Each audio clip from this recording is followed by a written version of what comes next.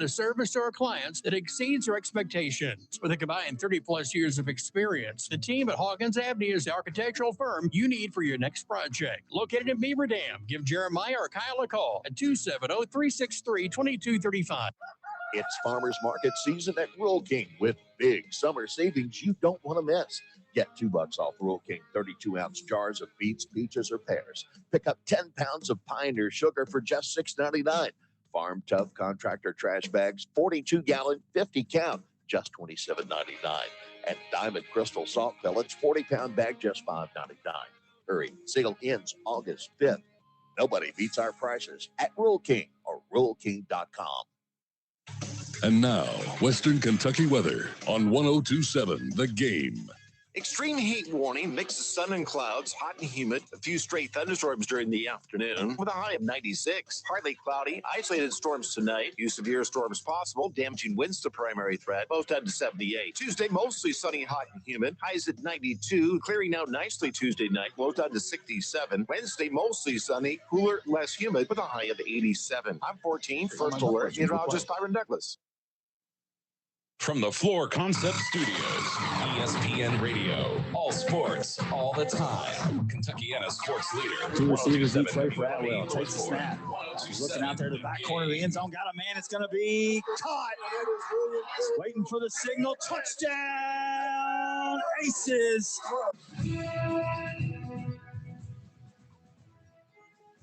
It's time for the Southwire Football Media Day presented by Owensboro Health here on 102.7 The Game and live stream on the Third Region Sports Network. Let's join Vic Evans. 5, 4, dive, touchdown, Red Devils, 13 yards.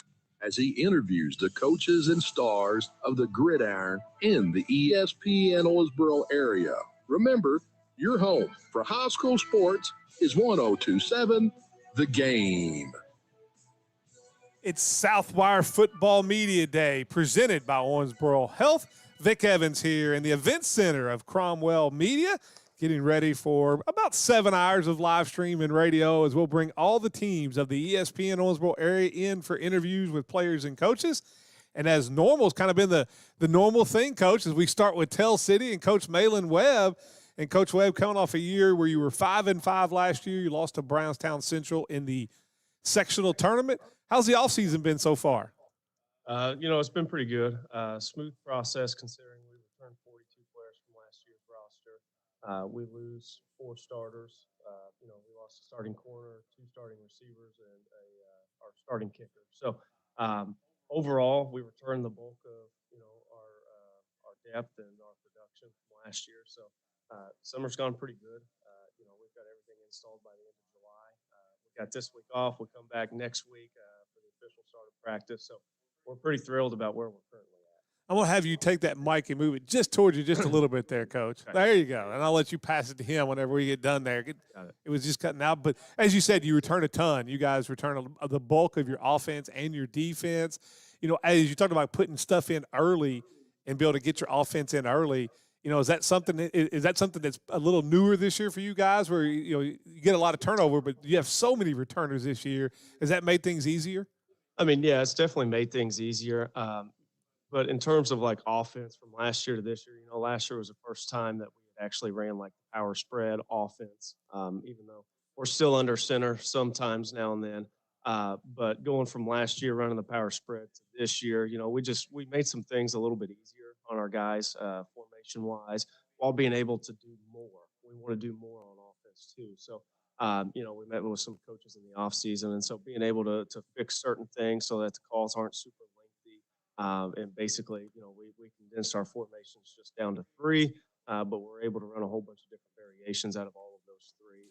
It's made the process a whole lot easier compared to last year where we have 20 different formations and, calls just get wordy. And, I think the more that you have in the playbook, the more that your players can screw up. So, just simplifying things. So we've simplified it, plus having all the depth return this year is something that we haven't had since I've been here at Tell City. So, again, we like where we're at, and I think this is probably the first time that we've had everything installed by the end of July. And you talk about having the second year of this offense. Have you seen players have seemed to be a lot more, adjusted to it, used to it, know what's going on compared to last off season? Yes, definitely. Our schemes haven't changed, just the way that we call things. And so, being able to keep the exact same run schemes, exact same pass schemes, maybe just with different wordings, same pass protections, all of that. It's made it easier. And you talk about you bringing these two guys in. What was it about these two guys, Lucas and Brandon, that you wanted to bring with you today for Media Day? What is it special about those two? I think both of these guys are definitely leaders on the team. I think they're two guys that the young kids can all look up to. Lucas Byer, he's basically been playing varsity football since he was a freshman, mainly on the defensive side. Last year, he started as our quarterback, was a 1,000-yard rusher from that position. And then you've got Brandon over here. He's basically been starting since about week 4 of his sophomore year. He's also a 1,000-yard rusher and also the conference offensive MVP returning for his senior year. So, I think when you talk about those two guys, they're a little bit different in the way that they lead. Lucas is a little more vocal. Brandon's a little bit more about showing it by action. But, they're definitely two guys that the young kids can all rally around and, learn from. And then you brought your coach with you here. Tell us about your coach that you brought with us and why you brought him along, other than that he wanted to go to Dee's Diner. Well, that might be most of the reason, but no, Coach Mogan. This is his second year with us here at Tell City. He came to us from Perry Central High School. He's I tell everybody that he's probably one of the best young coaches in the area. Even though I didn't know how young he was until this past March. I guess he had just turned 22 or 23. But he coaches D-line for us, and our defensive line play this past year was absolutely tremendous. And so, I think Coach Mogan, like I said, he's one of the best young coaches in the area, and I hope he sticks around in Tell City for a long time. Well, Coach Mo, I've got to ask you. He talks about being the young guy. My first question is how were you accepted at Tell City right off the bat, being from Perry Central? I mean, you might as well have been like a Hatfield marrying a McCoy there. Yeah, it was. The transition was pretty easy. The kids out here are great. The coaching staff's great. Thanks for the kind words, Coach. But yeah, the transition wasn't bad. Got a little bit of kickback from Perry, but that's to be expected. But yeah, the Tell City folks, they embraced me pretty well. So it was an easy transition. You talked about you were the defensive line coach, and it was very successful last year. In this offseason, what type of progression have you seen? And maybe give us a couple names that maybe people didn't realize from last year that's taken a step up that you look to either provide not only as a starter but also depth on that defensive line. Yeah, this year we have quite a bit of depth. I've got 4 guys at defensive end, 5 guys I feel can play varsity football, and 3 or 4 noses. We run a 3-3 stack. A lot of our stuff, we're really working on defeating double teams. We're in that 3-3 stack, have to defeat double teams. They come in, they use their hands well, very aggressive hands, keep the feet moving. Jevin Jaggers has been outstanding. Caden Hall, he's our 150-pound nose guard, and he flies around, makes plays. He got a motor, doesn't quit. Jackson Styles, Angus Matchin's going to come in and step up that goal line. We got Brady Stallings going to come in. He didn't start for us last year. He's kind of a depth guy, but he's coming in. I can fill a starting role. Justin Weatherholt, another guy, depth guy. We're gonna keep guys moving around. There's a bunch of names I can name off, but we should be solid. Coach Webb, one thing you had last year, and I'm trying to remember if he graduated or not. It's been so much changes with anymore with the portal, you never know. But one thing Tell City had last year they hadn't had in a long time was a kicker that was really, how's that? Is the kicking game still back, or are we back to running for 2 every time, or how's that working? No, we're in a pretty unique situation because, Drew Grelick, he was a 4-year starting kicker for us. He's also the school record holder for the most PATs in a career, after everything was said and done. But we've been fortunate because there's always been a guy in the system who's 1 grade behind Drew, going to be a senior this year, that's been kicking JV for us the past 3 years. And luckily, the last 2 years, there were some weeks that Drew Grolick was injured, sick, whatever. That Jake Noble, he was able to get a lot of duties on kickoff, PATs, and really carry a big load on special teams. So Jake has experience, not as much experience as maybe he would like right now at this point, but he's been going to kicking camps for 2 years. He's got a leg on him, and I feel like in that department, we're not going to be taking a step down. So, he's a big kid that plays kicker, and so far this offseason, he's been toying right there around the goal line on kickoff. So I'm excited to see what he can do on Friday nights this year. Let's go down here to Lucas, and you talked about him coming back from last year and running for over 1,000 yards. What was it going into this offseason, if you look at what went on last year, that you were looking to improve on or to take your game to another level? What did you think need to happen or you had to get better at? So I think, like Coach said, I'm more of like a vocal leader. And I think that's good on the field, like getting the formation out early, being loud, making sure everybody knows the play, the formation. And then also I wanted to bring a lot to my pass game. And we had a coach come in, Coach Hensel, and he's helped me tremendously. Like the 7-on-7 we went to, I thought I played well, much better than I did my freshman year at Kentucky Wesleyan. And I feel like that part of my game has just excelled so much. I mean, you got to like it if they want to throw the ball around more. If you're the quarterback, I mean, that's got to be music to your ears, doesn't it? Because, I mean, there's been times, no offense to Coach Webb, I've been called games. I don't know if they've thrown it 10 times in a year sometimes, and all of a sudden you're throwing it around like you're playing the, run and shoot. You've got to enjoy that. Yep, it's fun, and it definitely opens up the run game more for me and Brandon and the other guys, jet sweeps, stuff like that. So. As you talk about being one of the leaders and one of the vocal leaders of the team and of that aspect, what is it about you? Has that always been the case? You've been always a vocal type of guy, or is that something you've had to work on through the years? So in my early years in high school, I was more of like a quieter guy. Like whenever I lock in, I like to just stay to myself, right? But last year we didn't have the leadership that we needed. So I just felt the need to step up and be loud. Just kind of get the guys going before every game. People will follow me. If I'm loud, I'm a leader. So, yeah, I got some other guys that come up with me, and I just been working on that since last year. So. Okay, and let's go down here to Brandon real quick and, talk about being a defensive guy and one of the, players of the year there. What were you looking at to work at in the offseason, to take your game to another level? I was working on trying to be more of a vocal leader than I am. A lot of people, they look up to see what I can do, and they see that starts to fire them up. I've been working on trying to get more vocal. Turn my mic on here. Just a little louder. That one's a little. That one microphone. He said you were soft spoken.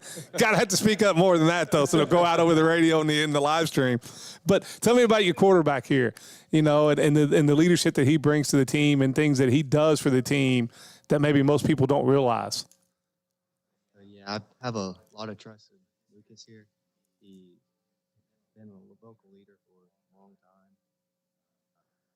He gets this team going. I have a lot of trust in him. Okay, and Coach Webb, you look at the schedule every year. You start with Perry Central, which is always a game that is one of the best rivalries in the area, anywhere it is, whether it be north of the river or south of the river, it's always there. But, throughout the schedule, Southridge is on that schedule. It's always a good schedule. Talk about the schedule a little bit and teams that you're playing. Yeah, so, I mean, just like you said, we opened up the season with Perry Central. This year is at Perry Central. Week 2, we host West Washington for year 2 of our contract against them. And then week 3, we got Pike, and then week 4, we got North Posey. And then Hancock County right across the bridge. That's also a big rivalry game for us. That's at Hancock County. That's a game we picked up a few years ago. And it's been awesome since you picked it up. I love it. I think all the players love it. All the coaches love it. It's just such a unique environment over there. And, one thing about people in Hancock County is they love their football. They love their Hornets. So, we're excited to go back there, and we've renewed that contract for several more years. And I hope that's a game that consistently stays on the schedule. And then we've got Southridge, Tecumseh, Forest Park, South Spencer, and then playoff time after that. I've got to ask you, Lucas, is one of the things we put out for people what type of question what was the question they would ask at Media Day? And the one we got talked about, what's it mean to you to go out and represent your community and your school every Friday night? Talk about that a little bit. What does Friday Night Lights mean to Lucas Byer? So I've always loved football since I was a little kid, and I really appreciate how much the community backs us up and how much they put into our football. You guys got to run across the street. You got the best tailgate in the region in the entire area. There's no question about that. We do a tailgate from there every year because it's unbelievable. Yeah, it's really awesome having that. You know, you score touchdowns, you got fireworks going off, people going crazy, and then the amount of people that stay after games just to sit there and tell you good game, like they really do care. So it's nice to have that marksman jersey on, have that number on my back to represent them and give it my all for them, make them proud. Tell me something I don't know about Coach that maybe we should know. I mean, you've been there a long time now, and you've been through it. And he's been there a long time, and it's kind of changed that place in a really good way. We were there, I think, the very first year, or the second year, the first year we were there when you came in. But talk about what he's meant to you, you know, as not only just your coach but as a mentor. Yeah, so I think one of the biggest things for me and the rest of the team, and especially my class, we're the first class and, well, maybe last class, but we've had the same head coach all 4 years. And I think that's been really big. We've been running kind of the same system, changed it up a couple times, but he's really good at communicating with us and making sure we understand it and helping us out. And I think, honestly, one of the biggest, I don't know if it's like a superstition that Coach Webb has, but I think one of the biggest things that we do is we have a pregame meal before every game, and we always put our phones up. So we don't have any phones at the pregame meal, and you just sit there and talk to your guys before the game and get locked in. I think that's You know, Coach, I'll ask you, Coach Mo, you know, talking about, you know, Coach Webb, you know, what type of growth have you seen from him? I mean, not that he needs a lot of growth, but everybody's always looking to get better year in and year out, just like coaches, just like players. What growth have you seen from him this offseason, maybe compared to last offseason? Yeah, you're right. You're always looking to grow. When you're green, you grow. When you're ripe, you're rotten. You got to keep growing all the time. But Coach Webb, I mean, this is only my second year with him, but he's an anxious guy, and it seems like this year he's calmed down a little bit more. So. Do you feel like that, you know, I always said, like, as a coach, I think as coaches, we can read the room really well as far as a team and what the expectations of our team, you know, are each year. And I know last year you guys were changing the offense a lot. It was new. Do you see him being more, you know, kind of settled in and like what's going on where it's not quite as new and maybe everybody understands a little better and maybe he's, you know, a little more laid back and looking forward to the year a little more? Yeah, I think he's really getting into it. Like you said, we returned a lot of guys, so a lot of the guys are pretty familiar with what we're doing. The coaches are really familiar with what we're doing. That helps out a lot. Everybody's familiar. We're on the same page. We're all getting after it. And, yeah, I think that hopefully it takes a little bit off his shoulders a little bit. But, yeah, I think we're just having that same consistency allows us to understand what's going on a little bit better and flow well with the coaching staff and as a team. I always like to ask some weird questions too, Brandon. I want to ask you, who's the worst driver on the team? Who's the one guy on the team that you wouldn't get in a car with if somebody paid you? That guy would probably be Lucas Bye. My mom's worried every time I step in a car with him. Put 2 seatbelts on. Is that what you're telling me about? You know, and you're talking about, you know, what's your expectations for the year this year? I mean, what do you see that with the ceiling of this floor being throughout the season? I have a lot of expectations for this year. I'm feeling very good, and I feel like we can go over 500 this year and do pretty well in the section.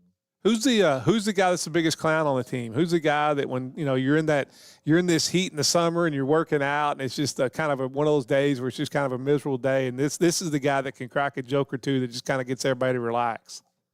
That guy would probably be Nathan Gephardt. Okay, all right. So Lucas, are you really that bad of a driver? I don't think so. Brandon rode here with me, so he obviously trusts me enough. Yeah, I think I'm a pretty good driver. Yeah, Coach Webb, as we asked Lucas, you've been there a while now. What's it mean for you to go out there every Friday night and represent the community of Tell City, represent those fans out there on the football field? What does that mean to you each and every night? I mean, it means a lot to me personally. I'm not from Tell City, but I feel like I've been at Tell City a lot longer than what I have. I think this is year 9 at Tell City, and my 5th year as being head coach. But like I always tell the players or anybody else, something that you don't understand about high school football is that there's only 4 chances in your life for emotional highs. When you get married, when you have a kid, when somebody close to you dies, and the 4th time is every Friday night going out on the field to play football. And so, just being able to chase that emotional high, with this group, this community, these coaches, it means a lot to me. And, I think it means even more to me.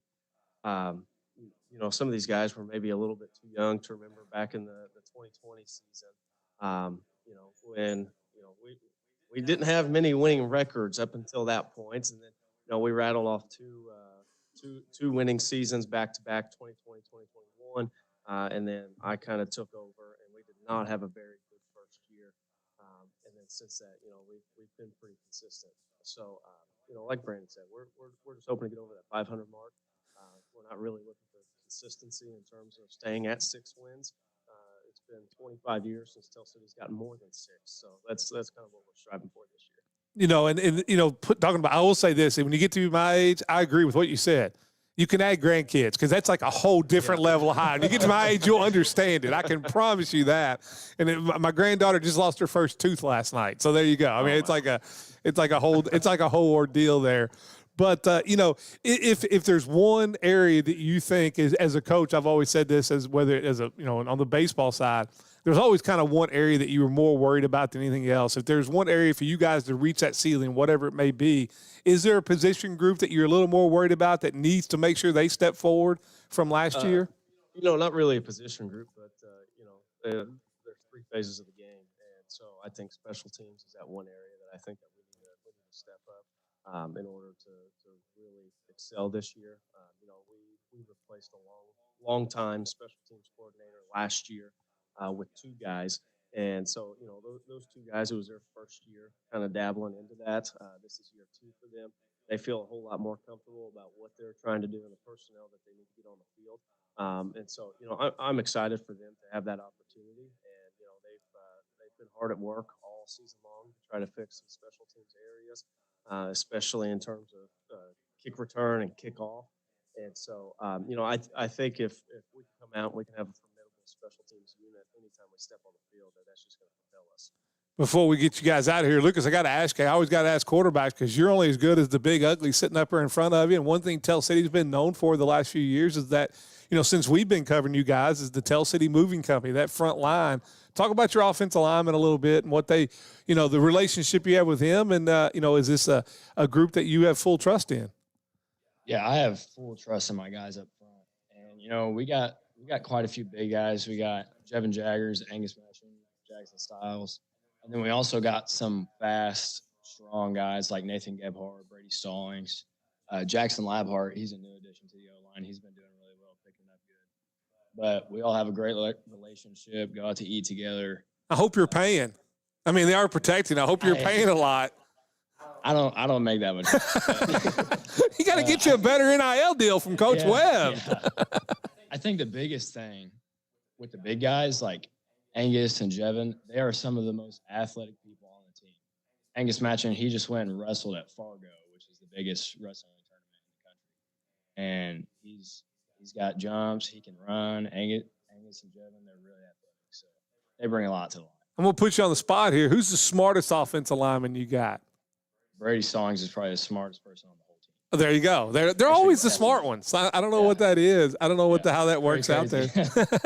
But, Coach Webb, we always enjoy having you down here. We enjoy coming over and covering you guys. You have CJ now, just to remind people. CJ, it's a different station. It's still CJ, but it's on 98.7, 101.3, and a couple other stations. We'll put all that out there. So it won't be 105.7, but you guys will still be on CJ. And, I think you've done a tremendous job there, Coach Webb, and we appreciate you coming down every year and kicking this the Southwire Media Day presented by Owensboro Health off every year. Yeah, well, we appreciate you guys for putting this on, and definitely appreciate you guys for everything that you do for Tell City football. Well, not a problem. Guys, players, go enjoy Dee's Diner. I'm telling you, you absolutely love it. You'll get all you want there. Thanks so much. We'll be right back. It'll be Perry Central up next. It's Southwire Football Media Day, presented by Owensboro Health. Southwire in Hallsville has been family-owned since 1950 and strives to be generationally sustainable for years to come. They are one of the leading manufacturers of wire and cable. Money matters. Transmission so and where you keep it matters too. Area Federal, we've been helping our community thrive for generations. From checking and savings to auto loans and home loans, we offer competitive rates and personal service you can trust. Because here, you're not just a customer, you're a member. Green River Area Federal Credit Union.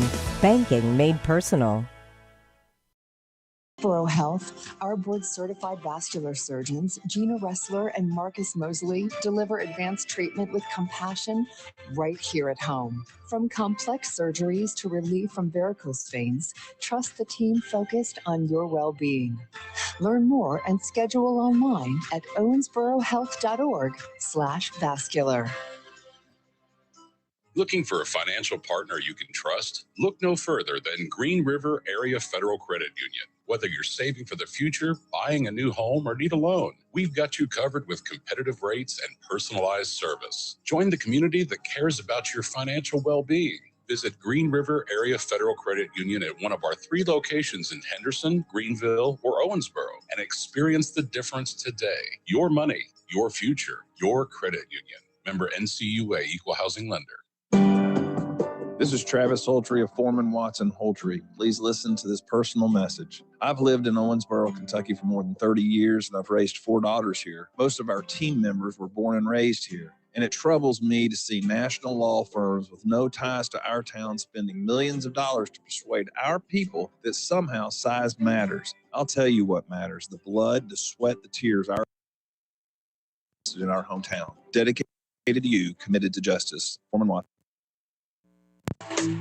When something goes wrong with your plumbing, it never happens at a good time. It happens fast, and it needs fixed fast. Call RFI Plumbing. We're local, licensed, fully insured, and ready to handle everything from emergency leaks to everyday repairs and full plumbing projects. No guesswork, no runaround. Just clear communication, quality work, and a good job done right. When it matters most, trust the local pros at RFI Plumbing. At Farmers Home Furniture, we say yes to hometown comfort and yes to affordable monthly payments. Say yes to the Emma Slate sofa, Beckley recliner, or Sammy 3-piece twin bedroom package. Just $34 a month. For even more style, say yes to Cambeck 3-piece queen bedroom package or the Wild & Hour 5-piece dinette. Only $43 a month. Want easy payments that fit your life? That's yes financing. It's simple, flexible, and made for you. Farmers Home Furniture, your hometown store. Hey y'all, it's Kellyanne Harris with the Harris Group at Keller Williams Elite Realty. As a proud sports mom, I know what it takes to show up, stay focused, and deliver results on the field and in real estate. That's why we're offering our Guaranteed Cash Offer program. We guarantee to get your home sold or we'll buy it. For all your real estate needs, trust the Harris Group. We're always ready to go to work for you. Call us today at 270-929-5857 for the details. Let's get back to the interviews of the coaches and players here at Southwire Football Media Day, presented by Owensboro Health here on 102.7 The Game. It's Southwire Football Media Day, presented by Owensboro Health. And Jalen, I've got Jalen over with me. Jalen, why don't you tell me about some of the great sponsors that make everything possible? Yeah, Vic, of course, we've got Southwire, our title sponsor. They've been on board since the beginning and renewed. So they're going to be on board for the next 3. So basketball, baseball, football again next year. Owensboro Health, another one. They've been on with us for a long time. Renewed, going to be on with us for a while. And then Green River Area Federal Credit Union, our new live stream sponsor. They're sponsoring the football live stream, basketball, and baseball, softball. So all 3 big partners that have been with us for a long time. Yeah, without our great partners, we can't do what we do here at Cromwell Media. I'll have you mute your mic there, Jalen, because you're picking me up a little bit. Thank you very much. And now we're being joined by Coach Neighbors in Perry Central, or Coach Malone, I'm sorry. Coach Neighbors is in one of the rivals down there in Perry Central. And, Coach, we'll talk about it. It was, kind of a rough year last year, coming off, I think it was ended up being 0-10 last year, losing to North Davies in the sectional. Going into this offseason, how's the work been so far of, trying to take that next step forward? Because it's been a very proud program over. It's won a lot of football games.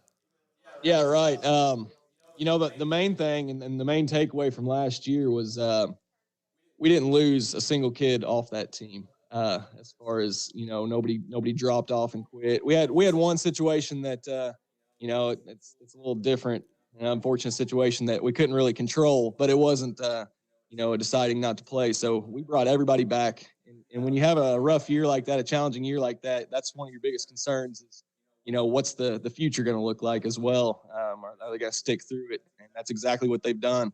You asked about the off season. I mean, we have done a ton of work and probably played more football this off season than ever before because these kids, they want to get things right.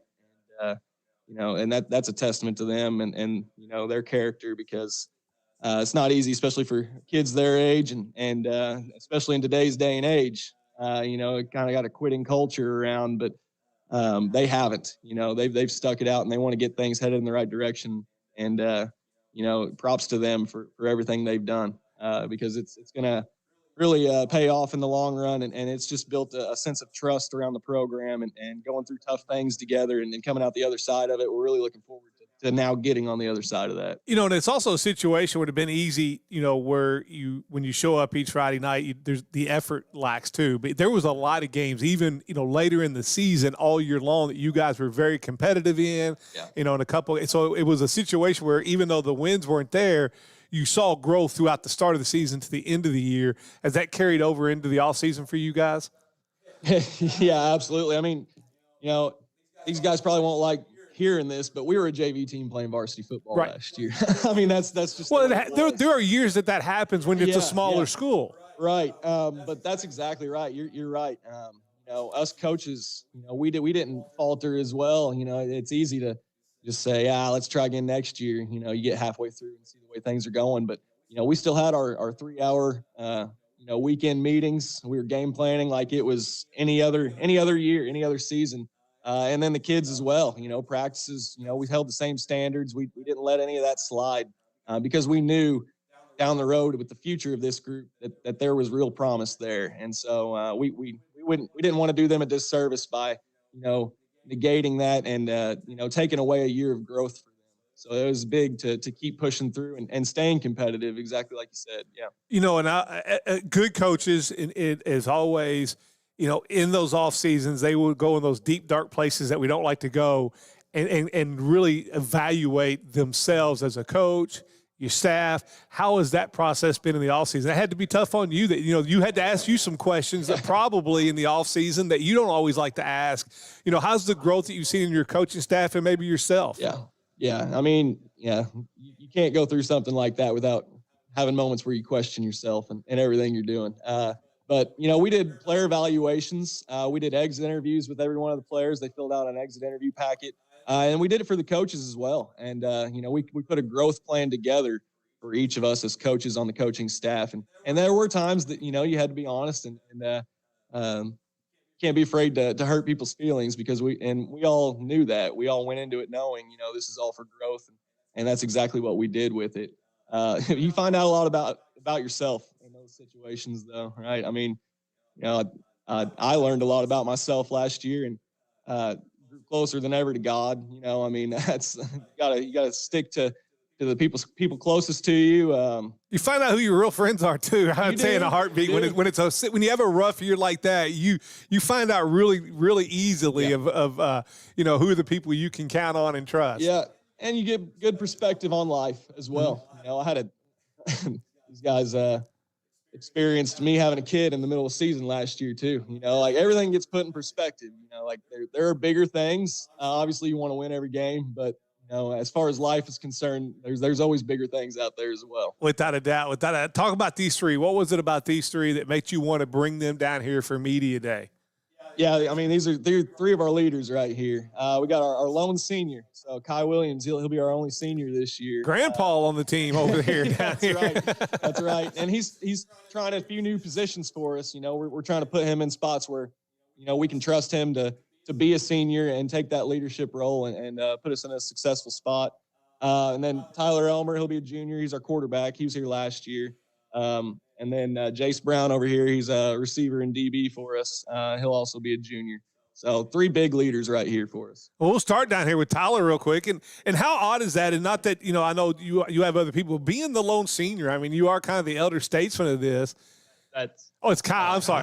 Right. I'll start with him then. Then being the lone senior and being the elder statesman, and as I said, joking around, being grandpa, how is that? I mean, how is it being the the guy that kind of everybody looks to be a leader.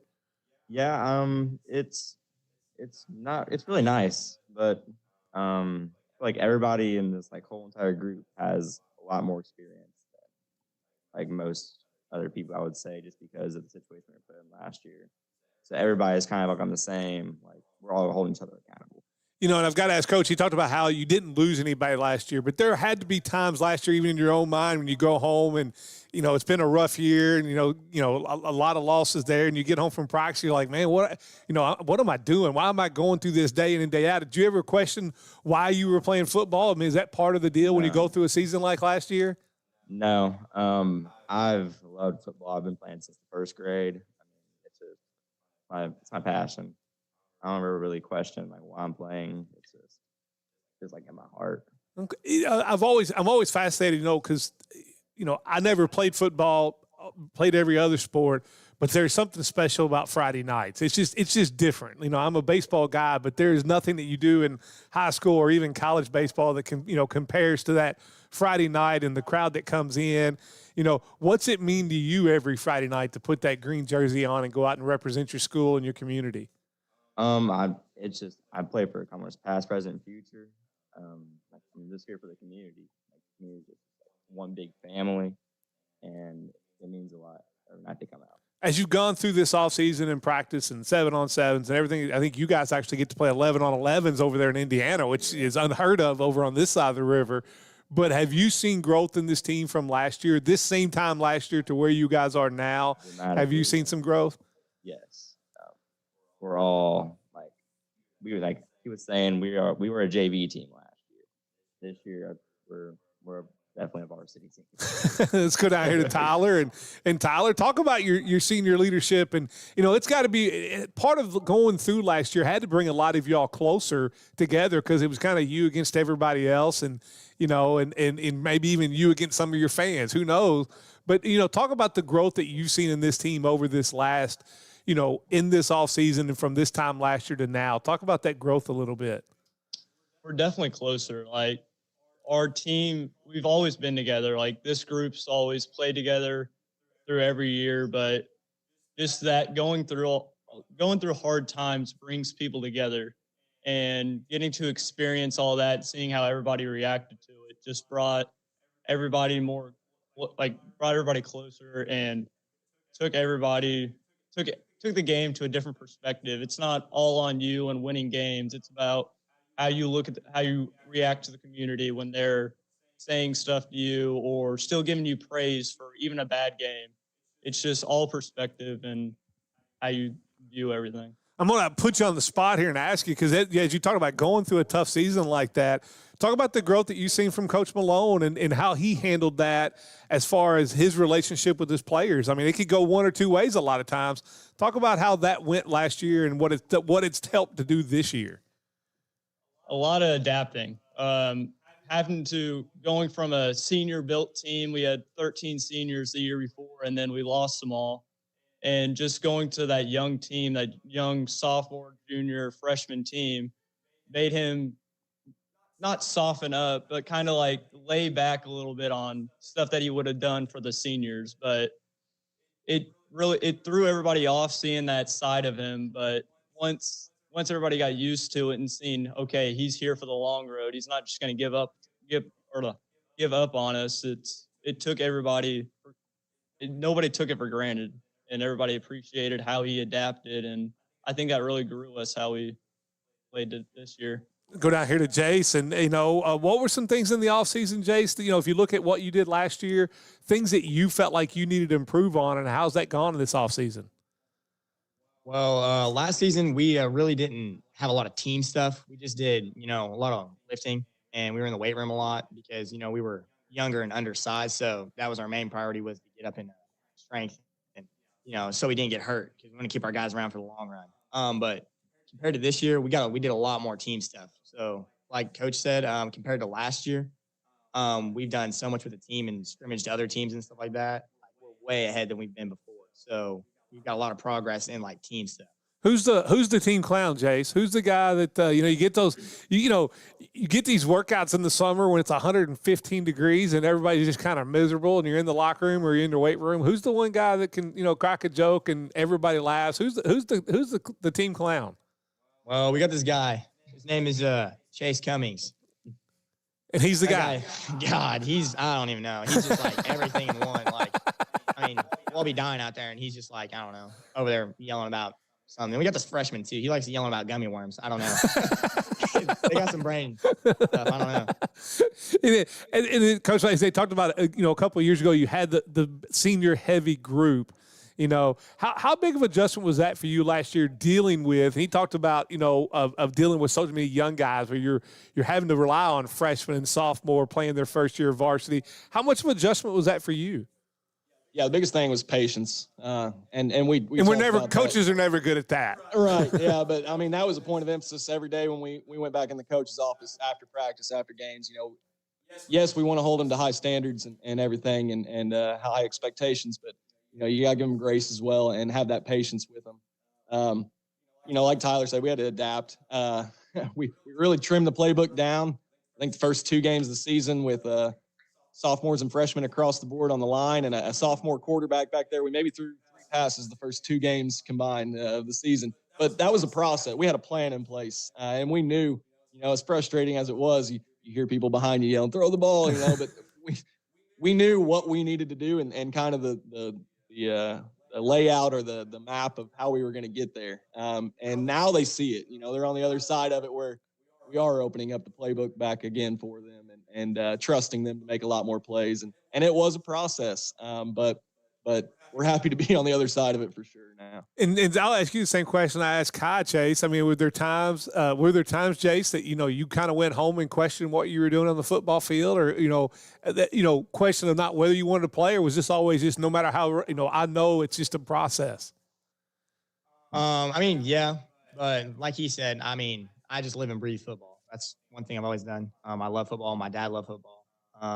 But there definitely were times that I did question it, but then, I'd look at it and I'm out there with all my friends, these are the guys I've grown up with and stuff like that. And I'm like, I can't quit on them now. Made it this far, but no, not really. How good can this team be this year? I mean, what's the ceiling of this team? I mean, you've seen the growth from last year where it was such a struggle and you go into this year. I mean, I'm sure you've set some individual goals and some team goals. Talk about those a little bit.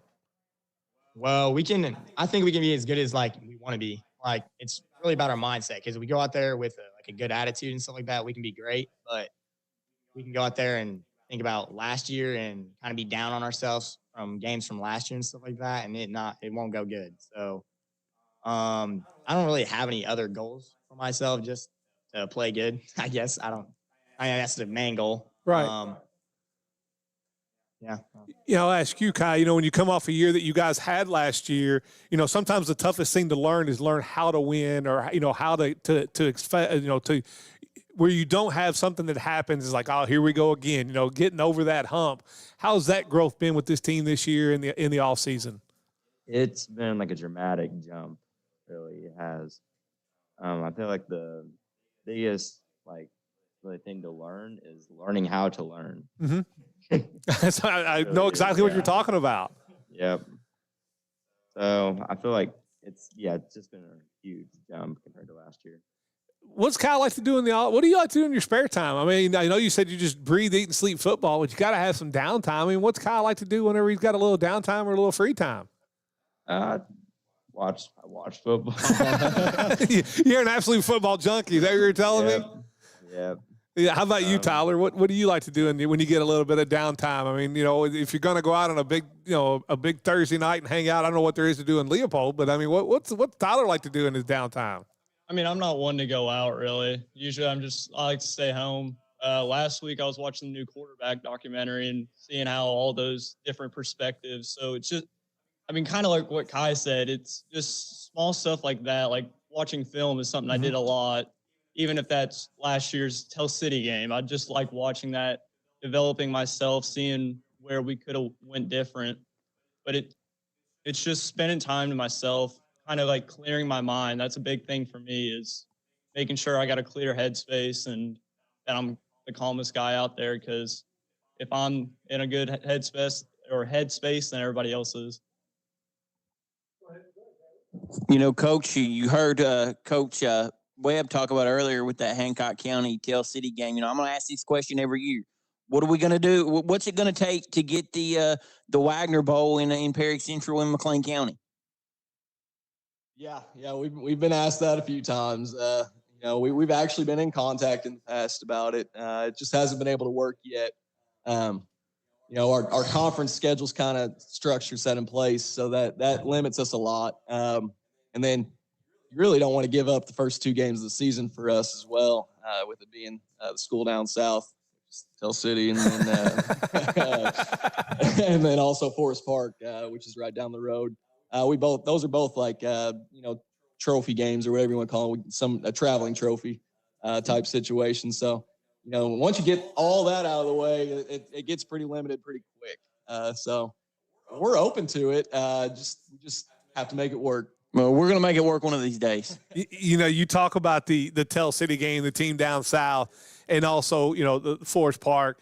And I think for people, you know, a lot of people, we have the whole ESPN Owensboro area, but the sports fans gets a little Owensboro-centric in this area and doesn't quite understand what that rivalry means. Talk a little bit about that rivalry, especially with Tell City. I mean, I can remember doing a tailgate show over in Tell City, and we were just picking games, and you guys were playing somebody else, and we picked Perry Central to win, and we got booed. You know, so talk about that rivalry a little bit and what it means to you. Yeah, I've been on both sides of it. So I tell him, unfortunately, I graduated from there. So they had to rebaptize me before I was allowed in Leopold. So once all that took place, you know, no, really, I feel like at this point in my life that Perry Central has always been home. You know, that's where my family is. We have a house, and that's where my kids will go to school. My wife went there. It almost feels like a different life when I was on the other side of it. But I have seen the perspective of both sides of the rivalry, and it's fun. We like to have fun with it. You know, we do little things just to make it enjoyable, an enjoyable rivalry, and no red in the weight room, like little things that. You know, just to have fun. But at the end of the day, it's game one. You know, nobody's going to be at their best, and we tell these kids all the time, and they say it as well. Perry Central is known to play their best football at the end of the season. And even no matter what the outcome of that game is, obviously we want to win it. We know that the process is down the road, and we want to be playing our best ball when it really matters at the end. You know, I've got to ask you, because you talked about having your first child last year in the middle of all this. How was that dichotomy? Because, you know, here, you know, you got this, you know, this brand new baby and the family growing, and then the struggles of football. Talk about just those emotional swings that you went through last year. Yeah, second kid, actually. Second one, okay. Yeah, all right. No, it's okay, though. First boy. But is he on the football field yet? I mean, have you got him out there in practice running around with Kai? He's getting ready to start crawling and walking, so he'll be out there soon. Yeah. He's been to a few coaches meetings with me there you go. Yeah. No, you know, it was probably and a funny side of it is probably best that we had him in the middle of the season, because I got to go on paternity leave and didn't have to face all the heckling at school about our season the way it was there you going. go. Just show up. All I had to do was show up to practice and game plan all day long. And no, it was fun. It was a fun experience. The kids love it because we've got a few plays named after both my kids now, and there you go. Have fun with it as well. There you go. Go ahead, Jalen. You know, this is for any of the players. You know, you guys walk the halls. You see the 98 state championship banner or finalist banner hanging up in the hallway. So, you know, stuff like that is possible at Perry Central. You know, what's seeing stuff like that motivate you guys to want to try to accomplish the same things? Any of you guys? Well, you know, it's looking at it, you know, we do have a history of good football. So, you know, if they done it, you know, I mean, we can do it, because they didn't have a lot of guys either when they went. They had, I don't know how many was it? Well, more than us, but that's about the same numbers. But you know, it doesn't matter about the guys you have. It just matters, you know, how much effort you put in and stuff like that. So if they did it, I feel like, you know, we can eventually do it. So. You know, and I'll ask one. We'll get you guys out of here, Kai. You know, this is a team. You know, what are your expectations of? And I'm not asking for like a win number or whatever. But what are your expectations for the season? Just growth, a lot of growth. Like, towards the end of the year, I feel like there'll be a dramatic, another like just huge jump with the amount of experience that you guys have had. It's like not like and a lot of other schools they probably wouldn't have played last year. So I'm just on another big jump. Just growth. Last question. You got a big test that you had to take on Wednesday, and you've got to pass the test to play Friday against Tell City. Are you getting Jace to help you study, or are you getting Tyler to help you study? Who's going to help you study on that test? Tyler. Yeah. When they're both shaking their heads, you know you got it right. Well, Coach Malone, we appreciate you so much. You guys coming down here.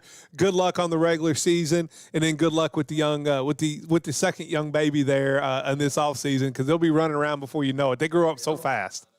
Yeah, thanks for having us. We appreciate you guys doing this every year. It'll be South Spencer up next when we come back. It's Southwire Football Media Day, presented by Owensboro Health. The live stream out there brought to you by the Green River Area Federal Credit Union. Whether it's one item or 100, Pat Hayden Moving gets it there safely and stress-free. As a proud alumni of Owensboro Catholic, Pat Hayden Moving is honored to support the Aces on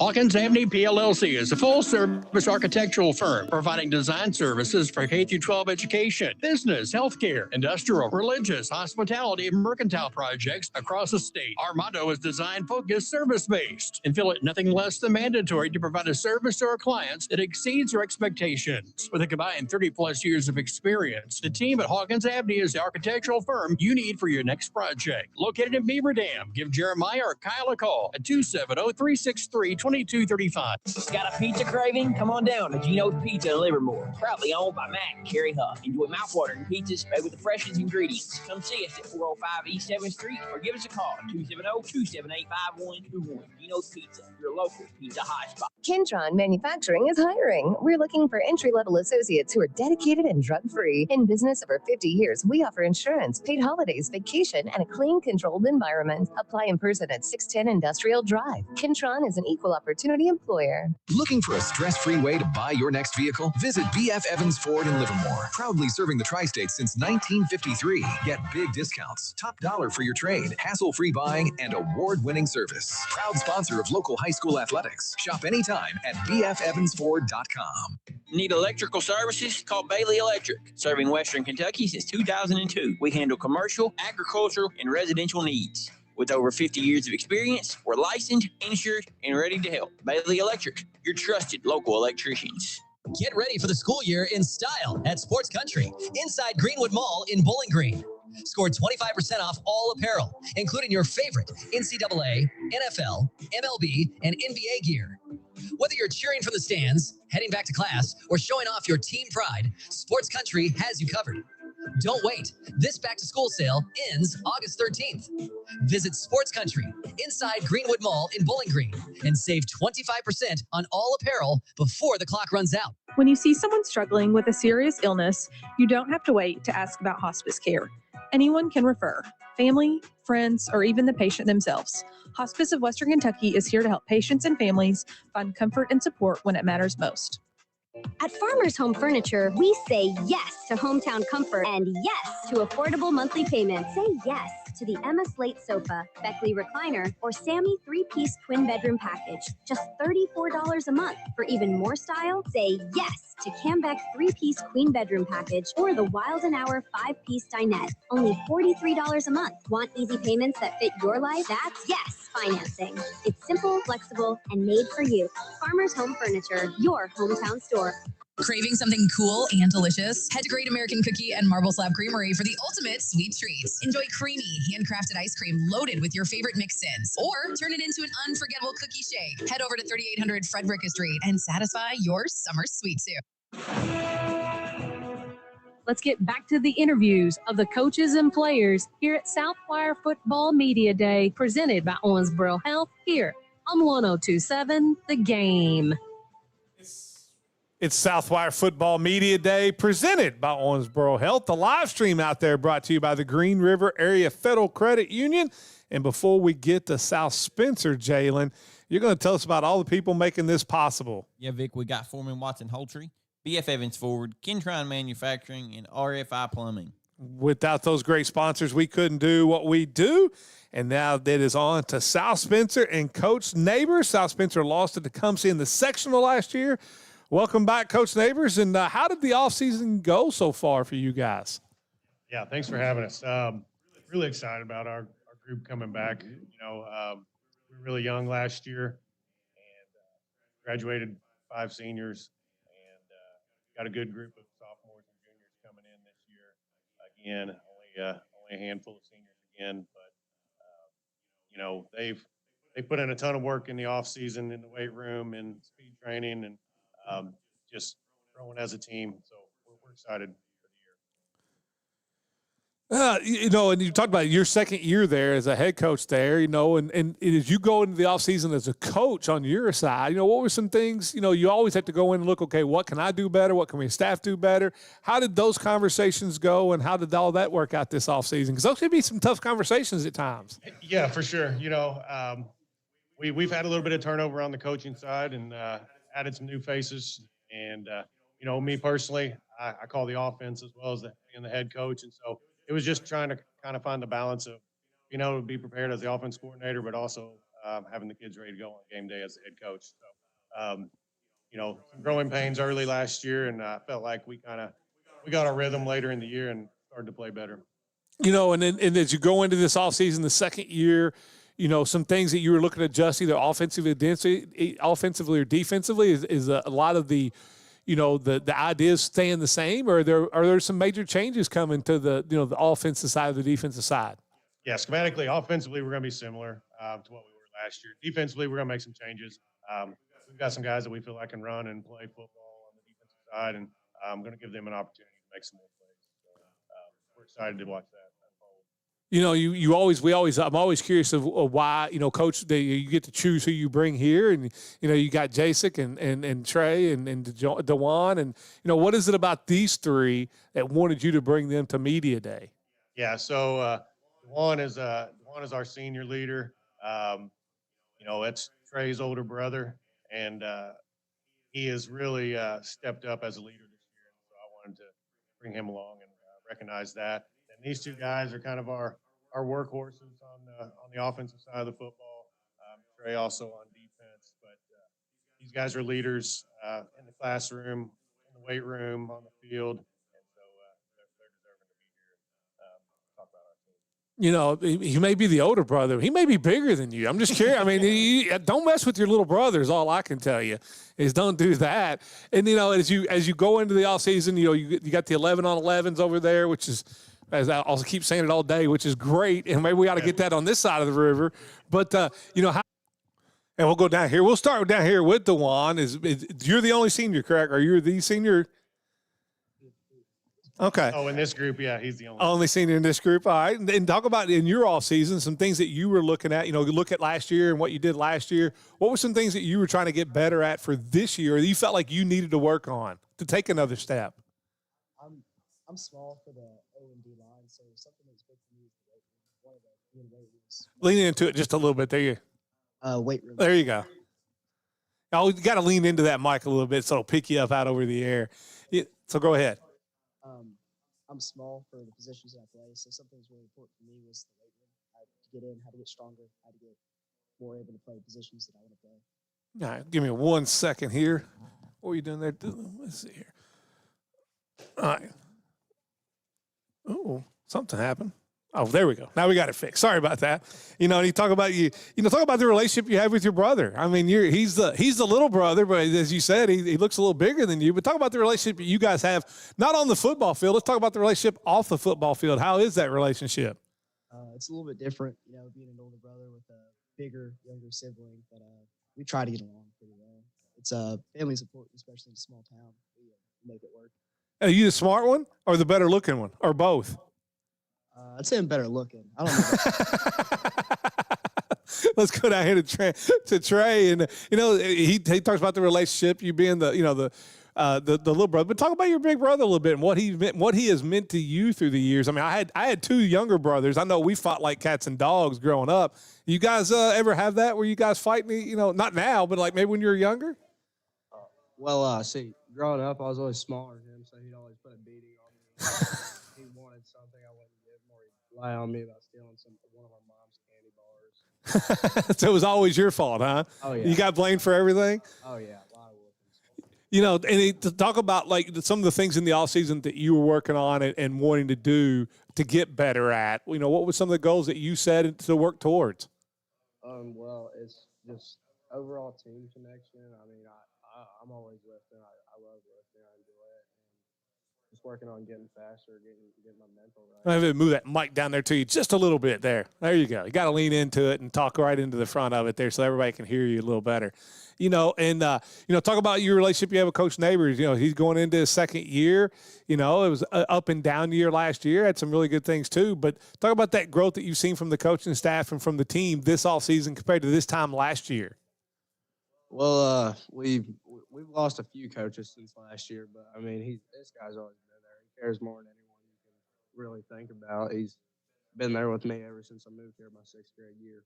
No, all right. We'll go down here to is it Jacek? Is that how you say that? All right, I always want to make sure I get it right. You know, talk about your off season. What was something that, you know, if you had to set one goal that you wanted to do better than you did last year, what would it have been? I tried to, as the quarterback, I tried to push my guys to show up a little more.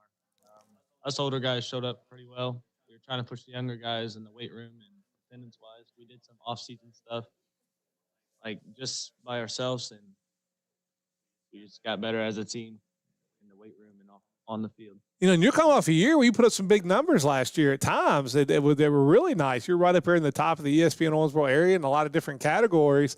You know, if you could look back, what was the one thing is in your game as the quarterback that you felt like, hey, if I can make this change and get better at just this little thing here, I can even get to another level? Is there one thing in your game you felt like that you really you had to improve on? Probably slowing down the game. As a sophomore, I was rushing the first few games. You can go back and see that. It wasn't amazing, but I slowed it down. I took Coach Neighbor's advice because he's played my position before and trusted my guys and just got the ball out. Did you feel like it if you look at from game one, or you talk about early in the season, game 1, game 2, you get into game 10, did it felt like it slowed down for you? Is it even more now when you're going through 11 on 11s? Do you feel like it's slowing down for you a lot, you know, where it's just second nature? Oh, yeah. We're just out there having fun now. It's not really as stressful as it was last year with all sophomores. One of the younger teams last year. This year, we're just out there having fun. A lot of smiles on the field this year because we're comfortable. Okay. And then having a little technical difficulties at times, Coach Neighbors. When you got this many moving parts, sometimes that happens there. But, you know, talk about your quarterback. He did put up at times last year some monster numbers. You know, he even talked about that, you know, he could say on film where he goes back and look that there was a lot of times he was rushed or this or that. Talk about the growth of Jacek and what you've seen from this time last year to now. Yeah, big growth as a leader. And then, you know, on the field, just decision-making, getting the ball out on time. Last year, it was just a touch late at times, and what you expect as a sophomore. And so, you know, just him growing, he's getting bigger, he's gotten stronger, feeling more comfortable with play calls, knowing where the ball needs to go and when it needs to go. Jason, was DeJuan right? Is he the smart one of the two? I'm going to ask you. You can break the tie because this thing's going to be 1-1 here if I ask them to. So I'm going to let you break the tie, Jason. DeJuan's definitely like more. He makes better decisions. I can say that. I don't know about like books. I don't know.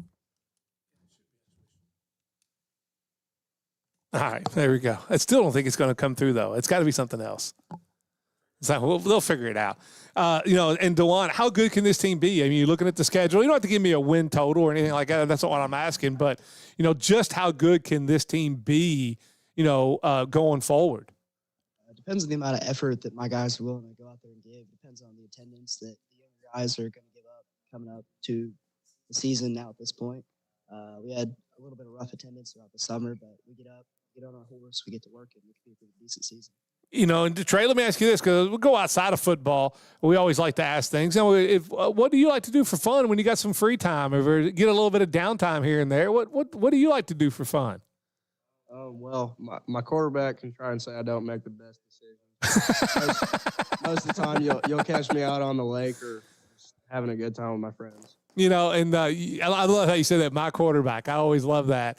You know, and, he talked about putting you in a playmaker position. I mean, kind of a jack of all trades, or do you have a position that you like to play, that you think is yours?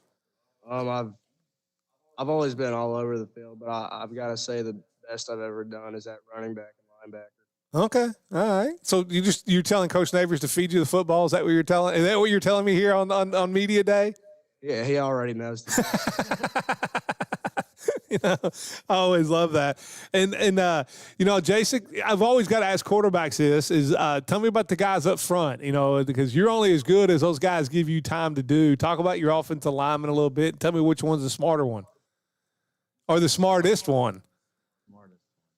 It's probably, we had a guy, Jafar, but he's not playing anymore. So right now it's probably DeJuan or Caden Adcock, who just came from Wrights. Okay. Talk about the growth you've seen of them up front so far in the off season so far. I mean, feeling comfortable with what you got up front out there protecting you? I'm feeling pretty comfortable. I got a close bond with most of them. They're definitely evolving. I can hear them talking up there at the line. I only know about half of what they're doing. I can hear them talking. They seem comfortable. Okay. You look good. So working. As a coach, Coach Neighbors, you talked about how, very young team last year with a lot of, sophomores that you're having to rely on and play and things of that nature, and how much growth you've seen there. Do you see this year, is it in that second year in the system and with you, growth from the team of understanding what you're asking and what you're needing to do and what has to happen for you guys to win games on Friday night? Yeah, absolutely. As the old adage is, you're going to lose the game for every sophomore you start. We started like 9 on both sides last year, so that rings pretty true. But these guys have, like I said, they've grown so much in a year, not just strength and size wise, but mentally, football IQ stuff. And you're kind of in a shock state as a sophomore when you get out there and on the varsity football field for the first time. And so now they know what to expect. They know the expectation. I've coached these guys since they were in 2nd and 3rd grade, most of them. So they know the expectation and what our goals are. And we're going to put it together on Friday nights. I've got to ask you, DeJuan, I love this question. It came from, we put out a thing on social media and asked, questions people wanted answered or at least have asked. And one that kept coming back multiple times was, what does it mean to you to put on that jersey and go out and represent your community on every Friday night? Like, tell me what that means to DeJuan. A lot of it's representing my community. Me and my brother come from Evansville, but we moved to South Spencer my 7th and 6th grade year. And we've had a lot of help from our community. It's a lot of family. It's really close, tight-knit, family-based community. I like it here. So for me to put on the jersey, it's me representing the people, the things that I've had the opportunity to be around. How about you, Trey? Same thing? I mean, you talk about that, what it means to you every Friday night to go out there and represent South Spencer and be a Rebel. Yeah, I mean, I've pretty much got like 4 different other families that call me their own son, so it's all just representing family out here. Okay, that's not bad. There, you must have the personality of the brothers. Is that what you're telling me? You're the more outgoing personality one. Yeah, definitely. Who's the smartest guy on the football team? Like, who's the guy? Like, if you had to pass a test, you would help study. That would be our what is he, a slot? Quentin Chapman. Okay, who's the worst driver on the team? Logan Neighbors. I can attest to that. There you go. It's a whole thing there. And coaches, I think people forget the community of, that South Spencer is a very rich community in athletics. You're talking about, a softball state title, multiple baseball state titles. His basketball is very, very, the girls basketball team may be the best team in the ESPN Owensboro area coming up this year. But talk about the support that you guys get and the football team gets from that community. Just upgraded the stadium a couple of years ago, and it's tremendous too. And every Friday night night. It's packed to the gills. Talk about that support and the richness of the athletic support that the community of South Spencer has. Yeah, South Spencer has a great tradition in athletics as a whole, and the support is always there. We come from a very hardworking community, and they like to show up and watch teams play hard and give an effort. Play on the fringe of wildness sometimes, but they love Rebel football. They love Rebel athletics, and they show up and support us. They support us financially. It's a great family environment, and people love to be a part of it. Well, guys, thank you so much for joining us for Southwire Football Media Day. Good luck on the season. Everybody stay healthy, and we'll keep you up. We'll stay up and abreast with you all year long on Live at 5 and here at ESPN Owensboro. But good luck, and thank you so much. Yeah, thanks for having us. Up next, it will be Heritage Hills as it's Southwire Football Media Day presented by Owensboro Health. Are you looking for an unbeatable quote on home, life, or auto insurance? Contact Kyle Colberth or Sarah Brown with Kentucky Farm Bureau in Hallsville. Their prices are second to none and the service is spot on. Located at 445 Halls Boulevard in Hallsville. Go see them for all your insurance needs. Did you get us switched over to shelter?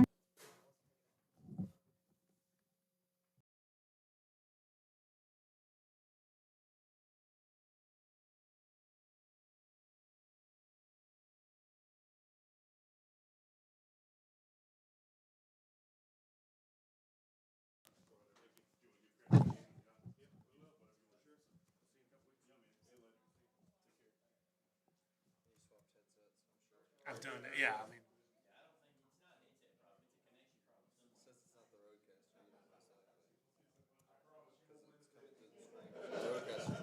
Yeah, it's just, I don't know, it may just been, who knows. Keep your you can trust at Galloway's Farm and Auto Repair in Beech Grove. Maintenance and friendly service you can count on. Stop by today and see why your neighbors choose Galloway's Farm and Auto Repair, where quality work keeps you on the road. Experience ultimate control and peace of mind with Labor Management Federal Credit Union's Secure Lock Equip, an easy-to-use mobile app that allows you to protect your credit and debit cards in real time. Turn your card on or off. Customize permissions as needed to prevent fraud and control spending. Visit lmfcu.com. With Secure Lock Equip at Labor Management Federal Credit Union member NCUA. Hancock County Farm Supply in Hawesville has all your building supply needs. Lumber, trestles, metal, and so much more. Plus all your farm supply needs. Call today 270-927-8024. Hancock County Farm Supply in Hawesville. The Tale City Football Booster Club is proud to represent the players and coaches from Tale City Junior and Senior High School. We want to wish all local teams the best of luck in their season this upcoming fall.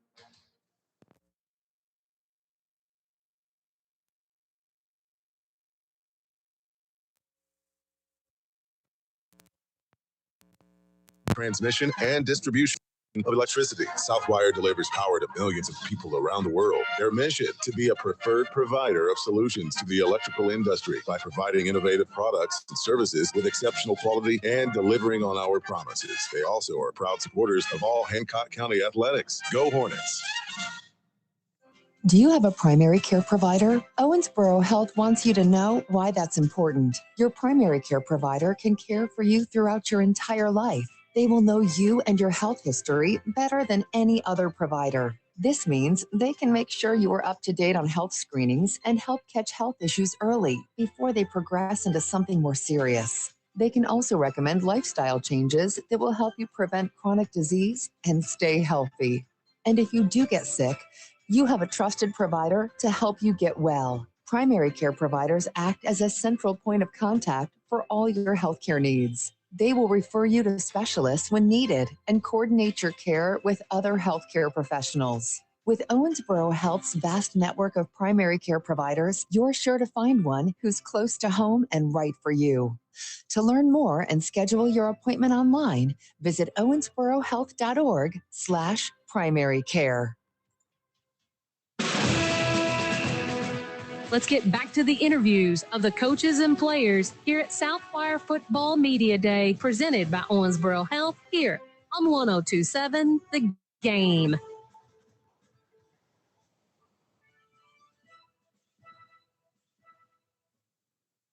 Looking for a financial partner you can trust? Look no further than Green River Area Federal Credit Union. Whether you're saving for the future, buying a new home, or need a loan, we've got you covered with competitive rates and personalized service. Join the community that cares about your financial well-being. Visit Green River Area Federal Credit Union at one of our 3 locations in Henderson, Greenville, or Owensboro and experience the difference today. Your money, your future, your credit union. Member NCUA, Equal Housing Lender. Kintron Manufacturing is hiring. We're looking for entry-level associates who are dedicated and drug-free. In business over 50 years, we offer insurance, paid holidays, vacation, and a clean, controlled environment. Apply in person at 610 Industrial Drive. Kintron is an equal opportunity employer. Need electrical services? Call Bailey Electric. Serving Western Kentucky since 2002. We handle commercial, agricultural, and residential needs. With over 50 years of experience, we're licensed, insured, and ready to help. Bailey Electric, your trusted local electricians. When you see someone struggling with a serious illness, you don't have to wait to ask about hospice care. Anyone can refer, family, friends, or even the patient themselves. Hospice of Western Kentucky is here to help patients and families find comfort and support when it matters most. Craving something cool and delicious? Head to Great American Cookie and Marble Slab Creamery for the ultimate sweet treats. Enjoy creamy, handcrafted ice cream loaded with your favorite mix-ins, or turn it into an unforgettable cookie shake. Head over to 3800 Frederica Street and satisfy your summer sweets too. Are you looking for an unbeatable quote on home, life, or auto insurance? Contact Kyle Colberth or Sarah Brown with Kentucky Farm Bureau in Hallsville. Their prices are second to none and the service is spot on. Located at 445 Halls Boulevard in Hallsville. Go see them for all your insurance needs.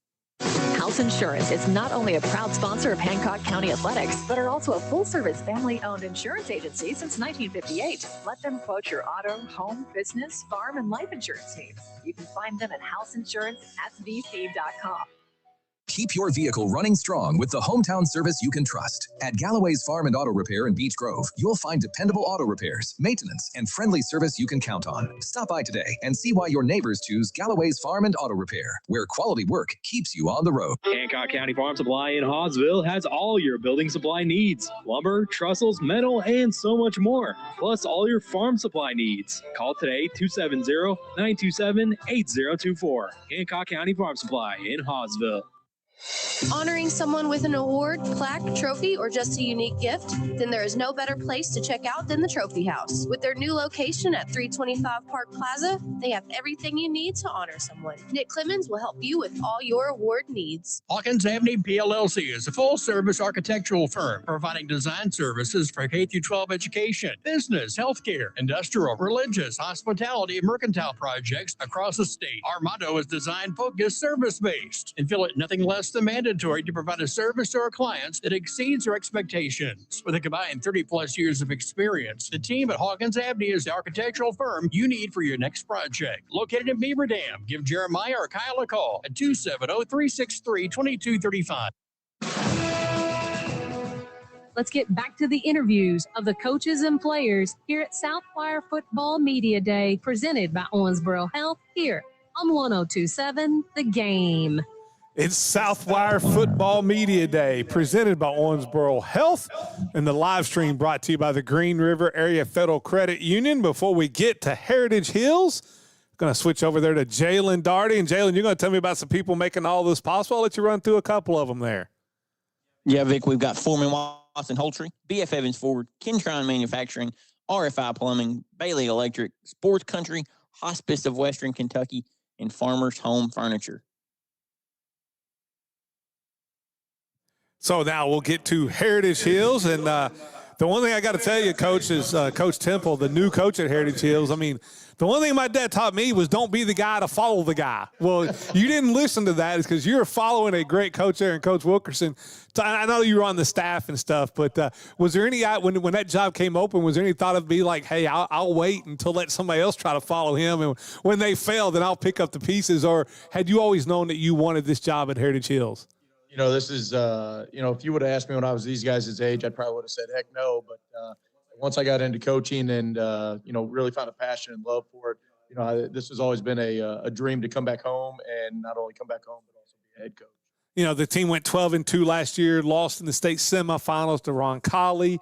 And Steve and I were talking about this when we were kind of previewing Media Day, is it would be real easy for a lot of people to think, well, Jet Goldsberry's graduated, Ruxer's graduated, a lot of that offensive line's graduated. You've got a lot of pieces to work with that are coming back this year that I think kind of maybe got lost and not that they weren't great players and put up great numbers, but I mean, a lot of your media attention, a lot of the fan attention was Jet Goldsberry, whether he was going to Purdue or Ole Miss or wherever, and Ruxer to Oklahoma. You still got a lot of good football players that return this year. You're exactly right. And this has been one of those things that, at Heritage Hills, there's always been a stars, so to say, and a lot of times they're the seniors. But at the same point, you got a whole roster of kids that are wanting and itching to get their time and their opportunity to be in the lights as well. So, with that being said, I brought 3 guys that I think are going to be big contributors for us this year. They need to be big contributors for us this year if we want to be as successful as what we think we should be and what we want to be. And talk about it, what was the reason of bringing these guys? I've always fascinated with coaches when we bring them, we say, hey, you can bring this many players, you can do this. Last year it was Jet and his offensive linemen. They walked in here and it looked like he had an entourage of security guards. What was your idea of why these 3 guys that you were bringing with you today? Well, honestly, they're seniors, so we expect a lot out of our seniors as leaders on and off the field. But then there are also 3 guys that contributed to the team last year. So Tice kind of filled a lot of different roles. He was a running back, he was a slot receiver, backup quarterback. He played DB for us.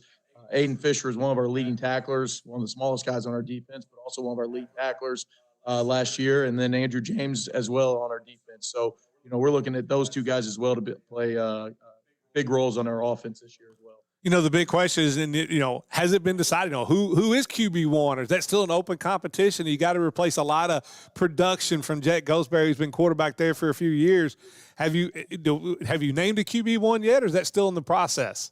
Well, right now it's going to be Tice. So, with that being said, he's got most of the reps during the summer, and he's done a nice job. Honestly, figuring out who QB2 might be is going to be more of a challenge and more of a battle. And every coach wants to put a stamp on his program, or and not saying that things need to change or do this, because at Heritage Hills it's been unbelievable. But when you took this job over, you got home and you're looking at it like, okay, I'm now the coach at Heritage Hills. This is the stamp I want to put on this program, for me going forward. Did you have one of those 2 things? A couple things that you wanted to do for this program? Looking back over our history, I think Coach Clayton, way back when, he was one of the big pushers of getting everybody in the weight room and getting kids stronger before it was, really the thing. Yeah, he was kind of the Todd Osborne in this area of high school football. Yeah. Nebraska kind of made that famous in the late 70s, early 80s, where it really took off. And then, Coach Wilk put a big emphasis on, we need to be big and strong, but we got to get faster and more agile. So, that was one of his big things. And, I sit there and I looked at, around our community, everybody lifts weights. Everybody's doing these different things to be good football teams. Coaches are better than what they were, because just the access to so much availability of resources in the world. So the one thing that I really wanted to push was I want our team to be connected and to work on our leadership abilities. Believe it or not, most of these guys aren't going to go on and play like Jet and Tyler in the future at a college, but at the same point, we want them to be good young men in our communities and good husbands and spouses and fathers. So, trying to get these young men to buy in at a young age that, it's more than just football. It's about being leaders. And so that's kind of been my push this summer and in the off season, and it's going to continue throughout the season. I will start down here with Tice, and Tice, you talk about, if you look at, from the outside looking in, maybe we brought Heritage Hills into our coverage area, into our top 10s. You guys were right up there at the top 10 all last year. But, we hear it too. Well, let's see what happens now. As a team, have you guys kind of put a chip on its shoulder that, hey, we weren't just the Jet Goldsberry and the Tyler Ruxer show. We're a lot of good football players too. Have you seen that this offseason where you guys are kind of playing with the purpose to kind of show that, hey, we're pretty good too? Oh, for sure. I mean, a lot of us, we haven't played that much, but we've been behind all these great players, know what it takes to win. We're excited to get things done this year.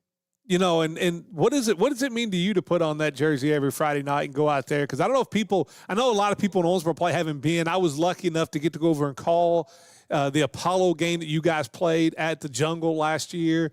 Then I went up and 1027 was in the house calling the game of you guys played against Gibson Southern. I mean, that Jungle is a crazy place on Friday night. If people out there listen, if you've never been there on a Friday night, take the time to go once, because you'll go back. Talk about what that means to you, go out on that football field every Friday night and represent Heritage Hills. Oh, yeah, that's great. I mean, probably one of the best stadiums playing in Southern Indiana, I'd say. We got great fans. Everybody always shows up to support us, and, yeah, it means a lot to support our community. You know, looking at the offseason, how do you think if you're going to give Coach Temple an early grade, A, B, C, D, or F, or whatever you want to give him in this offseason, how that adjustment's been, what grade would you give your head coach so far? I'd probably have to give him an A. I mean, doing a great job trying to change the culture. Focusing on leadership and, implementing new concepts on offense. Go down here to Aiden, and he talked about, I caught a couple of those games last year, and you seem to be all over the field. And it was funny because I thought the same thing. When you're calling the game from the booth, you don't always see size. But if I saw you walk in, put your name tag on, I was like, thought he'd be bigger. Talk about maybe not being one of the biggest guys out there, but going and being a wrecking ball out there on the defensive side of the football. Yeah, just lean in there. Either one of those. Yeah, I just like defense. I like it's harder than offense. You don't know what the offense are doing, so it's a great way to prove yourself. And talk about this offseason where it was going to be a lot of change and a lot of guys that, getting their first opportunity to show what they can go out there on Friday night. How do you think of the offseason's gone so far? I think it's gone great. I mean, our practice last week was one of the best we've had. And last year, everyone's locked in. Everyone's focused on the practice at the time. There's not like a bunch of mind wandering like other things. Mm-hmm. Go down here to Andrew. And Andrew, I'm guessing that your size, you've got to be a defensive lineman, offensive lineman, both. Tell me, which side of the ball are you playing on right now? Are you planning on playing on? I'm a linebacker. Linebacker. Okay, well, there you go. I completely missed that one. Yeah. And I play a little everything on offense. So. Okay. Talk about the defense. 'Cause I know you guys lost some big-time defensive players too. Talk about what you've seen on the defensive side of the ball and how good can this defense be? Yeah, our defense can be really good. We've had a lot of people step up, especially at the linebacker position. We lost a lot of seniors. But, yeah, it's been great. A lot of younger guys have really matured and stepped up. And looking at it overall of just the community of Heritage Hills and the support that you guys get, talk about what that means to you. Go out there in the Jungle on Friday nights when that place is crazy, and what's that mean to you to put that jersey on every Friday night? Yeah, of course, it means everything. It's something you dream about, ever since you're a little kid, and the support we get from the community, it's incredible. And the one thing I've been amazed about in just in our coverage time and the feedback we get, or whether it be Friday Night Lights Out, we added Heritage Hills, and we have these things called heat maps where we can tell who's listening to the radio in their cars, a whole bunch of things. But like the moment we started adding Heritage Hills, like it was yellow all of a sudden. Like I don't know if all of a sudden we had all these people. I mean, this is a community that sleeps, eats, and drinks their athletics, especially in high school. Just talk about being a part of that and how that is, growing up in. Yeah, it's great. I mean, I remember as a kid, we'd always go to Friday night games, whether it be football, basketball, baseball, whatever it is. Just the support and all the stuff that our community gives to us, all our fundraisers. It's unreal. We get there to a game an hour before and the stands are almost already packed. It's something special. Coach, I've got to ask you, because I think the hidden gem in all this are in football. I mean, we hear coaches talk about all the time that, offense, defense. Then there's that whole thing about special teams that can win and lose a lot of games. Now, you guys had the ultimate special teams weapon last year. I mean, the dude had a bazooka for a leg.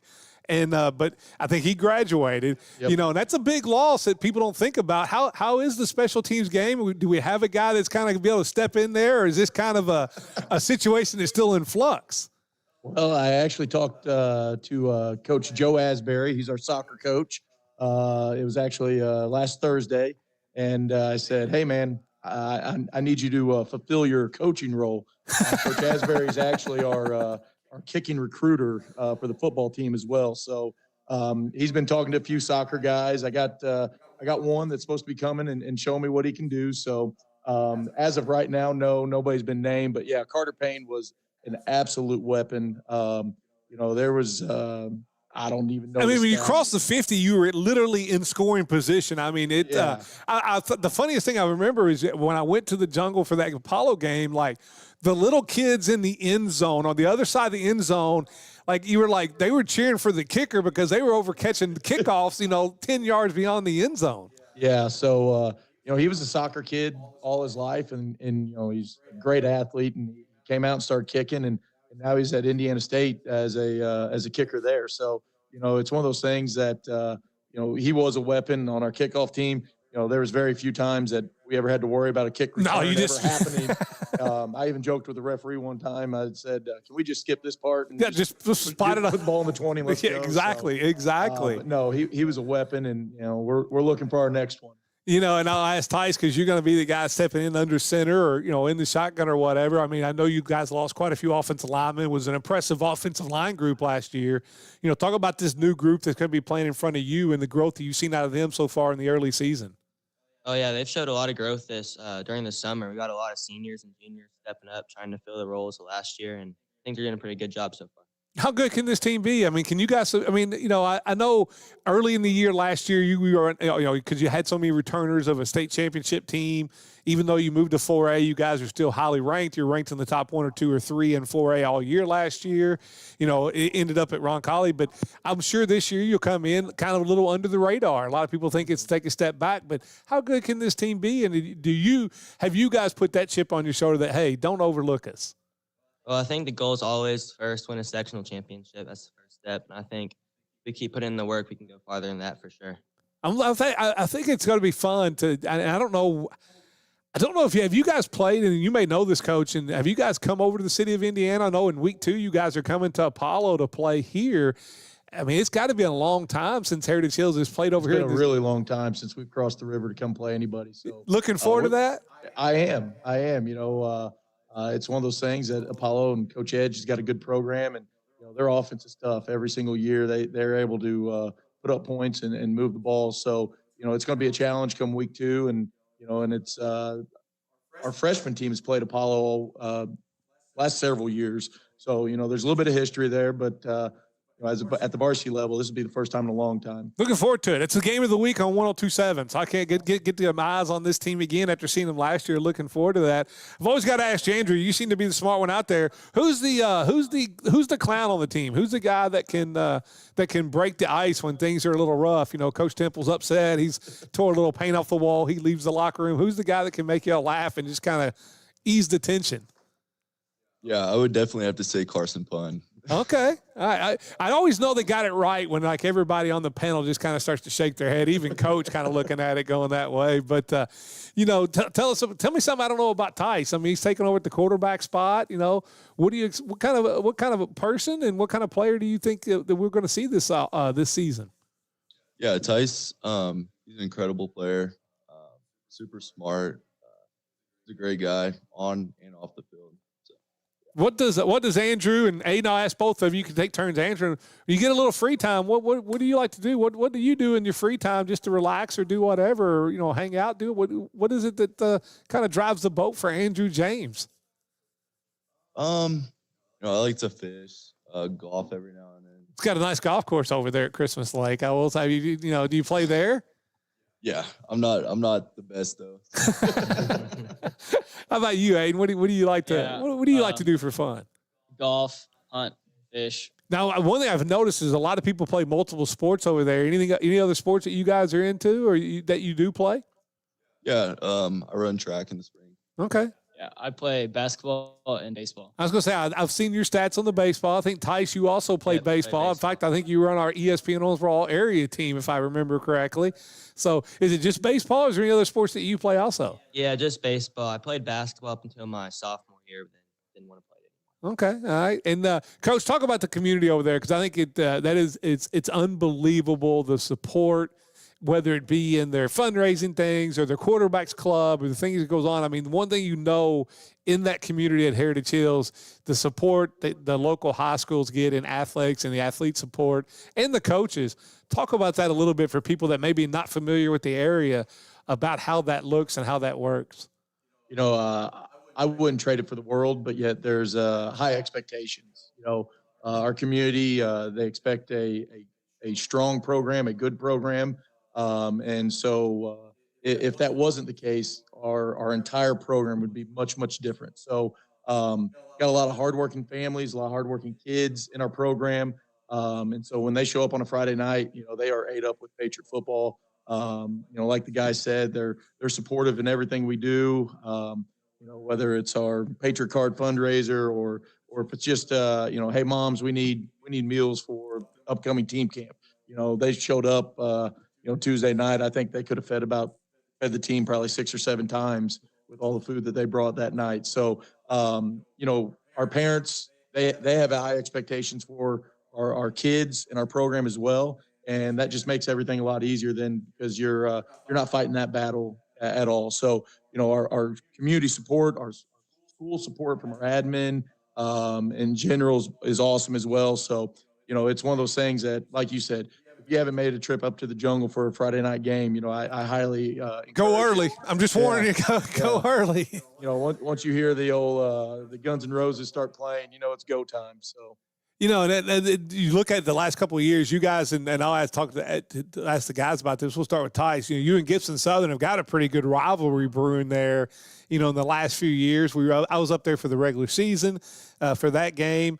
Talk about that kind of budding rivalry with Gibson Southern, and I think now you guys are in the same class in 4A, so it's even a little better. No, they're 3A. They dropped that's right. They're back to 3A. But talk about that a little bit. Oh yes, for sure. Biggest game of the regular season. Always have it circled on our calendar. Can't wait to play. Got them at home this year. So. Same thing, Aiden. Is that the game you look forward to every year? And is that always been the case with Gibson Southern, or is that something that's fairly new for somebody that doesn't know? Yeah, I mean, ever since freshman year when we got beat to them in the regular season, and we beat them later on in semi-state. So my sophomore year when we played in the monsoon, and then until last year when we got beat. But yeah, it's always a big game on our calendar. Love playing them. Love the competition. It's a great place to play too. The Jewel over there. I'm not going to say which one was better because they're both unbelievable. I'm going to go with, since you guys are encouraging, I'm going to go with the Jungle. But and I'll ask Andrew this. Coach Wilkerson there a long time, state championship. The what he set there. Talk a little bit about Coach Temple. I know he's been, on the staff there and taken over. I'll ask you, what would you give him a grade that he's done? How's the offseason? How's that adjustment been so far for you, do you think? Yeah, I would give him an A. He's a great coach. Really nothing's changed, though. Expectations are the same. The goal is the same, and that's the win. The one thing I've noticed in the 2 years we've had Heritage Years over at Media Day, the way the players handle themselves, and I know he'll have expectations, but I think that when you get great programs, the expectations are actually set by the players and they hold themselves accountable. Is that what you see in this program as you've grown up through it, that the players are the true ones that set the expectations and kind of hold each other accountable? Yeah, of course. Go ahead, Jalen. Coach, Vic alluded to it earlier, taking over for a guy like Todd Wilkerson. I mean, I know you've been in the program for a while, but have you had to make that phone call to him yet? Like, Coach, I'm in this position, or I've got this going on, what would you do? Or has he called you to say, Coach, how's practice going? That kind of thing? Yeah, Coach Wilkerson, he still works with the corporation. So we're in contact all the time yet. A lot of things in the off season that as the assistant coach, you don't really know about, like, hey, where do you order the decals at for the helmets? Those types of things that you just don't know about as an assistant, or really just don't care about. That's what they don't have to worry about. Right. And so, we've had those conversations. He's in charge of our transportation department, all the buses. So getting a hold of him, hey, do we have bus drivers lined up? But then also, shooting ideas off of him. And he's checked with me too. So, it's one of those things that, Coach Clayton wanted to see Coach Wilkerson do well. Coach Wilkerson wants to see me do well. We all have this vested interest in the Patriot program. There's no crazy egos or anything like that going on. So it's all been good.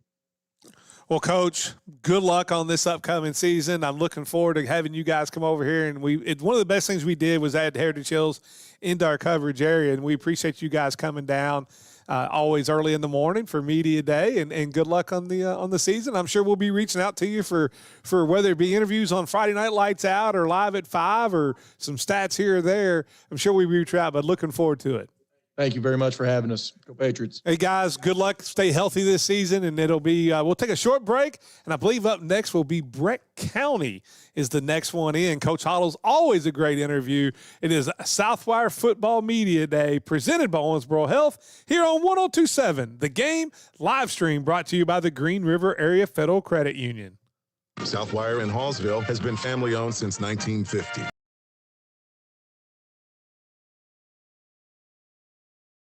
Matters. So where you keep it matters to Green River Credit Union. We've been helping our community thrive for generations. From checking and savings to auto loans and home loans, we offer competitive rates and personal service you can trust. Because here, you're not just a customer, you're a member. Green River Area Federal Credit Union. Banking made personal.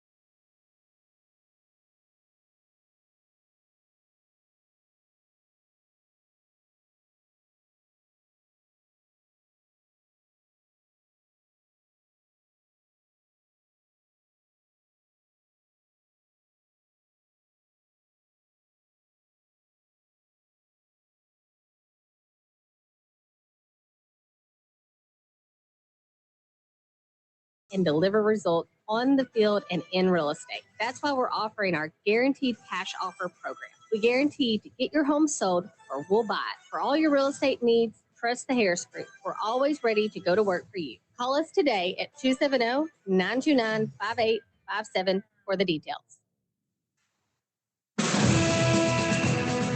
Let's get back to the interviews of the coaches and players here at Southwire Football Media Day, presented by Owensboro Health here on 102.7 The Game.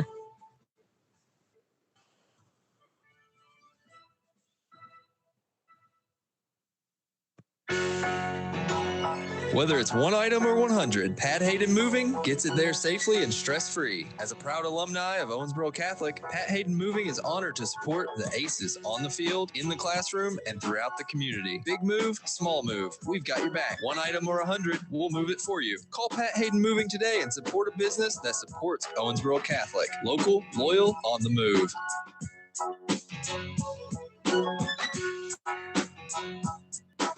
Hawkins Avenue PLLC is a full-service architectural firm providing design services for K-12 education, business, healthcare, industrial, religious, hospitality, and mercantile projects across the state. Our motto is design-focused, service-based, and feel it nothing less than mandatory to provide a service to our clients that exceeds their expectations. With a combined 30-plus years of experience, the team at Hawkins Avenue is the architectural firm you need for your next project. Located in Beaver Dam, give Jeremiah or Kyle a call at 270-363-2235. Got a pizza craving? Come on down to Gino's Pizza in Livermore. Proudly owned by Matt and Carrie Huff. Enjoy mouthwatering pizzas made with the freshest ingredients. Come see us at 405 East 7th Street or give us a call at 270-278-5121. Gino's Pizza, your local pizza high spot. Kentron Manufacturing is hiring. We're looking for entry-level associates who are dedicated and drug-free. In business over 50 years, we offer insurance, paid holidays, vacation, and a clean, controlled environment. Apply in person at 610 Industrial Drive. Kentron is an equal opportunity employer. Looking for a stress-free way to buy your next vehicle? Visit B.F. Evans Ford in Livermore. Proudly serving the tri-states since 1953. Get big discounts, top dollar for your trade, hassle-free buying, and award-winning service. Proud sponsor of local high school athletics. Shop anytime at bfevansford.com. Need electrical services? Call Bailey Electric. Serving Western Kentucky since 2002. We handle commercial, agricultural, and residential needs. With over 50 years of experience, we're licensed, insured, and ready to help. Bailey Electric, your trusted local electricians. Get ready for the school year in style at Sports Country inside Greenwood Mall in Bowling Green. Score 25% off all apparel, including your favorite NCAA, NFL, MLB, and NBA gear. Whether you're cheering from the stands, heading back to class, or showing off your team pride, Sports Country has you covered. Don't wait. This back-to-school sale ends August 13th. Visit Sports Country inside Greenwood Mall in Bowling Green and save 25% on all apparel before the clock runs out. When you see someone struggling with a serious illness, you don't have to wait to ask about hospice care. Anyone can refer. Family, friends, or even the patient themselves. Hospice of Western Kentucky is here to help patients and families find comfort and support when it matters most. At Farmers Home Furniture, we say yes to hometown comfort and yes to affordable monthly payments. Say yes to the Emma Slate sofa, Beckley recliner, or Sammy 3-piece twin bedroom package. Just $34 a month. For even more style, say yes to Cambeck 3-piece queen bedroom package or the Wild & Hour 5-piece dinette. Only $43 a month. Want easy payments that fit your life? That's yes financing. It's simple, flexible, and made for you. Farmers Home Furniture, your hometown store. Craving something cool and delicious? Head to Great American Cookie and Marble Slab Creamery for the ultimate sweet treats. Enjoy creamy, handcrafted ice cream loaded with your favorite mix-ins, or turn it into an unforgettable. Head over to 3800 Frederick Street and satisfy your summer sweet tooth. Let's get back to the interviews of the coaches and players here at Southwire Football Media Day, presented by Owensboro Health here on 102.7 The Game.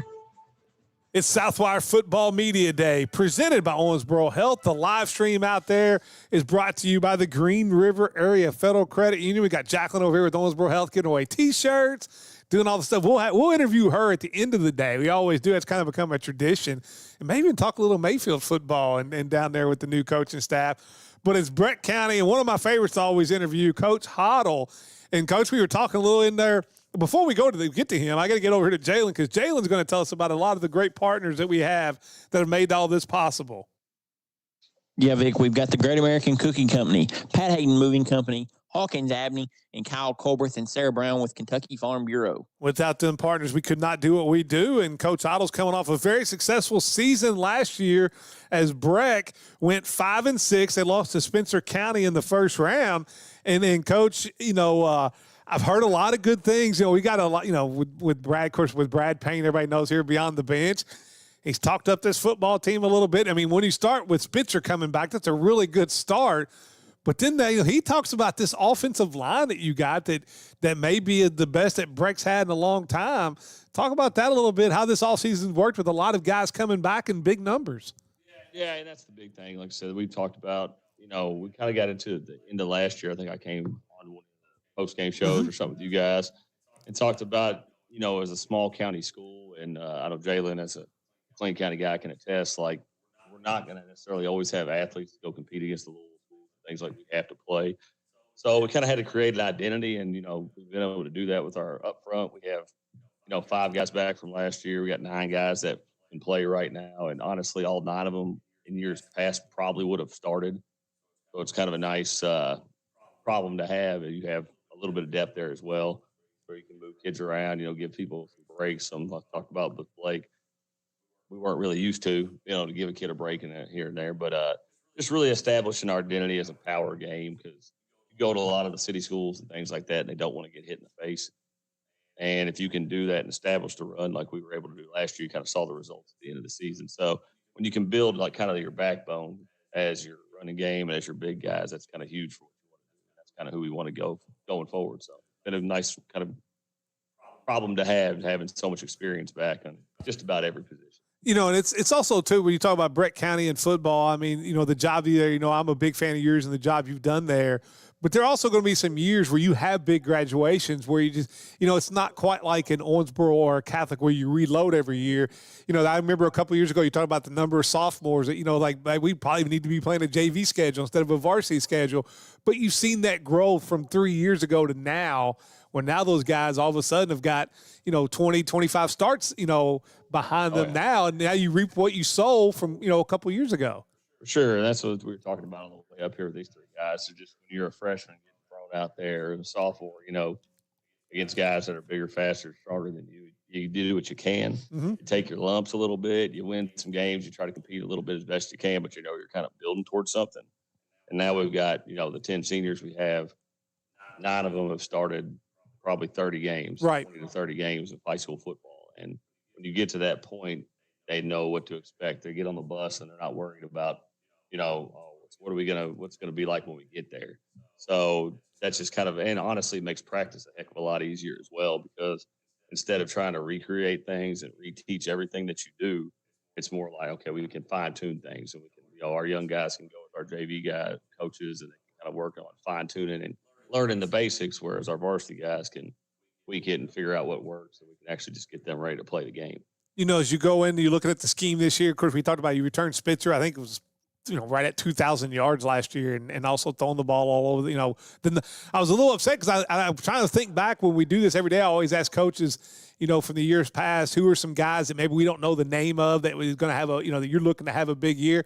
I don't remember you saying Spitzer last year. Maybe you did, but I was like, how did I miss this one? But talk about the offense kind of running through him at the quarterback spot. Jake, like I said, he's a good athlete, good kid. He works really, really hard. He likes the weight room.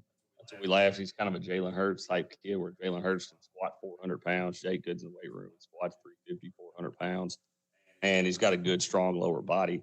But it wasn't until probably the 3rd or 4th game of the year, because, you don't run your quarterback a lot in right. the preseason.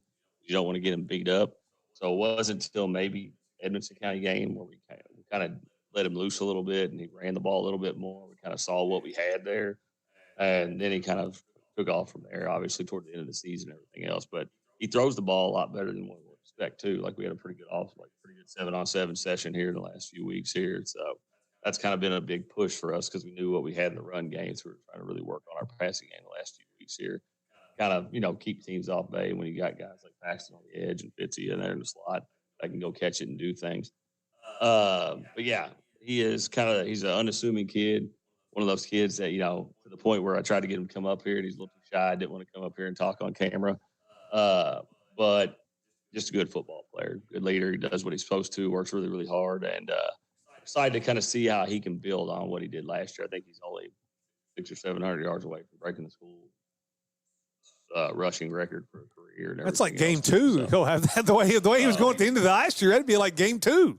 Well, and it was really neat watching the way everybody bought into that last year too, and kind of the end of the year. Like, you got receivers like these 2 guys over here that, they kind of take a back seat to the running game for a few weeks there, but they're also like winning games and doing all these things. And, the point where it's a good kid, we're playing against Fort Knox in the last game and we're up by a few scores. And he slid to take a knee on the 1 yard line. So we had a senior that never scored a touchdown. He wanted him to get the ball to go score. So, with all the records and accolades, you still got him trying to look out for his teammates and stuff. So that's kind of that's your leader, kind of push you to where everybody wants to play for everybody. Oh, without a doubt. And it's going to be a little different. We were talking during the commercial break where, you got the new middle school is being built. They're building your new stadium, but you're kind of a team without a home stadium this year, and I know you put in some places to play some neutral site games, but how different is that going to be, not playing a home game at Brett County this year, or quote unquote a home game? Yeah, it'll be different. Like I said, it's one of those, definitely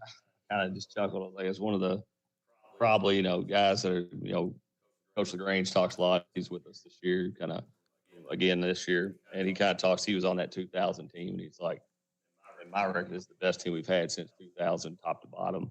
And as luck would have it, we don't have anywhere to play.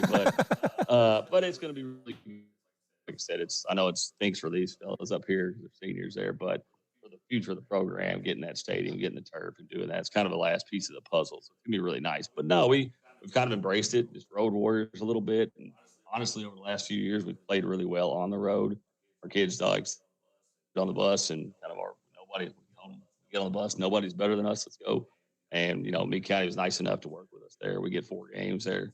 Instead of having to go into Louisville like we did last year to finish the season, we get those games in those neutral site spots over in Meade County and nice stadium. So our kids will get, our fans will be a little bit closer to drive, be able to see a little bit of the game. But overall, it's just parking lot. There you go. So, well, I think the good thing there, we'll play you. I think the good thing, on the Beyond the Bench episode that airs tonight, I think Brad Payne said he's going to get you guys a big bus. That, he's going to take. You just send him the bill. He's willing to do that. That works for us. Tell him to send the bill. He's going to get you guys. He'll take care of the coach bus for every game that you have to travel to. Brad will do that. Let's go down here to Blake, and this is a big guy that's put up great numbers for a couple of years now. He was on our ESPN Owensboro area teams last year. And going into your senior season, there's always things you want to get better at. If there was something that you wanted to really, if you look back at what you did last year and in this offseason, that you wanted to improve on your game, to take it to another level, what's that one area you thought maybe was a weakness for you, Blake? Well, pass rushing has always been my thing. I've always been very good at it. But what I really struggle in is the run block. I like to go for the quarterback, but hardest for me is squeezing it. Forcing them back inside. I like to bust it outside, but there's some fast quarterbacks out there, and I'm not going to be able to beat them on the edge. So forcing it back inside and forcing the linebackers to be able to do their thing and the interior D linemen, that's really what I want to focus on this season, on trying to push it back inside. And it's always a thing where, you look at expectations. And I think this year, for Breck, its expectations are a little higher. You get a lot coming back, especially with Spitzer and Paxton down there and you and Braden. I mean, this is a team with a lot of pieces coming back. And, you look at the schedule. It's a schedule you guys can compete with. Have you I'm not asking you to give me a win total, but are you expecting more out of this team than maybe teams from Brett County in the past? Yes, I'm expecting this to be a team that people talk about for a long time after we're gone. And with the people we have coming back and the mentality we have going into the season, I feel like it will definitely show in our record when you see the season. And how's the offseason gone so far? In your opinion, as you get in your offseason workouts, a little 7-on-7, your practices you have, then you get the dead period, you come back and you work more. How have you think it's gone so far in this offseason, or do you like what you see? Well, a lot of teams, when you come back from offseason, you have stuff you have to fix, tweaks you have to make. But coming back from this, I feel like it's the same team we had at the end of last season. It's the same people. We know what we're doing. We know how to play football. And all it is now is just tweaking the small things that we can fix to make ourselves go from a great team to like a team we talk about for years to come. And so this offseason's gone really well, and I'm just really excited to see how this offseason translates into our preseason and on from that. And he talked about being the road warriors. I mean, that's a mentality you have to take just because of the situation. It's not always a great situation as a senior. I had to do that when I was coaching at Catholic. And it's not what you worry about the seniors because you get the new stadium built. They're kind of the one that miss out on everything. But talk about that, just the mentality this team's taking where you got to go play all these games on the road, nothing in Brett County, whether it be at Meade County. But, you kind of embraced that, haven't you? Yeah, like Coach Otto said, we'll play in a parking lot. We don't really care where we're at. We're going to come with the same, guys, and we're going to do the same thing. So obviously it sucks because, you want to have your home crowd there, but we have very little fans. I believe they'll follow us wherever we go. Oh, they'll take over me just to make it all like in maroon. And for sure. I'm really excited to see what comes out of being on the road because at the end of the season, we played way better on the road. I feel like the stress of not being at your home also, like we feel like we can play a little bit more free. It just takes off some of the stress off the guys knowing that they, there's not everybody from their school right behind them watching them. So I really think that being on the road might be actually a benefit for us. You made the playoffs last year. You lose to Spencer County in the first round. Is this a team you think with the right draw, the right thing that you could is a playoff win? Is that something that you guys? And I'm not sure the last time Breck had a playoff win, but I mean, is that something that you kind of set as a goal? Like, hey, let's not only just make the playoffs, let's go win a playoff game. Oh yeah, we talked about this for a long time. Since we were in middle school, we've always dreamed of winning a playoff game. We have a couple of things said, but if we get to that spot, we're going to do some cool stuff. And I feel like this year, yeah, definitely, I'd keep your eye on the playoffs for us. It's not going to be hopefully it's not a one-out kind of thing. Let's go down here to Braden. And, you talked about you playing in the slot and Spencer, you know what he's done. He's known as a runner because he ran for so many yards, but got a nice arm on him too and can throw a little bit. Is this an offense that, that you felt like can, if it all works right, can beat teams in different ways? Oh, for sure. I think we could spread the ball out to anybody on the field. And, yeah, because when we're passing the ball, obviously they're going to be more focused on the deep ball, on Paxton, and then that will open up the run game. Is it offense or defense that you, if you had to choose one or the other, is there one that you enjoy more than the other? I love defense. I've always been on the defensive side of things. Okay. All right. Always better to hit somebody than get hit. Yes, for sure. Talk about your relationship you have with Coach Hollow. He's been there a long time at Breck. He's done an unbelievable job there. Talk about what he means just to you, not even as a football player, but also just as a person. Oh, he's a great guy. Outside of football, he always checks up on us. He always makes sure we're all right. We always have like a ride home, for instance. After practice, he always just keeps our head high. Like for Jacob, we'll all make a bad play and we'll always hold our head down, but we'll always be there to pat our back and tell us everything's okay. Who's the smartest guy on the football team? Oh, no. You got a test. You got to pass the test to go play somebody on a Friday night. You got this test on Wednesday. There's got to be one guy you got to ask to help you study. Who would it be? Probably Aiden Burnett. Actually. Okay. Aiden all Burnett, right. He knows like everybody on every opponent we play. Who's the guy on the team, and it can either be you or Blake answer this, who's the guy on the team that you would nickname Google? Like, he's the guy that thinks he knows everything. Like, it doesn't matter if you ask him about history or fishing or deer hunting or football. He just thinks he knows all the answers. Walter Hopper. Walter Hopper, okay. All right. We'll go down here to Paxton and, a multi-sport athlete. And we were talking a little bit about, Coach Payne, the new basketball coach, getting out there. You said you're going to be the Dennis Rodman. On the football field, cornerback you played, wide receiver you played. If you had to choose one or the other, like, are you more of a defensive guy or do you enjoy offense a lot more? Oh, that's tough. I'm probably gonna go with defense. Okay. Because I love playing safe, and I haven't always. Because sophomore year when Coach first threw me at safety, I didn't think I could do it. But I did pretty good on it sophomore year. I had a great junior year, and it's only looking better from now. So, I mean, I have a lot to work out, obviously, I got to keep myself square. I like to take off and chase. I'm getting better. Athletic enough. Got to be a little more disciplined, huh? They get you just you got a job to do. Let this guy handle his job. Is that what you're telling me? Yeah, I like. I'm a bit of a ball hog. Nothing wrong with that. Jalen's got a question. Go ahead, Jalen. Yeah, Paxton. You're known for making plays. I think 6 or 7 interceptions you had last year. I can tell you're a bit of a character. You got a celebration dance that you like to do when you make a big play. Do you break the gritty out on the field or anything like that? I'm a cornball, so I do a little. I do a little bit of everything if I can. I don't really have a favorite. Got to make sure you're doing it when Coach Hoddle's not looking, though, right? Oh yeah, but if I could do one without getting in trouble for it, I'd hit a backflip. Oh, we might have you do that on camera before you leave here today. Who knows about that? But, talk about what it means each Friday night to put on the Brett County uniform and go out there.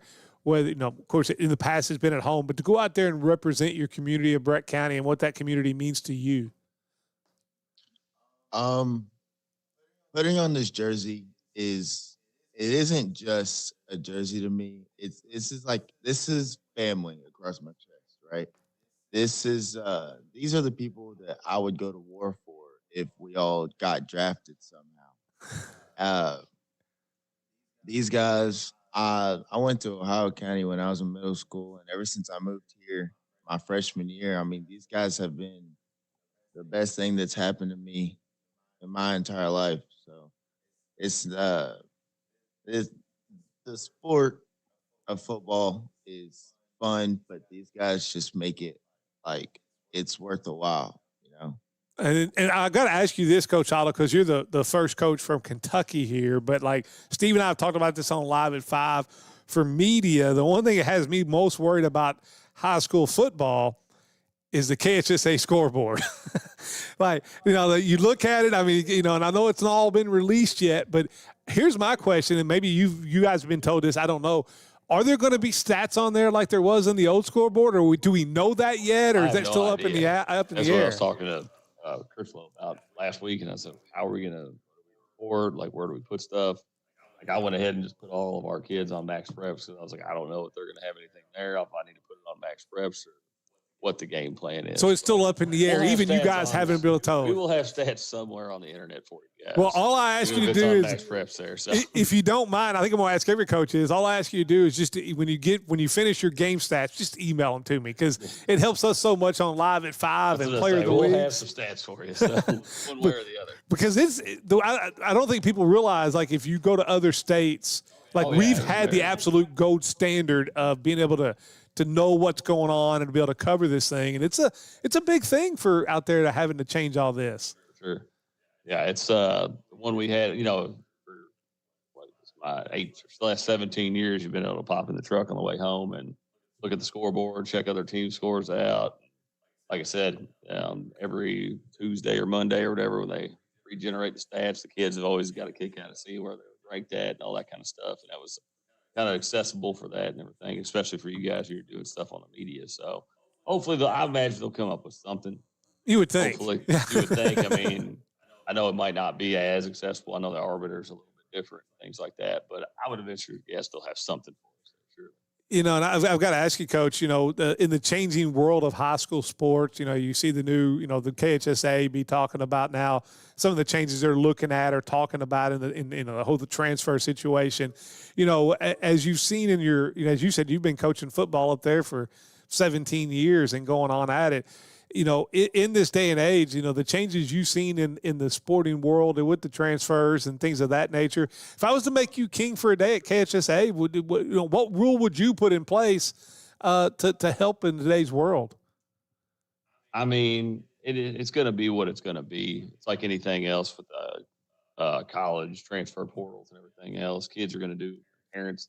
That's one thing I've learned over 18 years, especially as I've gotten older. My own son's going to be in high school now and everything else. Like how parents are going to do what's best for their kids. Mm-hmm. So it's hard to sit up here on your high horse sometimes and be like, well, you can't transfer. Kids can't do certain things. In the end, the parents are just going to try to do what's best for their kids.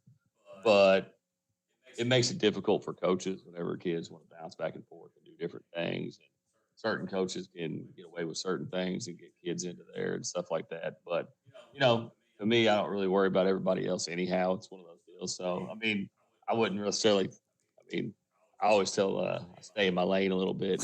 Whatever somebody else's job, they can do theirs. But for me, I haven't had much problem with transfers in and out and all that kind of stuff. And everything we do is pretty much homegrown from our youth league to our middle school to our high school. We play with the kids that show up through the doors.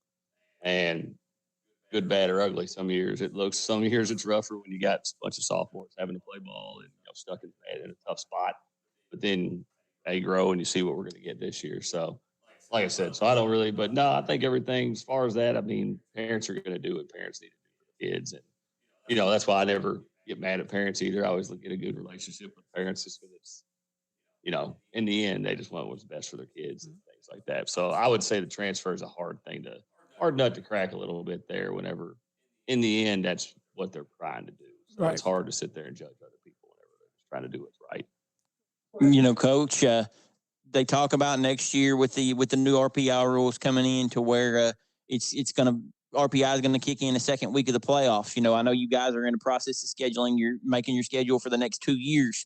So does that kind of play a factor into how you're scheduling your games? RPI is going to play a little bit more of a factor. So maybe I want to kind of kick my schedule up and play some bigger schools to try to pad the schedule a little bit and make things a little easier on us. Maybe when we make the playoffs. Depends on where you're at. Kind of look at that. Like for us, we're in a situation in 4A right now that like we've already made our schedule. We've already done that, but it's one of those deals of, we want to give our kids a chance to compete every Friday night is our goal. And the playoffs, that's a whole other animal, especially for us because we could have the best, especially in 4A, because if you get to that second round, we're going to have to play Franklin County, Boyle County, Paducah, Tillman, Corbin. Yeah, it's not an easy Covington Catholic Highlands. It's not an easy path for you guys. It doesn't matter where if we can get past the first round, we'll celebrate fire out of it and figure it out when we get to the next round like we've always done and just see what we can do when we get there. But for us, we're just trying to find as 10 best competitive ball games I can on every Friday night because in the end, that's what we're trying to do. I mean, there's one team that's going to hoist the championship, and honestly, there's probably 40 to 50 teams in the state that are legitimately can get there just because of the resources and everything else people have. And for us, we just want to make our kids have a great experience. They get to play ball, like you said, have a family atmosphere where, not that we won't, Fitzy's one of those kids I know I can get on him a little bit and he's going to say, okay, coach. And other kids you can't, right? So it's just one of those guys. And that's what we've always just tried to create. Like, we'll go to camp and we'll take them to Holiday World Thursday and have fun being part of a team and being part of something bigger than what they are. So we don't necessarily worry about the RPI, but there's definitely those that we'll have to kind of look into that when they get going forward. And as you talked about it, is this a team? You feel like this is a team that if you get the right draw, this is a team that could find a way to get a first round playoff victory. I mean, that's always been kind of the goal. Top to bottom, it's the most talented team I've ever had. We've had really good players, but I mean, we didn't have, we don't have a Paxton on the edge that where if you want to jam the box on us and try to stop John Edge, John's a little bowling ball last year.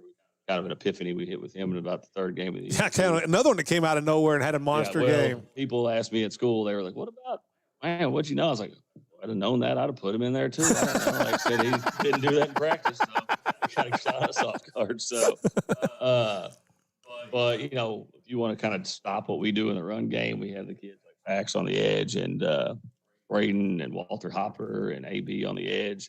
Donald, some other kids, all seniors that have played a ton of football that can catch. Even some of our younger guys now that we can kind of sprinkle in to give these guys blow.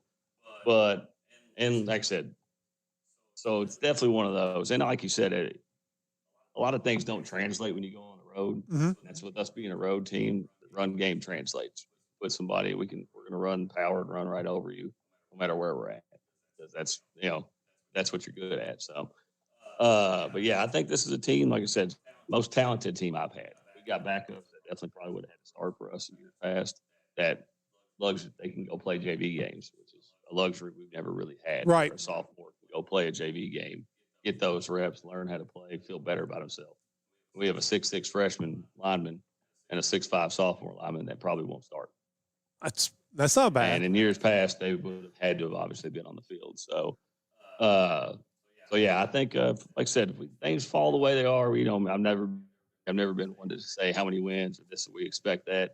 But we're optimistic that things will go pretty well this year. And then we have a chance to kind of like Blake said, kind of leave a mark with this bunch and kind of do something special, especially with kind of the weird circumstances of playing on the road. Well, I've got to ask you, Blake, Paxton talked about, family and what that meant to him in Breck County. I mean, do you see that also in your time there at Breck about, especially on the football, not just the football side, but just as a whole, the family atmosphere that's built in the athletic programs at Breck County? Oh, yeah, for sure. Like, speaking outside of football, like, I love basketball game, home game we have. Like, I'm a pep section guy. And that environment you have there with the fans, like, you have people you'll see all the time you'll never see outside this moment in your life. Like, they're at every game, they're on every team, no matter win or lose. It's that family, that bond that's so tight. Breck that it's like impossible to break. We can be down by 50 and we do something great. Everybody's gonna cheer. Doesn't matter. Like the environment will always stay the same. We'll always have that good Brett County family behind us. Well, just make sure you give Brad Payne a tough time. That's all I ask. You got to give him, down the road, go to the basketball games in your student section, even hear your own coach. Just for me one time, Go ahead, Jalen, if you have one. Yeah, you took the words right out of my mouth, Vic. I was going to tell Coach Heidel for one piece of advice: don't take any coaching advice from Bradley Payne. Whatever he tells you, just throw it out the window and do something different. I've been doing this long enough where I'll take advice from just about anybody. I've learned I'm not the smartest man in the room a long time ago, so I'll take advice from anybody and give it to us. I've got to ask you, Paxton, talk about, Coach Heidel. I think you said Coach LaGrange is back again this year. Is he back in? Talk about the coaching staff and just everything, like your position coach and stuff like that. Talk about the coaching staff that they have out there at Brett County. Coach LaGrange is our wide receiver and DB coach. Oh, so then you fit right in. That's your guy there. Yeah. And me and Coach LaGrange's relationship, it's about as strong as it's ever been, right? And I've played basketball for him. And me and Coach LaGrange on our football field, we kind of just understand each other, right? I think he said he played receiver in high school. And he always talks about how he wasn't the biggest receiver, but he said when he had to do his job, he did his job. And he's good at teaching that well. And then there's Coach Macy. He's like a linebackers coach. I think he works with the running backs a little bit too. And he's a great coach, good mentality. He's aggressive. He loves to win, and just as much as anybody else. So he's a great coach. And then Coach Dunham, you got him working with the little guys. I played JV for him. I wasn't asked for another coach to play JV with. He's was in the military, so he's got the voice. He's got the voice if he needs it. He might not be the biggest dude in the world, but he'll scare you. And Coach Thomas, ever since we got Coach Thomas, we've loved Coach Thomas. He's turned this program around a lot, most definitely. Love his plays. He's definitely changed the offense a lot from my freshman and sophomore year. The plays he puts in are definitely some to be remembered.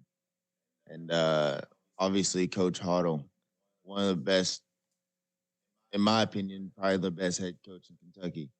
No, I'm not just saying that because he's right here, but he's a great guy, great coach. And honestly, I'm glad I came to Brett County because I'm glad I'm with this coaching staff. They really push everybody to be their best. Like I said, I think he's done an unbelievable job there, and he's a staple there at Brett County. And it's so easy to look at wins and losses sometimes as coaches, and we don't think about the difference they makes in young men's lives outside of football. And I think it's something he's done at Brett County for years now. And I think it's, he knows I'm a big fan of his, and you can see it when his players come here and they talk about him and what they mean to that Brett County. And, I've got to ask you, Braden, down here is that, going into this year, you get the Road Warriors, you got, some stuff that working against you. But if you look at, if I was going to ask you to give me one word that Brett County football means to you, what would that be? Family. That seems to be we're all close. We're all really close together. Are you guys as players? Do you guys do a lot of stuff off the field together too, and hang out a lot outside of the world of football? For sure. Us seniors, we all every Thursday, we all go to one of our houses and we all eat out, just hang out for a little bit, and then we'll all go back home and go on to practice the next day. What's Braden like to do when he gets a little downtime? I mean, what do you like to do for fun? I like to go to the gym. Me and Blake both go to the gym. Okay. Lunch all the time. All right. And, other than that, just staying home, playing video games. What's your go-to video game? What's the go-to video game now? Right now, I've been playing some OG Fortnite. Okay. All right. Who is the best gamer? Like, if you had a gaming championship of Brett County football, who's winning that? Aiden Burnett. He is a tryhard in every single game you play. Go ahead, Jalen. Coach, I know you've talked about it before in the past. Your youth program on the rise a little bit. Talk about how it's going and the dividends that the success of your youth program is now starting to show in your high school program as well. Yeah, and like a lot of these guys started, I don't know, Max just moved in his freshman year, but these guys played a little bit in our youth league, kind of when it was in its infancy, where we basically had like one tackle team and one flag team we actually, I knew people in Meade County, so we went over there and would play games against those guys just because they'd let us in their leagues. We were trying to find somewhere to play, but kind of blossomed, like I said, after we took we had to take a couple of years off because of COVID, like everything from youth to, high school, it kind of set us back. But then, we've taken that over. We've kind of run with it. A fella named Wes Carwile, you probably know him if you coach middle school. He coaches middle school over Grayson County. He ran Grayson County's league for a long, long time. He and I got together, and it was, we started. It was just us and him for a while there, and then we added Edmondson, and Eulenberg plays in there. Butler plays in with us now, and it's the DRBC, like little league, and we've grown that from, I think, like I said, about 30 players to now we have 142 signed up right now. We have 70 kids playing flag and another 60 some odd playing on our two tackle teams. Our 5th and 6th grade team won the league last year. So our middle school that'll boost up those. We've already kind of seen that. They went through Grayson's middle school and actually were competing a lot better with those guys than they have in the past. So we're starting to see just more kids come to us that, understand the game a little bit better. And every year that you have that, like I said, I recruited, and it basically grew to the point where it was too much for me to handle. I was just running it on the side hustle by myself. And once again, I keep telling you, the board kind of is bought in. They made a stipend. They allowed me to hire my dad to come in and retire to come in and run the youth league. And the kids are always like, "Is that guy running in there getting equipment every day?" I'm like, "That's Pops. He's in there getting everything going." But with him running that, and we've got good guys down there running. That's what you have to have, especially in a place like us. We're not going to get transferred. We're not going to get those guys. So if we're going to get better in the long run, we have to grow it kind of organically. And we've kind of done that over the last 5 or 6 years. And you're kind of starting to see the spoils of it. And that's one thing, too, that you have to look at what the administration at Brett County and athletics, whether it be an unbelievable baseball facility with Coach Ben, an unbelievable softball facility that they've built there. It's always had a great basketball arena there. Now they're building you a new stadium. This is an athletic department that is, invested in these young kids and these young athletes to give them, some of the best facilities, in the entire ESPN Owensboro area. And as a coach, you've got to love that the support you get from your school system. Yeah, and I've been there a long time now, and it's like it's no secret. Like when people are like, they look at my overall record, they're like, "What's going on with that?" But then, when I first took over, we had 18 kids playing football.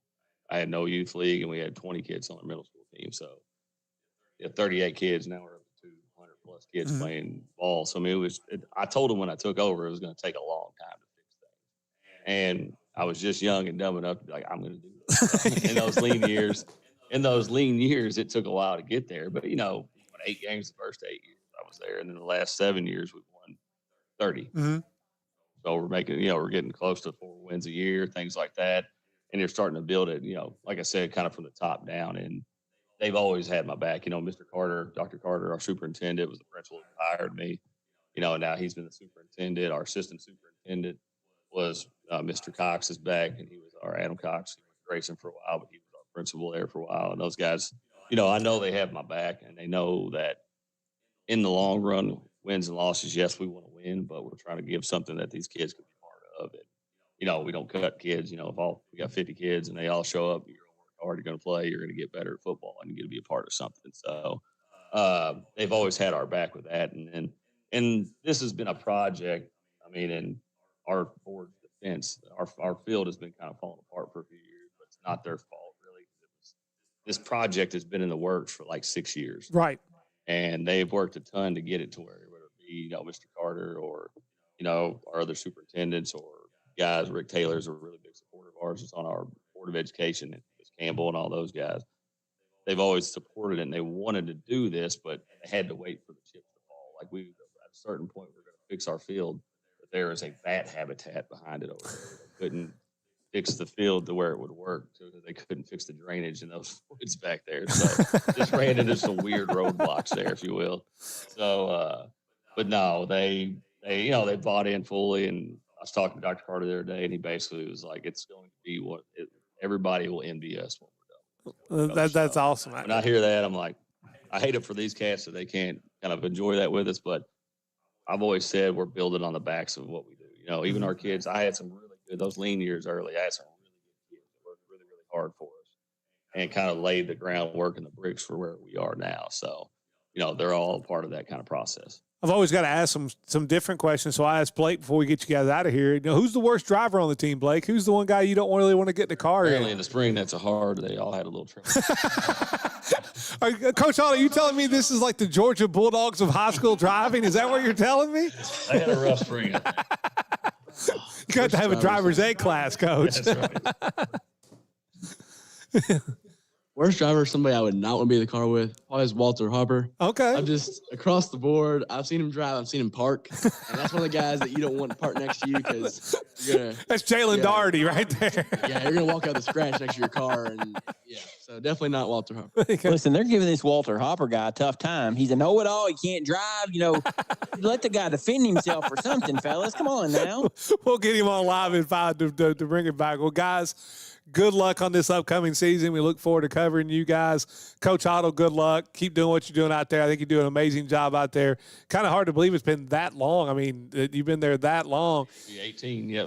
16 Do you see the light in the tunnel, or is this something as long as though Brett County wants to have you and I enjoy doing it? I'm eating up with. That's what I thought. We were talking about it in the office the other day. I said, some of these guys, you see a lot of people. I was telling them, I was like, not many people have done this as long.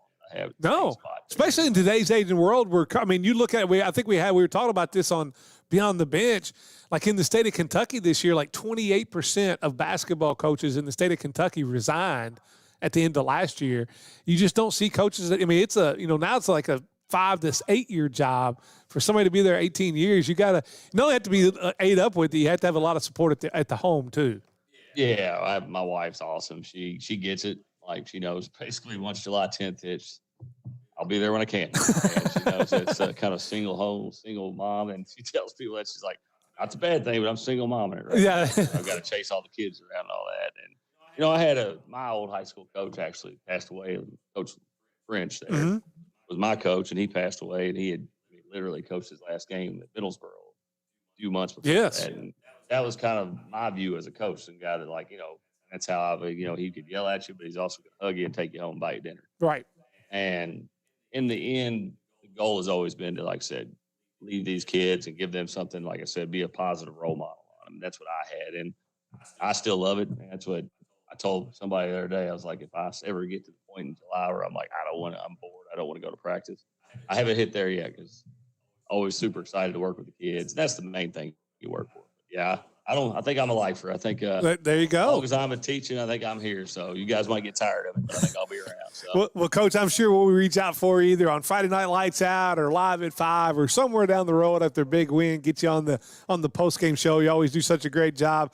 Thank you so much for all that you do and for how you are so open and honest with us here at 1027 The Game. We greatly appreciate that. Yeah, thank you all for, like I said, giving these kids a platform and letting these guys kind of showcase their talents and kind of show people what we're all about down there. So, you guys. Well, good luck. I tell you what, when we come back, I think up next it will be Hancock County and Coach Eubanks. You're listening to Southwire Football Media Day, presented by Owensboro Health. The live stream brought to you by the Green River Area Federal Credit Union. Are you looking for an unbeatable quote on home, life, or auto insurance? Contact Kyle Colberth or Sarah Brown with Kentucky Farm Bureau in Hallsville. Their prices are second to none and the service is spot on. Located at 445 Halls Boulevard in Hallsville. Go see them for all your insurance needs. Did you get us switched over to shelter insurance? Actually, I found a deal online. You did? Does your deal come with award-winning customer service? Oh, I'm not sure. Does the deal include a local agent? Doesn't actually say. Can we create a customized plan that fits our needs? Let's just call the local shelter agent. For insurance that fits just right, find a shelter agent near you. See me, Logan Barrow, and let us help protect what is important to you. House Insurance is not only a proud sponsor of Hancock County Athletics, but are also a full-service family-owned insurance agency since 1958. Let them quote your auto, home, business, farm, and life insurance needs. You can find them at houseinsuranceSBC.com. Keep your vehicle running strong with the hometown service you can trust. At Galloway's Farm and Auto Repair in Beech Grove, you'll find dependable auto repairs, maintenance, and friendly service you can count on. Stop by today and see why your neighbors choose Galloway's Farm and Auto Repair, where quality work keeps you on the road. Experience ultimate control and peace of mind with Labor Management Federal Credit Union's Secure Lock Equip, an easy-to-use mobile app that allows you to protect your credit and debit cards in real time. Turn your card on or off. Customize permissions as needed to prevent fraud and control spending. Visit lmfcu.net for details. Power to protect with Secure Lock Equip at Labor Management Federal Credit Union member NCUA. Hancock County Farm Supply in Hawesville has all your building supply needs. Lumber, trestles, metal, and so much more. Plus all your farm supply needs. Call today 270-927-8024. Hancock County Farm Supply in Hawesville. The Tale City Football Booster Club is proud to represent the players and coaches from Tale City Junior and Senior High School. We want to wish all local teams the best of luck in their season this upcoming fall.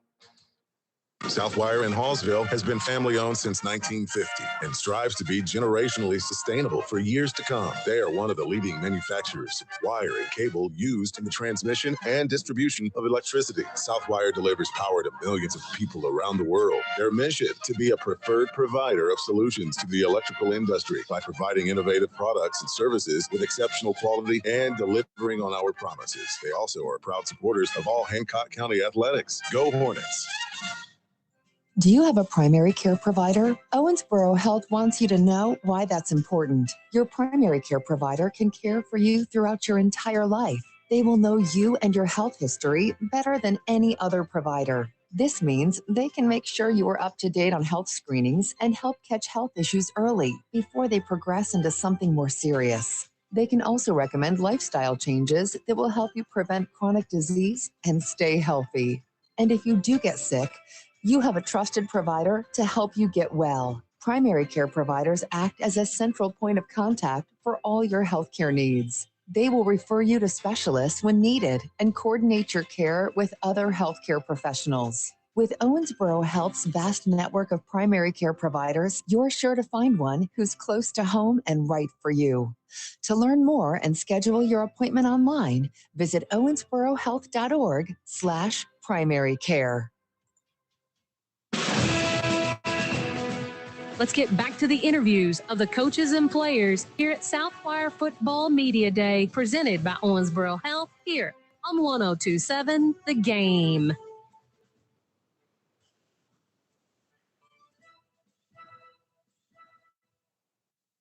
Looking for a financial partner you can trust? Look no further than Green River Area Federal Credit Union. Whether you're saving for the future, buying a new home, or need a loan, we've got you covered with competitive rates and personalized service. Join the community that cares about your financial well-being. Visit Green River Area Federal Credit Union at one of our 3 locations in Henderson, Greenville, or Owensboro and experience the difference today. Your money, your future, your credit union. Member NCUA, Equal Housing Lender.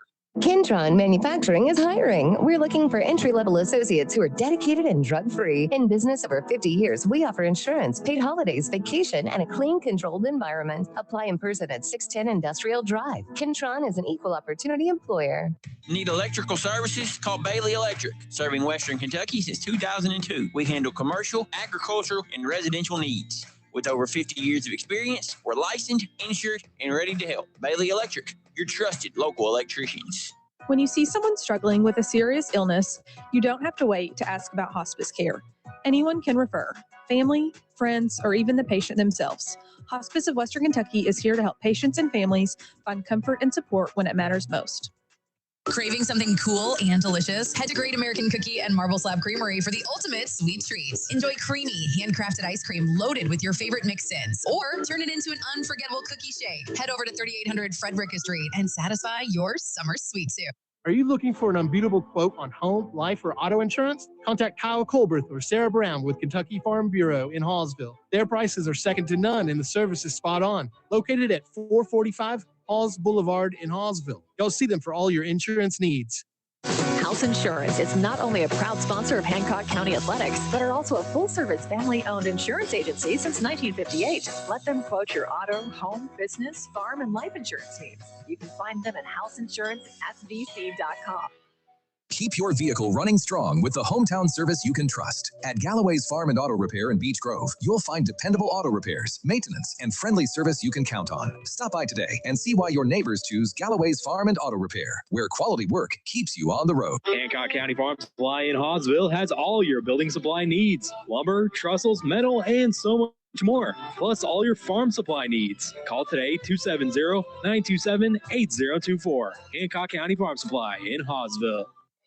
Honoring someone with an award, plaque, trophy, or just a unique gift? Then there is no better place to check out than the Trophy House. With their new location at 325 Park Plaza, they have everything you need to honor someone. Nick Clemens will help you with all your award needs. Hawkins Avenue PLLC is a full-service architectural firm providing design services for K-12 education, business, healthcare, industrial, religious, hospitality, and mercantile projects across the state. Our motto is design-focused, service-based, and feel it nothing less than mandatory to provide a service to our clients that exceeds our expectations. With a combined 30-plus years of experience, the team at Hawkins Avenue is the architectural firm you need for your next project. Located in Beaver Dam, give Jeremiah or Kyle a call at 270-363-2235.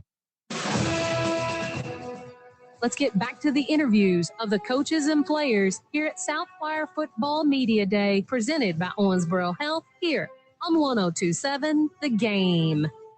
It's Southwire Football Media Day, presented by Owensboro Health. The live stream out there brought to you by the Green River Area Federal Credit Union. And before we get to our next guest, Hancock County Hornets, Jalen, some people making all this possible. Yeah, Vic, we've got Bernie's, Pepsi, Elite QB1 Camp, and Logan Barrow with Shelter Insurance. Big thanks to Bernie's for providing all of our food, breakfast sandwiches, barbecue sandwiches for us all, and then Pepsi providing all of our drinks. Yeah, Bernie's came on board with breakfast sandwiches. I'm looking for that. I got to make sure I get some of that pulled pork sandwiches there, and because it's so good. And of course, Mr. Morris down there with Pepsi for the last few years supplying all of our drinks for the players. And now we'll get to Coach Eubanks, the head coach at Hancock County, coming off a monster year last year, where they went 8-2 in their 7-3 in the regular season, won their first playoff game, ended up losing to Mayfield in the second round. And Coach, you look at the last couple of years, it's been very successful. 7-8 wins each year. You got the playoff win last year. How's your offseason gone so far this year? Yeah, it's gone really well. Guys came in, bought in January, ready to roll. We lost 12 seniors, off this last year's team. So we've got some places that we got to fill there. And the guys came in and worked hard all winter. And we're in a good spot right now. Just kind of getting those guys ready to go for this year. Just have you lean in just a little bit. There you go. And it's one, I think if you look at it with what you lost graduation, coming in this year, kind of like where the offense is, maybe more questions on the defensive side of the ball overall with what you lost when you talk about Powers and Coils and some guys that had put up big numbers for not only just 1 year, but for a couple of years. Is that kind of the side of the ball you think that maybe a little more question mark on? Yeah, especially up front, I'm really on both sides of the ball. But, yeah, those guys you just mentioned, those were big juggernauts in our defensive front, especially with Trevin playing the D-line and Ross, feel like he's been playing for 100 years. He's been starting since he was a freshman, and, he's our all-time career tackle leader. So it's a big hit for us, there in the middle of the field. But we've got some guys like Grant that are going to step up in the middle of the field, and playing that middle linebacker spot and do what he's got to do to kind of replace that. Last year, off to a great start, and then kind of something you don't see very often is you change quarterbacks, not out of necessity, but you got a young guy that, I hear a lot about throwing the football around. It also allowed you to move Brady to kind of multiple positions and utilize him more on defense. So did you ever question yourself on that move, or is this one that you kind of knew it was coming? Yeah, I knew I was going to get questioned on it. I never questioned it myself, because Brady's he's a football player. He's not a quarterback, he's not a running back, he's not this or that.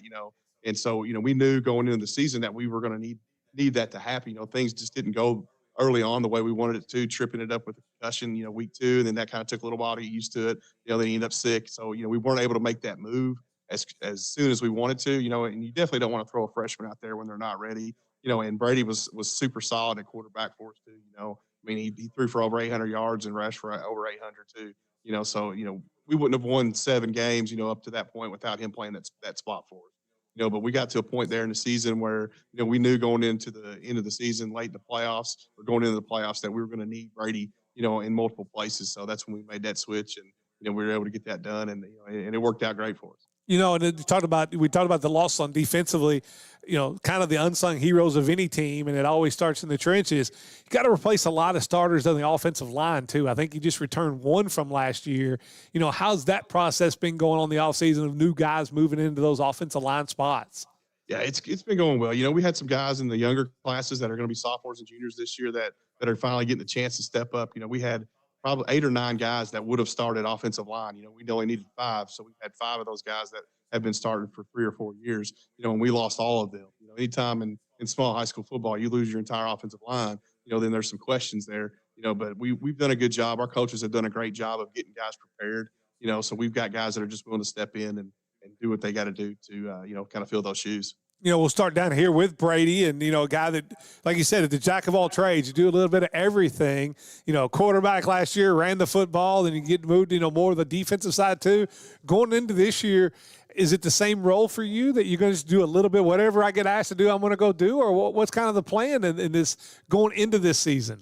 Going into it, it's always, Dad's our head coach, so I'm going to do whatever my coaches see fit for me.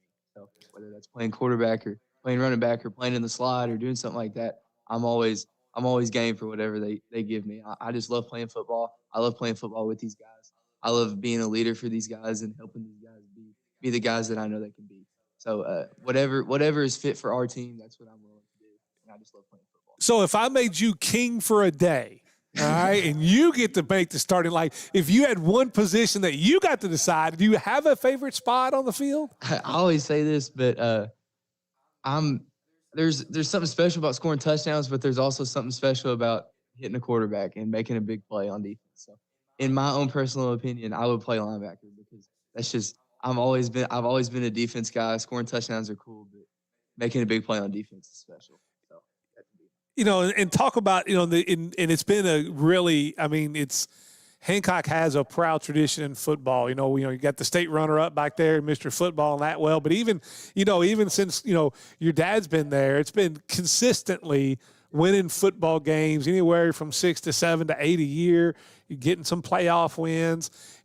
Talk about what it means every day for you to put on that Hancock County football, whether it be practice jersey, game jersey, because it is a traditional two-way power in Western Kentucky.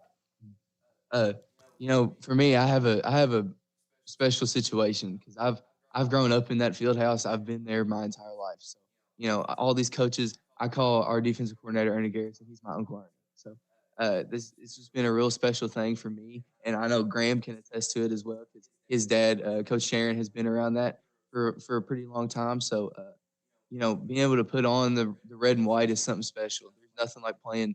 It's GN Excavating Stadium now. Schaefer Glover was always the place you wanted to go play. Oh yeah, it's always been a special place for me. There's not another place I want to be on a Friday night. And it may have the best sunset ever. Yeah, you go out there on a Friday night and you're up there. We've done the tailgate shows, and you get in the fall and you get those sunsets behind. It's unreal. The sun at 6 o'clock isn't the greatest, but once you get down, once the sun goes down and it's pretty low at about 7 o'clock, it's pretty nice. Yeah.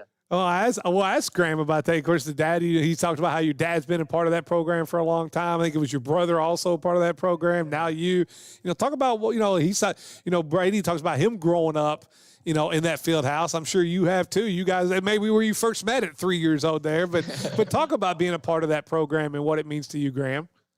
Well, ever since I was little, I've always looked up to the football players. I've always dreamed of, representing the team. And as getting older, being able to put on that jersey, it makes me feel great being able to represent the community and play football with my friends I've had since I was little. And I like playing out there with my friends and finally being able to make a picture for myself and for this team. All right, we'll go down here to Tripp, and the guy that kind of took over at quarterback, the young kid, now going just a sophomore now, or just a sophomore now.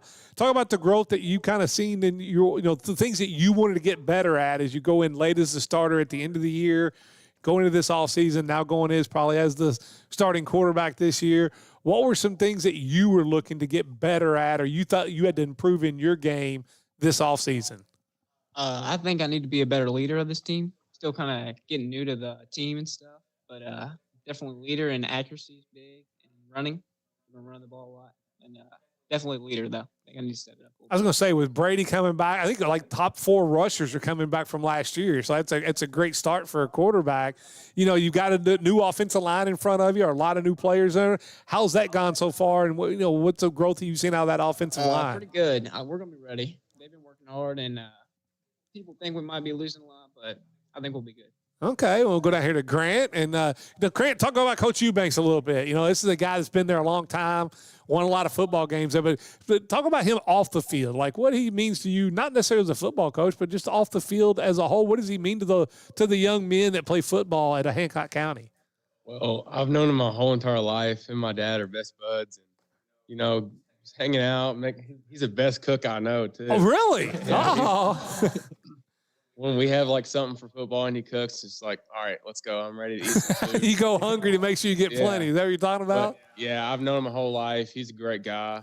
He's a great coach. I remember like when I was young in KFL, he'll be over there watching us play, and I've noticed him on the field. He's always hyped up. When I was younger, I was ready to be like a ball boy and water boy. Me and Brady was. I loved being there, and he's the best coach I've known for a long time. He's a really good guy. And it seems like always that the best teams, it's more about football. It's a lot of relationships off the field. How does this team so far get along off the field? I mean, you guys hang out a lot off the field, do a lot of different things, or how's that go? Before like Friday nights last year, we always go out to eat after practice on Thursday nights, and we always hang out, and we'll probably go out to eat after this and hang out. But we've known each other our whole lives and grew up together, so we're like brothers. Our family's it's a big family on the football team. Well, I will tell you, Coach Eubanks did tell me back here in the back where you guys went around, the bill's on him. So you get to pick the place. He's taking care of it. He said, whatever you want. So go get you like steak and shrimp, whatever. Yeah. It's turf and surf. He's going to carry all the bill. But how good can this team be? I think we'll be great. I mean, we've worked hard like a lot, and we've been working out a lot, and we've been running very well, and I feel like we really can get conditions very well. And we work hard. We've been working on talking more on the field and working hard, and I think we'll be really good. Go ahead, Jalen. Coach, got a good staff behind you with Ernie Garrison running your defense, Trevor Garrison your offense. I think you added a new defensive line coach, if I'm not wrong, and Warren Garrison. Guy's got collegiate experience as a graduate assistant at Western Kentucky, so you're not a lack of good coaches. Talk about your staff and how much you rely on them day in and day out to be able to put you guys in the right position. Yeah, I mean, I've said this before, and I'll continue to say it. I feel like I've got one of the best coaching staffs in the whole state of Kentucky. A lot of those guys you just mentioned. Trevor's been running our offense now for about 5 years. Ernie's been calling our defense for about that long too. And to get Warren back, he was at WKU. He was this close to being on Steve Sarkisian's staff down in Texas, but just decided that he was ready to settle down and come home. He went with the better football coach, right?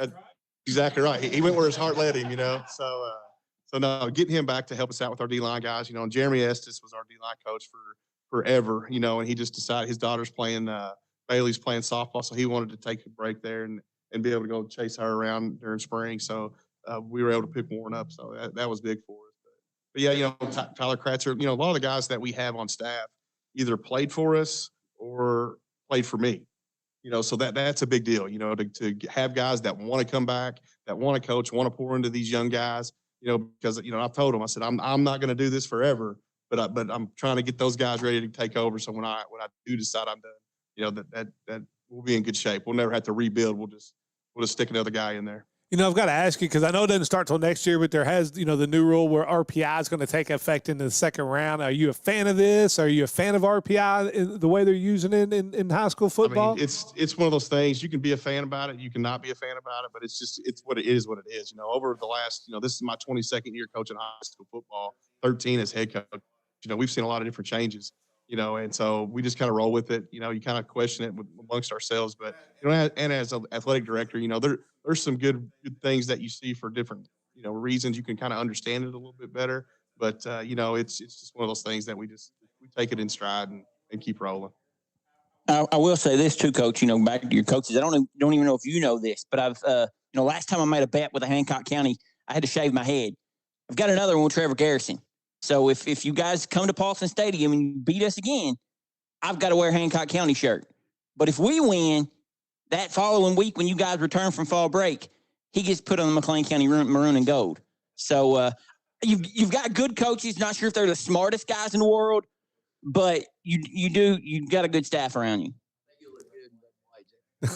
Buy a couple shirts. Well, I was gonna say, but I mean, he married a Hancock. He's marrying a Hancock County girl. So he may become the new voice of the Hornets before it's all said and done. Let's just be honest there. No chance. No chance. Brady. You look at the schedule this year. You got the normal things. Of course, you got the new rivalry game that I think has been a big hit, the Battle of the Bridge with Tell City. I mean, that's been a fun game. I mean, being right there across, is that kind of taken over as a big piece of the rivalry there for people up there at Tell City? That's always been a big thing. We've played them in basketball for forever and played them in baseball for forever, but it hasn't ever really been in football. So, I mean, I've been lucky enough I've gotten to play them all 4 years of high school. So. It's a game we all look forward to, and Battle of the Bridge is a pretty cool name for a rivalry game, and it's always fun. Now, I will say I don't really like playing on their field, but when they come down to GNX Bank Stadium, it's a lot of fun. Well, I've got to ask you because I remember the same day last year you were coming off an injury, and we were talking about that at quarterback. You had I think it was a shoulder injury, wasn't it, or elbow? Yeah, it was an elbow. Elbow, UCL. Fully healthy now, everything good to go, and just ready to go. Yeah, I'm excited. It's going to be fun. I'm excited to get things rolling with these guys. I've got to ask Tripp down here. Tripp, I mean, we always love to ask different things. So who's the smartest guy on the team? Like, of the football players, who's the guy that's the absolute smartest? Well, personally, I got to say myself. Okay, well, I mean, you're a quarterback. I mean, you're always the best looking, get the girls, and then the smartest. I mean, it's the whole package, right? Now, Brady's definitely the smartest on our team. If I have trouble saying plays in the huddle or anything, Brady's got my back. That's got to be. I mean, it's got to be nice as a guy that moves in there, a guy that has played a lot of quarterback there, that you can bounce ideas off of, or in practice, or even a game that maybe he sees something you don't. I mean, how's that relationship work? Helpful, very helpful, especially me, new to all of it. Brady's right there for me. He gives me stuff that I can go off of and help, especially in the huddle. And then even in film work, you guys study a lot of film together too, and go over different things. Starting to coverages and stuff. Yeah. Okay, that's an interesting dynamic. I think that's really cool. And Coach, you got to love that. I know he's your son, but like just the team itself of being able to play that it's not about me, it's about us. And if I can help this person here, and almost kind of them taking ownership of the program. Yeah, for sure. I've got two sons, and I've raised them both just to be great teammates. To be great teammates first, and everything else will kind of fall in place. And so, and these other guys, they are the exact same thing. They're great teammates first, and once you got a team full of great teammates, then you're going to have a pretty good team. And that's one thing culture-wise that we've tried to do over the last several years. Is just try to kind of instill that, through our youth program or middle school, and now into the high school. When they get up there, it kind of comes full circle, and they're ready to roll with that. Got to ask you, Grant, if there's a guy out there in the past, I mean, like, what guy out there that you played against gave you the most problems? Whether it be him blocking you or him doing this, I mean, was there one guy out there that just seemed to have your number out there? No. What's Grant like to do in the when you get some downtime? You got dead week that just happened. You just came off dead week. What's Grant like to do just to pass the time when he's not playing football or doing or doing practicing, playing, or whatever? Well, church camp was the biggest thing I really looked forward to during dead period. But other than that, I got work, and then I play a lot of golf. Really? I play a lot of golf. Are you any good? Golf. Yeah. And then mostly just work, hang out with friends, golfing, and then I still work. I worked out probably 3 or 4 times a week during off season, or the break, whatever. So that's pretty much what I do. All right. Are you play golf for the school too, or is that just? No, I just like playing golf for fun. I mean, I've been doing it my whole life, but football's my main priority, so I try to keep up with that. Golf. Are you the best golfer on the team? I don't know. I guess. I like to say so. How about you, Graham? I mean, when you get some downtime, what do you like to do to hang out and to pass the time? I spend a lot of time with my family, both sides. My dad or my mom's side. Okay. I like watching my little brother Mac. Give my mom and dad some free time, do whatever they want. How old is he? He's 9, but he has special needs. Okay. He's quite the handful. Oh, is he? Oh, well, there you go. All right, well, that's awesome. And Trip, I mean, what do you do to pass the time other than be QB1? Go camping a lot. Outdoors kind of guy. Like to fish. You're a camper. Vacation. Yeah. My idea of camping is I've got electricity, I've got a lazy boy, and I've got a TV somewhere, and in a full bathroom like that. I'm not much of a camper. No, that's pretty good. Not bad. Huh? Could add that stuff. Yeah, and either you guys can answer this. Who's the worst driver on the team? Who's the guy that you wouldn't get in the car with? Wyatt Huff, probably. Wyatt Huff. All right. Yeah. Is he right about that, Grant? Who is Brady about? I mean, he comes off this way too. He is the smartest guy on the team. Like he's the one everybody goes to. You have a problem in school, you go to Brady. Am I correct on that? Yeah. Yeah, you can just tell by the way he handles himself and how that is. It's just the way it works. But Coach, how good? What's the ceiling of this team? Is this a team that can make another playoff run like it did last year? Do you feel like? Yeah, I think so. We just we've got to do what we need to early on and learn from what we're doing. We don't have an easy schedule. Our schedule last year wasn't easy. So we've got to really buckle down early on and make sure that we get ourselves in the best position to be able to finish. Through the district. McLean County, Catholic, Fort Knox. That's our district. And that's never easy. And then when you're looking on the other end of that, the West. Out there it's pretty tough. You got Caldwell, you got Mayfield. So Triggs back in there now. So it's a little tough. Who, other than the offensive line too, you had, Cooper Jones was such a weapon on both special teams, changing games at the special teams level, also out there at the wide receiver spot. How's the wide receiver spot looking, trying to replace him from last year? Yeah, we're pretty solid. We moved some guys around. Kyle Anderson's going to get some reps out there. Graham, of course, is stepping right up and he's looking good through 7-on-7, with that kind of stuff. And his older brother wasn't a bad receiver either at times. Yeah, he's pretty good too. So yeah, we've got guys. That's one thing that we didn't lose a lot of our skill production, outside of Cooper, and things like that. But we're looking for these younger guys to step up and do, kind of replace those guys. The last 2 years you've had a pretty solid kicker. You had Uzi who transferred to Apollo on you guys last year, but then you had Dubon be able to step up this year. Talk about the ability of a good kicker to where if you guys can get it in position, you're not necessarily going to walk away with a scoreless possession because they can put it to the uprights for you. That's huge in high school football. If you've got a kid who can kick field goals, that's big. So the other day at practice, he kicked a 38-yarder like it was nothing. So he's got stronger. He loves kicking. I mean, he's out there after hours doing what he needs to be doing. So yeah, him coming in and stepping up as a freshman last year, and doing what he did. He only missed 2 until those were bad snaps. And you alluded to it earlier, that district with the Catholic and McLean and you guys, Fort Knox. Catholic played 3 straight state championship games. You guys, McLean County, always competitive. Talk about how that makes you guys a better football program to be able to play in in my opinion, one of the best 2A districts in this side of the state.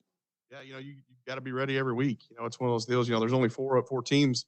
But in order to set yourself up the best possible way for the postseason, you've got to be a 1 or a 2.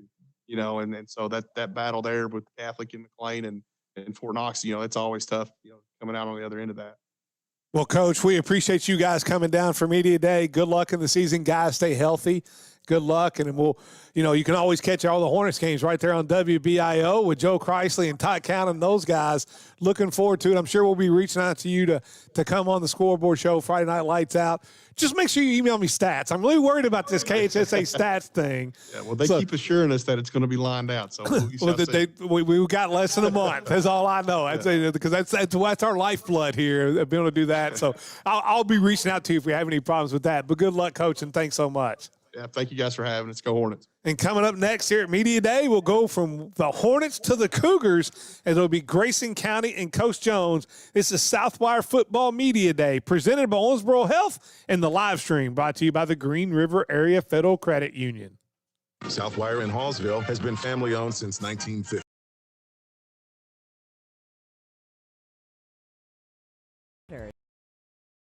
So where you keep it matters too. Greenboro Credit Union, we've been helping our community thrive for generations. From checking and savings to auto loans and home loans, we offer competitive rates and personal service you can trust. Because here, you're not just a customer, you're a member. Green River Area Federal Credit Union. Banking made personal.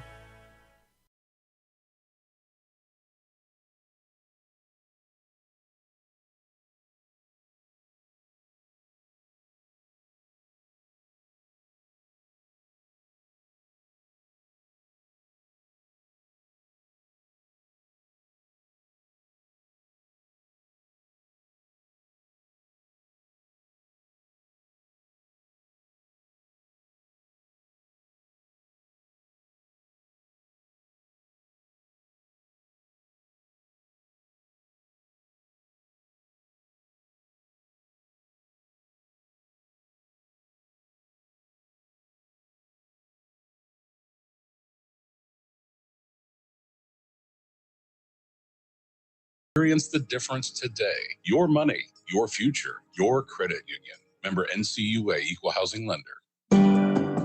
This is Travis Holtree of Foreman Watson Holtree. Please listen to this personal message. I've lived in Owensboro, Kentucky for more than 30 years, and I've raised 4 daughters here. Most of our team members were born and raised here. And it troubles me to see national law firms with no ties to our town spending millions of dollars to persuade our people that somehow size matters. I'll tell you what matters: the blood, the sweat, the tears our attorneys and I have invested in our hometown. Dedicated to you, committed to justice. Foreman Watson Holtree. When something goes wrong with your plumbing, it never happens at a good time. It happens fast, and it needs fixed fast. Call RFI Plumbing. We're local, licensed, fully insured, and ready to handle everything from emergency leaks to everyday repairs and full plumbing projects. No guesswork, no runaround. Just clear communication, quality work, and a good job done right. When it matters most, trust the local pros at RFI Plumbing. At Farmers Home Furniture, we say yes to hometown comfort and yes to affordable monthly payments. Say yes to the Emma Slate sofa, Beckley recliner, or Sammy 3-piece twin bedroom package. Just $34 a month. For even more style, say yes to Cambeck 3-piece queen bedroom package or the Wild & Hour 5-piece dinette. Only $43 a month. Want easy payments that fit your life? That's yes financing. It's simple, flexible, and made for you. Farmers Home Furniture, your hometown store. Hey y'all, it's Kellyanne Harris with the Harris Group at Keller Williams Elite Realty. As a proud sports mom, I know what it takes to show up, stay focused, and deliver results on the field and in real estate. That's why we're offering our Guaranteed Cash Offer program. We guarantee to get your home sold or we'll buy it. For all your real estate needs, trust the Harris Group. We're always ready to go to work for you. Call us today at 270-929-5857 for the details. Let's get back to the interviews of the coaches and players here at Southwire Football Media Day, presented by Owensboro Health here on 102.7 The Game. It's Southwire Football Media Day, presented by Owensboro Health. Vic Evans here in the event space at Cromwell Media. And before we get to Grayson County and Coach Jones, Jalen, tell us about some people making all this possible.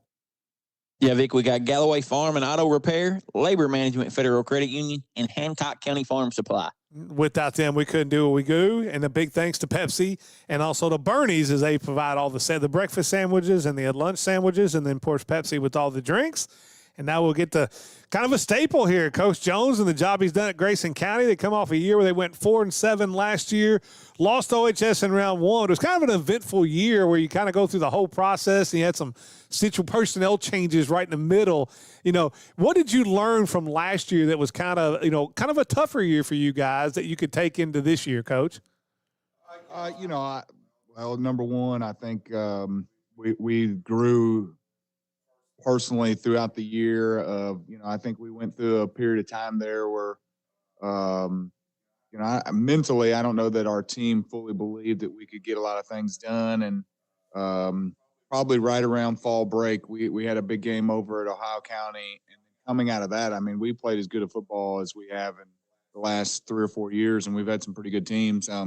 I just think some guys just had to, get accustomed to, being in the spotlight and doing some things differently than we had leading up to that point. But, Ethan Mudd stepped in and was, one of the better fullbacks that I've probably been around in a long time, and just a real hard-nosed, gutsy kid that was instrumental in our late season successes. And, I think we were really competitive with Greenwood going down there. And, I think for a half, I think we felt like we kind of had Bowling Green on their heels and not really knowing what was coming next, because we just, got under center and ran the option at them. And a lot of that, was due to Ethan and his play. And Jake Bratcher, did a really nice job for us at quarterback. And so I think it was a big shift for us mentally, that we had to believe in ourselves and believe in each other. And, I thought they did a really good job of that the second half of the season. Well, plus you had a guy that was, getting ready to break the school record. I think it's the all-time leading rusher. It's kind of where the offense ran, and then, he's no longer there, and they had to change everything in the middle. So but now that he's back, you got the new quarterback back that we hear a lot of great things about. I mean, how good can this offense be? I think we can be as good as we've seen at Grayson County. There are a lot of weapons returning. You get Caden back in there, and so we're just trying to bring Trig along, the quarterback, and get him up to speed with some of the stuff that we want to do, but also expanding on some things that we necessarily haven't always done a lot of. We're trying to utilize his attributes as best we can. And the hard part for us this year is going to be that there's only one football. I mean, we got Jed Hawkins, who, is a great runner / slot receiver for us, and Jamison Buster, and then Hanshaw. And, we've got a 6'3", 6'4" tight end that's probably 215 and looks like he could play for Western right now, and Evan Hasty. And so you just got a lot of weapons, at just about every skill position. And then probably for the first time in my head coaching career, we're going to start probably 5 seniors up front. And, while that's 4 of them played significant time last year. So we've got some pretty big expectations for the offense side of the ball. The thing I've admired is one thing you've done since you've been there, especially in the last few years, kind of really hang your hat on that defense. You guys, in our fantasy football, I'm always taking Grayson County defense because you guys are turning people over and getting me points. Talk about what you're expecting out of the defense this year. And is it still going to be something you're looking to hang your hat on, or will this be a little bit more, maybe more of an offensive team that you've had to count on? I think in order for us to be good and be successful, we've got to play good defense. There's no doubt about it. We're got some positions to fill. We lost a couple of D linemen. We lost a linebacker. We returned most of our secondary. We will have a new safety. But, again, I think our skill positions are really, really good. And we've got, some big older guys up front that I think will be fine there. It's getting our linebackers up to speed and those kind of things, and getting them as many reps as possible to have them ready. But, in order for us, again, we're even when our best offensive years, we love the 10, 12 play drive that eats up a lot of clock. We're not some of these guys that got burners that love to score in 1 or 2 plays. That's not been us and never will be us. And so in order for us to have, a lot of chances in a lot of ball games, we're going to have to hold people down and score. And I feel like, Kevin Embry, our defense coordinator, has done a great job of that. And so we will have a point of emphasis on being good on defense and trying to turn people over. You talked about, very competitive with Greenwood last year. And, as you talked about the first half of Bowling Green, it's a tough district that you had to move into when you came out of the other one. Is it more about getting kids to believe that, hey, we understand that, we're not playing the name you're not playing the name Bowling Green or Greenwood, you're playing this team. And is this a team that could go and be competitive in that district with those, those two teams? Yeah, 1,000%. I think, half the battle against those teams down there in Warren County is the mental part of it for us county schools, and believing that we've got a shot. And, I've been part of a lot of teams, even when I was at Todd and we had Catholic and Fort Campbell, back when Fort Campbell was really good.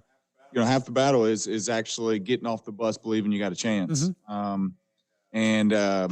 I think this group is a group that will show up to games and think that they've got a shot, mentally, physically. You know, that they're going to be, I think, in a position to compete in a lot of ball games and have the chance to win a lot of ball games. Now, for us, from a personnel standpoint, we got to stay healthy, got to keep people on the field. You know, not have the turnovers and do all the little things right when you're playing the Bowling Greens of the world. But there's no doubt this senior class and junior class to kind of go with them is a group that's come through together. Most of them have stuck together. And, you know, I think they've got a good chance to do some pretty big things. You know, I've got to ask you because it made, you know, statewide news. You know, whether it be KSR, we talked about it on Live at 5, is, you know, you had the whole Grayson County and Edmonton not playing in basketball this year. Well, lo and behold, the very first time they're going to play each other is the tobacco stick, which was a big game anyway in football. And I don't think people up here in Owensboro understand how big it is. Yeah. Does it take on a little different meaning now that they had the whole basketball controversy where they're not going to play each other? Do you expect it even to be a little more crazier and a little bigger? Without a doubt. You know, I think it's a big deal every year. But with the summertime things that have happened, I expect there'll probably be a few more people at it just to even see if there's just to see if something happens. Yeah, you don't want to miss out kind of deal. You know, I don't think we've necessarily had any issues in our football games over the past few years. I know there was talks about, you know, the technicals and some different things that have happened in some of the football or basketball games. But, you know, that's a game that, you know, when Grayson's been really good or Edmonton's been really good and you'd think it's going to be a one-sided game, it's still a very competitive football game. Always. Yeah, throw the records out or what you think, because they just it's like any rivalry game. I don't care what the records are. It's always very competitive. Right. And, you know, Coach Vessels does a great job down there of, you know, having those guys ready and they're physical and they're really good at what they do. And Coach Muse that runs his defense and stuff, you've got to be ready to go or like you said, it doesn't matter what you think you're going to be that year. That game can go the opposite direction in a hurry if you're not careful. But like you said, you know, it's back at our place. I think 2 years ago when they came to our place, might have been the largest crowd that we've ever had at a football game in school history. And, you know, I think there's a chance that one might be even bigger this year. It's probably going to be bigger. What was it about these three guys that wanted you to bring them here to Media Day? You know, so these are three linemen for us.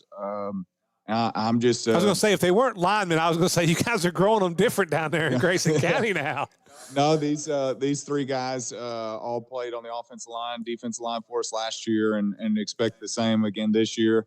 And I'm just a firm believer that, number one, you know, offensive line plays probably the most selfless position in all of sports. Don't get their name in their paper. It's the guys behind them that do.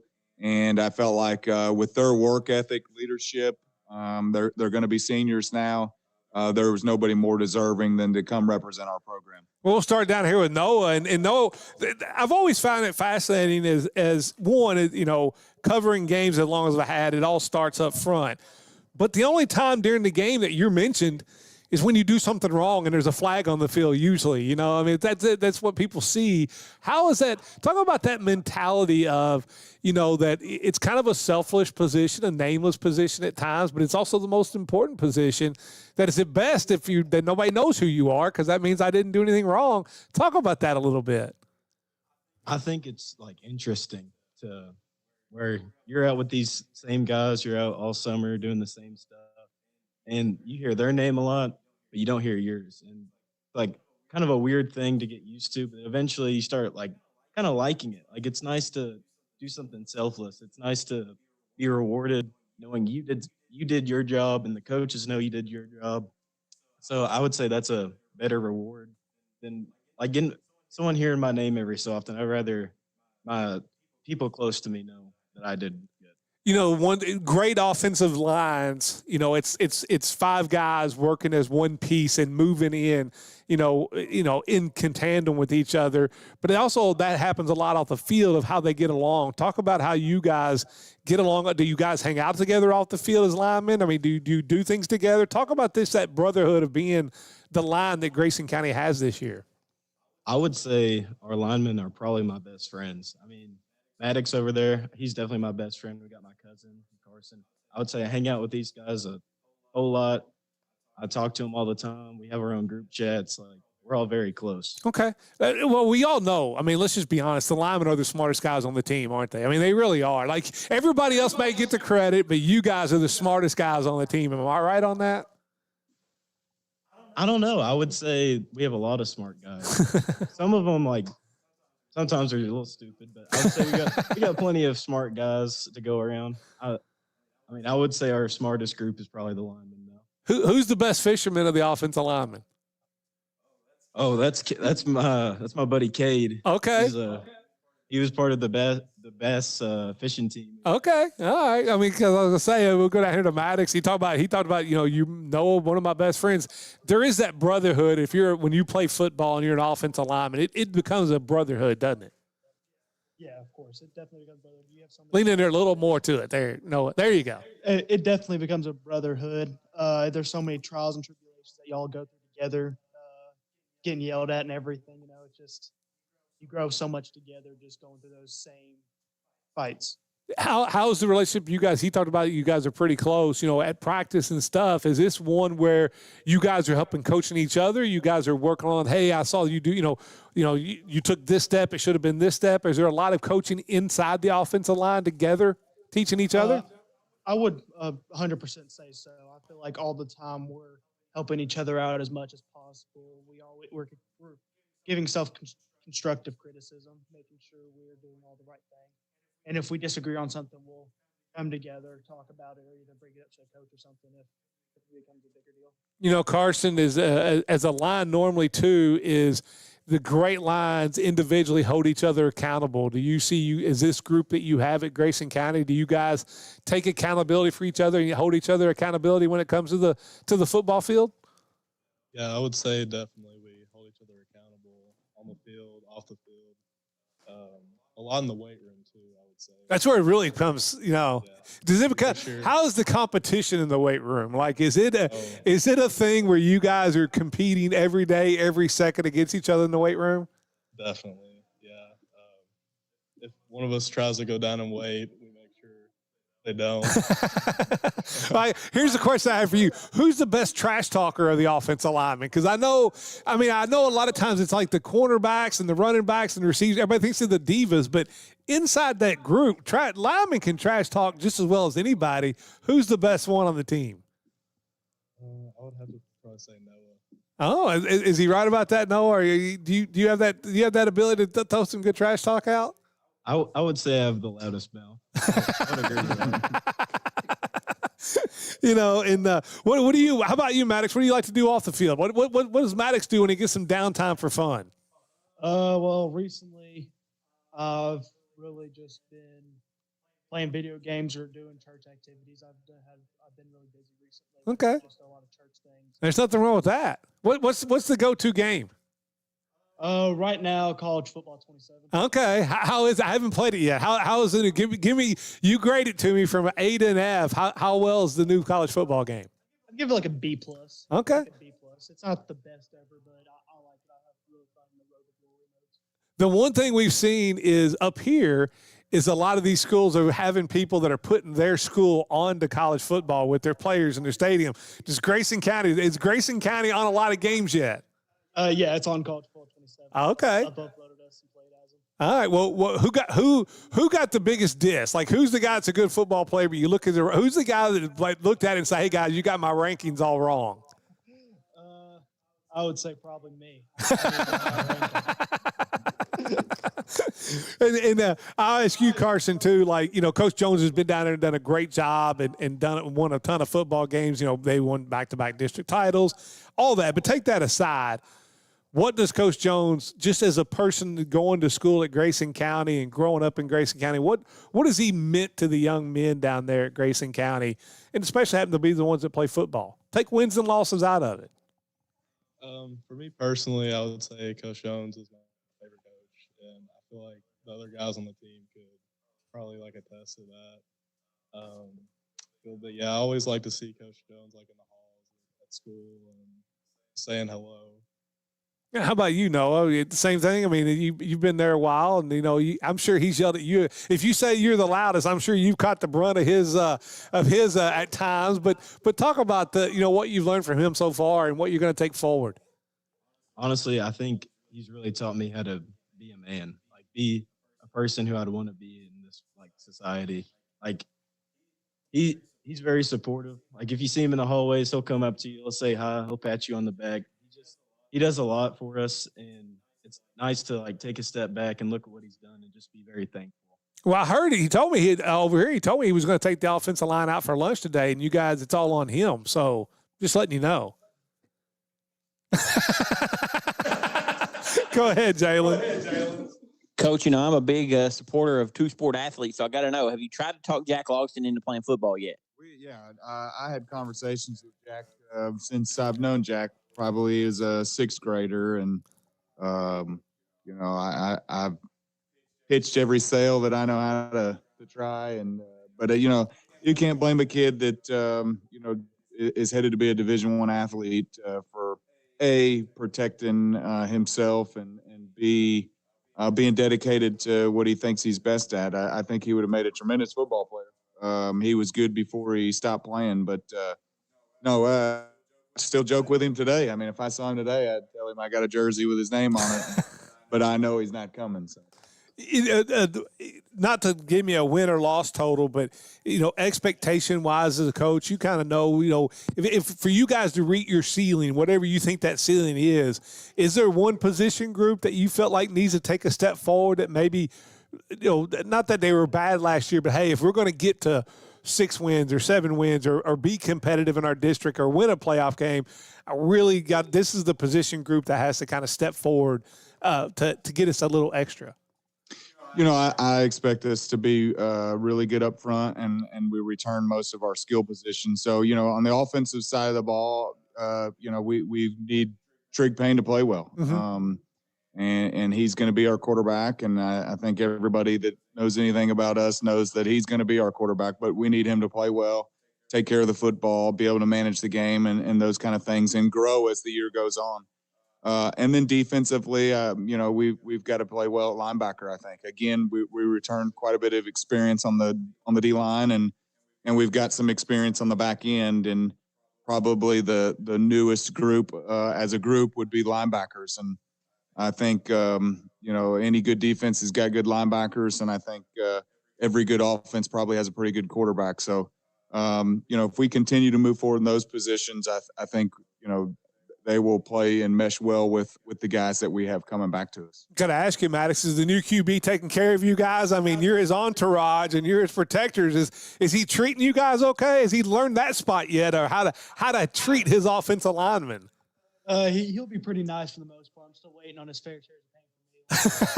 Still waiting on that fair share. Tell him you guys expect lunch once a week. You got to cover for that. I told him already. He's got to at least bring donuts. I mean, at least do something for you, right? Exactly. Got to keep us big. Well, Coach, have you done a tremendous job down there with what you've done with Grayson County football, and I'm a big fan of yours. I'm looking forward to drafting that defense again come fantasy football. It always seems to put up enough points for me, but good luck this offseason, and thank you so much for what you do. Every time we reach out to you, you're very accessible to us, and that's greatly appreciated. Well, I appreciate you guys, providing the opportunity for us to promote our programs. And, I think Sam down there at K105 does a great job. But, anytime that we're able to participate with the Davies County area and Owensboro area, we're excited to do that as well. Well, let's make sure we get Bree healthy over here, because I can't wait to see her back on the basketball floor. She may play quarter. I mean, have you ever thought about that, of putting her out there to play football? Well, with KHSA approving flag football, I mean, I've said it. There's no doubt in my mind if Grayson County has a team, she'll be the quarterback. I was going to say. I'd argue she's the best athlete at Grayson County High School, boy or girl. I wouldn't argue. I couldn't put up a fight against you. That's not a doubt there. But I would expect her to be the quarterback of that team. Well, guys, good luck this season. Everybody stay healthy. We'll be reaching out to you throughout the year, Coach, for the scoreboard show, probably for some stats because the KHSA's got me worried. So we'll keep that open line of communication. But good luck, Coach. Thanks, I appreciate it. And it will be their rival. Will be up next. Edmonson County's up next here at Southwire Football Media Day, presented by Owensboro Health. Whether it's one item or 100, Pat Hayden Moving gets it there safely and stress-free. As a proud alumni of Owensboro Catholic, Pat Hayden Moving is honored to support the ACEs on the field, in the classroom, and throughout the community. Big move, small move, we've got your back. One item or 100, we'll move it for you. Call Pat Hayden Moving today and support a business that supports Owensboro Catholic. Local, loyal, on the move.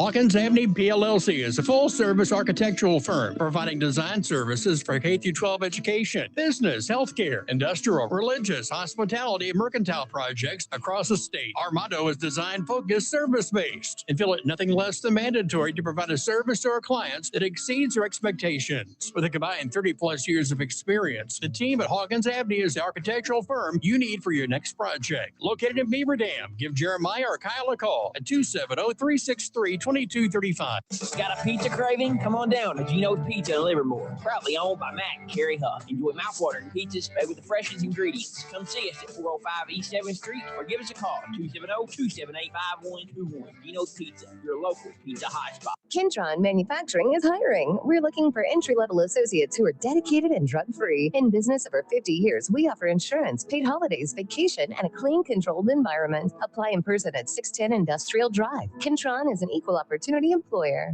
Looking for a stress-free way to buy your next vehicle? Visit BF Evans Ford in Livermore. Proudly serving the tri-states since 1953. Get big discounts, top dollar for your trade, hassle-free buying, and award-winning service. Proud sponsor of local high school athletics. Shop anytime at bfevansford.com. Need electrical services? Call Bailey Electric. Serving Western Kentucky since 2002. We handle commercial, agricultural, and residential needs. With over 50 years of experience, we're licensed, insured, and ready to help. Bailey Electric, your trusted local electricians. Get ready for the school year in style at Sports Country inside Greenwood Mall in Bowling Green. Score 25% off all apparel, including your favorite NCAA, NFL, MLB, and NBA gear. Whether you're cheering from the stands, heading back to class, or showing off your team pride, Sports Country has you covered. Don't wait. This back-to-school sale ends August 13th. Visit Sports Country inside Greenwood Mall in Bowling Green and save 25% on all apparel before the clock runs out. When you see someone struggling with a serious illness, you don't have to wait to ask about hospice care. Anyone can refer, family, friends, or even the patient themselves. Hospice of Western Kentucky is here to help patients and families find comfort and support when it matters most. At Farmers Home Furniture, we say yes to hometown comfort and yes to affordable monthly payments. Say yes to the Emma Slate sofa, Beckley recliner, or Sammy 3-piece twin bedroom package. Just $34 a month. For even more style, say yes to Cambeck 3-piece queen bedroom package or the Wild & Hour 5-piece dinette. Only $43 a month. Want easy payments that fit your life? That's yes financing. It's simple, flexible, and made for you. Farmers Home Furniture, your hometown store. Craving something cool and delicious? Head to Great American Cookie and Marble Slab Creamery for the ultimate sweet treats. Enjoy creamy, handcrafted ice cream loaded with your favorite mix-ins, or turn it into an unforgettable cookie shake. Head over to 3800 Frederica Street and satisfy your summer sweet tooth. Let's get back to the interviews of the coaches and players here at Southwire Football Media Day, presented by Owensboro Health here on 102.7 The Game. It's Southwire Football Media Day, presented by Owensboro Health. Vic Evans here in the Cromwell Media Event Center. Also got Jalen Darty helping me out. Jalen's going to tell you about some of our great partners that help all make this possible. Tell me all about them, Jalen. Yeah, Vic, we got Gino's Pizza, House Insurance, and the Tell City Football Boosters. Hey, without those great sponsors, we can't do what we do here at Cromwell Media. So when you go spend your money in the community, go spend it with names you hear here that are out there supporting local high school athletes. And now we're being joined by Edmonson County and Coach Vessels as a year, kind of a step back year from the year before. Coach Vessels, your first year there, I think you were our ESPN Owensboro Coach of the Year. But just like anytime you're in a smaller school, there are times that you have to you don't reload. You have to kind of start scratch. You get a big graduation. Coming off a year at 2-8, how's the offseason gone so far this year, Coach? It's been a good offseason, and I'm happy with the way the boys are working and their effort and everything. The attitude's good, and we had good work ethic and attitude from the seniors last year. It didn't like anything changed on that. We just had some close games that we wasn't able to pull out the wins in. We had 4 or 5 games that we was really competitive in that had a chance to win, wasn't able to at the end of it. I was talking to these guys on the way up here. Difference in the record probably from the first year to last year. We had a really good September the first year. I think we went 3-1. And I think last year we went 1-3 in September. So we need to get off that good start early in the season. You know, one thing I remember having you up here the very first year when you got the job at Media Day, you talked about, we talked about culture and building the culture, and a lot of it was about the weight room, and that was something that you have changed. How's that? I know you believe in that. We got to get stronger. We got to do this. Are you still happy with what you're seeing going on in the weight room? Yeah. I really like the weight room. You build your team, at rural schools like Evanston and Grayson, you got to build your team in the weight room and on the practice field. And that's where you get better at. I really like what we've done over there with our weight room facility. Administration's been great for us. We moved the weight room from the field house initially, my first year. We've got a big room up in the high school now. It's actually about twice the size of the original weight room. We've got more space, more racks, more equipment. And, you don't realize when you're walking down every day to the field house, that's 8 to 10 minutes to walk down, change out, 8 to 10 minutes to walk back. You're wasting 15 to 20 minutes every day of class time of walking. Mm-hmm. Now it's right outside the lunchroom. You walk 2 steps and you're there at the weight room. You add that up over a week. That's 20 a lot of reps. That's 100 minutes extra lifting in a week. It's 400 minutes extra lifting in a month. So I'm happy with that. We've got that rolling. And, of course, we're trying to make all the facilities over there as good as we can get them. We got the in-school weightlifting. That's been the biggest change, I think, in the last probably 7 to 10 years. And some schools were ahead of the curve, but now almost all schools have that in-school class weightlifting. That's a game changer just in time and effort, and where you don't have to, because you have a certain thing you want done. It can kind of be run the way you want it run, as opposed to, I can remember when I was in school, my weightlifting class was more just a PE class. It was just to kind of do. But that's a huge game changer for most schools now. Oh, yeah. And it's, if your school's serious about it, they're going to let you have if you're serious about your football, they're going to let you have an in-school weightlifting. We've got all of our football players in the same weightlifting class, 7th period at the end of the day. I give up my planning during the day so I can be in there. Coach Muse, our defense coordinator, is the teacher on paper for it. Mm-hmm. That allows me and him both to be in there with the football players, and we get all of our workout in together in that class. So that's big. And then, of course, we got the new turf field going down. They was out there working on it when we left this morning. I think sometime about the first week or so of August, they should be done with it, August 10th or so. And that'll be a big facility upgrade too. I didn't realize you guys are getting a turf field. That's awesome. I mean, and that changes things just on the whole practice level and in so many aspects. That is a huge game changer. So for us, obviously being able to practice on it, that'll be nice. Not getting, like this morning we practiced on the practice fields. Everybody's got wet feet and stuff. So it'll be nice to be able to practice on the turf. But it also serves purpose. Middle school football play on it, little league will play on it, girls and boys soccer will play on it. So it helps a lot of different sports out. You got some adjustment offensively. You lost, a couple of the guys that were kind of your bell cows. And in the last, a couple of years ago, you had one, you had to replace it last year. You got to replace this year. Who's kind of stepped forward? Are you going to see a lot of the same schemes offensively, or is this give you an opportunity maybe to? I know you got Grace Horn listening. Coach Jones didn't listen. No, I'm just teasing. They're going to see the film. They'll know what we're doing. But I mean, do you see a lot of the schematics the same, and we're just going to, or do we have somebody that step forward there to kind of be the bell cow? Offensively, we're going to have our base offense that we always run.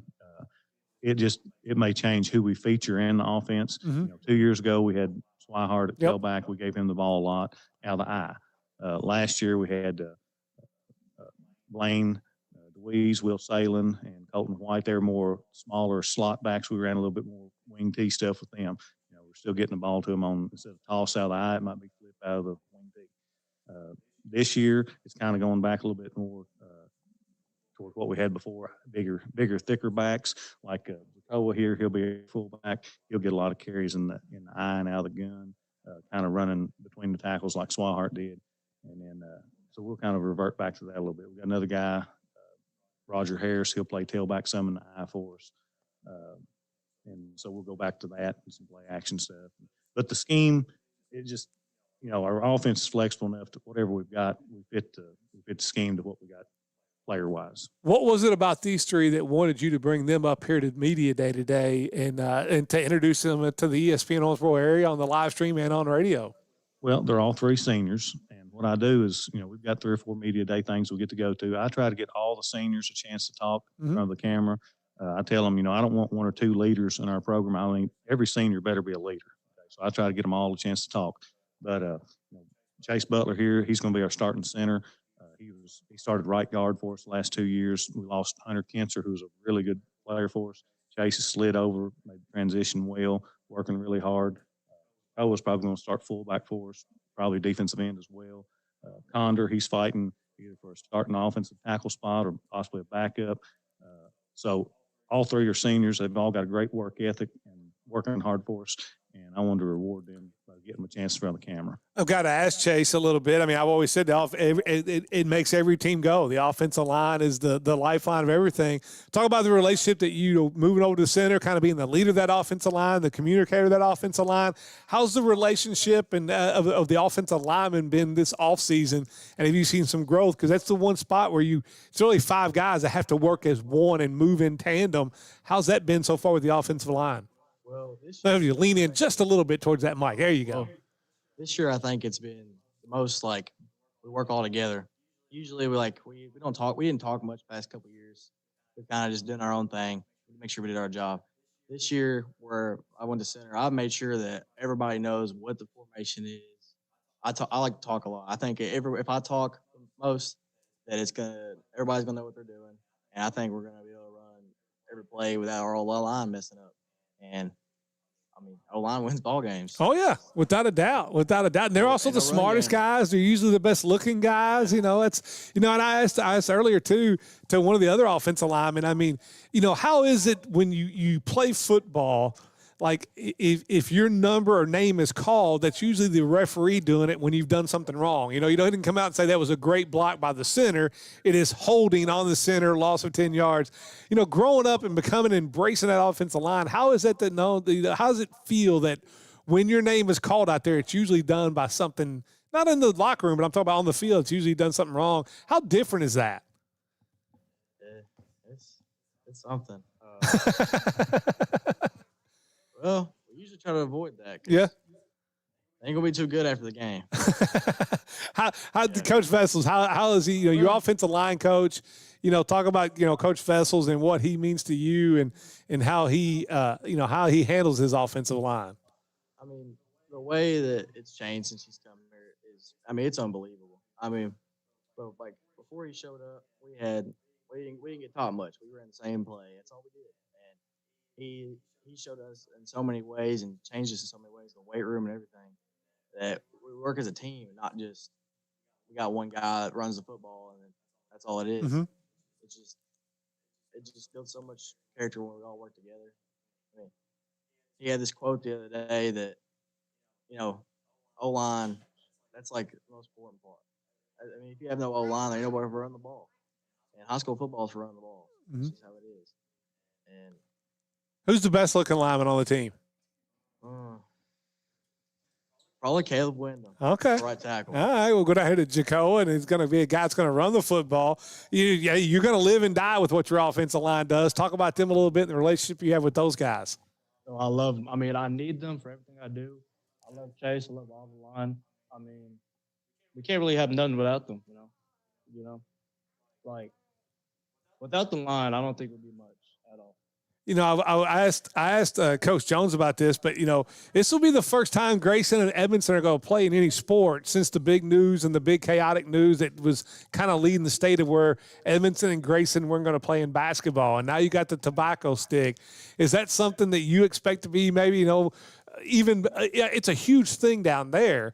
Is it going to be even bigger since, you know, of what happened where they're not going to play in basketball and now it's the football game? I think so, because with them canceling the basketball game, I think it'd be like more of a competition with football and all that. Yeah. And we'll go down here. Do you think the same thing that you know that you think that it's going to be? Have you lean into that mic when you talk? Do you think it's going to be one of those things? It's going to be even a little. Not that it's ever crazy, but even be a little rowdier and a little. You know, sometimes people want to show up where it's like, hey, I don't want to miss out just in case. I think it'll light the fire up, get us all riled up, ready. I think so. You know, for people who don't live in that area, you know, we get a little Owensboro centric around here at 102.7, and you know, in the third region can get a little Owensboro centric for the average fan. But growing up down there, what's that tobacco stick rivalry like? It's just a very it's been, I mean, I grew up around it all the time. It's a great feeling to be able to watch your team and fight for it and root for your team to win that tobacco stick. It's just a symbol of our rivalry. And then you grew up knowing those guys too. It isn't like you guys don't know. You probably play a little Pop Warner football, a little junior football with people or friends. You know, I mean, it's a healthy rivalry, correct? Yeah, I'd say so. I mean, I don't personally hate any of them. You just want to beat them. Yeah. Chase, which one of the guys on the Grayson County defensive line, who gives you the biggest trouble on the defensive line, or who's given you the biggest trouble in the past, or any of them? I don't quite know the kid's name, but 56 probably. How good can this team be, Jacoby? I mean, if you were, you know, is this a team that, you know, can get back into where they're winning 5-6 games? I know you lost a lot of close ones. You were in a lot of games last year. If I was to ask you, is there one small thing that you think you guys had to do better this year to turn some of those close losses that were wins, 2 years ago back into wins? Like, what's the one big thing? We just have to finish our games. I mean, last year we had multiple games we could have won. Like Muhlenberg, we're up, 25-24. It was 18 seconds. Right between the end of the game. Hart County, we should have won that game. We had a bunch of flags, a bunch of plays that didn't really go away. And so this year, I think our line's got to really step up. We have a really good line compared to the other years, offensively and defensively. And I think running the ball is going to be really easy with the line we have. I think that's the big difference in these last couple of years. Who's the guy on the team that maybe the average football fan in this area that really watches it or studies it or keeps track of stats maybe don't know that name yet, that maybe they were behind somebody last year? Like, who's the breakout guy at Edmondson County that we need to keep an eye on that most people don't know? Other than you, who's that one guy? I'd say Roger Harris, Carson Lee Cole, Joseph McGuire. There's a lot more, but those are like the main three. Okay. All right. Coach, did you forget anybody? There's anybody out there that you're thinking is kind of a breakout guy that maybe the average fan doesn't know yet? Those are good choices. I mean, Roger Harris played Mike for us last year. It's his first time playing high school football since Little League or maybe sixth grade. And a few games in, he's able to start Mike linebacker for us, made a lot of tackles. And he still really didn't understand what he was doing. He was just running around tackling. Just go hit the ball is all he knew. Yeah, he was really – now he understands, where the gaps are and where the play's supposed to hit. So I expect him to have a bigger year on defense at Mike linebacker, but also he's going to get some carries at tailback. So I think he'll have a good year. And then Joseph McGuire, you mentioned him. He's come back out. He hadn't played since middle school, but he's been doing a good job at X receiver for us. He's a long, lanky kid, about 6'3". I like the way he's doing. And then Carson Cole, he mentioned him, Carson Lee. He'll be a sophomore, played some JV last year.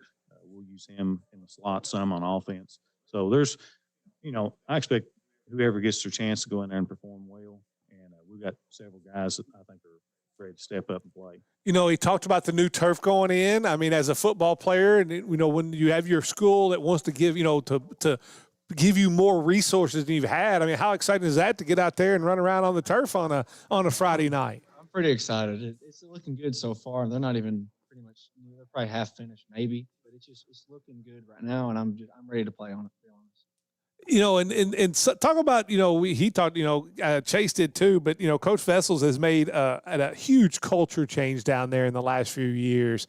You know, talk about what he means to you just outside of the world of football too.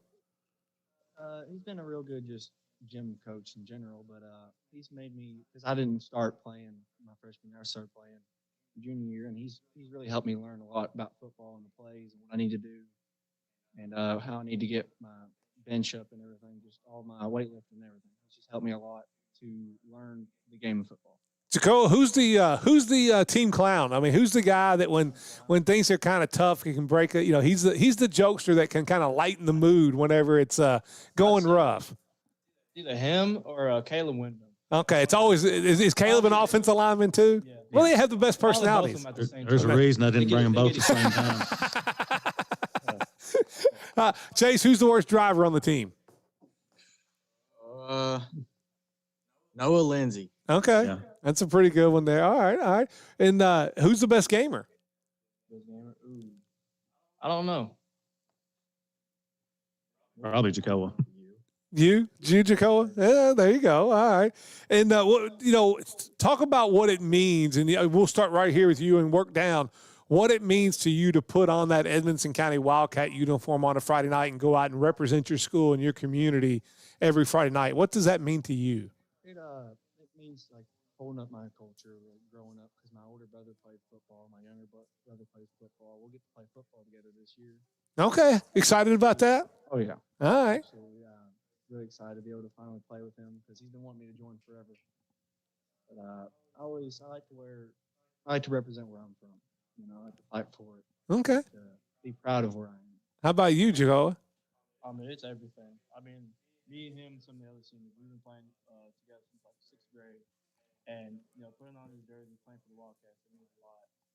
Especially with playing with these boys. I mean, we've been playing with Class 24, Class 25, Class 26. I mean, they've really made us who we are. And, we have to go out and represent them. Have you thought about yet that, you got like 10 more games or 11 or 12 more games to put that uniform on? I mean, is that, being a senior, has it hit you yet? Yeah, definitely. What's it mean to you, Chase, each day you put that uniform on? Yeah, that's everything. That's all I've known. I mean, I didn't really have friends when we all started playing football, and a couple of them get to come out. And ever since like 7th grade, I mean, it's all I've ever known. It's all I've ever did. It's all I ever think about. My mom will be yelling at me in the kitchen, "All you talk about is football." I was like, "That's all I know, Mom." I mean, football. I don't know if I'm coming to school on time or nothing like that. You may not be in school, right? And I don't know. It's the feeling it gives me every time I walk out there Friday night. I love it. I love it. That's all I can think about. Well, Coach Vessels, you brought an impressive group of seniors down here that seem to have bought into everything that you've been trying to teach them and stuff. And it's got to make you proud of, not wins and losses aside, just the effect that you've had on your players and these guys, these students. Yeah, we talk about the standard that we want around there a lot, and we talk about it at least once a week. What to us the standard is do the best that you can, whatever that is. Some players may not be as fast as others, some may not be as strong as others, but you can always give your best effort and play up to your standard. And we talk about players in the past that's played there. There is a standard that's expected for us to uphold for them. Go ahead, Jalen. Coach, we got a year before it happens, but realignment's come out for next year. You guys get to drop back down to 2A. You're in a district with some local schools, Owensboro Catholic, McLean, Hancock County. Excitement in the program to be able to drop back down to 2A and be in a district with some fellow third region schools. Oh yeah, I mean wherever we end up, we try to treat every game with a lot of importance. Obviously the Grayson game's a big time rivalry, and we want to play up for them, but we don't want to play up high for Grayson and then have a drop off for the next week. So we try to treat every game like it's got a life and history of its own. Try to play for our maximum effort in every game. So this year we'll be in the district we are with Hart, LaRue, Butler, Adair, Glasgow. It's a 6-team district, so you've got to win at least 2 district games to make the playoffs. Dropping back down to 2A, I believe we're going to be in a 14 district with Catholic, Hancock, and McLean.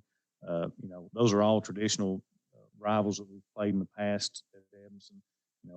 Even back when I was in school in the 90s, we played all 3 of those teams, McLean, Hancock, and Catholic. So it'll be good. And we're excited for this year and playing in this district. We'll be excited next year playing in that district. It is what it is.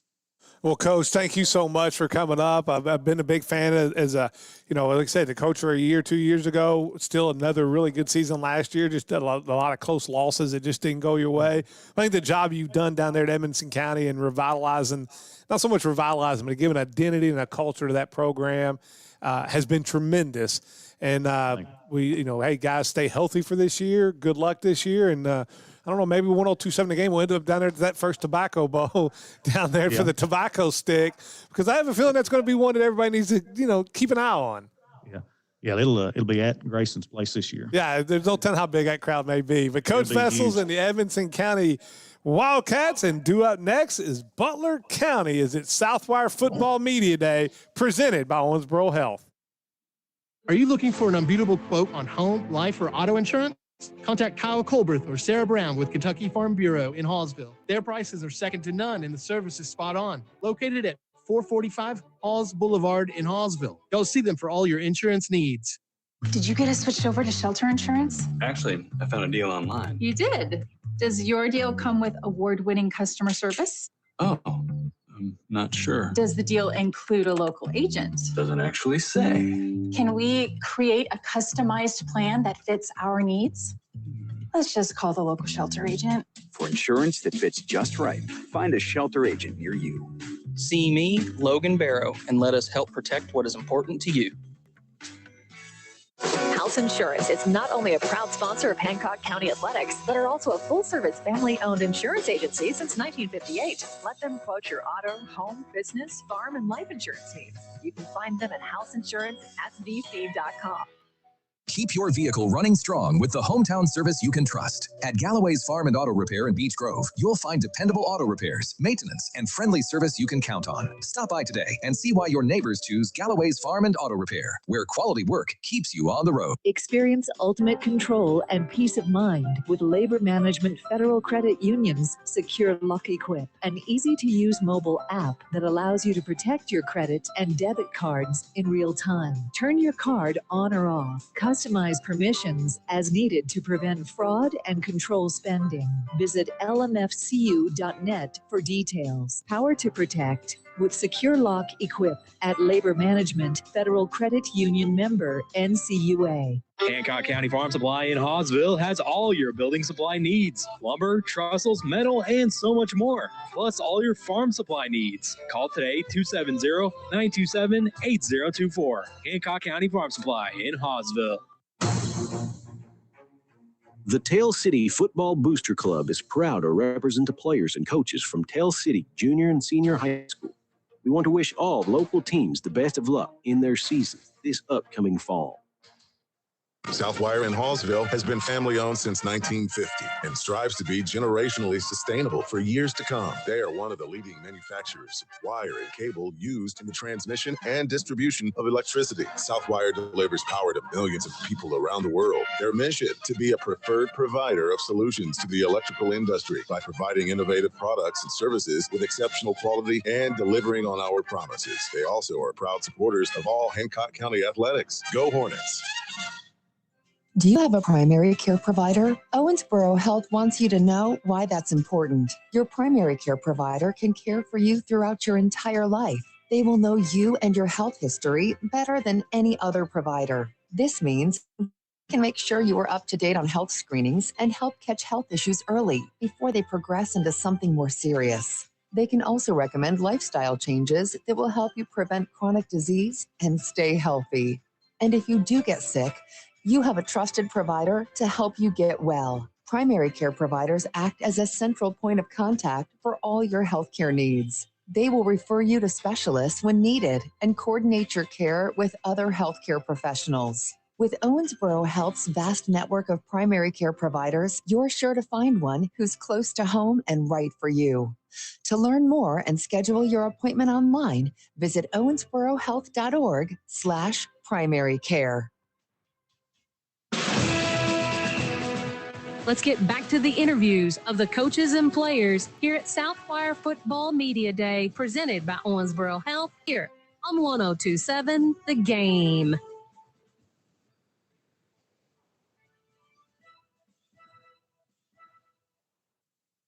Looking for a financial partner you can trust? Look no further than Green River Area Federal Credit Union. Whether you're saving for the future, buying a new home, or need a loan, we've got you covered with competitive rates and personalized service. Join the community that cares about your financial well-being.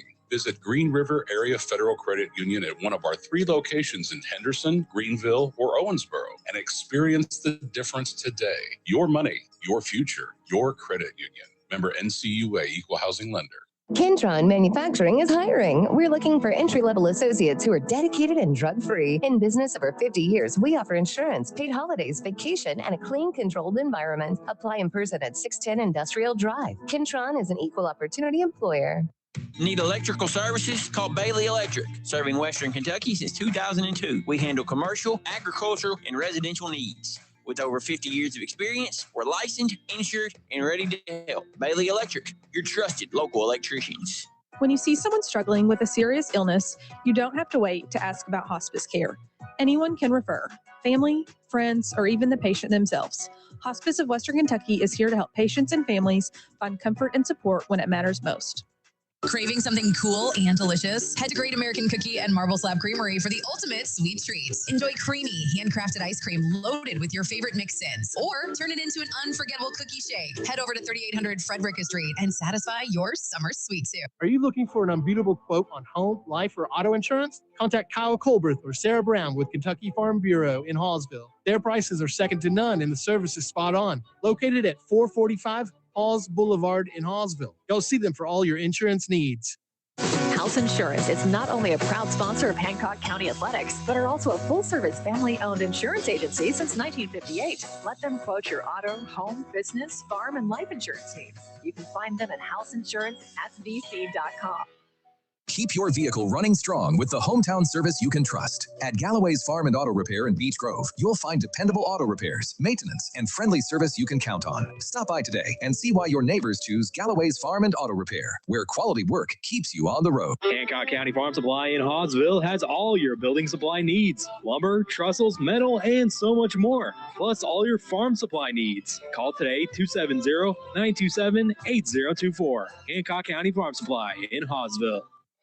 Honoring someone with an award, plaque, trophy, or just a unique gift? Then there is no better place to check out than the Trophy House. With their new location at 325 Park Plaza, they have everything you need to honor someone. Nick Clemens will help you with all your award needs. Hawkins Avenue PLLC is a full-service architectural firm providing design services for K-12 education, business, healthcare, industrial, religious, hospitality, and mercantile projects across the state. Our motto is design-focused, service-based, and feel it nothing less than mandatory to provide a service to our clients that exceeds our expectations. With a combined 30-plus years of experience, the team at Hawkins Avenue is the architectural firm you need for your next project. Located in Beaver Dam, give Jeremiah or Kyle a call at 270-363-2235. Let's get back to the interviews of the coaches and players here at Southwire Football Media Day, presented by Owensboro Health here on 1027 The Game. It's Southwire Football Media Day, presented by Owensboro Health. The live stream out there, courtesy of the Green River Area Federal Credit Union. Vic Evans here, along with Jalen Darty. And Jalen, we're going to go back to the top. You're going to tell me about some of the great people that are making all this possible. Yeah, Vic, we got to start out with the our 3 big sponsors, Southwire, our title sponsor, Southwire Football Media Day. They re-signed for another year, so they're going to be back on board for basketball, baseball, softball, football again next year. Owensboro Health's another one.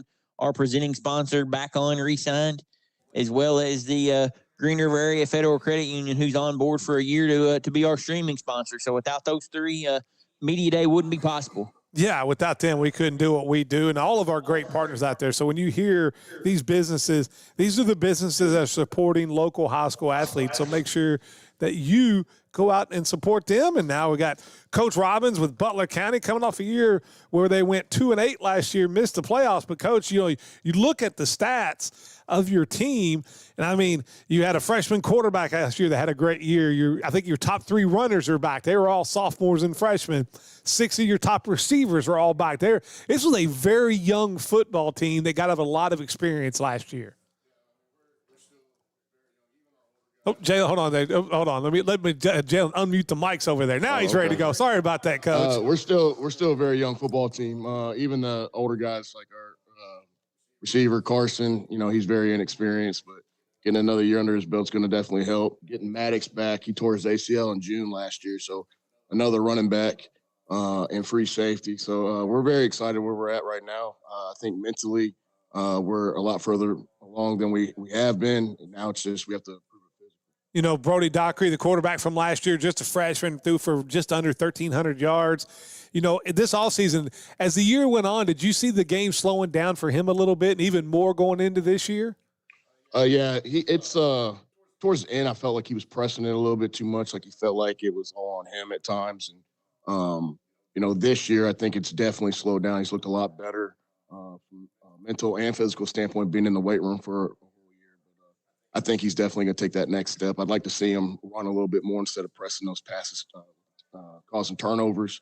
But I think he's ready to take the next step for us. Yeah, that was maybe the one. If you look at it, the interceptions was a lot higher than what you would love it for it to be as a coach. Is that something that I'm sure in the locker room and in the game film, this is something. Have you seen that? Are you hoping to see that progression, that those numbers come down a lot lower, where he's not forcing the football, thinking he has to? Definitely, he has to trust what he's seeing and let it go early. If it's not coming out on time, he needs to just run. He's a great athlete. And I think if he starts to use that part of his game, everything's going to come together a lot better for him. As we talked about, quarterback, running back, receiver, you turn so many weapons. How about up front? You can have all the weapons you want, but the guys up front don't do their job. It really doesn't matter. How is that progression as a football coach? Are you liking what you see? Do you still need more? How's that going along? I really like where we're at. We lost 4 guys. We were a lot more athletic, but we were smaller last year. Those guys had a lot of experience. Now we're a lot bigger up front. We've got a freshman that's coming up that's actually 340 pounds and he can move. We have another guy that's going to be a junior. When we started the off season, he was about 340, and we told him, he needs to get down, and he's worked his butt off, gotten down. And then we've got 2 young guys at the tackle that we're really excited about too. And Connor Hudson, he had to play left tackle for us last year, but he's going to move to center. And we actually have a couple pieces of depth behind them too. Even on the defensive side too, you look at the numbers of who's coming back, whether it be Kevin Down, who led the team in tackles, but pretty much you return like 7 to 8 of your top 8 or 9 tacklers that are all coming back defensively. How's the growth on that side of the ball that you've seen so far in the offseason? I mean, it's definitely taking the next step. We're going to be able to do some things that we weren't able to do last year. Getting Maddox back at free safety is definitely going to help the communication a lot. We're going to have a couple of new defensive ends, but the effort and hustle of those guys is where we want it to be, and now we just have to prove that we can do it physically. Mentally, they've done a great job, and we're going to have some young guys sprinkled in. Last year when we started defensive secondary, it was very inexperienced, so we were kind of moving a lot of pieces around. This year, I think we have it settled. Coach, with a lot returning, like you said, with Dockery and Kevin, we're here to, in a big district with Glasgow and LaRue and Hart County and those schools. How refreshing is it to know you've got a lot of talent coming back to be in a district as tough as you guys are in? I mean, it's great. Knowing what we're going to get, knowing the type of players that we have, we're not guessing. We know who we can move if we have to. The leadership is there. That's something we've been building on for the last 2 years, and I think the culture is finally getting to where we want it. And just the way that we face adversity, these guys leading the way is definitely going to help. I think as soon as we started facing adversity last year, we didn't battle the way that I felt that we should have.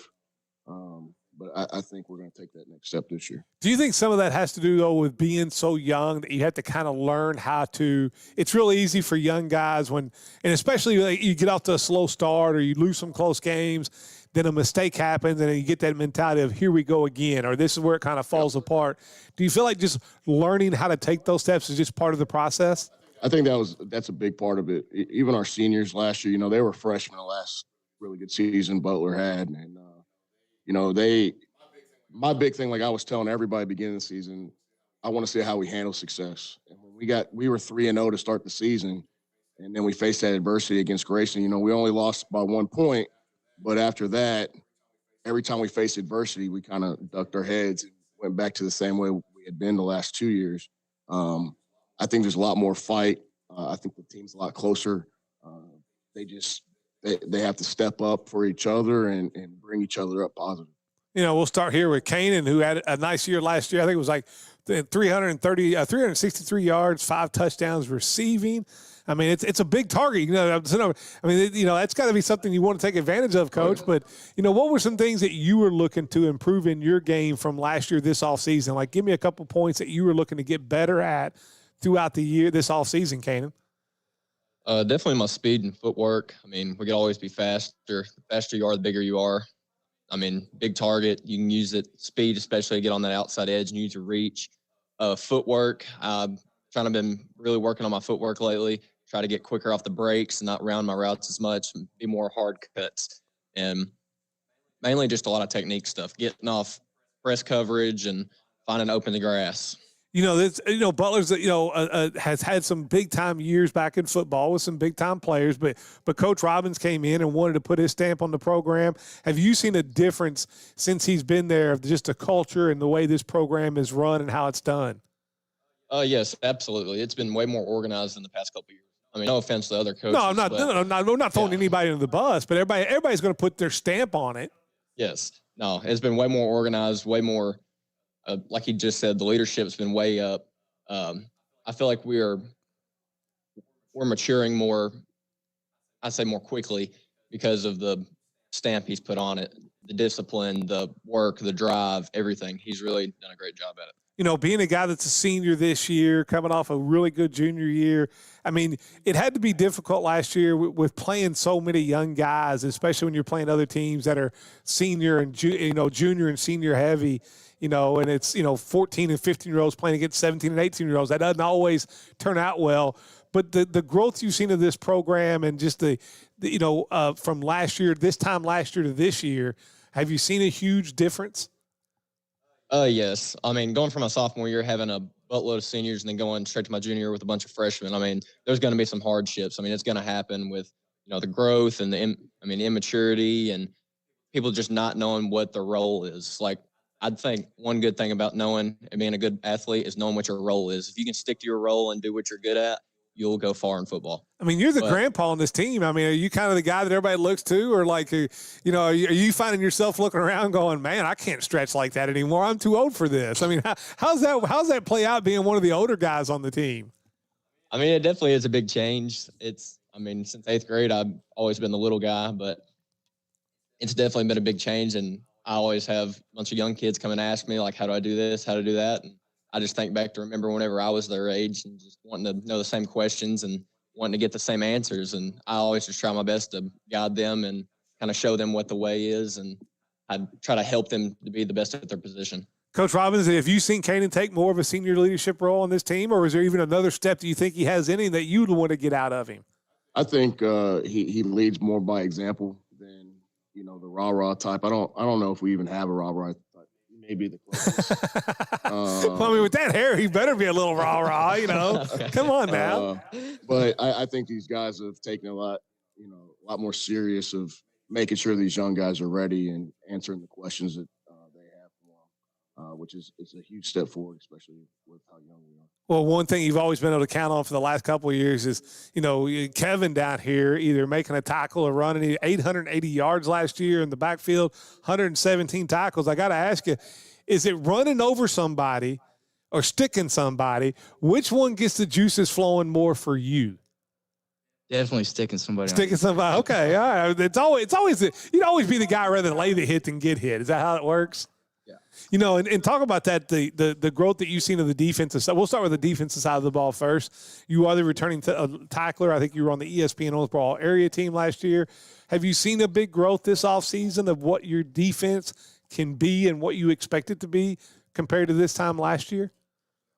Yeah, we're definitely way more physical on defense this year, and we have better attitudes. We're far more disciplined than we were last year, and I think we're just growing great this year. Talk about, going into this year, going into your junior year, what's it mean for you each and every Friday night to put on that Butler County uniform? It means a lot. I love it. Yeah, I just love it. Go ahead, Jalen. Yeah, Kevin, this is what your third season in the program, right? You're not from Butler County. You didn't know these kids growing up, but in the last 3 seasons, how have you been able to build a bond and a relationship with them?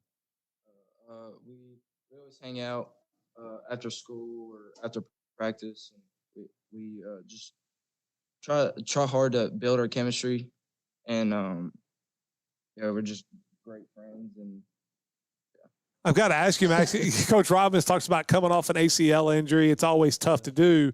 First of all, how far along you are? When did you tear it? I tore it June 16th, and I had surgery July 8th. Okay. So I'm about a year out. Okay, so was the last thing getting over that mental hurdle when you start to work? I mean, how tough is that? Because when you work out, you go through PT, you go through all the rehab, getting back on the field, and having to make that cut, having to make that. Was that maybe the toughest part that people don't realize? The toughest part's for sure the mental. Like, even whenever I was told I was 100%, like, I passed on my strength test, but, like, trying to run again, it was, like, rough trying to get over that mental block. One thing I'm always curious about, especially in football, because it's such a brotherhood that you play. Not that other sports aren't, but I think football has a special brotherhood. When you're injured and you can't play and you can't be out there with your guys, I'm always curious about how not really a loneliness, but like you're not going through the same things. You can be on the sidelines and you can be kind of a pseudo coach. But how hard is that when you're used to going through the practices and the games and the 120-degree heat or whatever? How tough was that to be away from that, where you're doing your own thing and you're trying to get back, but you're also not part? I mean, you are part of the team, but you're not really. How tough was that for you? Oh, it was rough trying to, like, not being able to play. It was rough on me mentally. Like, I would say super depressed, but like my coaches and my teammates, they did a great job about getting me involved. Like, they gave me an iPad and I would go over film, and I felt more a part of the team because they would sit there on the sideline and like ask me like what I thought and like what I was thinking and like what I saw on the defensive side of it. And it just it felt great to feel a part of the team still. How much is that? I mean, how long have you had that August 21st circle on the calendar where you get back out there in the field? I mean, are you counting down the days?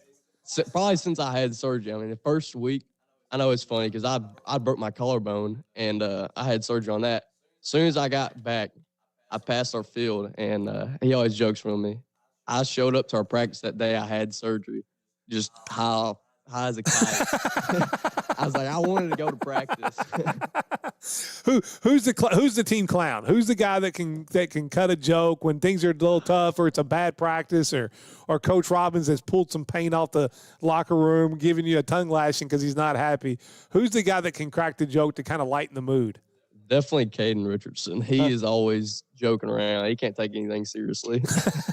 And he knows. What do you like to do off the field? I mean, when you couldn't play, did you find another hobby that you kind of got involved in, or what does Maddox like to do off the field of football to kind of pass the time? I got super big in like sports cards, and like I watched a lot of football. Like, I would say that was my biggest thing is I got so into like the mental side of the game. Like, that was my biggest thing this offseason, was learning the ins and outs of football and like how everything worked. You got to love hearing that as a coach, of that mental aspect, and then kind of passing that along to everybody else. I'll ask you, Kanan, because if you're in Butler County, you either got to fish or hunt or something like. Who's the best fisherman or the best hunter of the whole group? Definitely probably me. Oh, okay. So that also means you're the biggest liar, right? Is that how that works? I mean, if you're a fisherman, you just don't tell the truth. Is that how that works?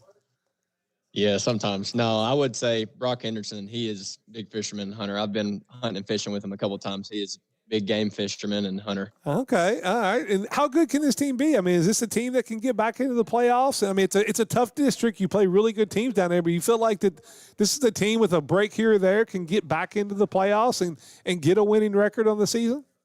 Absolutely. With how young we are and the adversity we face, we've already gotten over, I like to call it the midseason hump. After we get over that midseason hump, we start figuring things out and everybody starts figuring out their roles. Absolutely. This could be a winning program, and we could definitely get back in the playoffs. You've got to love hearing that, Coach, that these guys are starting to buy. And that's one thing I will say, that the years that we've had you up here at Media Day and your players up here, the one thing that has impressed me with the job you've done there is to get Butler County, football to buy into what you're selling. It seems that over through the years, I think it's your third year now. Yep.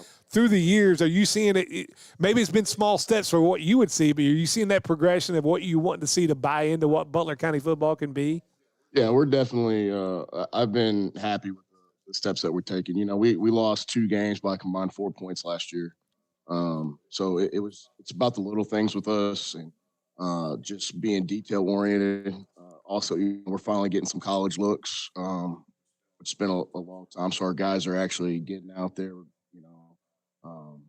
representing the community well. We're the middle school programs taking the next step, junior pro, everything. Top to bottom is progressing like we want to. And as a coach down there, just a couple of years ago, they won their first regional basketball title. The softball team's been very good and in the regional tournaments and girls basketball. When you get success in other programs, that's got to help your program too, where it's kind of one of those things where if you, even though maybe it's not football winning a regional title, but you can see, when you can see it, you can believe it. The other success of other programs has had to help your program a little bit also. Yeah, I mean, we have a lot of great athletes at Butler County, and it's just about them going and doing other things too. I mean, we have we want our guys to play everything they can play, and it's a community thing, it's a school pride thing, and being successful in other sports just makes us look better as well. Maddox, I've got to ask you, because not playing last year and being out injured, like what's it mean to you each Friday night to put that jersey on and run out of that tunnel and get on the field and to represent Butler County High School on the football field? It means the world. I mean, I only have this part of my life is only like a limited part. Like there's only so many football games you can play. So just going out there and playing as hard as I can till my last game is just my kind of thing. Like I want to go as hard as I can, 110%, to really because I haven't been playing so long, and I'm just going out there and playing as hard as I can, really showing that I'm a bear, like what it means to be a bear. And Kevin, I'll ask you, you talk about this defense coming back as the leading tackler. For you guys to take the next step, and then, whatever that next step would be this coming season, what's the one thing you think the defense has to do better than it did last year? Like, what's the biggest improvement on the defensive side of the ball that you think you guys need to take that 2 wins or those really close losses and make those wins this season? Probably just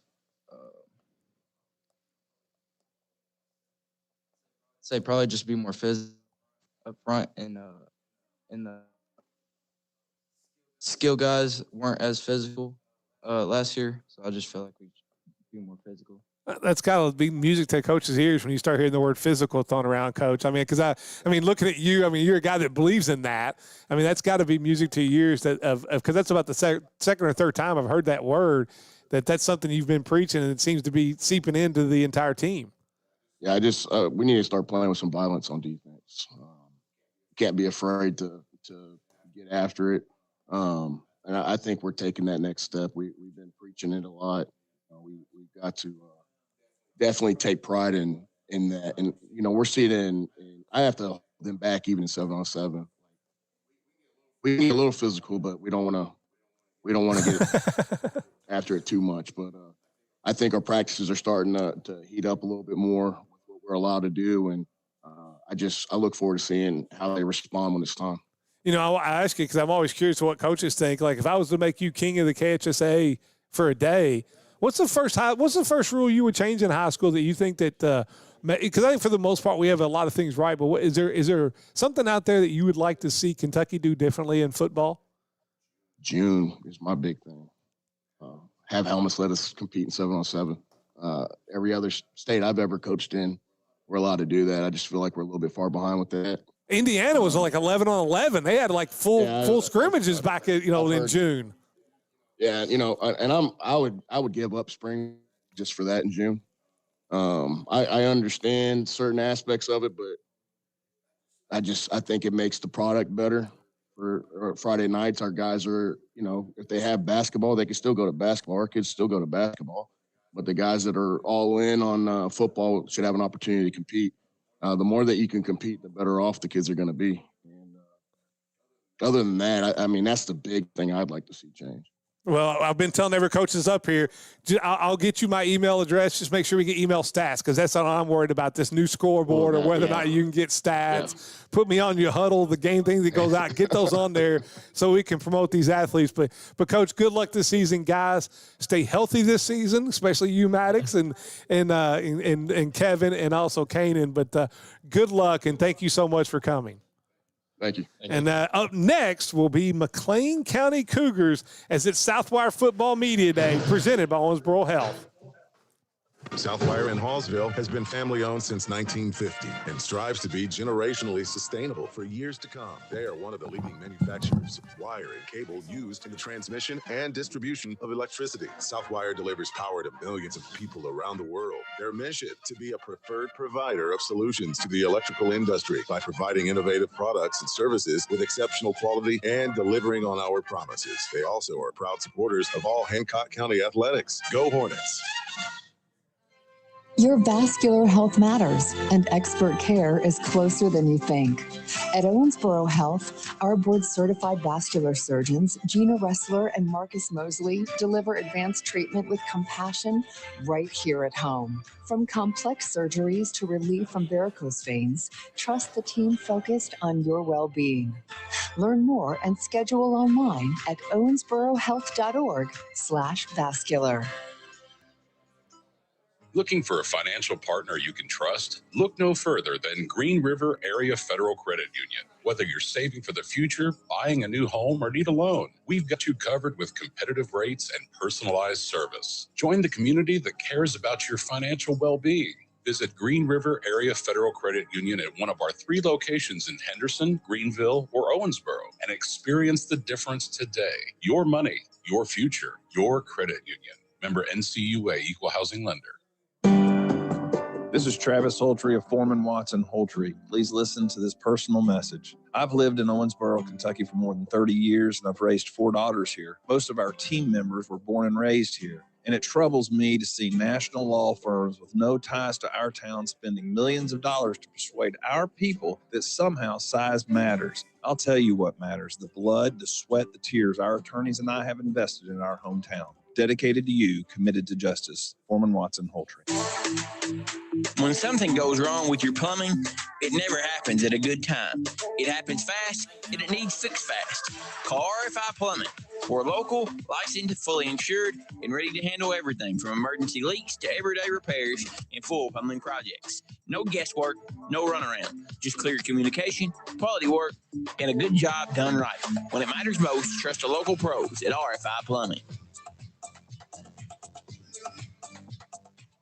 At Farmers Home Furniture, we say yes to hometown comfort and yes to affordable monthly payments. Say yes to the Emma Slate sofa, Beckley recliner, or Sammy 3-piece twin bedroom package. Just $34 a month. For even more style, say yes to Cambeck 3-piece queen bedroom package or the Wild & Hour 5-piece dinette. Only $43 a month. Want easy payments that fit your life? That's yes financing. It's simple, flexible, and made for you. Farmers Home Furniture, your hometown store.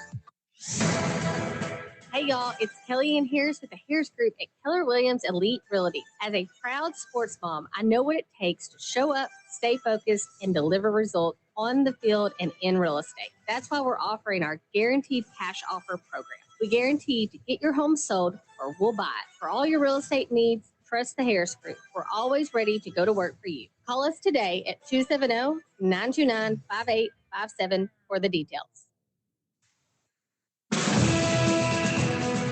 Let's get back to the interviews of the coaches and players here at Southwire Football Media Day, presented by Owensboro Health here on 102.7 The Game. It's Southwire Football Media Day, presented by Owensboro Health. The live stream out there where it goes anywhere in the world, brought to you by the Green River Area Federal Credit Union. Vic Evans here along with Jalen Darty. And Jalen, before we get to your McLean County Cougars and Coach Wagner, tell us about the great people who helped making all this possible. Yeah, Vic, we've got Foreman Watson Holtry, B.F. Evans Ford, proud sponsor of the McLean County Cougars, Kentron Manufacturing, and RFI Plumbing. Without the great sponsors, we couldn't do what we do. And now it's time for Coach Wagner and McLean County coming off a year at 5-6. They lost in the first round to Crittenden County in the playoffs. And, you know, Steve and I were doing the state of the programs on Live at 5. And for 100 years, you go 5-5 at McLean County, and it's a great year. It kind of shows how much you've changed the program where you guys went 5-6. I'm not saying it was a down year, but it was a year that maybe a little down because of the expectations that you've set out there. You know, talk about your time there. You've been there a long time, and when you got there, they had the longest losing streak in the state of Kentucky, and now all of a sudden there's a team that you expect to win 6, 7, even 8 games some year. So 5-5 may be a little I'm not going to say it was disappointing, but a little disappointing based on expectations. I think it's okay to be disappointed.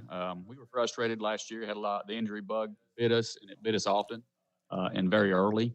And some big spots, too. I mean, especially when you go into a year with you thinking about Bowden, that's going to be the bell cow, and all of a sudden he's hurt, banged up. But it also has to kind of prepare you for this year because there's a lot of guys that got touches and experience that maybe you weren't counting on last year. We started a couple freshmen at one point in the season. We had 10 starters out, you know, and they weren't little piddly sprained ankles. I mean, you know, we had our quarterback go out after the night of the first scrimmage. AB breaks his ankle. We had a broken leg and starting tackle, a knee blown out. I mean, it was just one of those laundry lists. And, you know, as angry and frustrated as we were, Coach Cook and I talked about it. You know, in the 13 years we've been there, that we never had it. So, right. You know, in a sense, maybe we were due. And the guys before we came up here were talking. You know, there were some frustrations, not really in the community, but amongst the teams and parents. You know, because that was maybe our most athletic kind of group that we'd had. So, you know, to settle on 5-6, 5-5, you know, there was some disappointment. You know, and it's one you talk about the quarterback going out, you know, right after spring, you know, right after the first scrimmage. You set your whole off season up where that's going to be the quarterback. You know, Bowden's kind of the bell cow, is a guy coming off, you know, he's a 1,000-yard rusher every year. He's wanting the thing. Basically had to change everything around like with a week to go before your first game. It was. And, you know, Coach Cook and I had a discussion. So that night we found out we lost Nate, and not only did we lose Nate, I went to go visit the kid, starting tackle in the hospital. He broke his leg, and so we were paranoid. We didn't want to play. I think these starters only played maybe one series, and we took everybody out. So in hindsight, we weren't prepared for the first couple games in the season because they were kind of reckless. Looking at that now and where this team is there, though, I know you never say, but do you think it's prepared you guys this year even more because there were so many guys that you weren't expecting to have to do this or do that now they're more prepared going into this season? I think so. We have a couple sophomores that played as freshmen. So now did you do some soul searching this offseason of what you could do differently or how you could adjust your coaching style or what you wanted to do? Like I said, I think I mentioned it. We got away from being detailed, and it sounds frivolous or cliche, but you know, the first thing we did, and these guys, when we showed up at 12:01 Max's, was I showed them a picture of this is how your locker is going to be. You know, you're going to have your helmets on the right, your shoulder pads. I mean, you know, because I don't think people understood how bad you were injured. I mean, it was legit life-threatening. And now, 1 year removed, you're back here at Media Day. I hear you've been cleared to play football. Have you ever looked back and see where you were and where you are now and think, I'm kind of a lucky guy to be sitting here where I'm at? Lean into that thing for me. There you go. I apologize. Many times, every time I go out to the garage and talk to my dad, and I feel like that's the first thing that comes up in our conversation is how far I've came and where I am now. You know, and talk about that, because I've always said that we had a conversation earlier with, you know, Maddox from Butler, but when you're a football player and you're part of a team and you're injured and you're away, I mean, they do the best they can to still make you feel part of that team.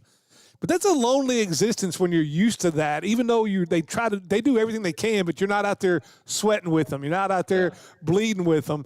Talk about that whole process. Was that one of the toughest things, is just you're missing your teammates and missing being part of that family? Most definitely.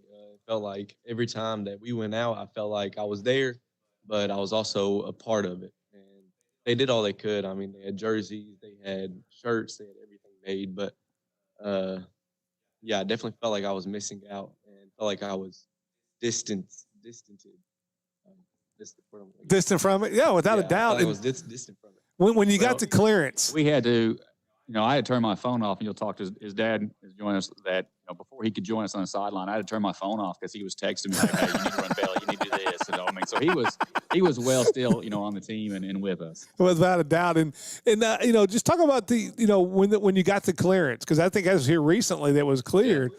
When the doctor told you that and say, hey, you're cleared to play and you're good to go, what was that feeling like? It was a surreal moment. I mean, it was hard to believe, but it was good to believe. When he had first told me that, I ran around the doctor's office, laughing. Mom told me to calm down.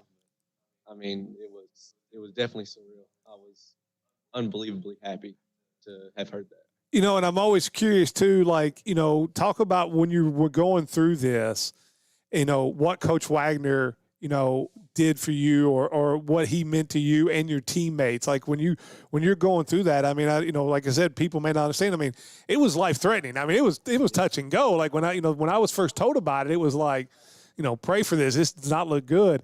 Talk about what the McLean County football family and Coach Wagner meant to you going through this and what you learned about the family that you're part of. I know that the family is, they don't stop loving you. They love you no matter what. And even when they didn't know if I was going to play, I still got a text daily from Coach Wagner. How you doing? How's it going? And I feel like that is something you can't overlook. Have you thought about what it's going to be like the first time you run out on that field through that helmet again? Here in August of what that's going to feel like, and have you thought about the emotions that you may feel in that? Yeah, I mean, I wouldn't be surprised if I cried. I'm a real emotional guy, but I wouldn't be surprised. My dad says the same thing. He said he's going to be up there balling with Mama the entire time. I mean, it's hard to believe, and it's hard to grab since I haven't had it yet. It hasn't hit me fully. But I feel like the second I hear them fireworks and that smoke goes off and I hear them cowbells, I know that's going to be an insane moment, an insane feeling for me to go through. I'm not a big fan of the cowbells, but I will be a fan of them that day that you get to hear them because it is a great story and so happy that you're back playing football. We'll slide down here to Raleigh and, like I said, this is a team coming off a 5-5 year. You got the schedule in front of you. In this offseason, have you been happy with what you've seen this offseason? How good can this team be? I have. I mean, I think this year we're more detailed and stuff, and we take lifting more seriously. Have you seen the change? He said, I was joking that you no longer get the soft Coach Wagner. Have you seen that change in him that maybe it was Wagner from a couple of years ago? I have. It's definitely changed in the past couple of years. Like when I first got into high school, stuff was kind of, laid back, and it's definitely got a lot harder the past few years. And then what does Riley like to do in the office? Like when you get some free time and some downtime, what do you like to do for fun? I mean, what drives you? I do a lot of hunting, fishing, and just hanging out with friends pretty much. If you don't hunt in McLean County, I think you get kicked out of the county, don't you? I mean, that part of it? Yeah, pretty much. Who's the best hunter on the team? Who's the best fisherman on the team? I have to say myself. Okay. Well, that's of course you're a fisherman, so that's once again another lie. It was that big when it was like that big, and that's how it goes. If for this team to get back to the 6, 7, 8 wins and really competing home playoff game, give me one thing that you guys have to do better than you did last year. Just be detailed. Take stuff serious and run the plays correctly. Let them develop.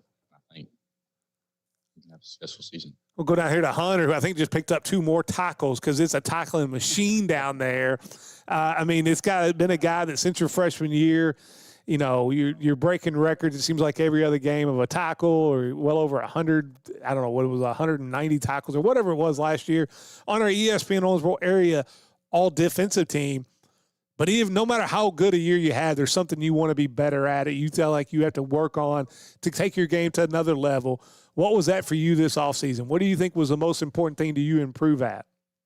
I felt like that in the offseason, the seasons before that, I wasn't really focused on lifting and stuff like that. But the season we had before last season, everybody was getting hurt.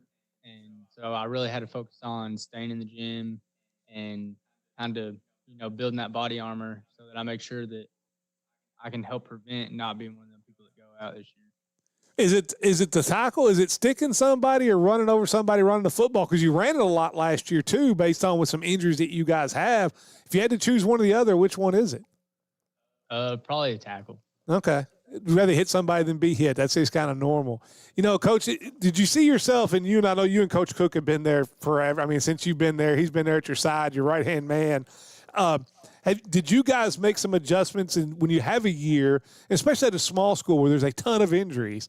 Did you guys sit back and say, okay, here's how we've always done things, but because of this, we're maybe going to change this or work at that? Did you guys look at how you do things to kind of prevent that, or do we just take it off that sometimes that just happens in the game of football? It's an anomaly year. I think it's just an anomaly year, though. You'll have those if you stay in the business for long enough. You're going to have those years, and you did. And like you said, at small schools, it's going to hit you harder and be more evident than it is at a bigger school. So no, we didn't. I think we've always stressed weightlifting here because, like you see, I took these are my 4 biggest guys on the team. We're not big, so we stress that we're going to put body armor on. That was the big thing. We went back to you're going to have to complete your 50 chin-ups. You're going to have to be able to press at least the equivalent of a 185 bench. But these guys all they hear me talk about it. Power clean. If you want to go to the beach and look good with your shirt off, you better be able to power clean. 225 is that's the kind of the where we set the bar, and so they all know that to get that power clean T-shirt, that they got to work at it. And these guys have all done that, and just again, reiterating how important that is. Go ahead, Jalen. Coach, it's pretty common. We run. With the Fear the Wing mantra that we've got, we run the football, and we run it a lot. Talk about your guys up front, and some guys you've had to put in new positions on the offensive and defensive lines for you. Because in McLean County, that's having good line play is precedent to what we do. Well, we've gotten away from that. We don't like to play our linemen 2 ways, but as Coach Cook always reminds me, we are a 2A, maybe 8 kids away from being a single A school. So sometimes these guys are going to have to do it. And the gentleman over here, Mr. Rodriguez, is going to probably end up playing 2 ways for us.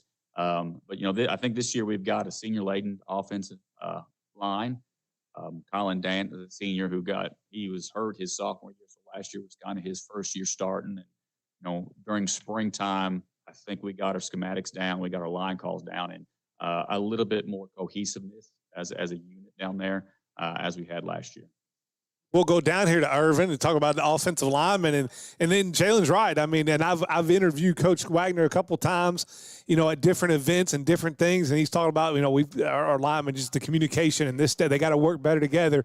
As being a lineman, how have you seen that all season? Because it is so important what you guys do, that front working as one and everybody doing their job. How have you seen that so far in this off season compared to maybe last off season? Well, this season, we had a bunch of people step up, kids. I feel like we should all get along, we try to have fun, try to work in everything, and just communication, that's what we try to do. Who's the best looking lineman on the team? You want to be honest? Yeah, well, yeah. Probably me. Oh, there you go. There you go. The smartest one, too? Yeah. There you go. I mean, you always got to be honest. Is he right, Hunter? Is he the smartest lineman on the team? Yeah, I'd say. I thought you were asking if he's the best looking lineman. No, I won't ask Hunter that. I won't ask him that. But, what do you like to do in the offseason? I mean, what do you do for fun? I mean, are you out there hunting with the rest of them and fishing, or is there something else that you like to do? I'm not too big on hunting. I like fishing. Okay. Golfing. There you go. Are you any good at it? Good. Yeah. No, I spend a lot of money on it. I had a buddy of mine, he kept his score golf. If he found the golf ball, he was -1. When he lost one, he was back to even par. He kept score with how many golf balls he looked at.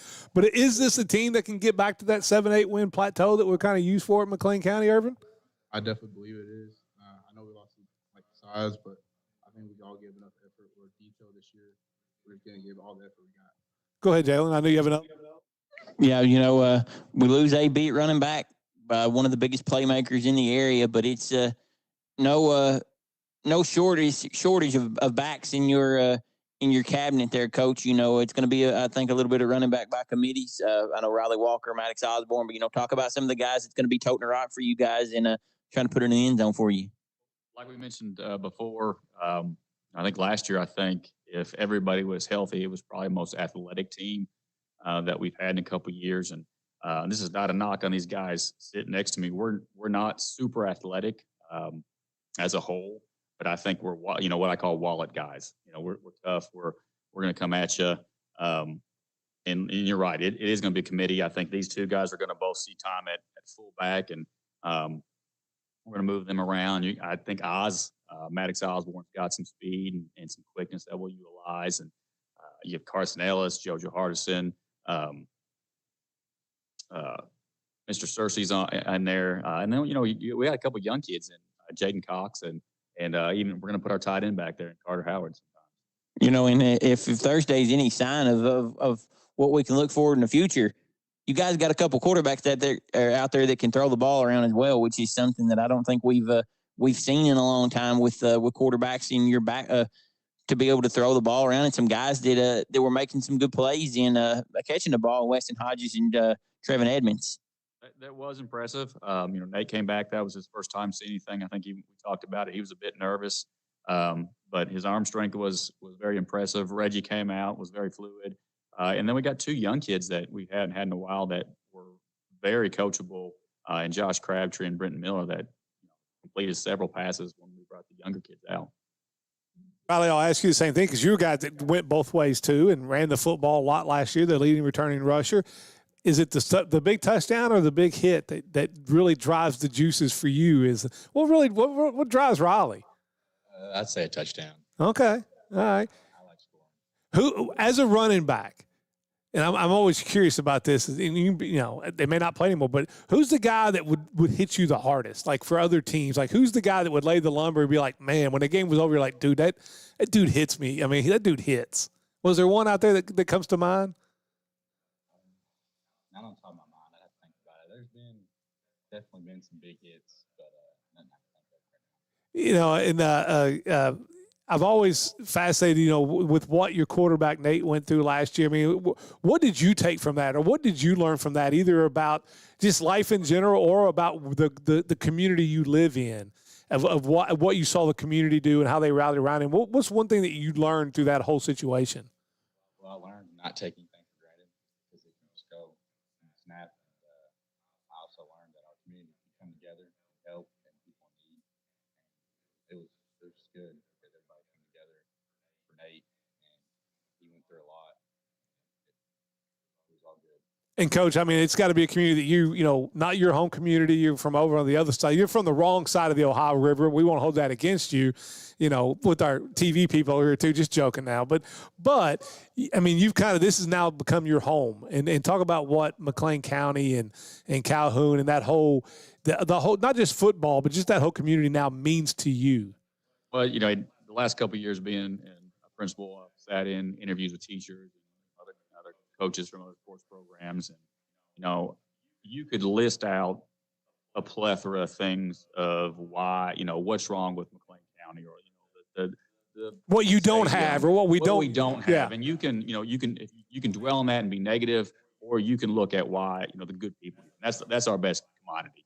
I've talked to people before why they ask there's opportunities to leave, and it's not always greener on the other side. And, the people here are great. I could leave my daughters with anybody. I think they'd take care of them if I had to do something. So, our biggest and best commodity is our people.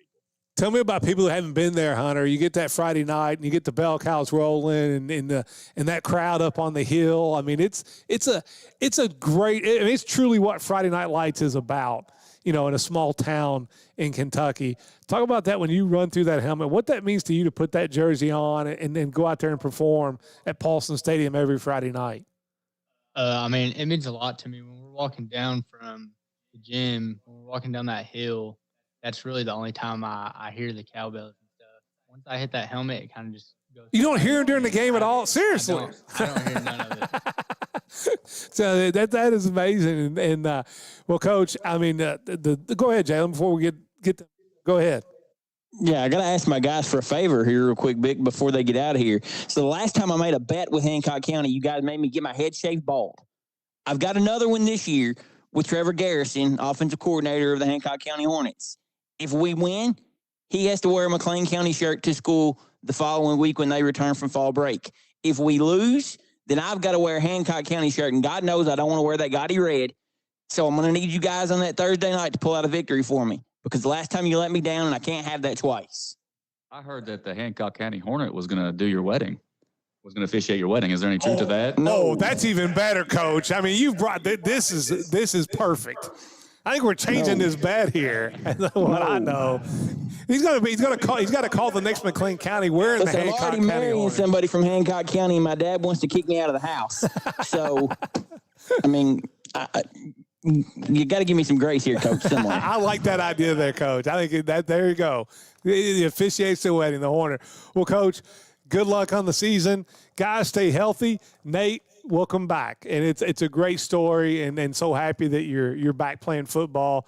But good luck in this upcoming season, guys. We appreciate it. Thank you, guys. And due up next, it will be they play this year. You got the old Coal Country Bowl. Muhlenberg County is up next. It's Southwire Football Media Day presented by Owensboro Health. Whether it's one item or matters. So where you keep it matters too. River Area Federal Credit Union, we've been helping our community thrive for generations. From checking and savings to auto loans and home loans, we offer competitive rates and personal service you can trust. Because here, you're not just a customer, you're a member. Green River Area Federal Credit Union, banking made personal.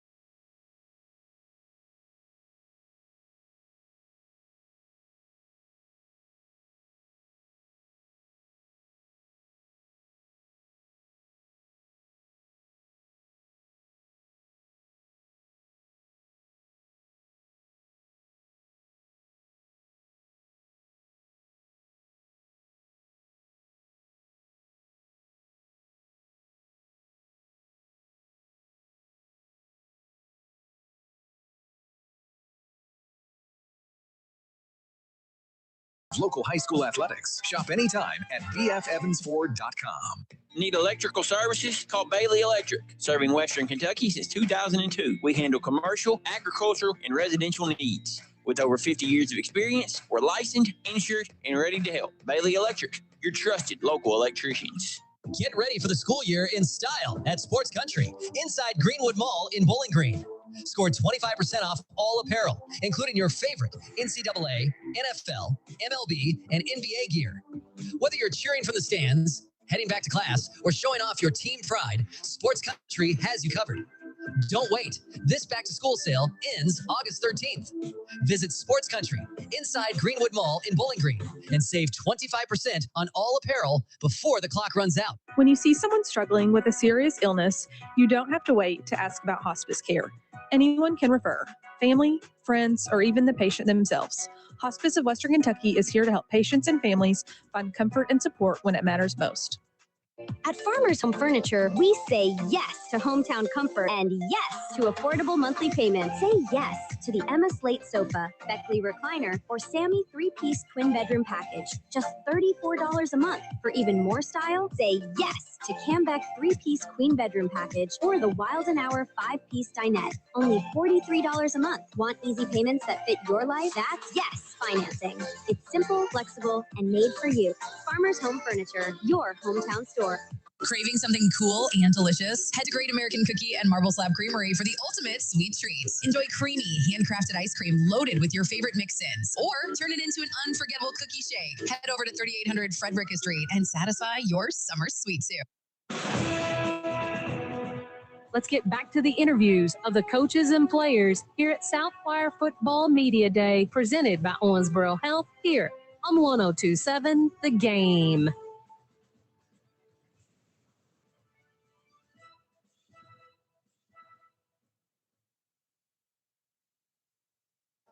It's Southwire Football Media Day, presented by Owensboro Health. The live stream out there brought to you by the Green River Area Federal Credit Union. Vic Evans, I got Jalen Darty with me too. And Jalen, you're going to tell me about some great people making all this possible. Yeah, Vic, we got Bailey Electric, Sports Country, Hospice of Western Kentucky, and Farmers Home Furniture. Without them, we couldn't do what we do. And now we've got Muhlenberg County. And Coach Staples, I know he had some administrative stuff to do, but he's sitting in as defensive coordinator. And Coach Pulliam, I got to ask, how the offseason, coming off a year, which was actually a really good year, 5-5, missed the playoffs, had a couple games you had the lead late or some close games in your district where you're 1 or 2 plays away from being a playoff team. But it was a great step for Muhlenberg County football. How's the offseason been so far this season, and are you seeing the growth that you guys were expecting from last year to this year? Yeah, I think we're bringing back a lot of guys that have a lot of experience. I mean, our offensive line, we return all 5 starters. We have our quarterback, Clay, who's played quarterback since his sophomore year. Of course, we lost a couple of big players like Braden Baskerville, Logan Harris, a lot of our receiving production there. But we've got some young guys that are stepping up. But really, I think the biggest difference has been the weight room. We've seen some excitement and energy in the weight room that we haven't really necessarily seen since I've been there. So I think that's where our biggest improvement's at, and just like mentally understanding our system. I think we're running, this flexbone system that we run. I think the guys are finally starting to. It's not as much reteaching the system anymore. It's kind of getting to build on it now. And then especially you talk about that. Are you seeing? When you put a new system in, you got a dynamic playmaker like Clay. There's a learning process to it. If you compare where you guys were at offensively last year at this time to where you're at now, is that night and day? I think on the line it definitely is. I think our line guys, especially that first group, I think they're really settled into what they do, and we're getting to kind of throw some new stuff at them that'll definitely add to our playbook. I think Clay's come a long way, not only as a passer, but as understanding our option offense. I think he's come a long way in that as well. We've got some younger guys, some newer guys that haven't had a lot of varsity experience coming in at slot and at receiver, but they did get some good experience with that in JV and freshmen. So they're coming up in the system. I think they understand it as well. Well, being the defensive coordinator, how about on the defensive side of the ball? I mean, you're looking at where you were last year to where you are this year. Do you like where you're at now in the process that's going on? And if you had to give me one position group for this team to reach its ceiling, whatever that ceiling may be, is there a position group that you really need to step forward and make a jump compared to last year? Yeah. Well, in the first question of me thinking like where we're at, I think coverage-wise, we might already be further along than we were at the end of the season last year. We were a very young secondary that didn't have a lot of experience last year, but this year we pretty much returned the entire secondary. And those guys have come a long way and being able to make their reads and their coverage. I think if we were going to have a group that would really set the stage for the type of games and the type of opponents we play, I think it's going to be that D-line. Like we need to be physical. We need to be able to shed blocks, not overcommit on things. That's a couple things we ran into last year. So I think that would be.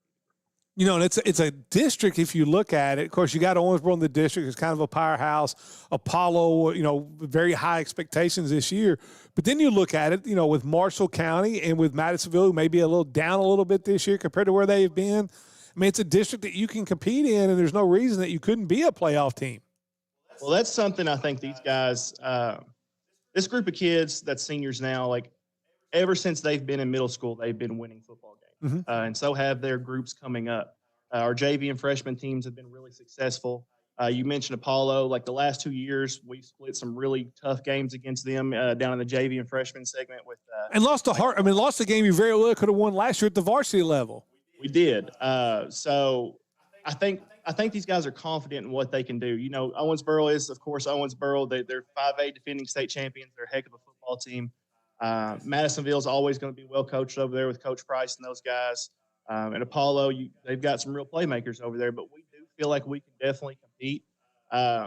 Obviously, the goal every week is 1-0, but really, like if we look at the long term of this season with the guys that we have, we really want to be able to host a playoff game. So that's what we're trying. Like that's what we're really going for. One thing you've seen or I've heard, of course, from the outside looking in or things that we were told, like in the last few years, the investment that the administration has made in the football program and the support has gone exponentially better than maybe it was 10 years ago or 5 years ago. Have you seen that as a coach too? Yeah, and I see that from both the perspective as a coach and a player. I played at Muhlenberg County, graduated in 2014. I feel like definitely the support in the administration and everything has definitely gone up since I was there. We've got the beautiful field and facilities, or we've got the new video scoreboard. So I really do think they're trying to invest. And the really thing is like getting the community and the other, the guys that aren't playing that are in the high school to get them to believe and get them out on the field. Go ahead, Jalen. Yeah, that leads right into my question, Coach. Muhlenberg County synonymous a basketball school, a baseball school, never been a football school. But like you talked about, the success in your youth programs and your middle school programs are showing. And you guys are finally starting to see the fruits of your labor. Talk about the rest of the buy-in, being able to get the other young men in the high school body and in the community body, and we're not just a basketball school and a baseball school. We're a football school too. Yeah, I think a lot of that comes through the product we put on the field. If they see us out there, playing good football, winning football games, I think that will definitely come with it over time. We haven't been the most successful football school throughout the years. I think our best season we ever had was my senior year when we went 6-5. Last year 5-5 could have easily, like you said, been 7-3. Couple plays here or there, different ways. So I think if we keep consistently putting good product on the field, I think that buy-in will happen. Well, one thing that always helps is when you got I remember talking to Coach Staples in a recorded interview this time last year, and he felt like that offensively with Clay Wilkin and the playmaker that he was, it gives you a fighting chance in a lot of games. And he went out and he went out and proved it last year, running for over 500 yards. I think he threw for a little over 1,300 yards or right around 1,300 yards. But every year, Clay, as a quarterback, you're looking to make improvements. If I was to ask you the one thing that last year that you're looking to improve on this year to take your game to even a different level, what would be that one or two things that you're really looking to improve on last year? Of course, the weightlifting part of the aspect, but also the film part. Watching a lot of film, understanding my opponents during the week. Just have you lean in just a little more there. Our coaching staff does a really good job of our practice week and going against our opponent's defenses, our offense. They do a really good job in the off season. We lift, heavily. But yeah. Is it something that maybe it's got to be music to coaches' ears when you hear a guy talking about film, and watching film? Is that something that you really that maybe you didn't do as much when you were younger, and now you've gotten into it and understanding what you can get out of it? Yeah. When I was a sophomore, I really didn't understand the aspect of a film. But now as I grow older, I understand knowing your opponent and knowing how they can play really comes in handy, especially when you're a quarterback. One thing about the quarterback is he's only as good sometimes as his guys up front. And Coach Pulliam talked about returning your entire offensive line. What's your relationship like with them? I'm hoping you're buying them dinner every now and then, or at least some donuts or something. But talk about your relationship you have with the offensive linemen. Oh yeah, I got my center right here. Is my dog. Okay. Yeah, good friends. Really good friendship that you guys have off the field too. Yeah. Our line in practice, they always have intensity. They come out fire, and I'm talking about going against each other. It's awesome. I love it. It's amazing. Our coaching staff does a really good job of lifting them. They're great. I can't wait to see what they do. You had a couple of receivers last year where you could kind of, when things broke down a little bit, you can just throw the ball up and say, hey, go get it. A little different this year. How's that relationship and then how's the process of getting to be, cohesive with the new receivers you got in the offseason? You guys been throwing a lot together. Talk about that process. Oh yeah. So we got a couple younger guys, Cooper Carver, Avery Mead, Jackson Williams, Taylor Shimwell, Colton. Every day before practice, an hour and a half early, start throwing. 7:07, it showed out. We done good. It really did show. We also talk a lot off the field, hanging out, stuff like that. So, our communication is really good. If we miss a pass, perfectly fine. We'll go out, fix it, we're perfectly fine. We're pretty good on going out before practice, and we do a good job. Got to talk to Hunter now, and you talk about you're the center. Your job is to keep him upright. Talk about the relationship that you have with your linemen. I think line is I don't know if there's anything in sports where it's five guys, but they really have to learn to be one. And then talk about off the field and on the field, the relationship you have with those other four offensive linemen. I feel like off the field, we're not really as close as we should be. But on the field, I've got to know these guys a lot better over the past few years. We're all really close in the same grade. We've all played together since freshman year. And I feel like I've got close with all of them. I played with Carson Lynch. I played with him since fourth grade. And Curtis, he joined us our freshman year. I've got close with him. He's a good kid. Joey Moore, our tackle, played with him since middle school. And we have our Jaden Moore. He came in as a sophomore this last year. He's going to be playing a big role in the varsity level this year. I feel like I've gotten really close with all of them, and we have a good relationship. Now, I got the most important question I ask you today. Is Clay copying your hair, or are you copying Clay's hair? Because it's getting pretty close there. So, like, who started this first, and who's copying the other one? I don't know. He's had that same hair. You know, he talks about you guys are good friends off the off the field. Tell me about your relationship with Clay, and tell me something I need to know about Clay that maybe the average person doesn't know. Within reason, we are on the radio and live stream. We don't want to get too far out there. One thing a lot of people not know about Clay is that, I mean, he's a different person off the field. A little bit of a different person. But he's a good person. I like him a lot. I'm glad to have him as a quarterback. You can't beat that. You can't beat that. We'll go down here to the island, and this is a guy I know. He's done a lot of different things in his years there at Muhlenberg County football, whether it be running the football a little bit, catching the football, playing a little defense. Like, if I was to make you king of Muhlenberg County football for one day, because you're kind of in the jack of all trades, what's the one spot that what do you enjoy doing the most of?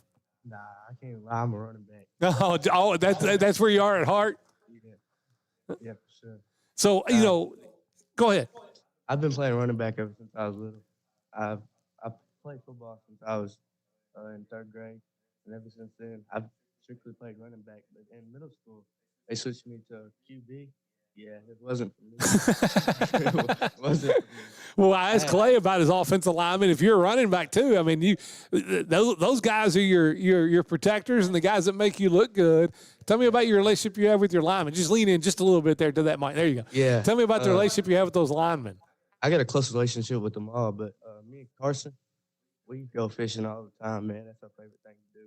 Who's the better fisherman, you or Carson? I can't lie, probably me. I'll tell you. But let me ask you, who's the smartest lineman of the group? The smartest? Yes. Lineman? Probably Corey Clark. Okay. All right. Probably Corey.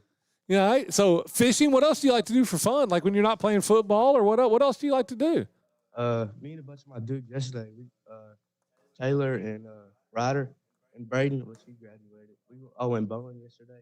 Bowling? Are you better than Stephen A. Turner? Because he's the terrible bowler. Nah, I'm terrible. I'm trash.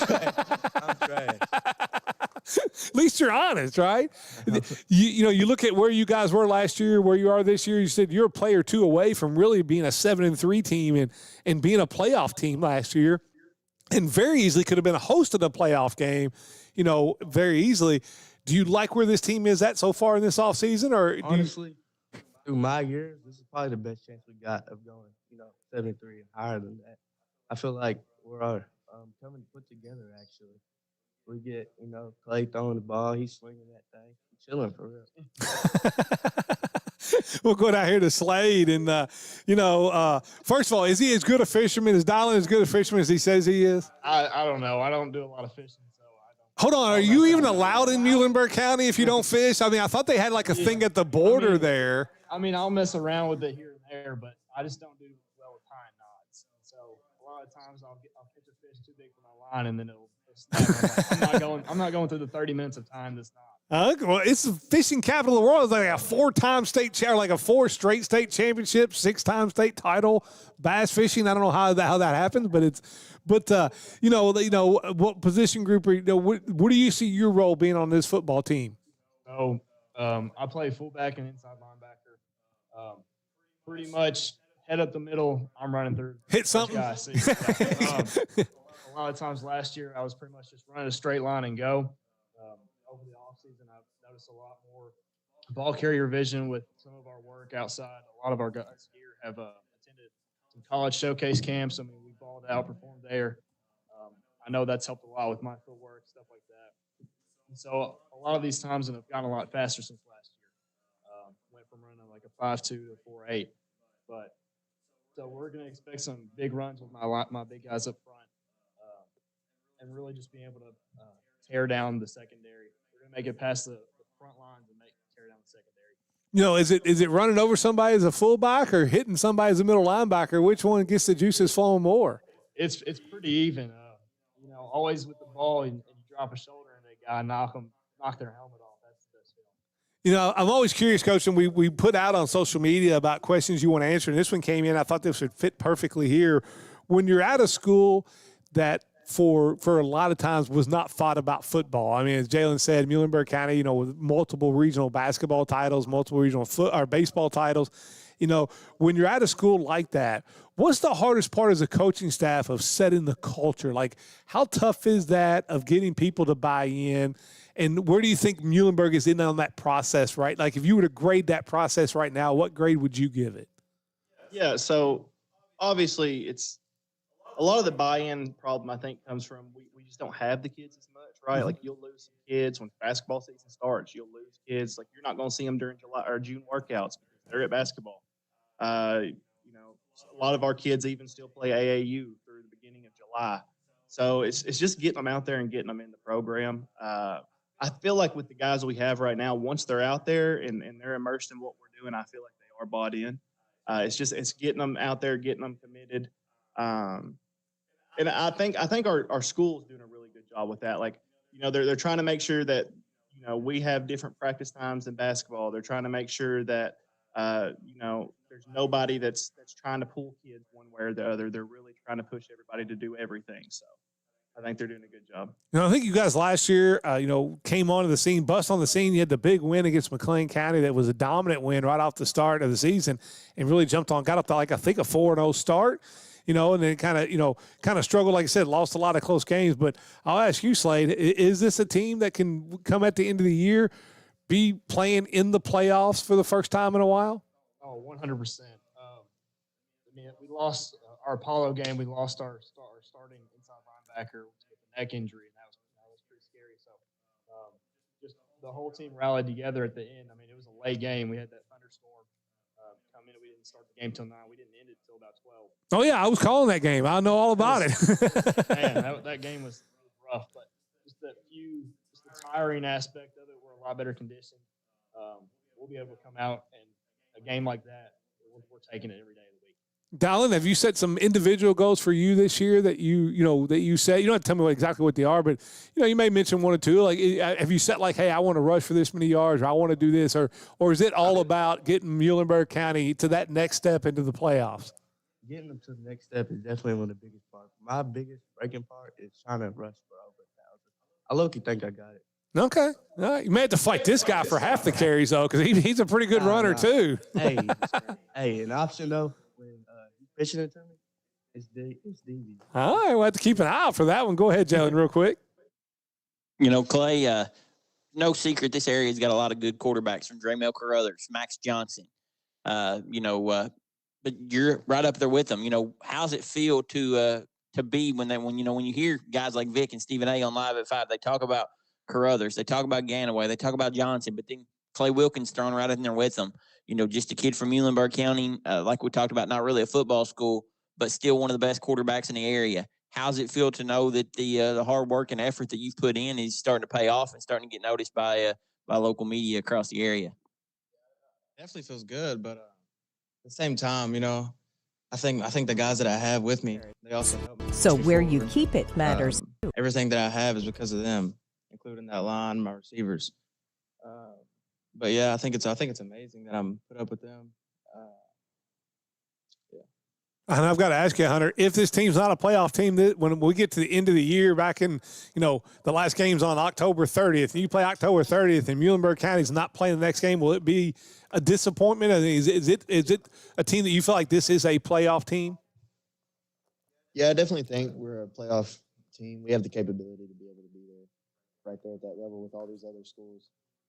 It would be a disappointment to me because that's my goal. My goal since my middle school year, I told myself, I said, I'm going to be able to take this, not me. Right. This whole team, we're going to be able to make the playoffs. That was my one goal. We're going to be able to go to the playoffs together. Give me what's the number one key? There's more than that, but we always have keys to victory. For that to happen, what's the number one key that you think you guys have to do? Being able to play together, knowing each other. That's really the key to winning is being close with your whole team, knowing what to do in certain situations. And then Clay, before we let you guys get out of here, I mean, what's it mean to you? It's an unbelievable facility down there in football. I mean, it's a great stadium and a great place. But what's it mean to you to put that jersey on each and every Friday night and go represent, Central City and Greenville and all those schools, all those former schools in all to one and represent Muhlenberg County? What's that mean to you personally? Oh man, I take it with pride. To wear this Mustang on my chest. Go out there and play the hardest you can. We got great facilities in the school. Put everything into it, So all we can do is take it and run with it and do the best we can. So our coaches do a really good job of it. We go into every game 1-0. There you go. Not only that, you got the best hair in the region. I mean, I'm naming that right now. It's like the Owensboro Health top 10 hair, number 1, Clay Wilkin, and it's not even close. It's completely close. But Coach Pulliam, we appreciate you coming up and filling in for Coach Staples. I know he had some stuff at school that he couldn't make it up here. And guys, best of luck this season. Stay healthy. Enjoy yourself, and we hope to see you be following Muhlenberg into the playoffs. And up next, it will be new coach Hoseclaw. And then, listen, if you're going to go to Muhlenberg, you got McLean and you got Muhlenberg. You got to follow up with Ohio County because it doesn't get much better than that. As it's Southwire Football Media Day, presented by Owensboro Health. The live stream out there is brought to you by the Green River Area Federal Credit Union. Are you looking for an unbeatable quote on home, life, or auto insurance? Contact Kyle Colberth or Sarah Brown with Kentucky Farm Bureau in Hallsville. Their prices are second to none and the service is spot on. Located at 445 Halls Boulevard in Hallsville. Go see them for all your insurance needs. Did you get us switched over to shelter insurance? Actually, I found a deal online. You did. Does your deal come with award-winning customer service? Oh, I'm not sure. Does the deal include a local agent? Doesn't actually say. Can we create a customized plan that fits our needs? Let's just call the local shelter agent. For insurance that fits just right, find a shelter agent near you. See me, Logan Barrow, and let us help protect what is important to you. House Insurance is not only a proud sponsor of Hancock County Athletics, but are also a full-service family-owned insurance agency since 1958. Let them quote your auto, home, business, farm, and life insurance needs. You can find them at houseinsuranceSVC.com. Keep your vehicle running strong with the hometown service you can trust. At Galloway's Farm and Auto Repair in Beech Grove, you'll find dependable auto repairs, maintenance, and friendly service you can count on. Stop by today and see why your neighbors choose Galloway's Farm and Auto Repair, where quality work keeps you on the road. Experience ultimate control and peace of mind with Labor Management Federal Credit Union's Secure Lock Equip, an easy-to-use mobile app that allows you to protect your credit and debit cards in real time. Turn your card on or off. Customize permissions as needed to prevent fraud and control spending. Visit lmfcu.net for details. Power to protect with Secure Lock Equip at Labor Management Federal Credit Union member NCUA. Hancock County Farm Supply in Hawesville has all your building supply needs. Lumber, trestles, metal, and so much more. Plus all your farm supply needs. Call today 270-927-8024. Hancock County Farm Supply in Hawesville. The Tale City Football Booster Club is proud to represent the players and coaches from Tale City Junior and Senior High School. We want to wish all local teams the best of luck in their season this upcoming fall. Southwire in Hallsville has been family-owned since 1950 and strives to be generationally sustainable for years to come. They are one of the leading manufacturers of wire and cable used in the transmission and distribution of electricity. Southwire delivers power to millions of people around the world. Their mission to be a preferred provider of solutions to the electrical industry by providing innovative products and services with exceptional quality and delivering on our promises. They also are proud supporters of all Hancock County athletics. Go Hornets! Do you have a primary care provider? Owensboro Health wants you to know why that's important. Your primary care provider can care for you throughout your entire life.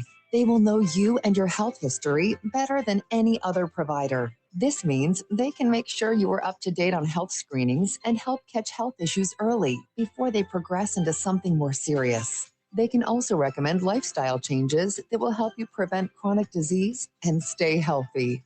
And if you do get sick, you have a trusted provider to help you get well. Primary care providers act as a central point of contact for all your healthcare needs. They will refer you to specialists when needed and coordinate your care with other healthcare professionals. With Owensboro Health's vast network of primary care providers, you're sure to find one who's close to home and right for you.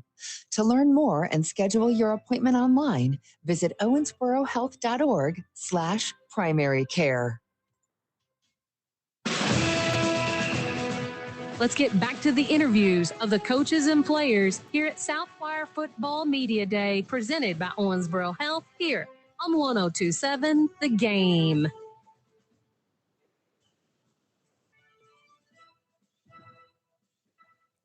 It's Southwire Football Media Day, presented by Owensboro Health. Vic Evans, Jalen Daugherty, we're in the event space here at Cromwell Media. And before we get to brand new Ohio County football coach, Coach Holzclaw, Jalen's going to tell me about some great people making all this possible. Yeah, Vic, we got Great American Cookie Company, Pat Hayden Moving Company, Hawkins Abney, Kyle Colbreth, and Sarah Brown with Kentucky Farm Bureau. And without our great partners, we couldn't do what we do. The live stream out there on X, Facebook, and YouTube, all brought to you by the Green River Area Federal Credit Union. You got the food provided and drinks for the guys and coaches. Food all provided by Bernie's. It's got a great rub out there. It's going to be in stores available. It's good on anything. And then also all the drinks provided by Pepsi. And a big thanks to Mr. Morris out there. And for his first time here at Media Day, it's Coach Holzclaw, the former head football coach at Kentucky Wesleyan, going back to the high school level to Ohio County. And, Coach, I'll say this. We put out a list we put out a post out there and said, any question that you want to answer for Media Day, send it. I got a great one from a Ohio County fan. So I'm going to start with their question. It said it was specifically for the Ohio County coach. It says, you can feel the positive energy around this year's program heading to the season. What changed that makes this group of young men feel ready to turn their potential into wins? And is there anything that local businesses or fans can do to help fuel that positive energy? You got to love it when the fans are involved about the energy. Absolutely. It's exactly what we're wanting. And also a fantastic question. The first things first is, when we took over, just trying to get the numbers up. Football is an amazing sport. It's got so many lessons for young men that play to learn, not just about football, but about life. And we're excited about coaching football in Ohio County. I mean, we hit the ground running, and at my introductory meeting at the school, I challenged not just our team, but I challenged the school community. I challenged the entire county community to get out and support these young men. What they're doing is important. Mm-hmm. And we're not some stepchild down there. We're a big part of Ohio County, and football is important there. And the administration certainly convinced me of that, before I, committed to taking over this task. But literally, I'm excited about it. We want to be out in the community. We're going to have community nights for all our home games, and all I've heard, and I recruited Ohio County really hard when I was at Wesleyan. We had some fantastic players come out of Ohio County. Oh yeah. And it was never a stop where I thought, we're not going to get a quality player out of here. We always got quality football players, quality young men out of Ohio County High School. So I don't know any different. We coach that way. I don't care if I'm coaching here, Kentucky Wesleyan, if I was coaching at the University of Kentucky, it doesn't matter. We're going to coach this way all the time. So just knowing, the community knowing, just know, we're working these guys. We're trying to preach the right way to do things to them, not just on the field, but off the field. And the product that they're supporting is going to be a quality product. So that's a great question. And that's what we stand for. And that's what we're going to show up on Friday nights and try to put out for our community. And in a place like, you're talking about Ohio County, that's known, it's known as a basketball school in this area. If you wanted to think about it, you coached at a place at Kentucky Wesleyan, which is an 8-time national basketball champion. When you take over a program like that maybe football wasn't always on the front burner, what's the hardest thing about setting a culture? How, as a coach, I'm always fascinated what coaches think, to you, what's the hardest thing about setting that culture when it's not considered to be and I know for you, every place is a football school, but in the grand scheme of things, what do you think is the hardest thing? Yeah, when I took over the Wesleyan program, guys, I don't even know if these guys were born. was 2003. What I tried to do was leverage their success. Coach Harper had done such an amazing job with that program. Todd Lee came in and did a fantastic job taking over for Ray. And so as a football program, we tried to embrace their success and build, because it's one school. It's not Ohio County basketball, Right. Ohio County Exactly baseball. correct. It's Ohio County High School. Mm-hmm. So we want to embrace the success that the other teams are having, leverage it, get their fans out to our games on Friday night. I know for a fact when I was recruiting down there, Friday nights in Ohio County are special. And if we're fielding a really good product, they're going to become even more special because everyone loves it. Nobody likes an 0-10 team. No one likes a 2-8 team. The bottom line is the pressure eventually is going to fall on us to win football games. Yeah. And I get that. These young men get that. They get that because of the way we've been practicing. So I don't stay away from the basketball stuff. It is what it is. You can't change a community's perception on things. Mm-hmm. All you can do is control what you can control. And that's how prepared we are, and how well the kids perform on Friday nights during game. That's the bottom line. So we'll leverage everything we can that's good about Ohio County, and promote it and get out and support it. And we know in return that we need to back it up on Friday nights. Oh, I can test. I know I was telling you this when we interviewed for Live at 5 down at the Legion that, when I was coaching baseball there, there was a year there they went 8-2 and had a home playoff game. Like that place was packed and rabid every Friday night. It's a great community. They love their athletics. I've got to ask you, we're going to hear to Trey, and one, it's a big all season for you. I know down at different places and recruiting. This is about, have you seen the change since Coach Hall has come on board? And I'm not saying that anything was bad or good before, but have you seen a complete change in this program, 180 of when he's come on board and what he's trying to preach, and how have you accepted those changes? Yeah, the whole, county, a bunch of the kids in, the schools definitely has texted me about it. And, we have a lot of kids coming out, especially – being here the last 4 years, seeing the amount of kids that are out here the last couple of years compared to now, and the attitudes that we have, everybody's on board. I think this is the most hyped up the county has been, the kids have been, the team, since I've ever seen Ohio County, honestly. Yeah, I'm super glad that we have them. I'm really excited about it. I think we'll have a really good season. We did one interview at Live at 5, and I was ready to put on the pads. I mean, you get him talking about football, and I mean, it just flows to you. It's just to listening to him talk about it. I mean, you have to feel that too as a player. Yeah, for sure. I think the whole team feels it. I mean, everybody comes into practice every day. I feel like we have more kids every day, but the whole team listens. The first week he was there, he set the standard down and told us how we're going to do. And ever since then, I think everybody's been on board, and it's been awesome. Coach, I've always said that great programs and winning programs is you may set the standard or, hey, this is what our standard is going to be, but it's when players are the ones that hold those other players accountable for those standards. It shouldn't have to be you. When it's player-led, that's when you know you have something. Have you seen improvements in that as your practice has gone on this time where you're getting more players holding other players accountable for what needs to get done?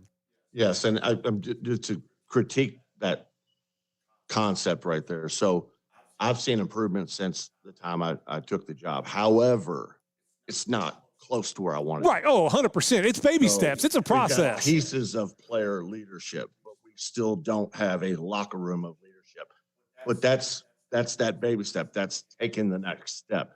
These three guys have done an amazing job at being those pieces, but we've got to have the rest of them. Same thing. Right. And again, I'm not asking a kid to step away from his person. We got some really good kids who are very shy, afraid to lead. But as we all know, leadership is nothing more than influence. Mm-hmm. And you don't have to be a vocal leader. You can lead by your actions, listening, being a great teammate. So that's kind of where we're at. And we have some guys that kind of fall asleep with that. And a lot of it's just maturity. It's paying attention to detail. That's kind of where I see it right now. Right. And I don't want to get on that it happens overnight because it is a process. And do you think as a coach going into a program that, through the past years, the success has not been there. that to get these guys to understand that there is, and I know even as for you, somebody down know as coaches, we want things to happen immediately. But especially in the game of football, there is a process to everything, and you got to buy into that process first before the Friday nights happen. And it's about what are we doing on Saturday? What are we doing on Sunday? What are we doing on Monday? And it's baby steps. Are you starting to see some of those processes take hold a little bit? Yeah, and we've had to do it on kind of lightning speed because the hire was late. Yes. I was still trying to figure out what I was doing when the school offered the position. So we hit the ground running, right around the end of May, right after Labor Day. It really or Memorial Day, it kind of took off. But like literally, it's a work in progress. Some areas of the program I see have taken off. Some of them have slowed back. So it's just showing up every day, trying to win each practice with the kids, taking the next step, getting better and better each day. So. Gage, we'll check with you here. If there's one thing, have you noticed a change in the community of Ohio County when it comes to football just since the hire of Coach Holtzclaw? And talk about that a little bit. Well, like I've seen like our community like overall become more enthusiastic, like with our team has become. We've had more like people show up. We've had more improvement. We've also had more people come and show up with like leadership roles. Mm-hmm. We've had our team show up more like our guys here. We've always wanted to put our leadership first, help our team get better. But the community, they've been wanting to help us improve, and they want us to see us do good. And they never want to see us like fail. What do you like to do outside of football? I mean, when you get a little bit of downtime, you get some free time. What do you like to do? Mainly I like to chill out with friends, and like especially Trey. He's one of my best friends since I was like little as a kid. We've always wanted to hang out, and then especially like if I was on free time, getting full rest, and especially I get to work out whenever I can. So, like, when you guys, I mean, how competitive is it between you two, like, in things that you do? Like, if you guys are going to go out and shoot hoops in the backyard, or you're going to go play, a little PlayStation, you've been best friends. Does it get really competitive between you two? Between me and Trey, it does get competitive a lot. We always like I would say, like, fighting our ways, but we're always like really good friends. Who gets the better who on the game side? Me. No. It's definitely me. So that's always what they go down here to Andrew and talk about going into this year. You're looking at a whole new aspect of Ohio County football. But what does it mean for you to put that jersey on or that Ohio County T-shirt on each day or run out on that field on Friday nights? Like as you're getting towards the end of your high school career, you start to look at things like what has it meant to you? Ohio County's meant to you, or Ohio County High School's meant to you? It's meant a lot to me. I'm not originally from Ohio County. I moved here with my parents, so they've been very welcoming to me, and it's always been a great time to put on the jersey for my brothers. I consider them all my brothers. I would go to war for these people. They're my favorite people on earth. I love to talk to all of them. Like I really like Ohio County. Like putting on the jersey is very, very fun. I love putting it on. I started my sophomore year, and it's just been taking off from there. Like, I haven't wanted to do anything else. I live and breathe football now. So if I was to have him put his fingers in his ear, I want to have you – he's not listening anyway, and he doesn't matter. But, like, if I was going to have you give an off-season grade to Coach Holtzclaw from the time he's hired to where you're now, is it an A, is it a B, is it a C, is it an F? You grade your coach of what he's done so far. I'd say it's an A+. We've really brought in a lot of kids and brought up the energy. I really think we're going to have a good season this year. Okay, I like that. I like that. Dude, your check's in the mail. He'll make sure he'll buy you dinner or something. Andrew. Yeah. You get out of running for a day, and Coach, it's this is the last year you go back into a district next year. It's a manageable schedule, and I'm not asking, but like if you always have what you think is what you want to see this team envision or get to a level. I'm not going to ask you wins or losses, but I know you've probably watched a ton of film. For you guys to get to whatever that ceiling may be, what do you think is the most important for this team to do? Yeah, staying healthy. I really like the pieces we've been able to put together thus far in terms of what we want to be doing offensively, defensively, and in the kick game. We've got some pieces I didn't expect, and that's a good thing. But the bottom line is going to come back to kind of what you and I discussed a few weeks back. We got to value possessions. We've got to take care of the football, and we've got to be a opportunistic defense and create turnovers on defense. I'm a big believer, and you look at the game's over. You really don't need to look at the score. You need to look at the turnover margin, and the team with the better turnover margin is going to probably win the game. Yeah, that's at all levels, whether it be professional, college, high school. It doesn't matter. It's kind of like baseball. Take your walks plus your errors. The team with the less wins 80% of the time. Yeah, we've been very slow with our installations, trying to make sure we're doing the right things with the talent we have, and big emphasis on fundamentals: how to hold a football, how to run, how to tackle. It's so important. Like, we can talk scheme and 1,000 different ways to do things, but the bottom line is you've got to take care of the ball. And on defense, you've got to be opportunistic and try to create turnovers. So how do we do that? We grind every day. We work on those things literally every day. And I've slowed down play installation because we need to emphasize those basic fundamental things to take care of the football before we take that next step. So I think these guys understand the importance of that.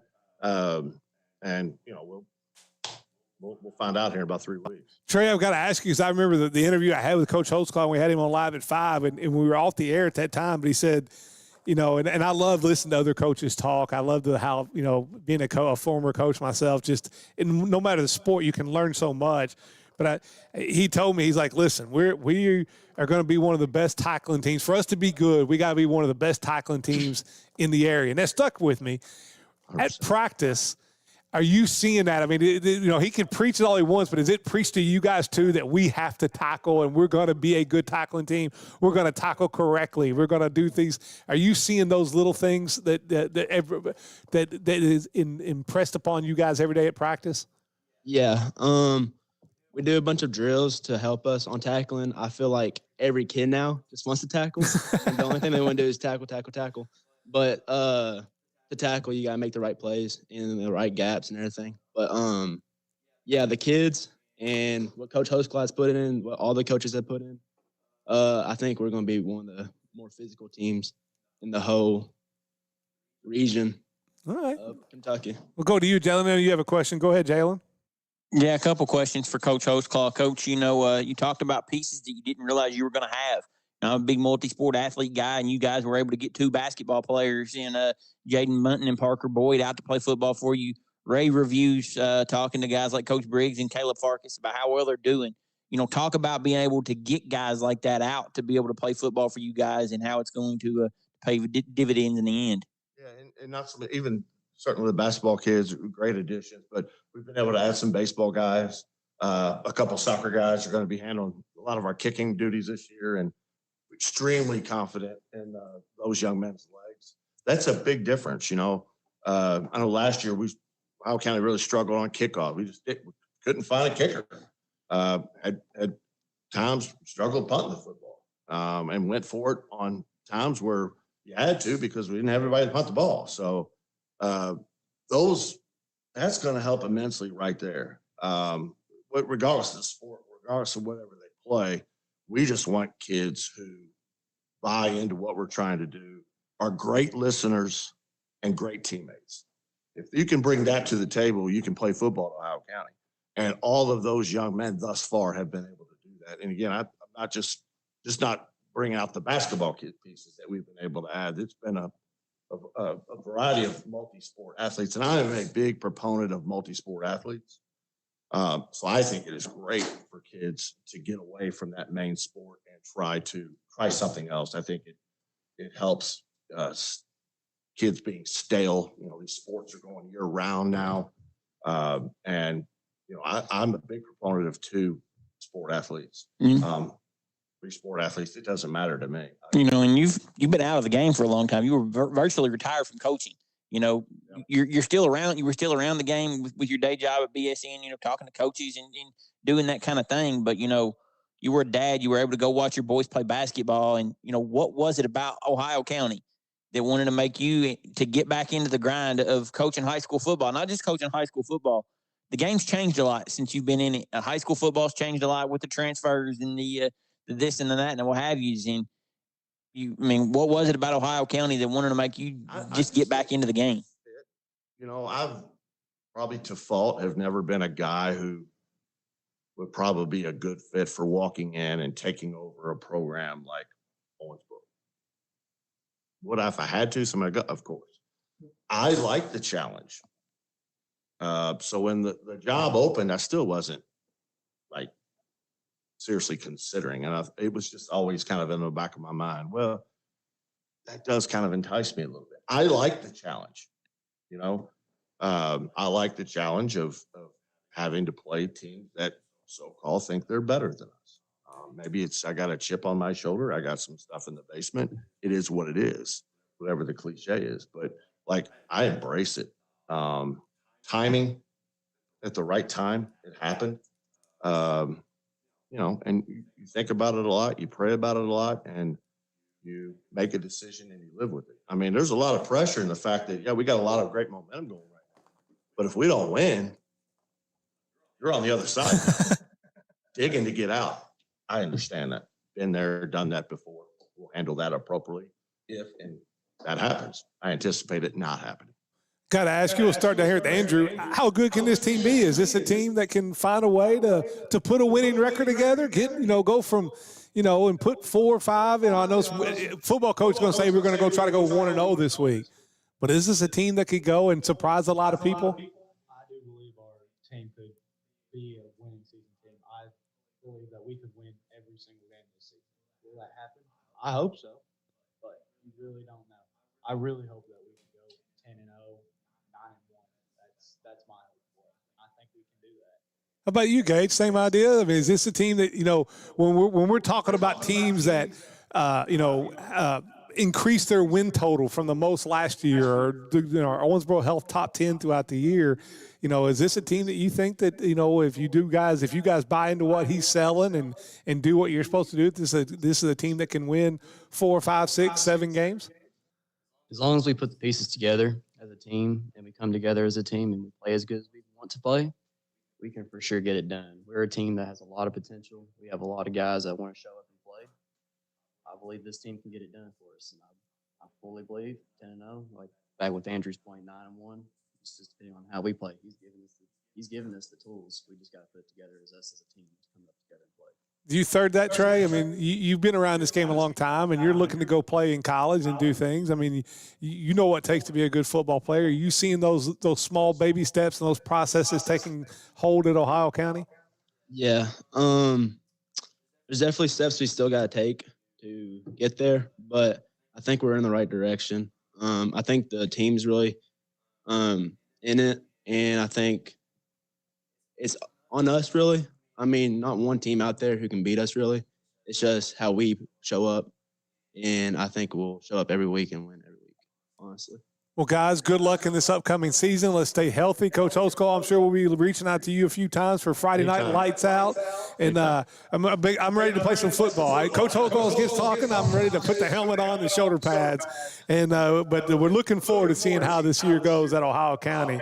And due up next, it will be Coach Elliott, who was the star of Media Day last year with Henderson, and is in Southwire Football Media Day, presented by Owensboro Health. Looking for a financial partner you can trust? Look no further than Green River Area Federal Credit Union. Whether you're saving for the future, buying a new home, or need a loan, we've got you covered with competitive rates and personalized service. Join the community that cares about your financial well-being. Visit Green River Area Federal Credit Union at one of our 3 locations in Henderson, Greenville, or Owensboro and experience the difference today. Your money, your future, your credit union. Member NCUA Equal Housing Lender. Kentron Manufacturing is hiring. We're looking for entry-level associates who are dedicated and drug-free. In business over 50 years, we offer insurance, paid holidays, vacation, and a clean, controlled environment. Apply in person at 610 Industrial Drive. Kentron is an equal opportunity employer. Need electrical services? Call Bailey Electric. Serving Western Kentucky since 2002. We handle commercial, agricultural, and residential needs. With over 50 years of experience, we're licensed, insured, and ready to help. Bailey Electric, your trusted local electricians. When you see someone struggling with a serious illness, you don't have to wait to ask about hospice care. Anyone can refer, family, friends, or even the patient themselves. Hospice of Western Kentucky is here to help patients and families find comfort and support when it matters most. Craving something cool and delicious? Head to Great American Cookie and Marble Slab Creamery for the ultimate sweet treats. Enjoy creamy, handcrafted ice cream loaded with your favorite mix-ins, or turn it into an unforgettable cookie shake. Head over to 3800 Frederica Street and satisfy your summer sweet tooth. Are you looking for an unbeatable quote on home, life, or auto insurance? Contact Kyle Colberth or Sarah Brown with Kentucky Farm Bureau in Hallsville. Their prices are second to none and the service is spot on. Located at 445 Halls Boulevard in Hallsville. Go see them for all your insurance needs. House Insurance is not only a proud sponsor of Hancock County Athletics, but are also a full-service family-owned insurance agency since 1958. Let them quote your auto, home, business, farm, and life insurance needs. You can find them at houseinsuranceSBC.com. Keep your vehicle running strong with the hometown service you can trust. At Galloway's Farm and Auto Repair in Beech Grove, you'll find dependable auto repairs, maintenance, and friendly service you can count on. Stop by today and see why your neighbors choose Galloway's Farm and Auto Repair, where quality work keeps you on the road. Hancock County Farm Supply in Hawesville has all your building supply needs. Lumber, trestles, metal, and so much more. Plus all your farm supply needs. Call today 270-927-8024. Hancock County Farm Supply in Hawesville. Honoring someone with an award, plaque, trophy, or just a unique gift? Then there is no better place to check out than the Trophy House. With their new location at 325 Park Plaza, they have everything you need to honor someone. Nick Clemens will help you with all your award needs. Hawkins Avenue PLLC is a full-service architectural firm providing design services for K-12 education, business, healthcare, industrial, religious, hospitality, and mercantile projects across the state. Our motto is design-focused, service-based, and feel it nothing less than mandatory to provide a service to our clients that exceeds our expectations. With a combined 30-plus years of experience, the team at Hawkins Avenue is the architectural firm you need for your next project. Located in Beaver Dam, give Jeremiah or Kyle a call at 270-363-2235. Let's get back to the interviews of the coaches and players here at Southwire Football Media Day, presented by Owensboro Health here on 102.7 The Game. It's Southwire Football Media Day, presented by Owensboro Health. The live stream out there brought to you by the Green River Area Federal Credit Union. Vic Evans here in the Event Center at Cromwell Media, being joined by Jalen Darty. And before we get to Henderson, Jalen, you're going to tell us about some people making all this possible. Yeah, Vic, we've got Bernie's, who provided a wonderful sausage and biscuits for us for breakfast, wonderful barbecue sandwiches for lunch. We've got Pepsi, who provided all of our drinks for us today. Elite QB1 Camp and Logan Barrow with Shelter Insurance. Without them, we couldn't do what we do. And now it's time for the Colonels of Henderson County. 6-7 last year, lost in the third round to South Warren in a very competitive game for the most part. As I said, when we got done with Ohio County, the star of Media Day last year, getting to meet Coach Elliott, because I thought he hit a home run last year. But, you know, Coach, as you're going into your second season as the head coach, I know you've been at Henderson a few times. I think you were a defensive coordinator in the past. This offseason, where you were at this time last year and where you're at this time this year, do you like where you're at this year so far? We feel very good about the upcoming season. We've had an outstanding winter in the weight room, and in our summer preparation has been good. Our kids are working hard, and we like our chances this year. You know, I think you were joking last year of a couple of those wrong bus rides. We were talking like 2 of your first 3 trips in the start of the year. You're going to Pulaski. You're going to Lexington. I mean, you know, for a guy that's like more my age, I mean, those bus rides will wear you out a little bit. Are you ready for that, Coach? Have you been practicing and working out for that? Well, you're right. It is a challenge. We're going to have about 15 hours of bus rides on our yellow school bus in 14 days.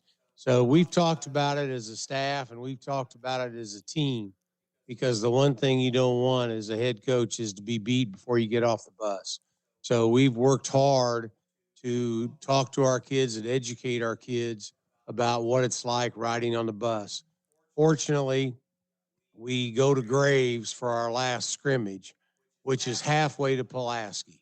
But we're going to drive around Paducah a few times, get an extra hour in the bus. There you go. So, but we're looking forward to it. Pulaski's a fine team. They were 5A state runner-up last year.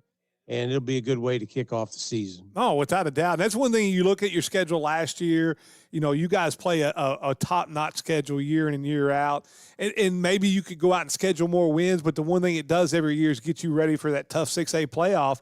And do you think that the schedule you guys played leading into the playoffs last year help you get to that third round and get a couple playoff wins? Well, I think it played a big part. I don't think our kids were, when it came time to the playoffs, we'd been beat by Owensboro in our last regular season game last year, and we had to turn it around quickly. Meade County wanted to play on a Thursday night, and we had to play on the road at Meade. So we got beat at Owensboro on a Friday night, and we had to go to Meade the following Thursday. So in 6 days, we went from getting beat by Owensboro to defeating Meade County at their place. And then, of course, that allowed us to go to McCracken, who had beaten us at Henderson week 9, and we turned around and beat McCracken at McCracken. And then we got a chance to go on the road again, play South Warren. So we had 3 weeks in a row, and then, of course, South Warren beat us, but our kids competed in the second half. We had it down to 14 points at one time, but South Warren was really a very good, solid ball team. One thing last year, you look at just the stats from last year, and not being able to be in there and cover it day in and day out. I know there were some injury prods at the quarterback. You had a lot of guys that rotated in and out at quarterback. Was that more of injury, or was that more of looking for a certain thing that you maybe weren't getting from a certain player and giving another one a shot? And how does the quarterback situation look going into this year? Well, I'll tell you, I've been coaching for a long time, as you can tell by my gray hair. For our listeners on the radio, there's a lot of it. But we had something happen last year in our opener. We played 5 quarterbacks. Yes. Now, our offensive coordinator sitting next to me, a former quarterback for the Colonels, Andrew Proctor, he had us well prepared through 3. But when we started getting into 4 and 5, it was turn around. Who can play quarterback on the sidelines? Never had to do that as a coach before. The kid would raise his hand, and he was in. So hopefully that type of thing won't happen again this year to us. But we had a lot of depth last year at the quarterback position, and we're fortunate this year to have Jack Dalton and Brody Belt both back. And we've got a kid that's a player that's moving up from the freshman team that's a very capable quarterback also. So we're good this year through 3, and then after that, we'll see what happens. And for you guys to get to your ceiling, like if you look at last year's team and say, okay, this is what we have to improve on, in this area maybe. And it's never one area, but you could point out a couple. For you guys to reach your ceiling and whatever that ceiling may be, to get back to the third round of the playoffs, what are some things, improvements that you think that you need to take a step to go another step forward this year? Well, there's no question that last year I don't even know how you would correctly say it, gave up 4 safeties or had 4 safeties scored against us.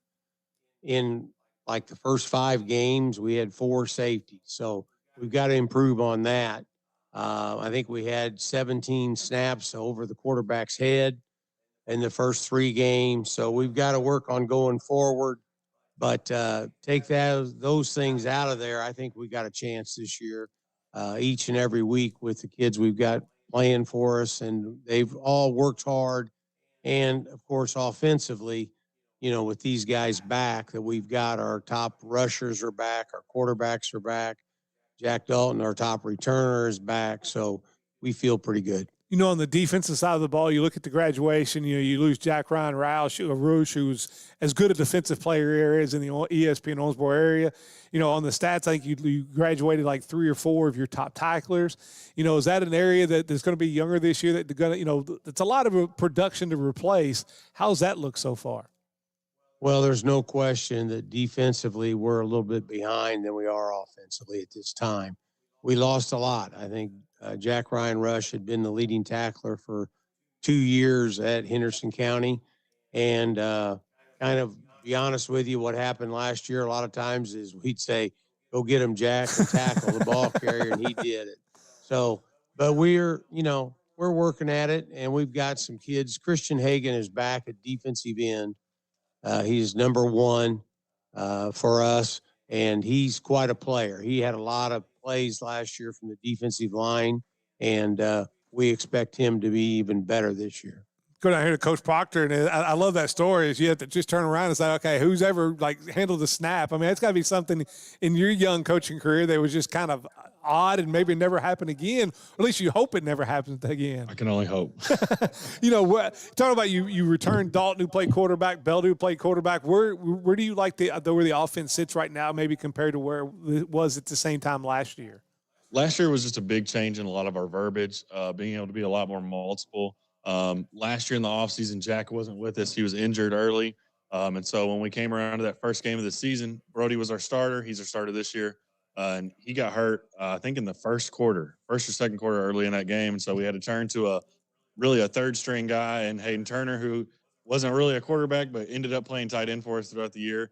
And he did what he could. He goes down early in the second half. I think it was the first drive in the second half. He goes down. And then we tried to turn around and go to a freshman, and then we went to another kid that also played quarterback, and we ended up settling on Avant Baxter, who was our wide receiver slot guy, played safety for us and stuff like that, and he ended up doing well for us in that early part of the season last year until we could get Brody back healthy, before we could get Jack back healthy. And then really towards the end of the year, we really exploded with what we could do with these two guys down here. I mean, they're both extremely dynamic players. They're both playmakers. They're not just quarterbacks. They're legit playmakers. Exactly. There's not one guy that runs. There's not one guy that throws. They both had passing touchdowns. They both had rushing touchdowns. They run the same offense when they're both in the game. They're just both different dynamic abilities. They're both on the field at the same time, so you really don't know who's in what position, where they're going to be lined up. So it's a real struggle for defenses to be able to adjust to us having multiple kind of aspects that we can attack. So it's really nice for us to be able to be multiple, but it's simple for the kids because they're still running the same offense. You know, and no offense, Coach Elliott, but when Coach Elliott says it's something he's never seen before, I'm not sure there's much he hasn't seen before on a football field. So, you know, it's really weird. But as a young coach in this business, what's it like having someone like Coach Elliott that not only is the head coach and you're learning from, but it can teach you about so many different things, whether it be football, life, family. Like, just talk about that relationship that you had with him and what he's meant for you in this past year and year going forward. Well, he was actually an assistant when I was in high school, and he kind of was a really nice mentor towards me. He didn't coach my position, but his son played quarterback, and so he knew exactly what it meant and took to be a quarterback at the next level and things like that when I was young. So he's been around me for a lot of my adult life and even my young adult life. Like when I was these kids' age, he was around right then. So from the very beginning, I knew he was going to be like a father figure to me. And he's been even more than that now. I mean, he's really put me in situations that I've had to make tough decisions, and he kind of puts that on me to be that kind of leader. He also comes with all the gifts and all the things that come with that kind of thing. He walked in today with another book that had offensive plays in it. So he's always thinking about me, and he's always had my back. He really helps me along in every day. It's unbelievable the impact that somebody can have on your life, and this is super awesome for me. You know, Coach Elliott, I've got to ask because, I mean, you know, you're kind of a dying breed in high school. I mean, you know, we were talking about with another coach earlier today, like in the state of Kentucky, I think it was 28% of the basketball coaches last year resigned, you know, throughout the entire state. You've been at this a long time. And I mean, is this something that do you see yourself being a lifer, or do you see the light at the end of the tunnel, or as long as these guys keep you feeling young and you enjoy doing it? I mean, do you see you doing this for even, you know, 10 more years? Well, we don't use the term dying breed very often. I try to stay away from that. I completely understand. With you at my age, but I'll turn 70 here in December, and this is year 50 for me. But, you know, the opponents on the sideline across from me, they don't care if I've coached 50 years or 1 year. They're trying to win. So it's still coaching, and we're trying to produce the best team possible. Yes, I've done it for a long time, and yes, the game of football has been very good to me and my family. I've got a son that played at Purdue University, and now he's with the Indianapolis Colts in their personnel department. Another son that runs camps all over America for NFL teams. So the game of football has been good to our family, but I enjoy it, and as long as my health is good and Henderson County still wants me to hang around and coach a little bit, we'll be here. Yeah, I mean, it's an amazing story of it's a football family, and it always starts at the family. And anytime you're a great coach, you got to have a great family life, because without that, you can't do your job unless you have the support at home. And for being in it 50 years, you've had to have great support there at the house. Yes, it's been they've been very supportive, and like I said, it's easy for the spotlight to come on me sometimes because of my age and years of experience, but the real leaders of this team are sitting beside me, and they're the ones that are going to have a big impact. Now, Coach Proctor said sometimes I put him in difficult situations. We have a way of doing things in Henderson County called the county way, and the boys know what that is. But for the coaches, the county way is own it. So he's our offensive coordinator. So don't come looking to me on 4th down and 2 what to call. It's up to him. Now, if it's not a good call, he and I might have to have a little chit chat afterwards. But it's on him.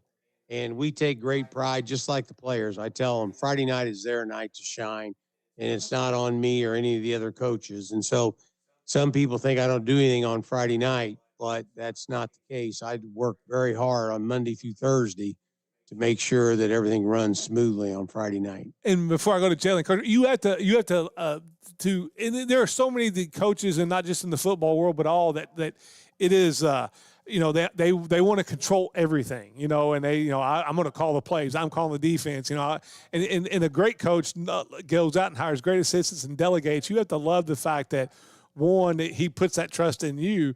Not like you said, if you screw up the call on 4th and 2, he's going to let you know about it. But that's got to be something for a young coach in the business to have that type of relationship and power. Is not something you see every day.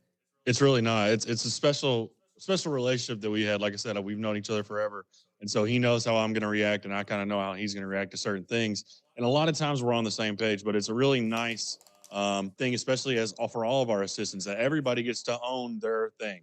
Whatever you bring to the table, whatever your thing is, you really have to own your thing. So for me, I can control all of the offense. Our defense coordinator controls all the defense. But even just within the quarterback room, like, I get to decide on these things and those things, how we're going to practice. What is each position group going to practice when we're on offense? Hey, you got 30 minutes today for offense. What do you need done? He's never telling me, hey, this is what we're doing. This is how we're going to do it. It's very open. It's a very nice relationship that you can have with a coach, especially our head coach, that has all this experience, and that will give you the experience, but still let you have your own have your own way, I guess you could say. Let's go down here real quick to Jack, and you talk about two guys that both play quarterback, you dynamic playmakers. Talk about the relationship that you have, because I'm sure it's competitive. Yeah, you and Brody, it's got to be competitive, but also competitive in a way that you're also trying to get each other better. Am I right on that, on the relationship that you two guys have? Yeah, of course. We push each other in practice every day, and it always makes fun, and throwing drills and things like that, to know that you have to bring your A game every day to practice. Otherwise, he's going to get the reps, or he's going to, he's going to perform too. Mm-hmm. So it's fun pushing each other. I think we have a good time, and great relationship. I've got to ask you, because I'm always curious, and just because I grew up in a coaching family too, but I can remember coaching different baseball. At that time, my dad was helping me, and my dad was like 53, 54, and then the guys we were coaching just thought he was ancient. When Coach Elliott got hired, and you realize, hey, they hired this 69-year-old guy. I mean, the first thought that came in was thinking about, like, what are we doing, compared to what that thought is now after you played for him a year. Yeah. Well, I had the pleasure of knowing Coach Elliott beforehand. I have two older brothers that played football for him. Okay. So I can't say I really had that thought of, man. Do you think there are guys on the team that thought that there was like, whoa, like, what are we, like, this guy, he was back with leather helmets. What are we doing here? Yeah, I'm not going to sit and lie here for them. But, yeah, we definitely have some thoughts. But I knew Coach Elliott beforehand. My brothers both loved him as a coach. And so I was pretty excited to have him come in, because I knew he knows the game, and he knows how to coach us, and he's done a great job so far. Well, he won me over in one interview last year, so I can imagine what he's done to that locker room. Go ahead, Jalen, before I get to Brody. I know you have a question. Go ahead. Yeah, back to what Coach was talking about, to where you give the keys to the kingdom basically to your coordinators. Does that make your job a little easier, Coach Elliott, knowing that on a Friday night, all you have to worry about is maybe managing the clock or something that simple, where where you rely on Coach Proctor and your defensive coordinator to make the decisions? Well, it's the way that I decided we needed to do things at Henderson. We have some assistants that are very qualified and work hard, and I felt like it was their response. They wanted the responsibility, so my job as a head coach is to give them their responsibility. I've spent a lot of years as a head coach and a lot of years as an assistant coach, and whenever I've been the head coach, wherever I've been the head coach, I've always had the philosophy of allowing the assistant coaches to coach. Now, some are, more available, some are more adept at taking on responsibility, some are not quite that qualified, but the guys that are and they work hard, I think they enjoy being able to coach. And Coach Proctor said something about owning it. We have that philosophy, and that you bring it up or you want to criticize something in the staff room or something, it's your job to fix it. I mean, we're not going to hide. And ultimately, of course, it comes down on me. But I have all the faith in the world in these guys, and my job is to put them in position so we can succeed. We'll go down here to Brody and a guy that, is a, QB1 and we talked about the relationship and Jack talked about the relationship you guys have. How frustrating was it last year and what did you learn from, as you were talking about, you're going to be the starting quarterback, you play one quarter and then you're out. And you were kind of in and out of the lineup a couple times last year. How frustrating was that? And then what did you learn from that? It was definitely emotional, a lot of tears when that happened, but you get over it, you go to practice, you get better, you come back better. Yeah. I'm always fascinated by players, and I talk about this, that we don't talk about enough, of just the mental aspect of when you're injured, because you're used to being a part of that team and that grind and your brothers, and then you're kind of, no matter how much they try to make you part of the team, it's still different when you're hurt and you can't play. Like, talk about that, just mentally, what you kind of went through in that process. It's definitely hard when you're expected to be there, and then, it gets cut short. It's hard to run offense when your quarterback just got hurt. Yeah. When you're working, when you're asking questions of who can handle a snap, I mean, It makes it really tough. Yeah. What's going into this year, what were some things that you were looking at going into the offseason that you felt like that, hey, if I can improve my game to this level, then I can take another step forward? If you had to pick one thing from where you were last year, where you are this year, give me a couple of things that you were working on to get better at. Take what they give you. Don't force any deep balls. Don't throw interceptions when you don't force it. Just take what they give you. Definitely, I'm gonna try and use my legs a little bit more this season. When you don't have nothing, just take off. Take some Jack Dalton advice. Is that the Jack Dalton way? Is that how that works? Yeah. Every time I hear that, I think of MacGyver. And his buddy Dalton, who was always, he was always the mustache. Yeah, exactly right. And I can see you being that way. And talk about the guys up front. I mean, as a quarterback, you're as good as the guys up front. How have you seen that improvement on that part of the team this year? They put a lot of effort. They're a lot of effort. That's what runs the offense. If you don't got a line, you can't do nothing. So it's a big key this year. I think they all love doing what they do. You ain't got no guy over there saying, man, this sucks, I don't want to do this. They all love what they do. And Coach Elliott talked about, giving responsibility to his coordinators. And Coach Proctor is the offensive coordinator. You guys that have both played quarterback at times and the playmakers. Does he also pass some of that on to you, where you, in your meetings, and you can go to him and say, hey, I watched film too and I saw this and I think that would work? I mean, does he allow you guys to give input into game plans week in and week out? Either one of you. You can both answer. I mean, I've never had a coach like these guys in my life. I just really go out there and run around. When you get to high school ball and you get to varsity, these dudes really teach you what to do. They tell you what's going to be there, how to read coverage and stuff. But yeah, they make it a lot easier. How about you, Jack? I mean, have you seen where it's own it? Do you guys, as on the offensive side of the ball, have a good relationship where you can go to Coach Proctor and say, hey, I want the ball here or do this? I mean, do you have that relationship with him? Yeah, of course. Mondays, we get our scout sheet for the week and the runs that we're looking at doing, the main concepts in the pass game that we're looking at doing. And they're like, do you guys like these? Do you think it's going to work? Have you watched the film? And so they're very open to our suggestions. And I'm thankful for that. It'd be awful playing for a coach that, it's how you're doing it, it's the way you're doing it, and no feedback. But they're very open to feedback, and it's a team effort for sure.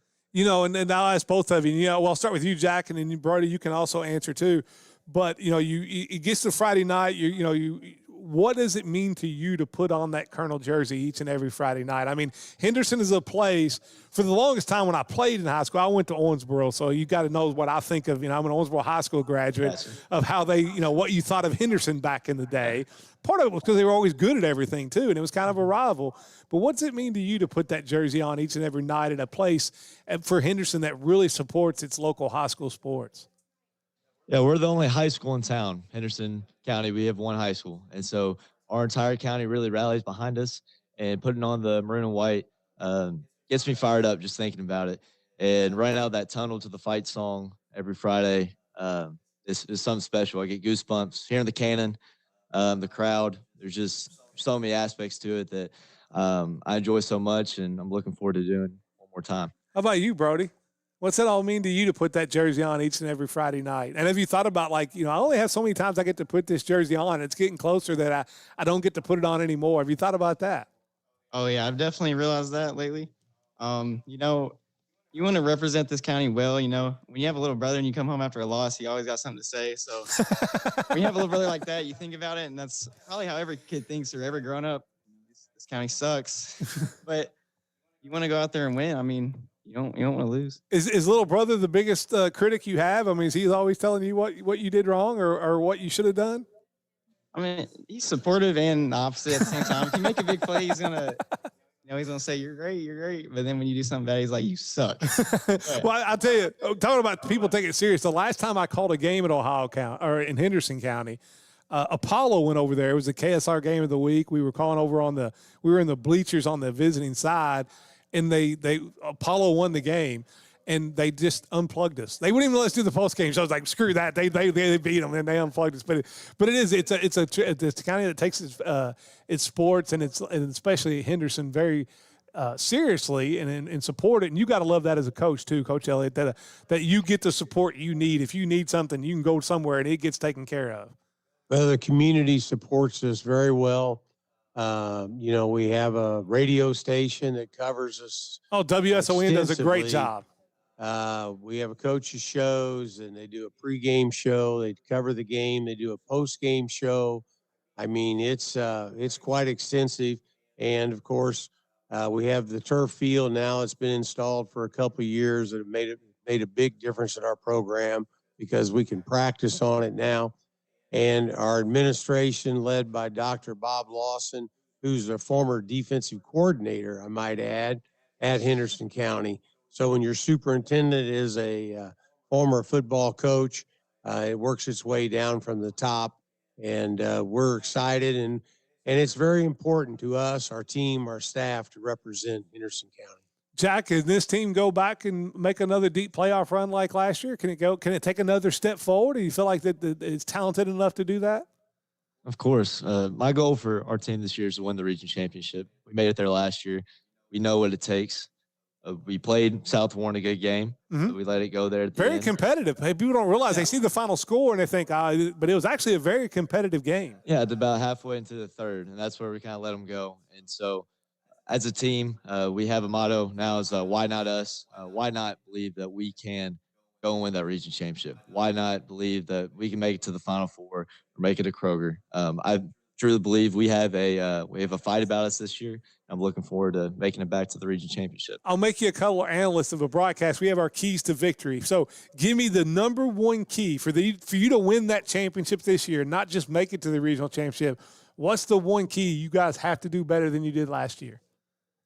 I may be a little biased, but I say run the ball. I love running the ball. Get the ball to Jack Dalton? Is that, you wanted to say it, but you didn't want to say it. Is that what you're telling me? No, we got a great group. We got Brody, Kingston. Traylor's a great running back. I like running the ball, too, from time to time. And so I say run the ball. I think if we do that effectively, we can make some noise this year.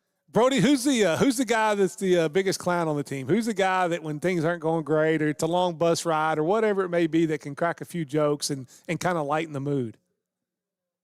There's definitely a couple guys on the team that can do that. We got Bemis, one of our linemen. He's a goofball, you know. He's kind of a troll. He cares, but he's funny. Right. And we got Hezzy, wide receiver. Now, a little bit of both. He'll get mad sometimes at a lot of things, but he can also be funny in moments. So before we get guys out of that here, you like to have on the team. Before we get you guys out of here, did you know Coach Elliott when he got hired? Had you had experience with him too beforehand? I did not know. So I'll ask you the same question I asked Jack. You have to know him when he was first hired, and you find out, you know, we hired. And did you ever have that thought of like, what are we doing here? And then how is that compared to how has it played out this last year and a half? No, I was definitely excited to try something new. Came out hot. We did pretty good. Yeah, I liked what was happening. I'm excited, very excited this year, especially with the group of guys we got. Well, Coach Elliott, I you know, in a very short time, I've become a big fan of yours, and just the way you handle yourself, and the way you've been so nice to us too. Anytime we've asked you anything or asked you to come on here at Media Day or anything, it's I've become a big fan, and I love picking coaches' brains, and I'd love just to sit down sometime, have dinner with you, and just talk sports, because I have a feeling you've seen an awful lot in this game of high school football. Yes, I have. I've seen a lot. Like I said, last year, 4 safeties, 5 quarterbacks in one game. Did you ever have to have the conversation with Coach Proctor to be like, listen, it'd be a lot better. Like, you're supposed to gain us points, not give up points. Well, you said something earlier. Friday nights must be easier on you since you don't have to make calls on offense, defense, or special teams. And easier, I'm not sure. You can look at it a couple different ways. But one of the ways to look at it is I don't have any control over what they're calling too. So I stand away from Proctor on purpose. So when it's 4th down and 2, he makes the call, and then good or bad or indifferent, my future is riding on that call. So it's not really easier. In fact, it can be much more difficult when you have it in your own hands.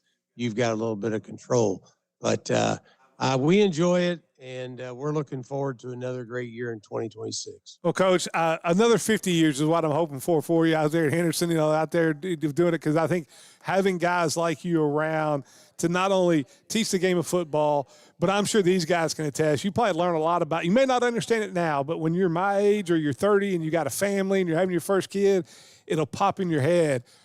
That's what Coach Elliott meant. Like I didn't understand when I was 18, but now, because I had a coach like that for me, there were times when I was 18, I thought, he's gone crazy. I don't know what he's talking about.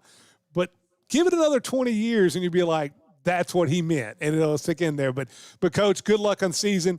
Brody, Jack, stay healthy this year. That's all I ask. Let's go out there and play 10 games and into the playoffs. And Coach Proctor, thanks so much.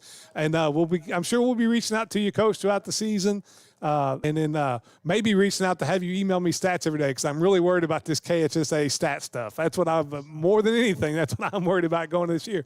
But good luck, Coach. Appreciate it, and thank you for everything you do for high school football. Thank you, Coach. It'll be Davis County, one of the 6A rivals over there, and they'll be up next in Coach Wallace as it's Southwire Football Media Day, presented by Owensboro Health, and the live stream brought to you by the Green River Area Federal Credit Union. Southwire in Hallsville has been family-owned since 1950 and strives to be generation.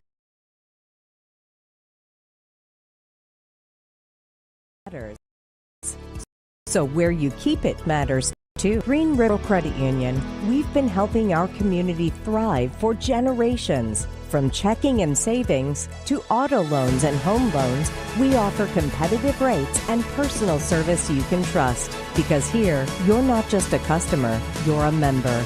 Green River Area Federal Credit Union. Banking made personal.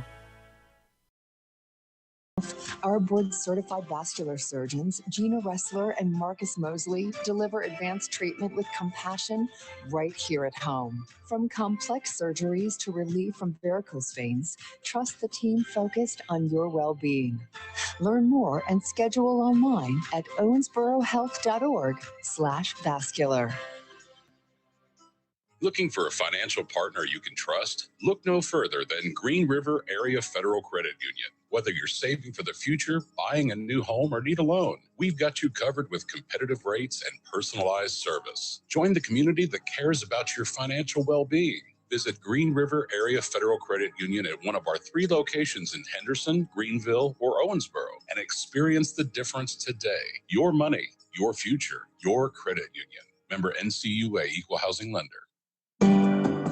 This is Travis Holtree of Foreman Watson Holtree. Please listen to this personal message. I've lived in Owensboro, Kentucky for more than 30 years, and I've raised 4 daughters here. Most of our team members were born and raised here, and it troubles me to see national law firms with no ties to our town spending millions of dollars to persuade our people that somehow size matters. I'll tell you what matters: the blood, the sweat, the tears our attorneys and I have invested in our hometown. Dedicated to you, committed to justice. Foreman Watson Holtree.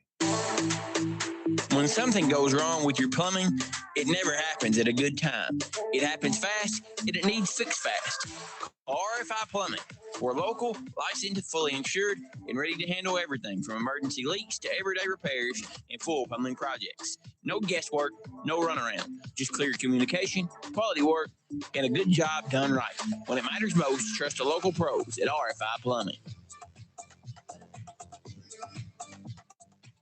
At Farmers Home Furniture, we say yes to hometown comfort and yes to affordable monthly payments. Say yes to the Emma Slate Sofa, Beckley Recliner, or Sammy 3-piece twin bedroom package. Just $34 a month. For even more style, say yes to Cambeck 3-piece queen bedroom package or the Wild & Hour 5-piece dinette. Only $43 a month. Want easy payments that fit your life? That's yes financing. It's simple, flexible, and made for you. Farmers Home Furniture, your hometown store. Hey y'all, it's Kelly Ann Harris with the Harris Group at Keller Williams Elite Realty. As a proud sports mom, I know what it takes to show up, stay focused, and deliver results on the field and in real estate. That's why we're offering our Guaranteed Cash Offer program. We guarantee to get your home sold or we'll buy it. For all your real estate needs, trust the Harris Group. We're always ready to go to work for you. Call us today at 270-929-5857 for the details. Let's get back to the interviews of the coaches and players here at Southwire Football Media Day, presented by Owensboro Health here on 1027 The Game. It's Southwire Football Media Day, presented by Owensboro Health. The live stream out there on X, Facebook, and YouTube, all brought to you by the Green River Area Federal Credit Union. And now we'll get into the city schools here. We'll start out with Davis County and Coach Wallace. And Coach Wallace, I can remember last year at this time you got in the job and we talked about, expectations or whatever. And I remember you making the comment that we're going to be the hunter. We're going to be the hunter, not the honey. And I think if you look at your first year, I'm not sure anybody had you guys going 5 wins and in a playoff game.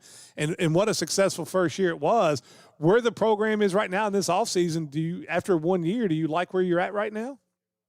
I do like where we're at. We're process oriented still.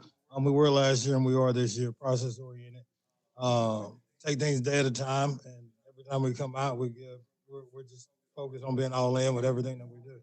And it's another group where on the offensive side of the ball, you did graduate a lot of production. They're looking at new players that had to produce for you. With your quarterback graduated, Jace Hunt, who was a big weapon either in the offense or also defensively, but also in the special teams game that gave you big-time plays. How's it been looking to find those next guys to be playmakers for you this year, and who are some names that we need to keep an eye out for? Well, for us this year offensively, we lost almost the entire offensive production from last year. Mm-hmm. So every name you hear, everything's new, except for Braden because he played last year, but he was injured first game of the year and he was out all season. But everybody else that will play for us will be their first time playing on a varsity level. So a lot of guys, obviously on the center, freshman Liam Carlson. And running back, Jamarcus Tyler, and Jaden Adams, and they've been getting reps there. On the receiving end, playmaker-wise, Braden, obviously, having him back is a beautiful thing. Coming back from injury, worst part about the game is injuries, and it took out a year from him, and they only get 4. Right. So having one. Not playing one is a huge deal. So I'm very fortunate to have him back. Isaiah Nelson is a guy that you guys will hear about.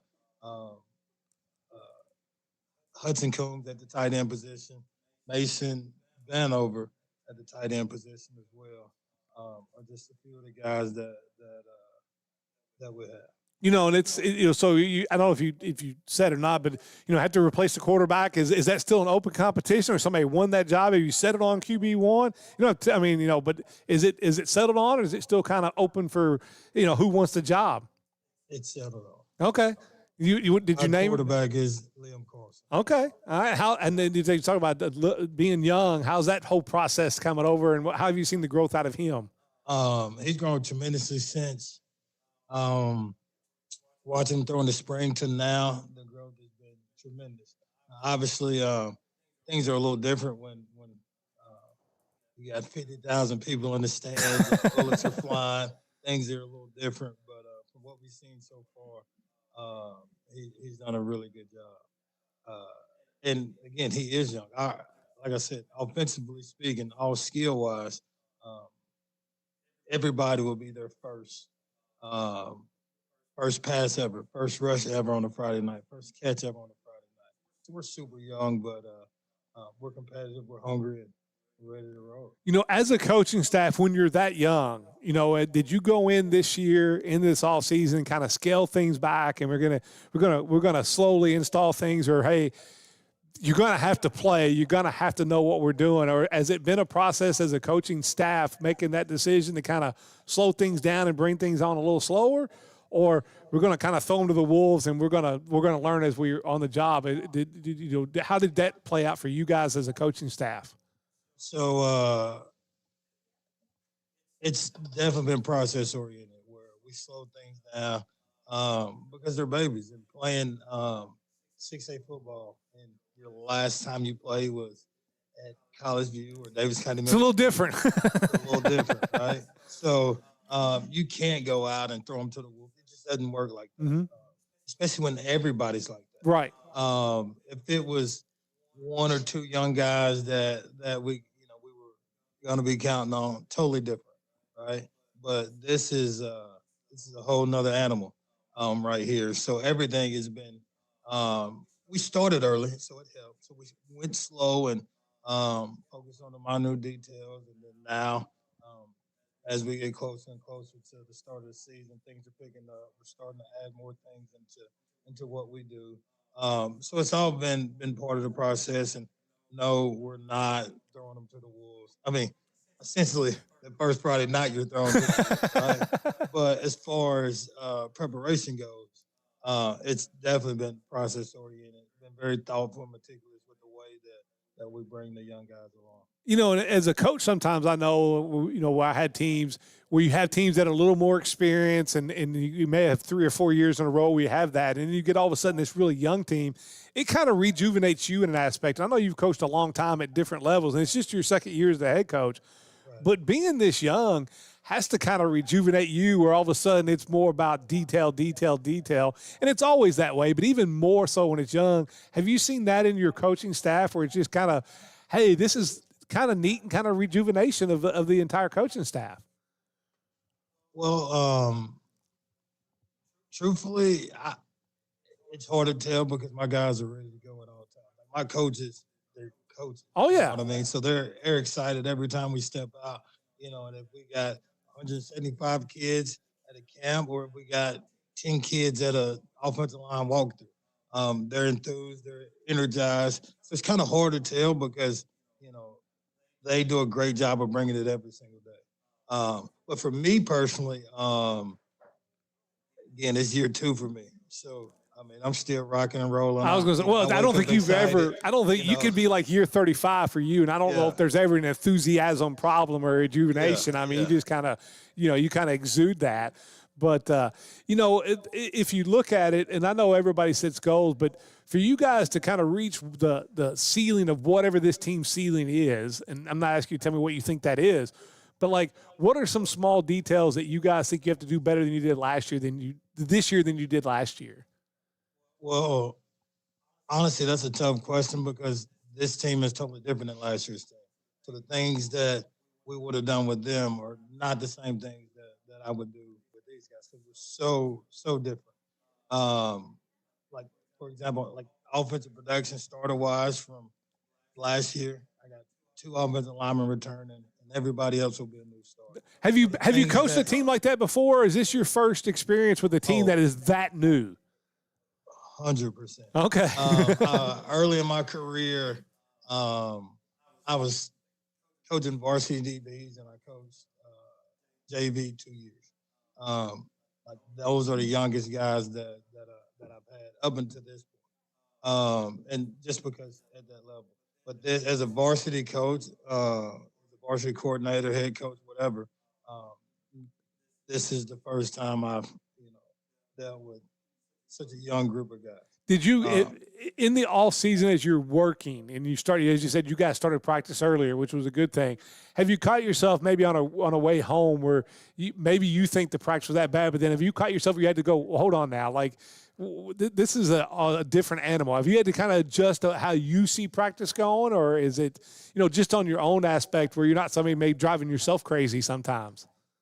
I would say, yeah, I've not necessarily bad practice, but one or two things. I'm a different cat, so a couple things that nobody else might think about would worry me. They don't worry about, but it worries me. Right. In certain positions, on certain technique or whatever it may be. So I've definitely had to say, hey, these are babies. It'll come with time. But the expectation doesn't change. You're expected to come out there and give it everything you got and be all in with everything you do. Correct. So expectations are still high, but the way we get there just might have to be, tailored just a little different. We'll go down here to Braden, who was hurt last year, missed a year. I'm always fascinated because I think it's not talked about enough of just the whole mental aspect of you're still, they keep you part of the team, but you're not part of the team. You're not out there fighting with your guys and bleeding with the guys. How tough was that for you, having to sit on the sidelines and watch and not be a part of that? Talk about that whole mental approach and how tough that was mentally.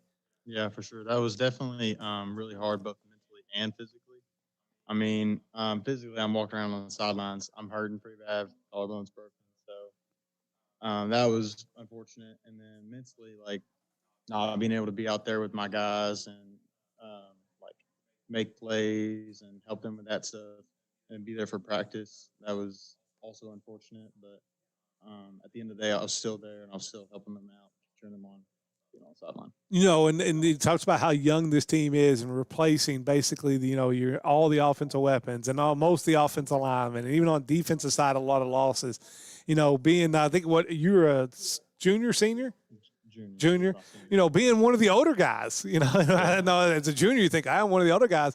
The enthusiasm at practice must still be high, but do you also see that there are baby steps that we have to take, and being such a young team, we can't skip any of the process. Like, you can't get to step 3 before you finish step 1 and step 2. Have you seen that, the way the coaching staff is handling practice? Yeah, for sure. And being a senior myself, I see myself like helping out the coaches, like taking what they teach me my freshman year and applying that to the freshmen, being a leader, and just helping them with those little things like their routes, like how to catch the ball the right way and things like that. I'm definitely helping out the coaches in that aspect. And it's got to be a little different being the senior and so many young guys running around, that's all of a sudden now like you're the grandpa of the whole team. I mean, how different is that, with the approach that, not that you're not buddies and stuff, but, I was that age one time too. I had a brother 3 years younger. When I was 18 years old, I was like, you can't hang out with me anymore. You're 15. Well, now they're all your teammates. How different is that approach each day at practice? Well, I was a freshman at one point too, so I know how it was being in that position and having seniors that really like helped me and guided me through there. But I see myself filling their shoes, and like helping them, treating them like brothers. Like ultimately, we're a family, so I treat them like I would my blood family. Going into the second year, and Coach Wallace, you can just tell by talking to him, either here at Media Day, me interviewing him, or talking to him out in the community.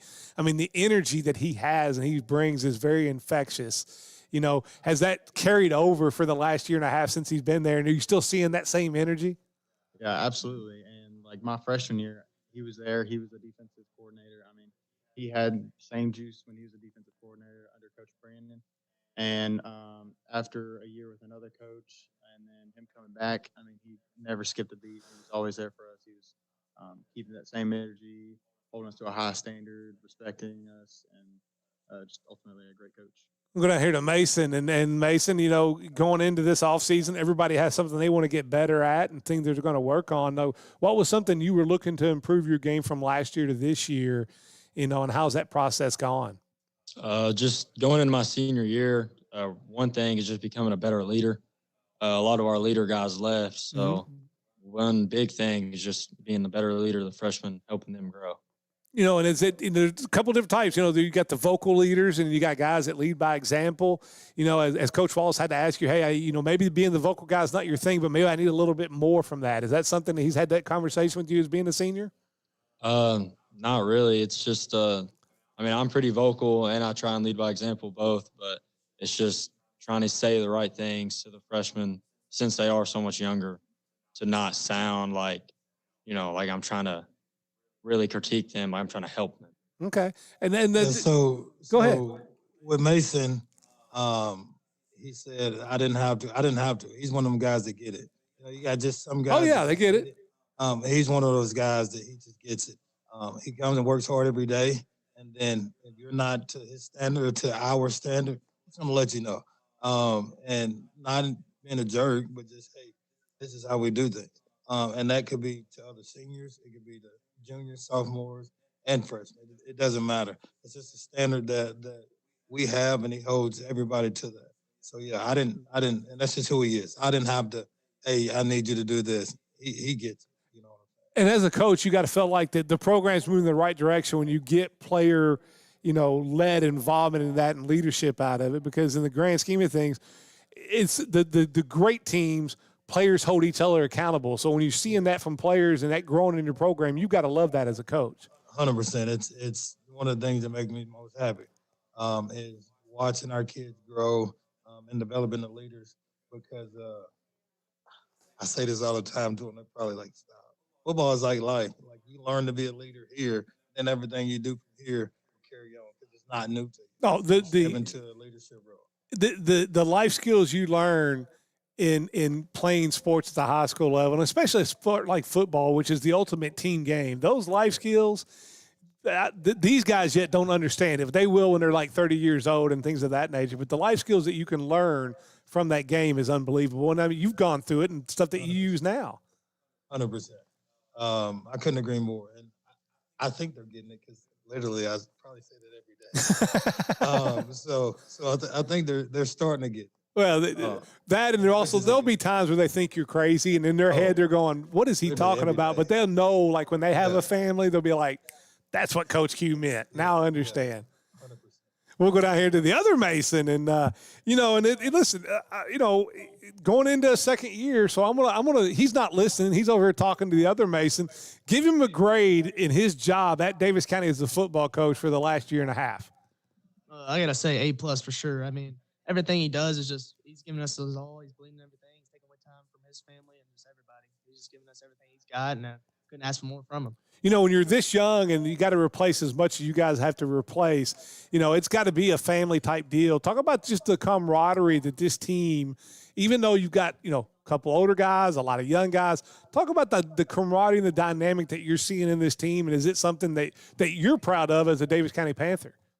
Yeah, after camp last week, I just felt like we're so much closer together. I feel like we got everybody's back and we're just there. I mean, I feel like that's going to carry us through the season, just being family. And I feel like we're all just loving on each other and helping each other out whatever way we can. What does Mason like to do when he gets a little downtime? If you're not on the football field, you got a little downtime at home. You know, you had the dead period going on. What do you like to do to relax or for fun or hobbies?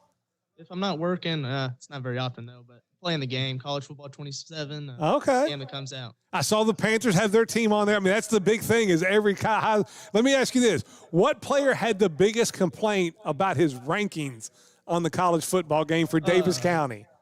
Mason Crook down there was mad that he wasn't in the game, but I said, you haven't done nothing yet. Mason, you did, you know, how about you? What do you like to do for fun down here, Mason Crook, when you get some downtime?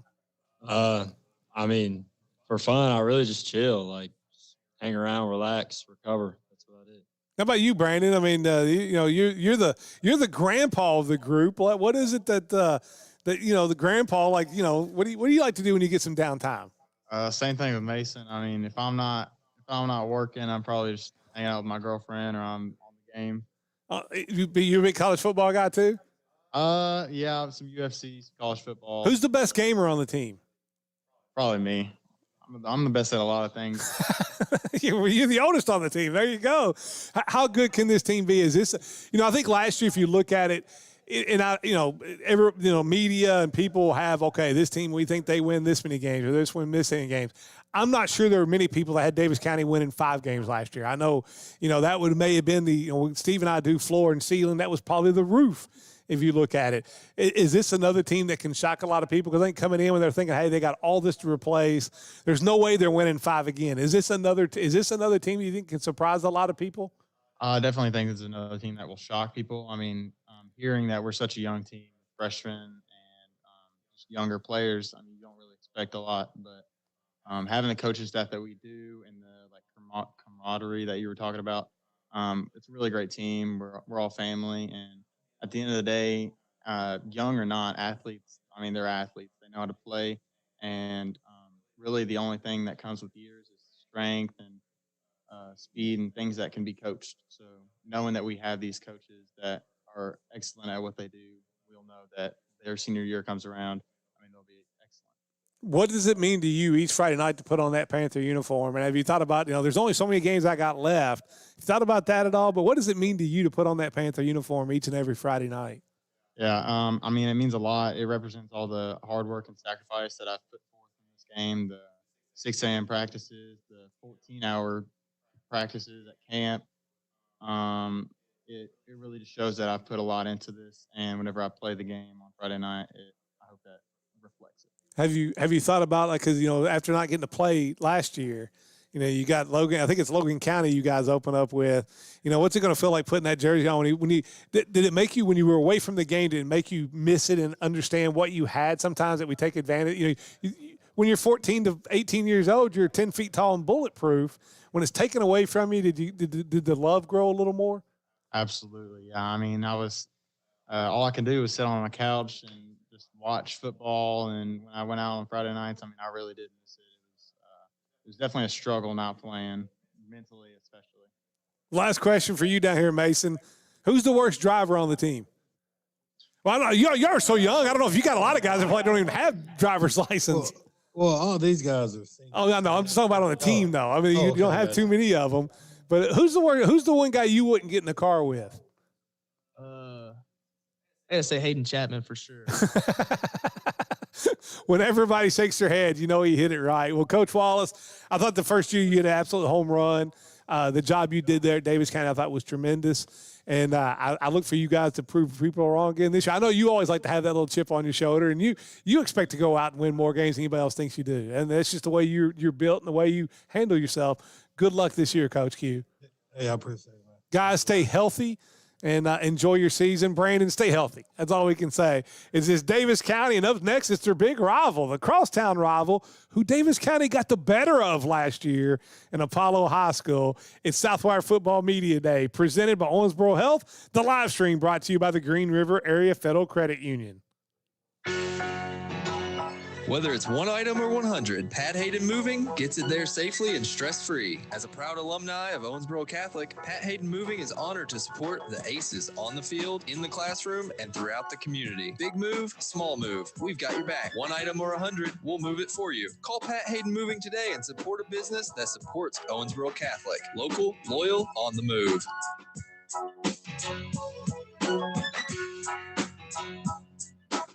Hawkins Avenue PLLC is a full-service architectural firm providing design services for K-12 education, business, healthcare, industrial, religious, hospitality, and mercantile projects across the state. Our motto is design-focused, service-based, and feel it nothing less than mandatory to provide a service to our clients that exceeds our expectations. With a combined 30-plus years of experience, the team at Hawkins Avenue is the architectural firm you need for your next project. Located in Beaver Dam, give Jeremiah or Kyle a call at 270-363-20 2235. Got a pizza craving? Come on down to Gino's Pizza in Livermore. Proudly owned by Matt and Carrie Huff. Enjoy mouthwatering pizzas made with the freshest ingredients. Come see us at 405 East 7th Street or give us a call, 270-278-5121. Gino's Pizza, your local pizza high spot. Kentron Manufacturing is hiring. We're looking for entry-level associates who are dedicated and drug-free. In business over 50 years, we offer insurance, paid holidays, vacation, and a clean, controlled environment. Apply in person at 610 Industrial Drive. Kentron is an equal opportunity employer. Looking for a stress-free way to buy your next vehicle? Visit VF Evans Ford in Livermore. Proudly serving the tri-state since 1953. Get big discounts, top dollar for your trade, hassle-free buying, and award-winning service. Proud sponsor of local high school athletics. Shop anytime at VFEvansFord.com. Need electrical services? Call Bailey Electric. Serving Western Kentucky since 2002. We handle commercial, agricultural, and residential needs. With over 50 years of experience, we're licensed, insured, and ready to help. Bailey Electric, your trusted local electricians. Get ready for the school year in style at Sports Country inside Greenwood Mall in Bowling Green.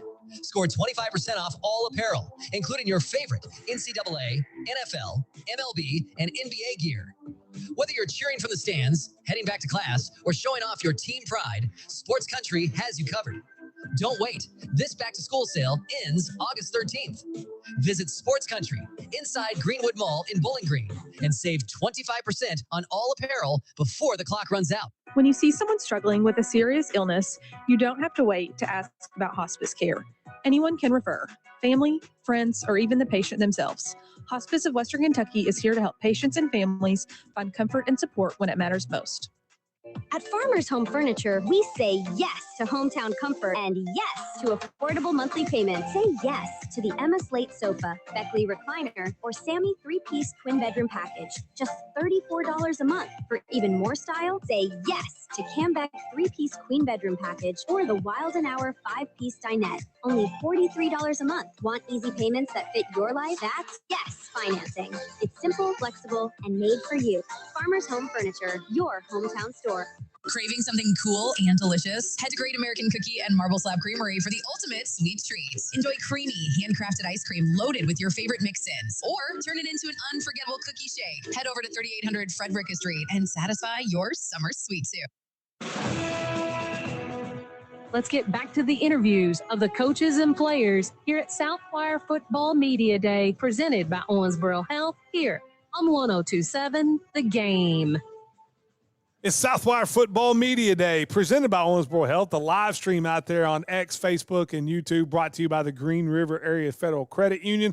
Big thanks to Southwire and for Owensboro Health, who have both signed on. They'll have all the next 3 media days, including this one. This was on last year's contract. They'll have basketball, baseball, and then football again next year. And we always think, well, anytime they come on and re-sign, it's always a big deal. But you're also going to tell us, Jalen, about some other partners that make all this possible. Yeah, Vic, we've got Gino's Pizza, House Insurance, and the Tell City Football Boosters. Without them, we couldn't do what we do. And now up is you got Apollo Eagles and Coach John Ed, 6-6 last year. Lost to Bowling Green in round 2, got a playoff win. Coach Steve and I were talking on Live at 5. I think you may have to go back to whether it be Zane Bean's team or Michael Hanley's team to have the type of excitement that you're kind of hearing about Apollo football.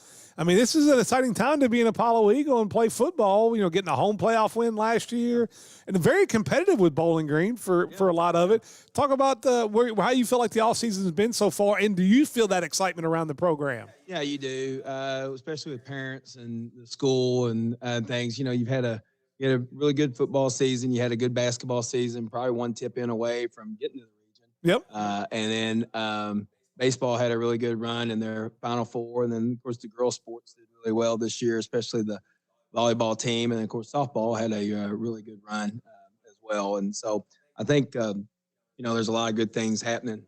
We just got to keep it going. And I think the main thing for all of us is, believing that stuff can happen and believing you can continue to the next round and get to the 3rd and 4th round and possibly the championship. But you got to stay healthy. We all know that. And pretty much if we can do that, this team can do a lot of great things. You know, a very high-powered offense, of course, with Max, as the quarterback coming back, going off to Austin P and playing.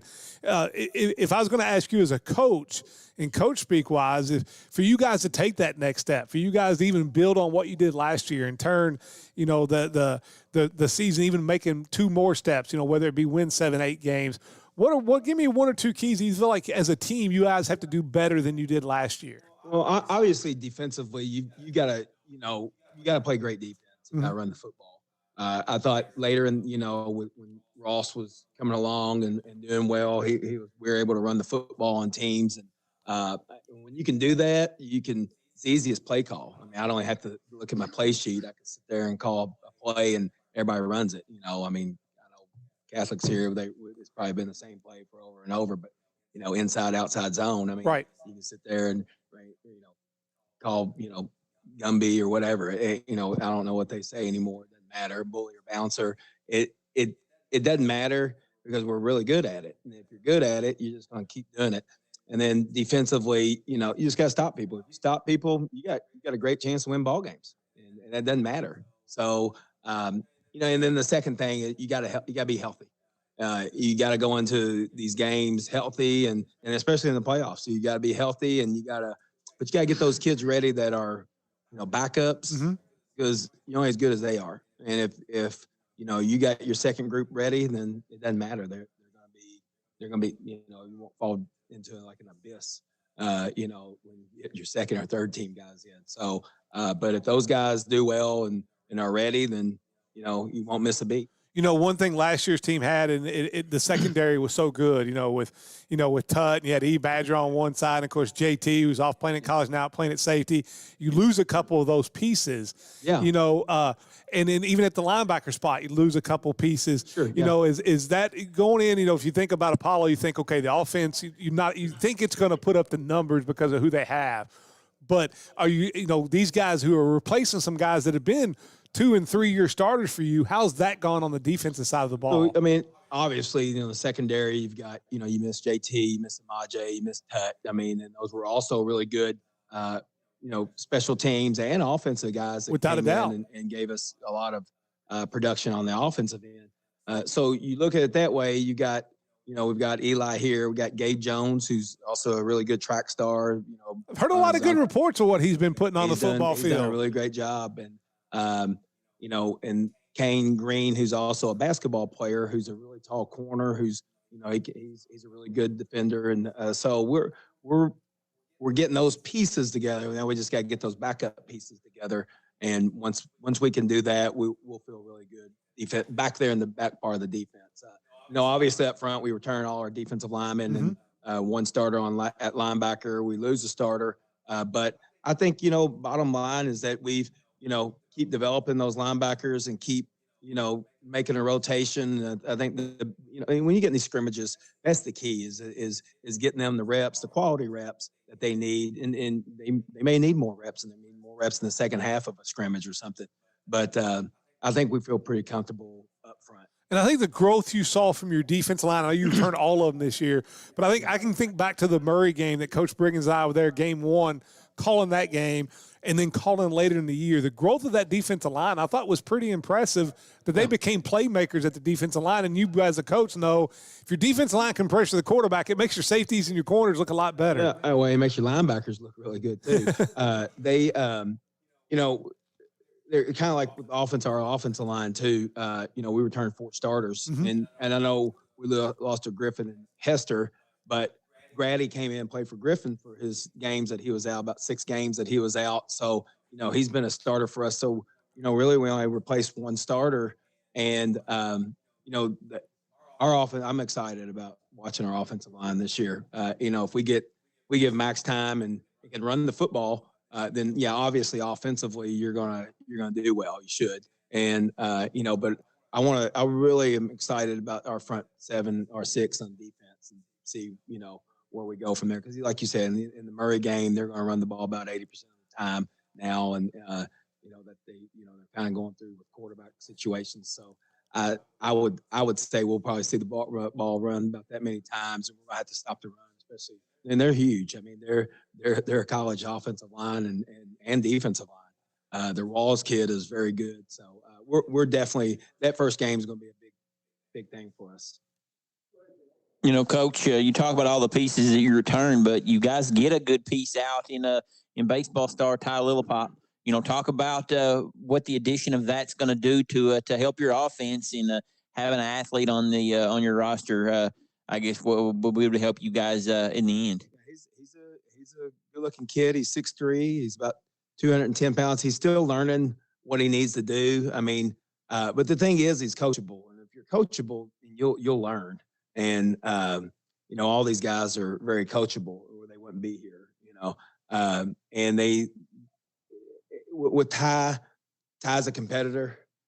He's, you know, if we need something, he's gonna do it. And, you know, if we need him to go up for the ball, he's gonna go up for the ball. I'm really excited to see what he does and his production from week 1 or the first week of the scrimmages to our last game. I think you're going to see a really good football player come out. Here now, the QB1, Max Johnson, and of course going down to Austin P1. Congratulations! And I'm glad. I'm probably for you. You're glad to probably get that out of the way before we can just kind of focus on your senior season. But the one question I have for you, because I see this where you have a lot of talented QBs, and they're in the offense for a couple of years, and that senior year, you know, we talk about the game slowing down for you, but in that senior year, sometimes when it's really good, it can almost be slow motion. You know, being in this offense and Coach Ed's offense for the last 3 years, has everything completely slowed down? We feel like you got the total grasp of the offense and are ready to go out there and have a senior season that you're looking forward to? Yeah, definitely. You know, you only get to play high school football once, and so you know, senior year, you want to take it all in as much as you can and just enjoy it while it lasts. You know, and you do have to replace some. You know, you lose some big time playmakers in the receiver. You know, Bratcher graduated; he had 73 catches. Badger with 46 catches. You return Williams, and of course Milburn, who also was great out of the backfield. Talk about that relationship in this all season, the work you put in with your new receivers that are going to come on, and how that progression has come. Yeah, obviously we lost a lot of big pieces last year offensively. JT, Tut, and Majay were the more important ones. But we got a great group of guys coming up that are, we're sophomores last year, we'll be juniors this year that help us. Eli coming back is a great addition for us because he's been in that position and has some experience, and Ross as well. He can run and he can catch it, which is great for us. And how good can this team be? I mean, I made the comment the other day, if you get at the end of the year, if you grade out the offensive line and it's B+, in that area, this is a 7 or 8 win football team. Do you see that also? This is a team that can have maybe one of the best seasons Apollo football's had. Yeah, we're just looking to improve. Last year, 5-5's, 500, which is average. Won a playoff game, and so we're just looking to improve each year. So.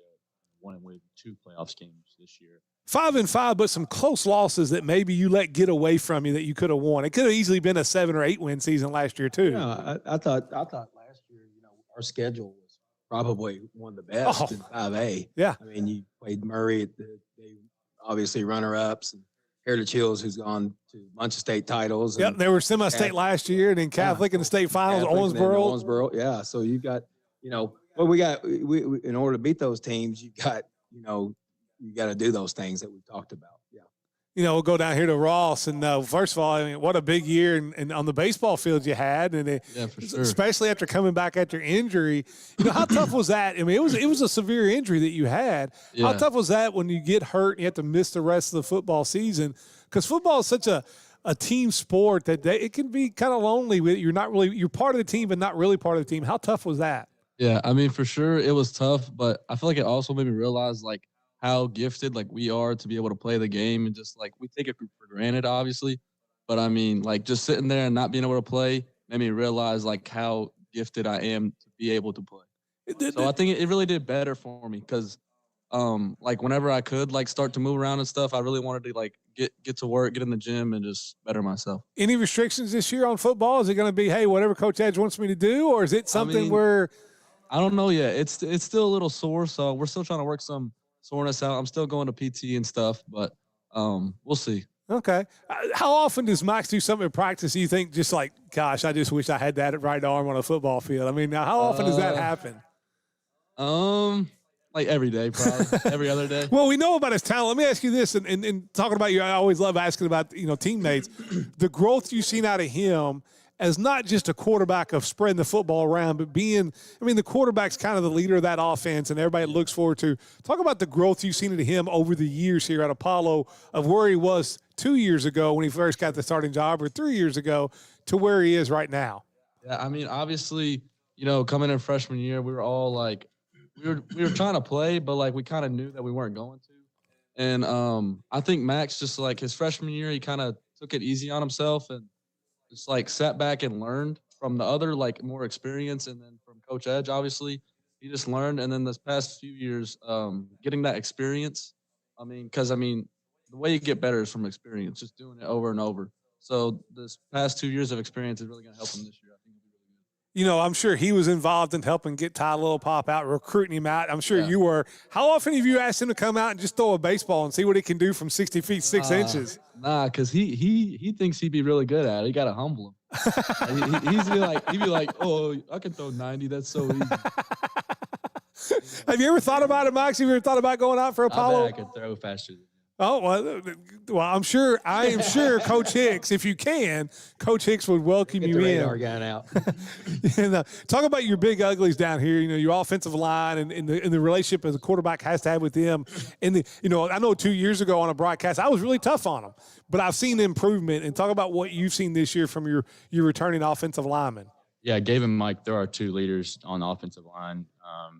Gabe's more of a vocal guy and puts everybody together, and Mike leads by example on the field. And they both do great for the line and the team, and it's been fun to be with them and build a bond with them over the years. I've got to ask you, Mike, because I know you've been a staple there for a few years at Apollo on that offensive line. Is Mike taking care of you and buying you dinner every now and then, or at least like donuts to school? Is the quarterback – he's going to have to learn this when he goes off to college. You got to have to teach him. Is he taking care of you guys? He's a great person, and we really are such – I love to be his friend because he does take care of us. We'll go out to eat. He'll be like, yeah, I'll pay for it, but he'll cover it whenever he wants to. But I really appreciate how nice he is to everybody on the field and even off the field. And talk about like the offensive line is such a unique group of, they're the unsung heroes. The only time you hear your name called or your number called is when you've done something wrong. It's not like the referee doesn't stand out and say touchdown by Eli Williams, but Michael Lawrence made a nice block to help it happen. It's holding number 77, loss of 10 yards. But talk about the relationship, that offensive line, especially with all these returners coming back that you guys have as a unit and as a group. We just we're a selfless group of guys. We don't want the credit, honestly. We just want to see our teammates like Eli or Ross. We want to see Ross run for a 70-yard touchdown. We want to see Eli catch a ball for 90 yards. I want to see Max be successful throwing a great ball. I love to see my teammates succeed rather than myself. Do you ever go up to Max and say, hey, every now and then you got to learn how to slide? Because I watched enough of his games where he'll put his head down and run over somebody. Do you ever just go say, like, you're the quarterback, we need you. You got to have to start to slide. I really want him to protect himself more than we protect him. But I think sliding's a good idea. I'll ask Big Gabe down here is, hey, who's the smartest offensive lineman of the group? Who's the guy that's the smart one of the group? I'd say the brain. Let me lean in there as close as you have to get close to him. You guys are used to touching hips and everything. You have to get in there. I'd say the brains has to go to Mikey. Okay. The group. He talks about the relationship you guys have. Let me ask you, how is that relationship with these offensive linemen? It's been great. The past couple of years, we've been working to improve, and like all of us learning and getting together and spending more time with each other has just helped us out a bunch. Which offensive lineman was the worst driver? I'd probably say the ones that can't drive yet, so Tyler. That makes sense. Go ahead, Jalen, if you got a question for a player. Eli obviously play wide receiver. How easy does it make playing receiver to have a guy like Max Johnson throwing you the football? Got to lean in there. He needs to put it right where it needs to be every time, so it makes it a lot easier. Like sometimes I won't even be open, and he'll make me look open just because he'll put it only where I can get it. And coming in this year, losing E-Badger and losing Bratcher. It's not that you're not a big-time receiver. It's even more important for you to kind of step up and be that one receiver. Talk about, the stuff that you felt like you had to get better at last year going into this year and the work you put in the offseason. I mean, I definitely had to get stronger, faster mainly. But I mean, it's just being able to take that next step. Coach Edge has invested a lot in me, and I just got to show him that I'm worth it. I've heard rumblings that may also see on the defensive side of the ball a little more. I know you played a little bit of defense last year. I played a little bit of defense last year, but yeah, right now I'm starting at our free safety. So is it the interception or the touchdown pass? Which one gets Eli's blood pumping a little more? I'd say the touchdown. Okay. Then have you had that conversation with Max? Like every now and then you don't have to lower your head and try to run over somebody. You're QB1. You got to protect yourself. I mean, yeah, he definitely needs to because if he goes down, I don't know what our plan is. So we don't have JT anymore. Yeah, it was the number one backup in the state of Kentucky, you know, that aspect. But, you know, Coach, as you look at this season and expectations are, like I said, maybe never been higher. You know, as I said, I was critical a couple of years ago of the offensive line at times, and you know, I'm an announcer, and I'll tell you what's playing well. Yeah. But the growth you've seen of the offensive line for a couple of years to where it is now, I mean, you got to be happy as a coach. Well, his first start as a center, the first snap, 50 yards over Max's head, but he never had a bad snap after that. Right. I mean, he had to get that one out, and I'd rather him do that 2 years ago than now. You know, obviously, but. We haven't had a problem with that snap. Now I'm knocking on wood, so I don't want to jinx him this year or anything. But no, but they've actually, you know, taken what people say and just, hey, look, maybe this is something we got to do. I mean, we've got to be better, and they work harder than anybody on the field, and both lines do. I mean, and anywhere you go, I mean, it doesn't matter if you're at Owensboro or whatever. You are, those linemen work harder than anybody on the field, and they get no credit. And I think it's important. That's why I wanted to bring some of them here, and it's important to have them to get that credit, especially their seniors.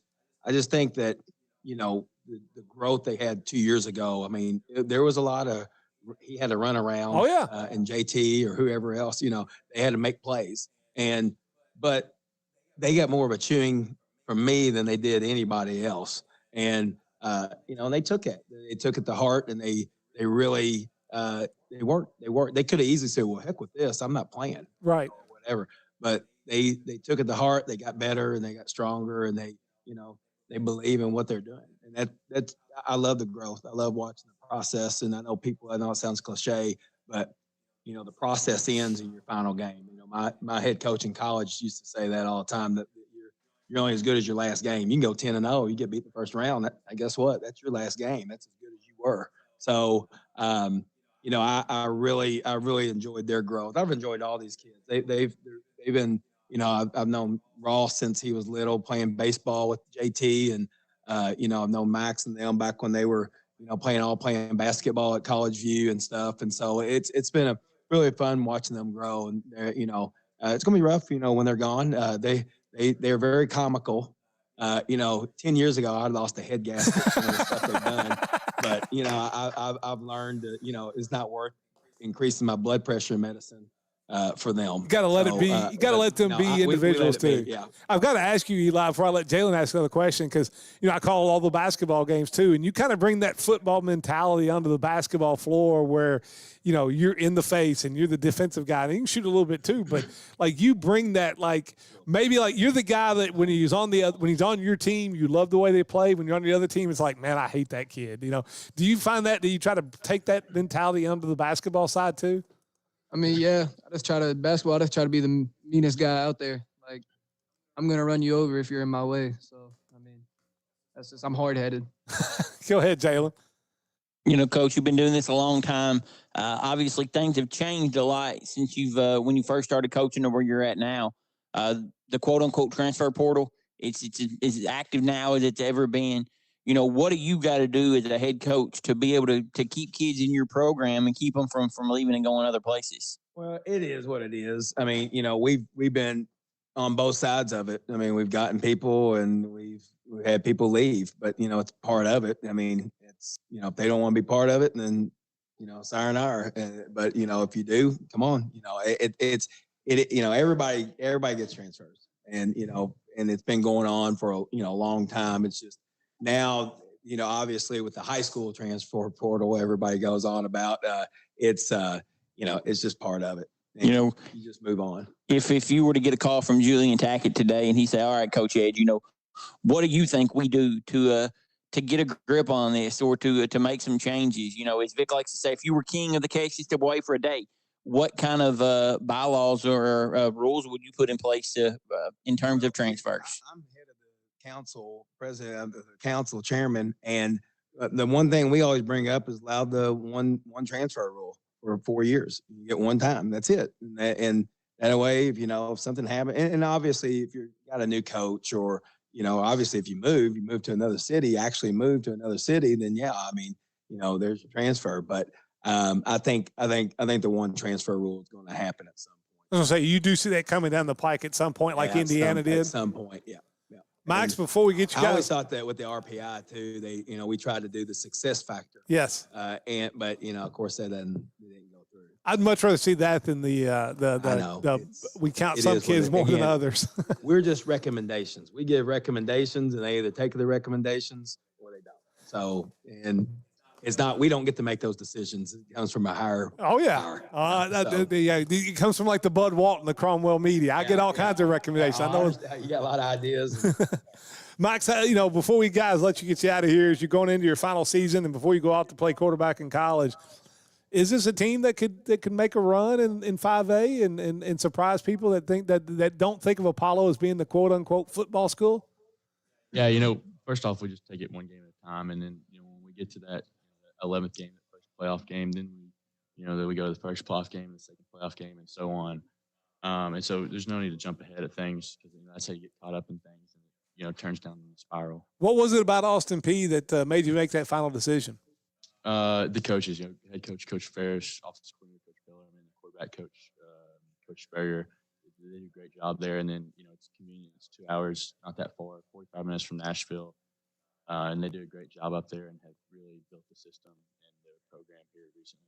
Well, guys, everybody stay healthy. Good luck. Coach Edge, I know you've been at this a long time. I consider you to be a friend. I love what you've done at Apollo and how you've made changes there, and look forward to calling quite a few Apollo games this year. And you got the first three, don't you? I do. We do have the first three. We'll be down at Murray on 102.7. We got a Heritage Hills on the replay. I love getting Heritage Hills on this side of the river one time. Yeah, I do too. And but yeah, we'll be right there all step of the way, and I'm sure we'll get you on Friday Night Lights Out after a big game one time or another. But guys, good luck. Max, make sure you slide every now and then. You don't have to run over everybody, and do that. But good luck, Apollo, and thanks, Coach. Thank you, and thank you for having us, Vic. And up next, it will be Owensboro Catholic as it's Southwire Football Media Day, presented by Owensboro Health. Are you looking for an unbeatable quote on home, life, or auto insurance? Contact Kyle Colberth or Sarah Brown with Kentucky Farm Bureau in Hallsville. Their prices are second to none, and the service is spot on. Located at 445 Halls Boulevard in Hallsville. Go see them for all your insurance needs. Did you get us switched over to shelter insurance? Actually, I found a deal online. You did? Does your deal come with award-winning customer service? Oh, I'm not sure. Does the deal include a local agent? Doesn't actually say. Can we create a customized plan that fits our needs? Let's just call the local shelter agent. For insurance that fits just right, find a shelter agent near you. See me, Logan Barrow, and let us help protect what is important to you. House Insurance is not only a proud sponsor of Hancock County Athletics, but are also a full-service family-owned insurance agency since 1958. Let them quote your auto, home, business, farm, and life insurance needs. You can find them at houseinsuranceSVC.com. Keep your vehicle running strong with the hometown service you can trust. At Galloway's Farm and Auto Repair in Beech Grove, you'll find dependable auto repairs, maintenance, and friendly service you can count on. Stop by today and see why your neighbors choose Galloway's Farm and Auto Repair, where quality work keeps you on the road. Experience ultimate control and peace of mind with Labor Management Federal Credit Union's Secure Lock Equip, an easy-to-use mobile app that allows you to protect your credit and debit cards in real time. Turn your card on or off. Customize permissions as needed to prevent fraud and control spending. Visit lmfcu.net for details. Power to protect with Secure Lock Equip at Labor Management Federal Credit Union member NCUA. Hancock County Farm Supply in Hawesville has all your building supply needs. Lumber, trestles, metal, and so much more. Plus all your farm supply needs. Call today 270-927-8024. Hancock County Farm Supply in Hawesville.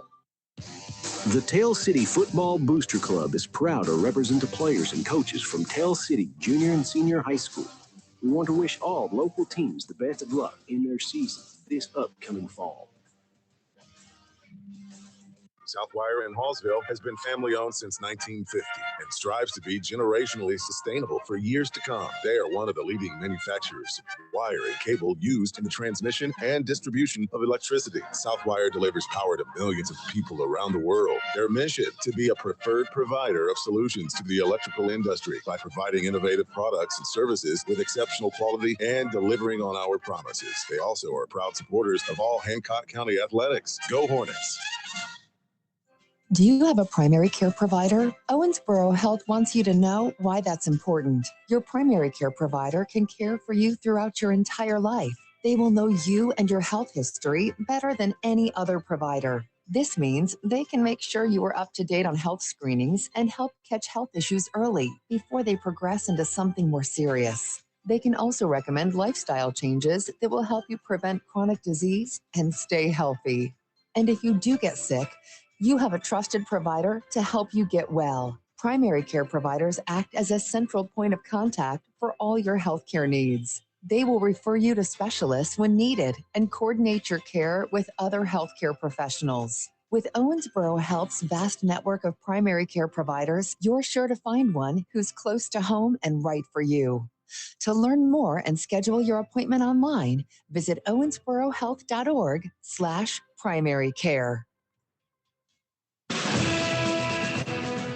Let's get back to the interviews of the coaches and players here at Southwire Football Media Day, presented by Owensboro Health here on 102.7 The Game.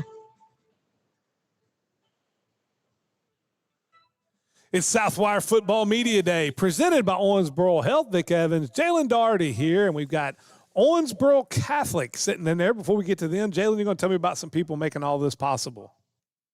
Yeah, Vic, we got Galloway Farm and Auto Repair, Labor Management Federal Credit Union, and Hancock County Farm Supply. And the live stream out there brought to you by the Green River Area Federal Credit Union. Now being joined Coach Morris. And, Coach, I mean, you look at it, 41-4 in the last 45 games, 48-5 in the last 53 games.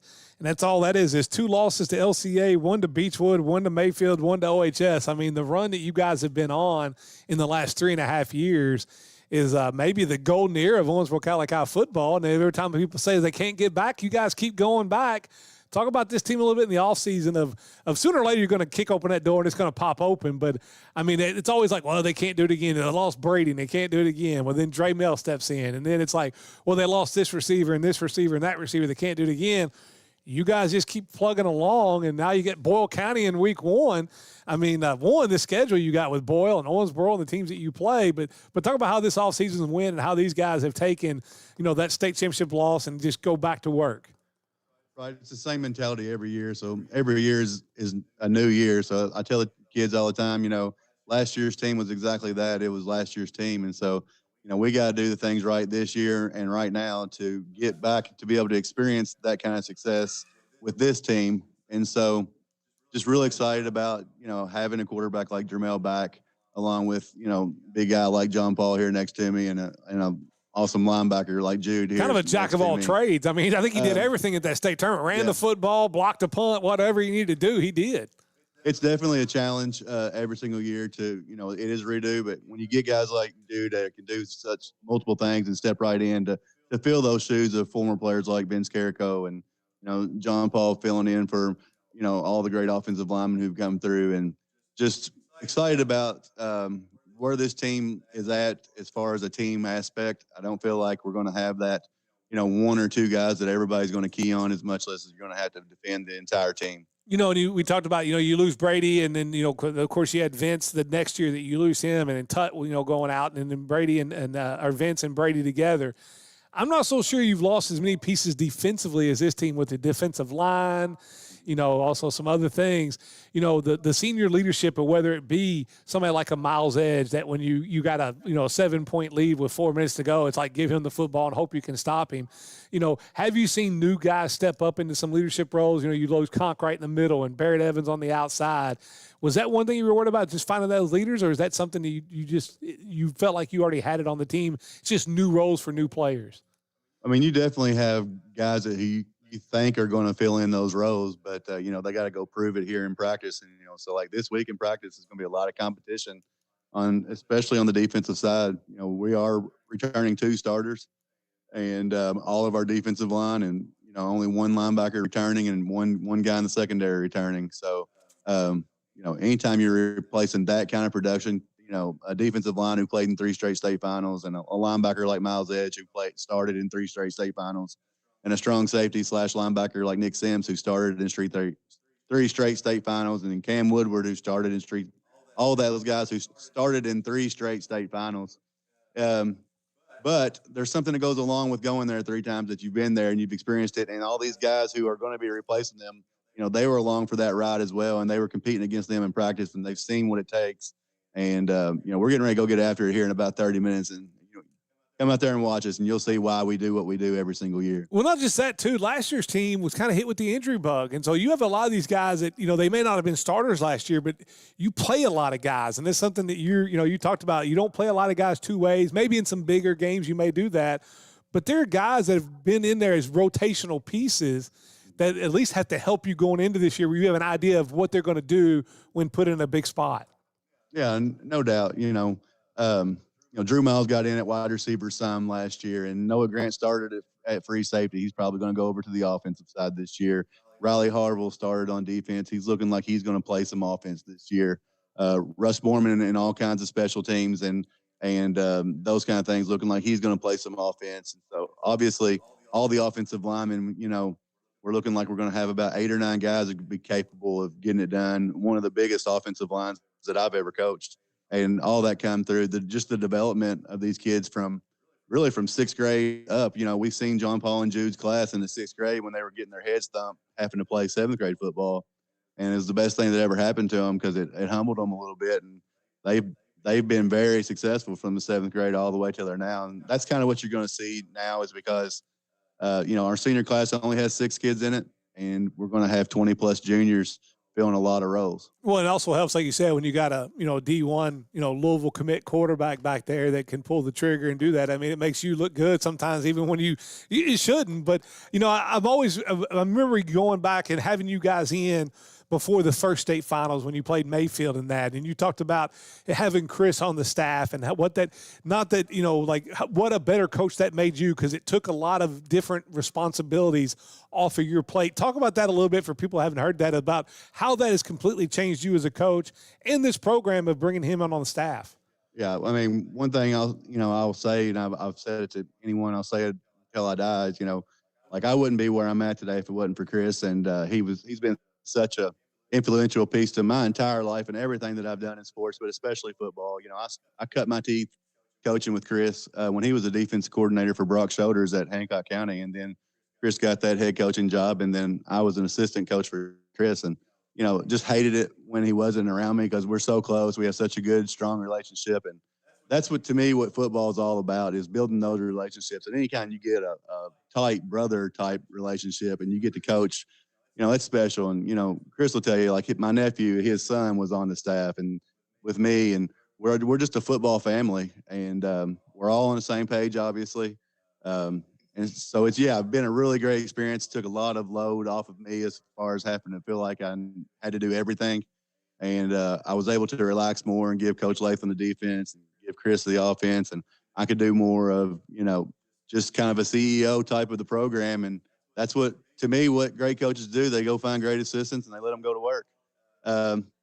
As their lives adjust, I may have to take back over some roles, it looks like, here this year, but still got a really good, strong coaching staff, and you're only as good as your coaching staff. Without a doubt. And now I'll ask Coach Morris. I mean, he talked about the relationship you guys, not just in football, but throughout your entire life. Talk about that whole dynamic and that relationship. And I also wonder, are there times in the coaching meetings where you guys can butt heads a little bit too, but understand that it's always trying to get the football team better? Yeah, I mean, that's part of any staff. This will be year 26 for me, I think. And some of the better staffs you've ever been on, there's always going to be some of that. And guys that are good know that that doesn't leave that room Mhm. with you. By the time you make it to the guys, y'all are a united front. And, you know, as a head coach in the past, and I know Jason operates the same way, you're not looking for yes men. You're looking for guys that are there to try to make you better. And I mean, obviously with he and I as brothers, we think very similar on a lot of things. So there has been some disagreements, but nothing major. It's been really smooth. And the good thing about it is he and I both have been doing it long enough to understand that, you know, when there is that disagreement, it immediately turns the page to the next play, Right. the next topic. It's not personal, and it never lingers. And let's get it figured out so we can move on. There's a reason we're having this discussion in the first place. Well, that had to help growing up where, you know, you had to whip him every now and then and just let him know it wasn't personal and he'd just move on. He was the baby. I took care of him. So that's always great. But, you know, as a coach, you know, you coached a lot of great talent throughout, you talk about, 20-something years now. I mean, the talent you have at the quarterback position the last few years and for 2 more years after that, kind of a golden era there that can make you look really good at times where maybe you made a bad call, but they just make a play for you. Yeah, it's a blessing. Like, I've told everybody since I come back here that, I went years in North Carolina trying to find a guy who could throw a football, period. And then all of a sudden I get to come and coach the guys that had the arm talent that we've had here the last few years. It's a blessing. I think sometimes too, and you both can talk about this, and it gets lost. Everybody talks about how talented, Dre Mel is, and he is elite arm talent and the way he can, find people and extend plays. But he works awful hard off the field. I think that gets lost sometimes where people think, oh, he's got so much talent. There's a lot of hard work that goes in behind that. Yeah, he's a hardworking kid. I've had him in freshman PE, and I've had him in the weight room since then. And, he's a hardworking kid. I'll let I think Jason will be able to speak as far as he's taken them back over the offense and what they've done so far during this offseason. But as far as my experience with him in the past, the one thing that always stood out to me was he's just so smooth with everything he does. You go watch him play basketball. He never gets rushed. He plays at the pace he needs to play at that time. And that translates over to football. He's just really smooth. Well, I noticed, I was telling you, we called the Dust Bowl, Coach Jason Morris called the Dust Bowl down there, and I noticed it looked like he's put on about 15 pounds of muscle in the upper body. I mean, I don't remember him being that thick. And it was an impressive specimen. And talk about the work ethic that he's put out there in your program for the last 4 years. Yeah, I mean, he's been to some big-time college visits, and obviously, when you commit to Louisville, I'm sure those coaches are telling him what he needs to look like when he steps on campus there. And so he has worked extremely hard on his body, especially this offseason. He also has a lot of hereditary, traits there. Yeah, and you can't teach. teach. And Fant, George Fance's cousin. And so there's a lot of room for he's going to end up being a really big man one day. And he's got a chance to be a 6'4", 6'5", 220, 230-pound quarterback that can sling it all over the place. And like Coach said, just so smooth in everything he does. Just so proud of Jermel and where he's come from, again, seeing him from 6th grade as a receiver up to 7th grade and 8th grade quarterback. Kid who didn't know for sure whether he wanted to play football or not because he was so good at basketball and baseball, and those sports just came so natural to him. And then I just begged him to please don't do that. You need to play football, blah, blah, blah. And then he played his freshman year and just fell in love with it. Obviously, he's done nothing but win. He's been to 3 straight state finals in his high school career, and he's got goals to go to another one. And that's going to be, like you said, the greatest run in Owensboro Catholic history. I wouldn't bet against it. Everybody bet against it all the time. Seems to lose that bet. Go ahead, Jalen. I know you have a question. Yeah, kind of preface off of that, the old saying, Coach goes, always the bridesmaid, never the bride. And that's been you guys the last 3 years. You're knocking on that door, like Vic said.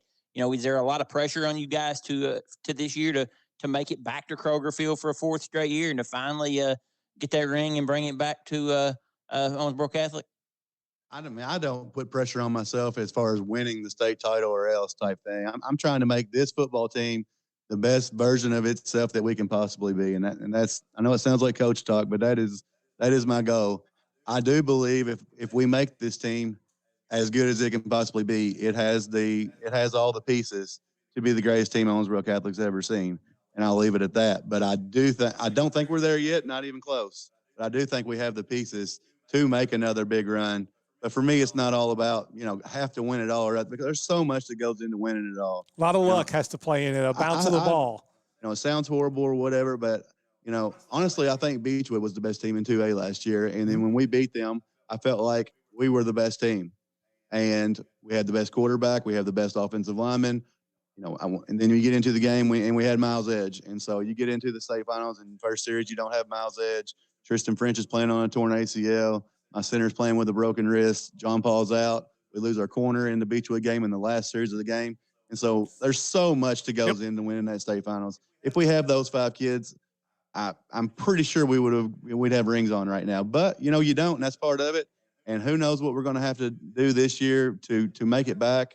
2A is so tough. When you're playing a team like Somerset in round 3 who continues to get better, and then you're having to beat a team like Beechwood or LCA or Mayfield or whoever it is in round 4, and then whoever's left is who you're going to have to beat in the finals. And so it's just such a grind. But I know I've heard a lot of coaches say this today. I've been listening, but being healthy going into that state finals is so crucial. Talk about this guy to your left. I mean, you're talking about Carruthers could be a big man. I mean, this guy's been a big man since he was like 6 years old, it seems like. But the growth you've seen him hit as a football player, where he started out sometimes, I remember calling one of the first, maybe it was his freshman year, and it was almost like a baby giraffe, where he was so big that he knew what he wanted to do, but maybe the pieces weren't there yet to get there. Talk about the growth you've seen in him as a football player. Right. So, John Paul's always had a motor. When you got that Carrico last name, I was fortunate enough to be able to coach Tud and Vince. Well, just to eat at their house, you better have a motor. You're going to go hungry. I can't imagine that anybody can eat with that family except maybe Biscuit.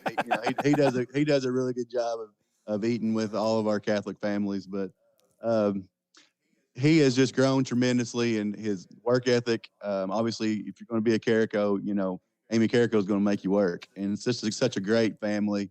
Has worked on his overall footwork and athleticism so much over the last 3 years since he's been at the high school. But even before then, we knew John Paul was going to be this specimen of a man. He's always been the biggest kid in Owensboro in that class. My son was originally in his class, and he was the second tallest kid in Owensboro and was always like 3 inches behind, And so, but I've been really proud to watch John Paul and to know that I had just a little bit of piece of developing him as an athlete, but also develop him as a good character, high young man, just like the rest of our players at Owensboro Catholic, just a lot of good people. We'll go down here to John Paul. We'll start with the big man. I'm still putting in word. I got to make sure that Notre Dame makes that offer and we end up having you be a Fighting Irish. I'll be upset if not. But talk about, there's been rumors, or I talk to people, and then they say, hey, the one thing about Catholic this year, it may be the best offensive line they've had in school history. And that's where you start at there, but you have a lot of great teammates around you. Talk about that offensive line as a unit and how that camaraderie has grown in this offseason leading into this upcoming season. I think it really started last season. Last season, we had a really good group of guys, and we got a lot. We could run the ball on basically everybody. And I think that momentum, now it's like, you don't really want to be like the letdown this year. Mm-hmm. I think everybody kind of really worked hard in the off season. And now you got 7, 8 guys who can play offensive line who are really good. And I think when you have 7 or 8 guys that can play and that are good and that are big, and like our smallest guy, I think is like 240. A few years ago, Coach Morse was out recruiting tuba players to play offensive line. Now he's growing them 6'9", 300 pounds. Yeah, so I think when you have guys like that, I think you just expect to have a good offensive line, especially up front. And I've got to ask you because, your brothers were, great football players, not only in Owensboro Catholic High, but also being very successful at the college level. In the relationship, talk about that relationship you have with them growing up. And is it still a situation where if you need to pick up the phone and call Tut or call Vince and be like, hey, I'm struggling with this or doing that, talk about that relationship you have with Tut and Vince. When I was young, I wasn't always super close to them, like as I am now. But I think now it's definitely, you can tell, like we all love football, and I think as we all love football more and more, we just kind of grow closer and closer.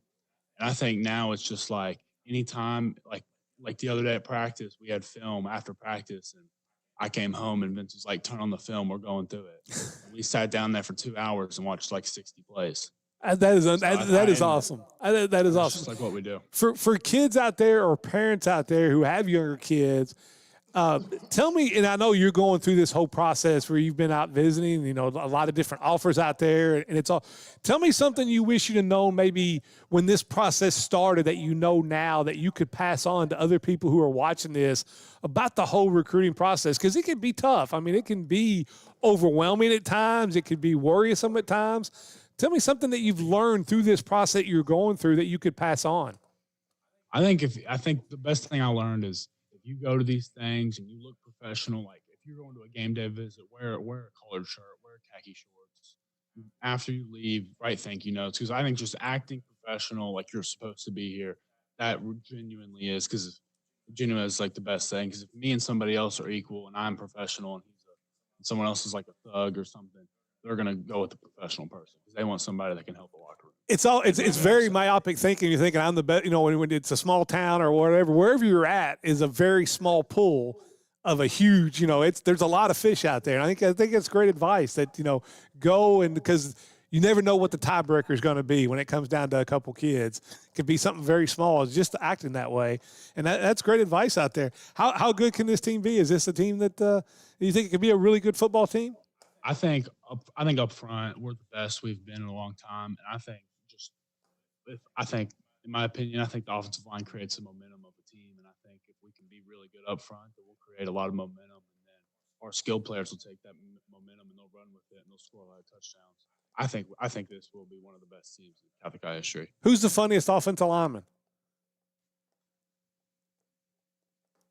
Don't say you. Probably Walker Crabtree. Okay, all right, I like that one. Who's the smartest one? You can say you if you are. Who's the smartest offensive lineman? Probably the smartest. I mean, you're a Carico. I mean, you guys are all brainiacs too, and I think that's some of the things that gets missed. It's not just the size, but just you guys eat, drink, and sleep football. Like it's unbelievable about that. And the guy that had maybe the toughest job of anybody was to replace Vince Carico there in the middle at linebacker is Jude Evans. And they always say, tell me something. I know a lot, but for the people out there listening at home, tell me something about Jude that people should know.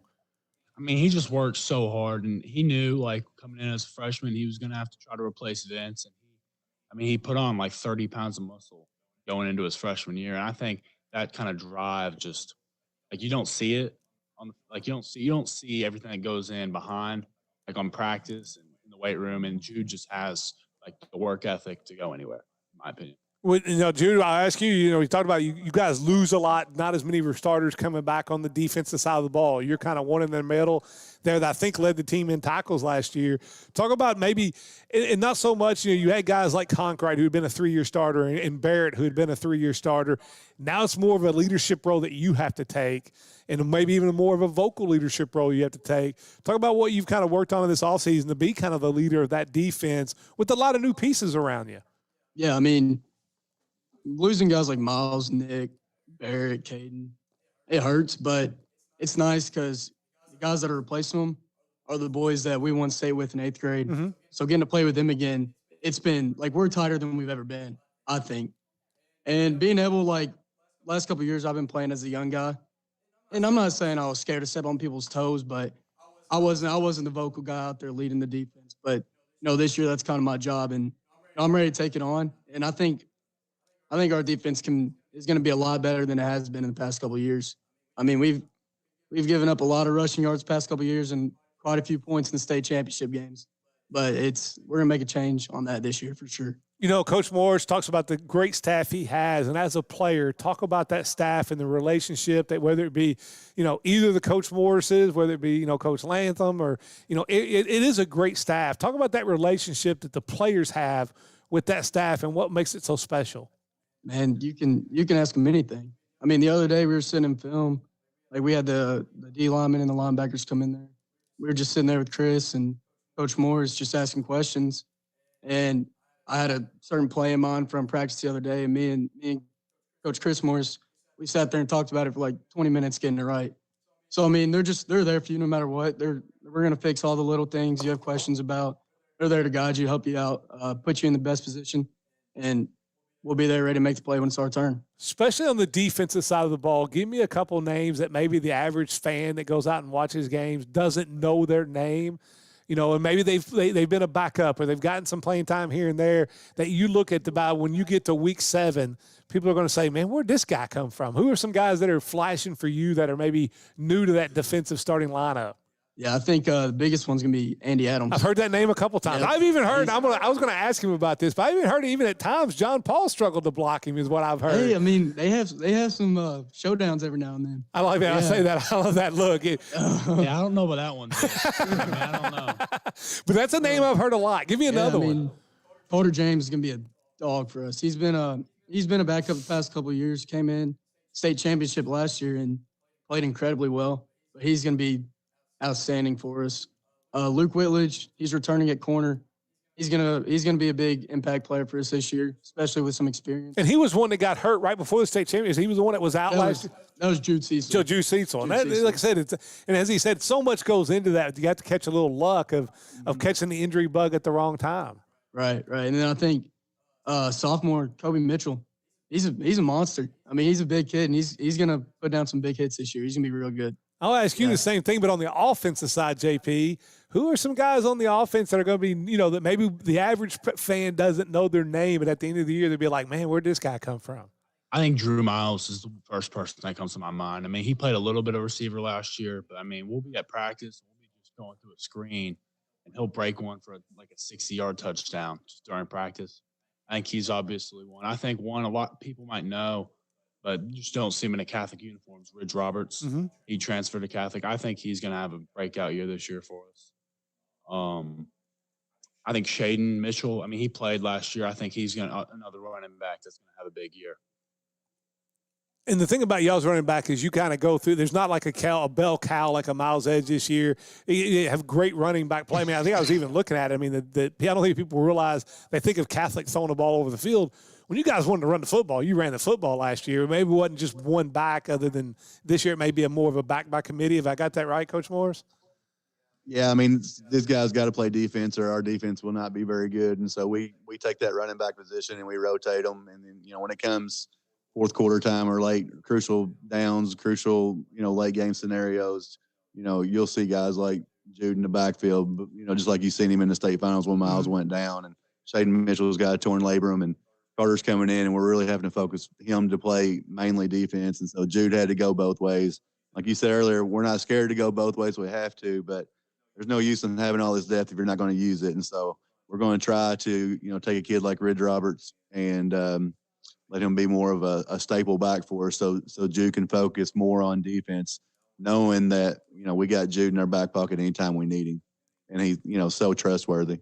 You start the year off down at Western playing in the, you know, in the bowl game down there with Boyle County. And, you know, last year, at this time last year, there was nobody that said anything. It was just, you know, Catholics going to go out and find out what 5A football is all about. And you guys go get the big win at Bowling Green. Statewide, it's the same thing. There's nobody giving you guys a chance to go up against Boyle County. You know, they've won, 5 of the last 6 5A or 4A state titles. You got Seneca Driver who's going off to Oklahoma. That's got to give you guys a chip on your shoulder. And I know Coach Morris preaches – we're playing, you know, we're not playing the name on the front. We're going out and playing the guy across from you. Talk about it. Is it when you have a game like that, this game one, do you think that helps you in the offseason because it gives you something to really prepare for, you know, of a big game like that? Oh, without a doubt. I mean, when you're tested game one, it gets you ready for every other game after it, you know? So, like, we're not coming out and playing some slouch, lazy team game one. We're coming out and getting tested. So we'll definitely be prepared for everything after that, but we're coming out with fire under us. Like, we're ready to go, and don't count us out. We'll be there to surprise everybody again. Coach Morris, I got to ask you before we let you get out of here. I mean, it's got to get, you know, we always hear, I can remember when I was coaching in college at Brescia, like when we were really good, we couldn't find a game. And when it was really bad there, you know, when we first got there, we were not very good. Everybody wanted to play you. It's got to be, I mean, your schedule, you look at it with Boyle and, of course, Apollo and Owensboro and, you know, Davis County. And then you also, I think, have E-Town and you got Meade. It's got to be tough for you to go out and find non-district games unless you just want to. You have to go out because not many people will play you.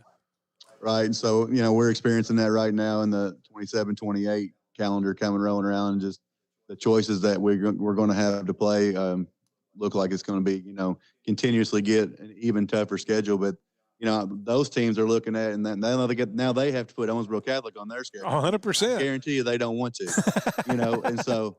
we take it as credit to our program. It's where we're at, and that's what we want. I started doing that at the JV level when I first took the job.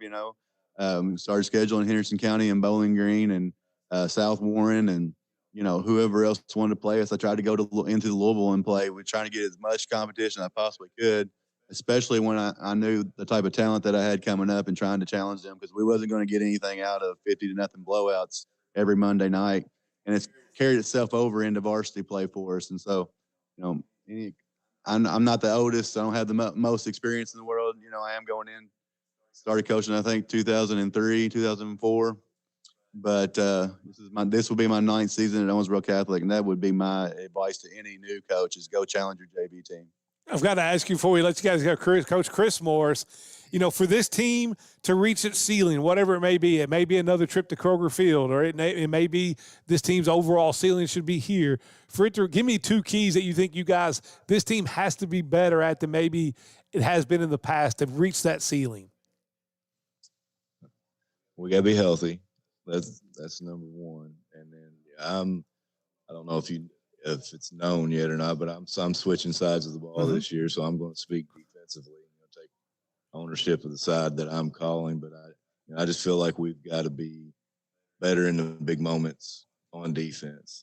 We're working really hard at that and trying to get as many guys ready as possible. But I think if we're ready physically to stand up to somebody that's going to come in and try to play bully ball on us and say that, hey, we're going to keep the ball away from you, be really physical with you. And when we can stand up to that and defend the run and still not give up the big plays in the passing game out of that, I think that's what we need to do on our side to get that done. I love that he gives you the defense after you lose 9 starters. It was nice, wasn't it? That's a brotherly thing to do right there. It's either he's got a lot of faith in you or he's just going to test you, one of the two. Well, guys, Coach Morris, with a big fan of yours and everything you've done there at Catholic High, and good luck this season. Guys, stay healthy, enjoy the season, and I'm sure we've got Catholic moving to the bridge now, so we're looking forward to that with Chris, Steve and Chris, and I'm sure we'll be calling you on some Friday Night Lights Out after some big games. Probably on I'm sure 1027 will be down there on the opening Saturday kickoff down there in the Rafferty's Bowl. Looking forward to that one.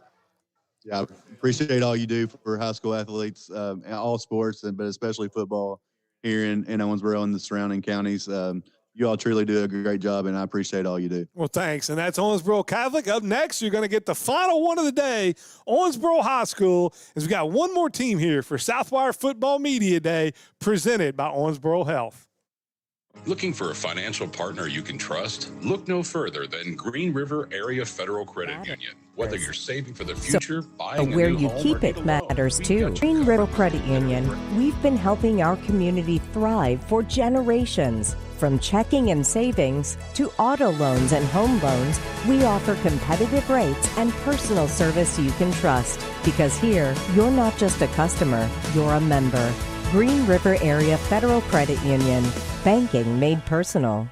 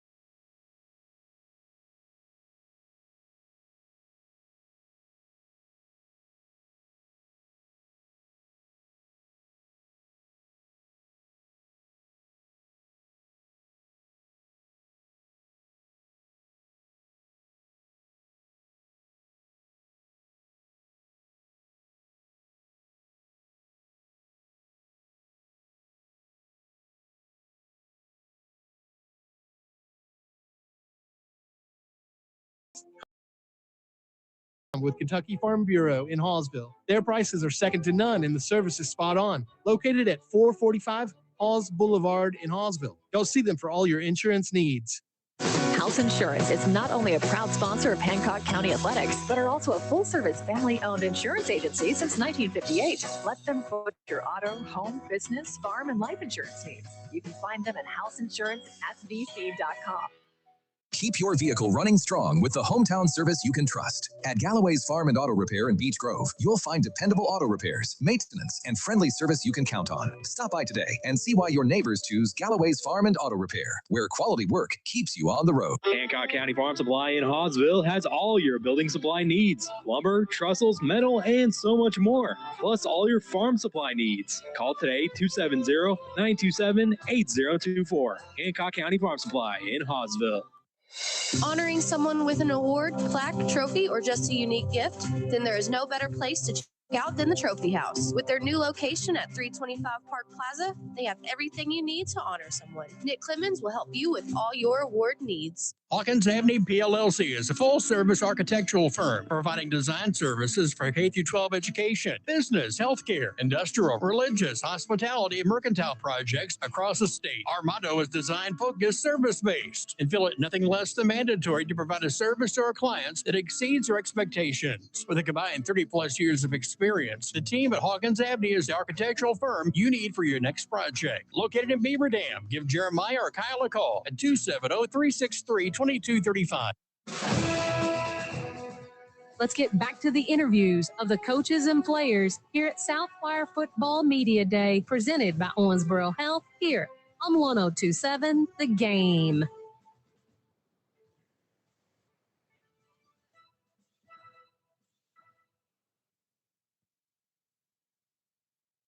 It's Southwire Football Media Day, presented by Owensboro Health, and the live stream out there brought to you by the Green River Area Federal Credit Union.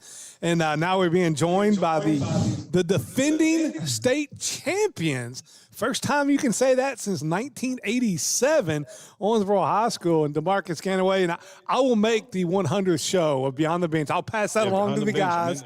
Without that, before we get to the guys, Jalen, you tell me about some people making all this possible. Yeah, Vic, we'll end it with our title sponsor, Southwire, like we talked about a couple of times. Renewed back on for another 3 media days. Owensboro Health, our presenting sponsor, also a renewal. Glad to have those guys back on board. Couldn't do what we do here at Media Day without them. And in Green River Area Federal Credit Union, who've come on as our live stream sponsor for the next several media days as well.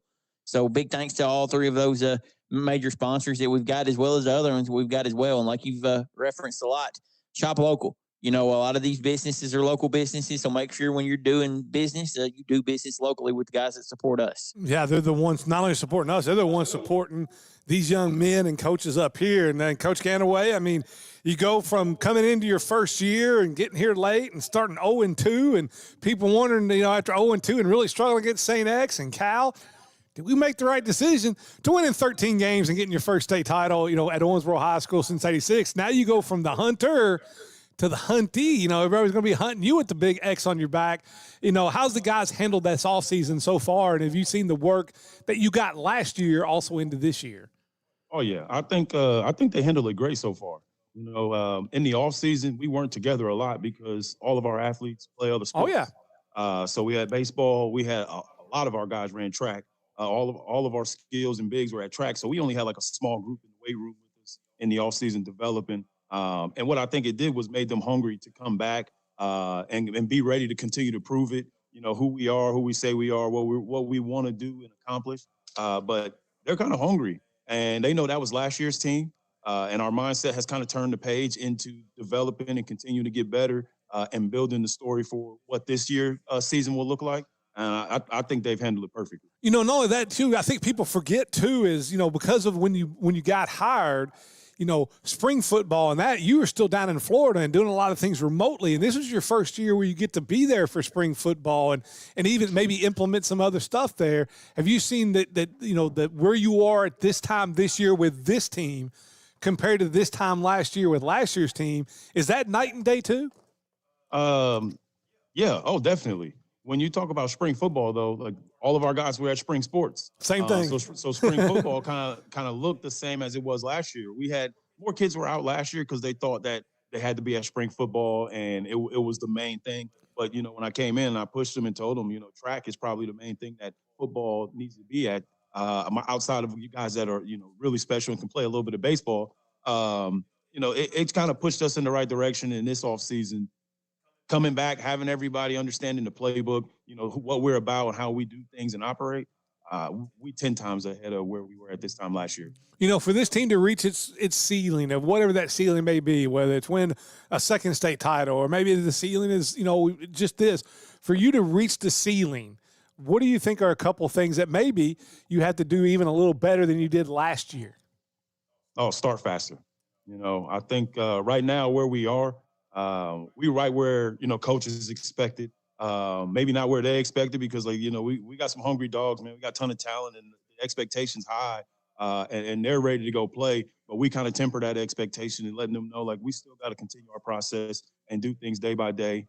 Continue to focus on getting better. Continue to focus on, who we are inside the locker room and what we're producing on the football field. That's ultimately what's going to matter and give us an opportunity to, put together a string of wins and play in December. I ran into Coach Hall down at the Dust Bowl when we were down there broadcasting. And, we were talking about, people will look at this team and be like, well, they lost Mr. Football. That's a huge loss, however you want. And I was telling him, I was like, yeah, but I think people forget that, T. Green averaged 10.8 yards a carry. It wasn't like he was a bad running back.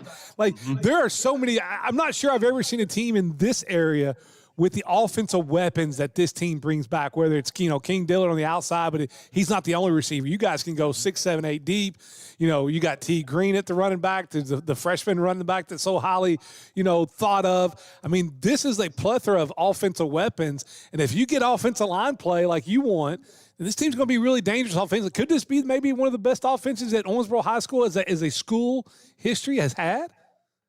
I hate saying that so quickly, off of what we did last year and accomplished. Just because Owensboro has a rich tradition of athletes and sports and, statistics, whatever you want to look at it. They've always had athletes, man. Oh, yeah. There's been a lot of eyes on the program. But we do have, the mix of guys this year to be really, really special. And that's the pressure I don't want to put on them to try to live up to that expectation and do things the way that everybody else envisions that. Because what we accomplished last year was us coming together and getting that done. People talk about Evan Hampton being Mr. Football. I think people were more afraid of Eli, and so I think it was the driving force of what we had as a unit, and it brings out, what individuals are special at. Mm-hmm. It gave Evan the opportunity to just see a gap and 4.3 speed, man. Don't nobody touch you. Yep. You know what I mean? But Kingston being on the outside and Marcus, man, making the right decision and getting those guys the ball, open that up for him. So we want to play that game where everybody kind of gets an opportunity to showcase what they can do and be a part of that success. But they got to trust it and want to do that together as well in order for that to happen. But this team, it is special for sure. Do have to replace some of your front line and your offensive line. Talk about, the growth you've seen there with the guys, the new offensive line you got and how that's going to grow together and how that's come along so far. And that's kind of been the one thing that, I know that was the one thing people talked about last year. That's the one thing that we've kind of pinpointed around this year. There's no pressure on that group. We only returned one starter. Mm-hmm. We don't have one senior offensive lineman that's starting right now. So it's going to be some growing pains. We know that group is committed. They're doing everything they're supposed to, and they know if they do their job and give an opportunity for Marcus to make the right read and get the ball out of his hands, then he's going to put it in play with one of the guys that we have that everybody kind of looks to make the plays, take some pressure off of them. Well, but we want to be able to run the ball. So the one thing is, you look at where your offensive line last year from game one to where it was in the state finals, the growth, you get that kind of growth, look out is all I can say. Exactly. But before we go to the players, we'll go to the defensive side of the ball. And this is a defensive group that's going to return a ton of talent. Not only that, you get the guy sitting to your left that you get for a whole season who was a game wrecker in the postseason, led by maybe the best linebacker in the state of Kentucky and the UK commit and Ty Ashley in the middle. This could be a really scary defense too. Whether or not you can go to a game and say, okay, well, let's find a way to slow them down, scoring against you guys may be pretty tough too. Oh, man, 100%. And you talk about just some of the guys we got in the returning pieces, Kobe being able to play a full year this year. He was getting real antsy at the end of the season there because he knew his time was coming. But our defense and everybody was rallying around the fact that he was going to be free. We had a thing last year, I think it was free Kobe. So and then that's why you seen it was a combination of guys are rallying around him, getting his opportunity to showcase what he can do. But having it for a full year this year, I think he's going to do what he does. Ty is a wrecking machine in himself. I think people forget the hit T laid in the state championship. Well, I was going to say, don't leave out that secondary because I'm not so sure this isn't the best secondary, not in 5A. It very well could easily could be the best secondary in the state of Kentucky. Definitely. That's what when you talk about us being skill heavy, Trey and him being as dynamic as he is, being able to play defense and then packaged on offense plus special teams. Like we got a lot of guys, and that team speed over there is something that people need to look out for. And the physicality is what I'm waiting to see. Where that's been and where that's at. But I know they just ready to hit somebody else right now. We'll start right here on the defensive side of the ball. We will go with our returning ESPN Owensboro Defensive Player of the Year, and Ty Ashley going off to play football at UK.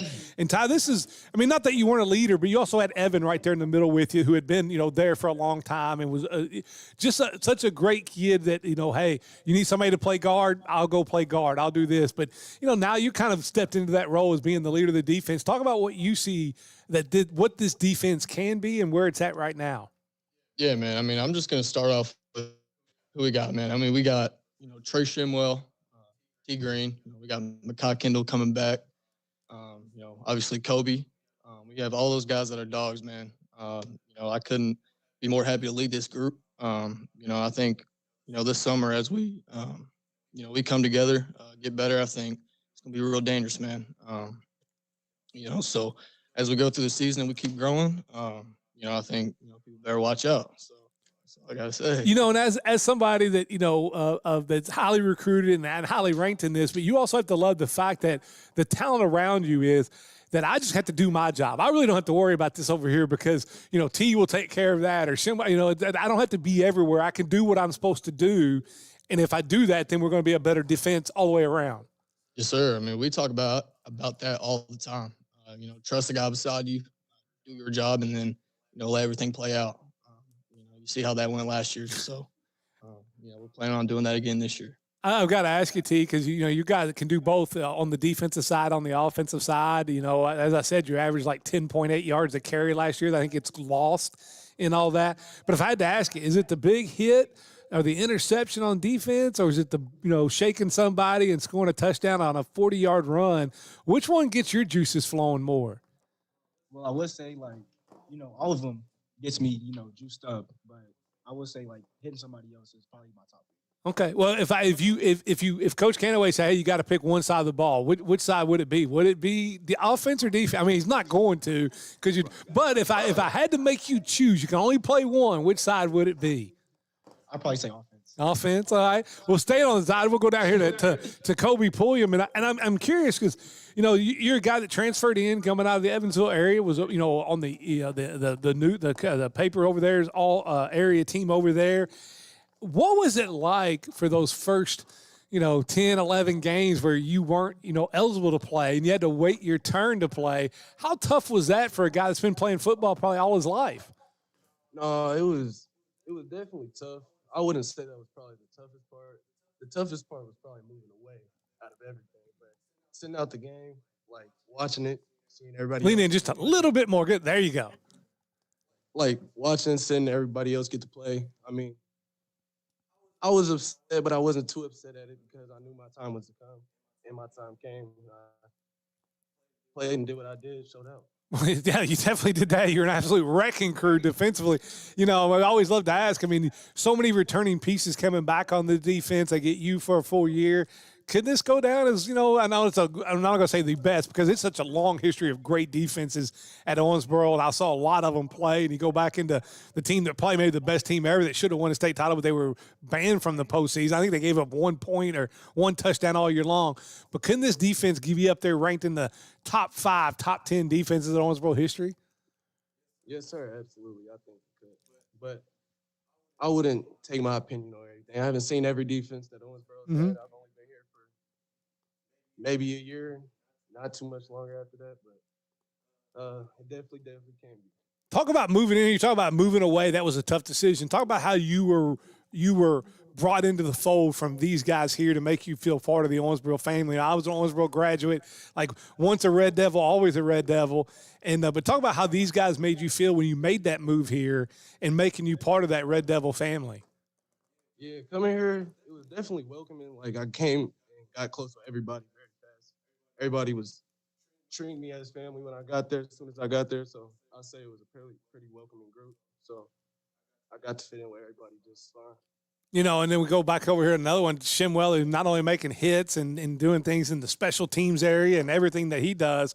You know, talk about he talk about even having some aspects of you that you can go on both sides of the ball. Is defense still the first love and always be the first love?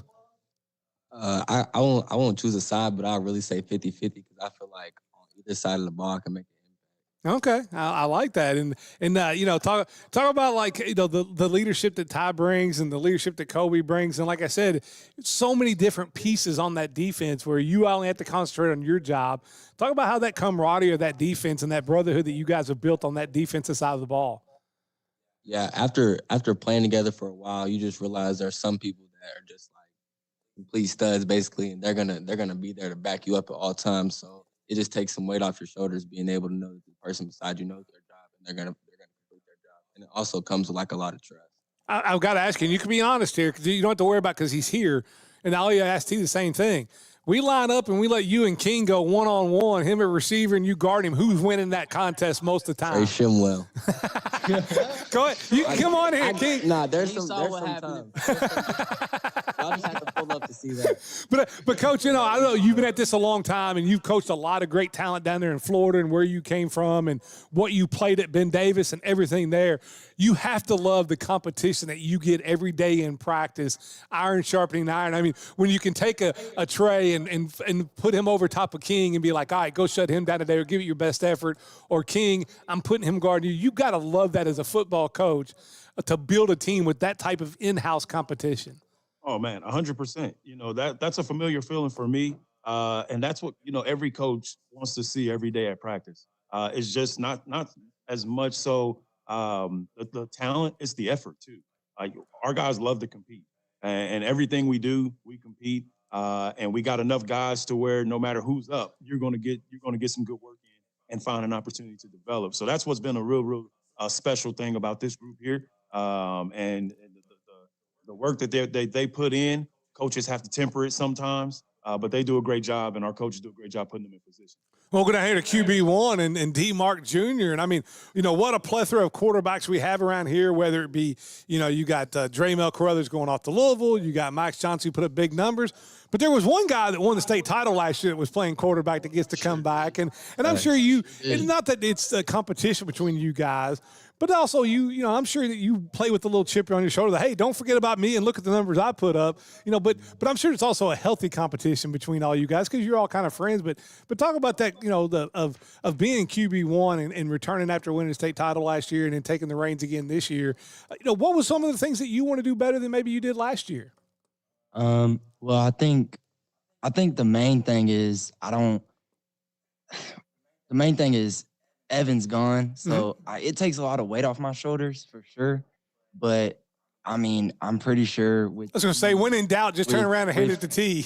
With T coming and taking the role this year, I mean, I'm expecting the same thing. Of course, I know for me, my goals are the same. I want to be the best to come out of Owensboro and everything, but the friendship between the rivalry and with Jermel and Max and all them, I don't really care for it. Yeah, I mean, we're all cool, but at the end of the day, there's one state champ in this city, and it is me. So, I love that. So I mean, at the end of the day, they can be who they are, but I love it. I love it. Hey, Peyton Manning put up all the big numbers. Brady's got all the rings. There you go. But Itch over here, man. I tell you, they like to talk, man. Oh yeah, but they just love to compete, man. You're making me itch over here. the boys trying to put everybody on notice. But it is what we just ready. Here's the biggest thing I want to know from you, because you do have a loaded ton of weapons out there at receiver, whether it be King and the numbers he put up last year. There's a lot of other guys. At practice, how often does the receiver come back to you and be like, hey, man, I was open. Get me the football? Never. I mean, I don't really – my receivers don't complain. That's the big thing. My receivers don't give me nothing. I mean, depends. Sometimes there will be times where, of course, every receiver thinks they're open every play. Oh, yes. I've never met a receiver a receiver will never come back and say, hey, it's a good thing you went over there. I was covered. Exactly. No receiver is going to say they're covered. So, I mean, I hear some stuff, but I mean, most of the time I make the right read and everybody's happy for each other. How's that all season been with the camaraderie of throwing with some of them and getting that whole camaraderie down with this group and the work that you guys put in together? Talk about that and the relationship you have with those young men. Good. I mean, we try to key on just having a bond. I mean, even if outside of football, I mean, we all come together in football. Like, we train all the time, we practice all the time. So, I mean, that comes with being a great team. But, I mean, we just outside of football is where we try to key on and make sure everybody's still a team. We all love each other. We're all one big family. I've got to ask you, King, because a couple of years ago, even as your freshman year, I remember we did our fantasy football draft, and Jalen was like, hey, I'm hearing great things about this young man in Owensboro and King Dillard, and just rewriting the record book there as a receiver. You know, talk about that receiver group. I mean, it's got to be a lot of in-house competition, friendly competition, but also cheering and pulling for each other as teammates. But that's got to drive you, too, with the competition you get from the other receivers in that room. I mean, yeah. I mean, we don't really compete. We compete, but, like, not like. Oh, come on now. You got to let each other know about it. Who of the receivers, I'll ask you this. Of the receivers, who's the best trash talker? Me. Yeah, 100%. Is he correct on that? 100%. You know, I've always loved to ask this because there's always young people watching, and there's always parents who have young kids watching. You know, you're in the process of going, and I thought we've talked to Ty about this. You're in the process of going of getting different college offers and the whole recruiting process. If there was one thing that you would like to pass on to young kids about the process that maybe you didn't know when this all started, what would that be? I guess, like, the people who make you feel, like, most welcome, Mm-hmm. like, probably be the best thing for you. Okay. Like, you know, NIL and all that going on, but, like, same thing, the people who make you feel most welcome, stuff like that. Talk about your quarterback a little bit and how good, you know, and the relationship you have with him and y'all's relationship together. How's that relationship? I mean, our relationship is great. Been friends since we were kids, so I say that's great. But on the field, too, we just connect. So, I don't know how to explain it. We got a great relationship.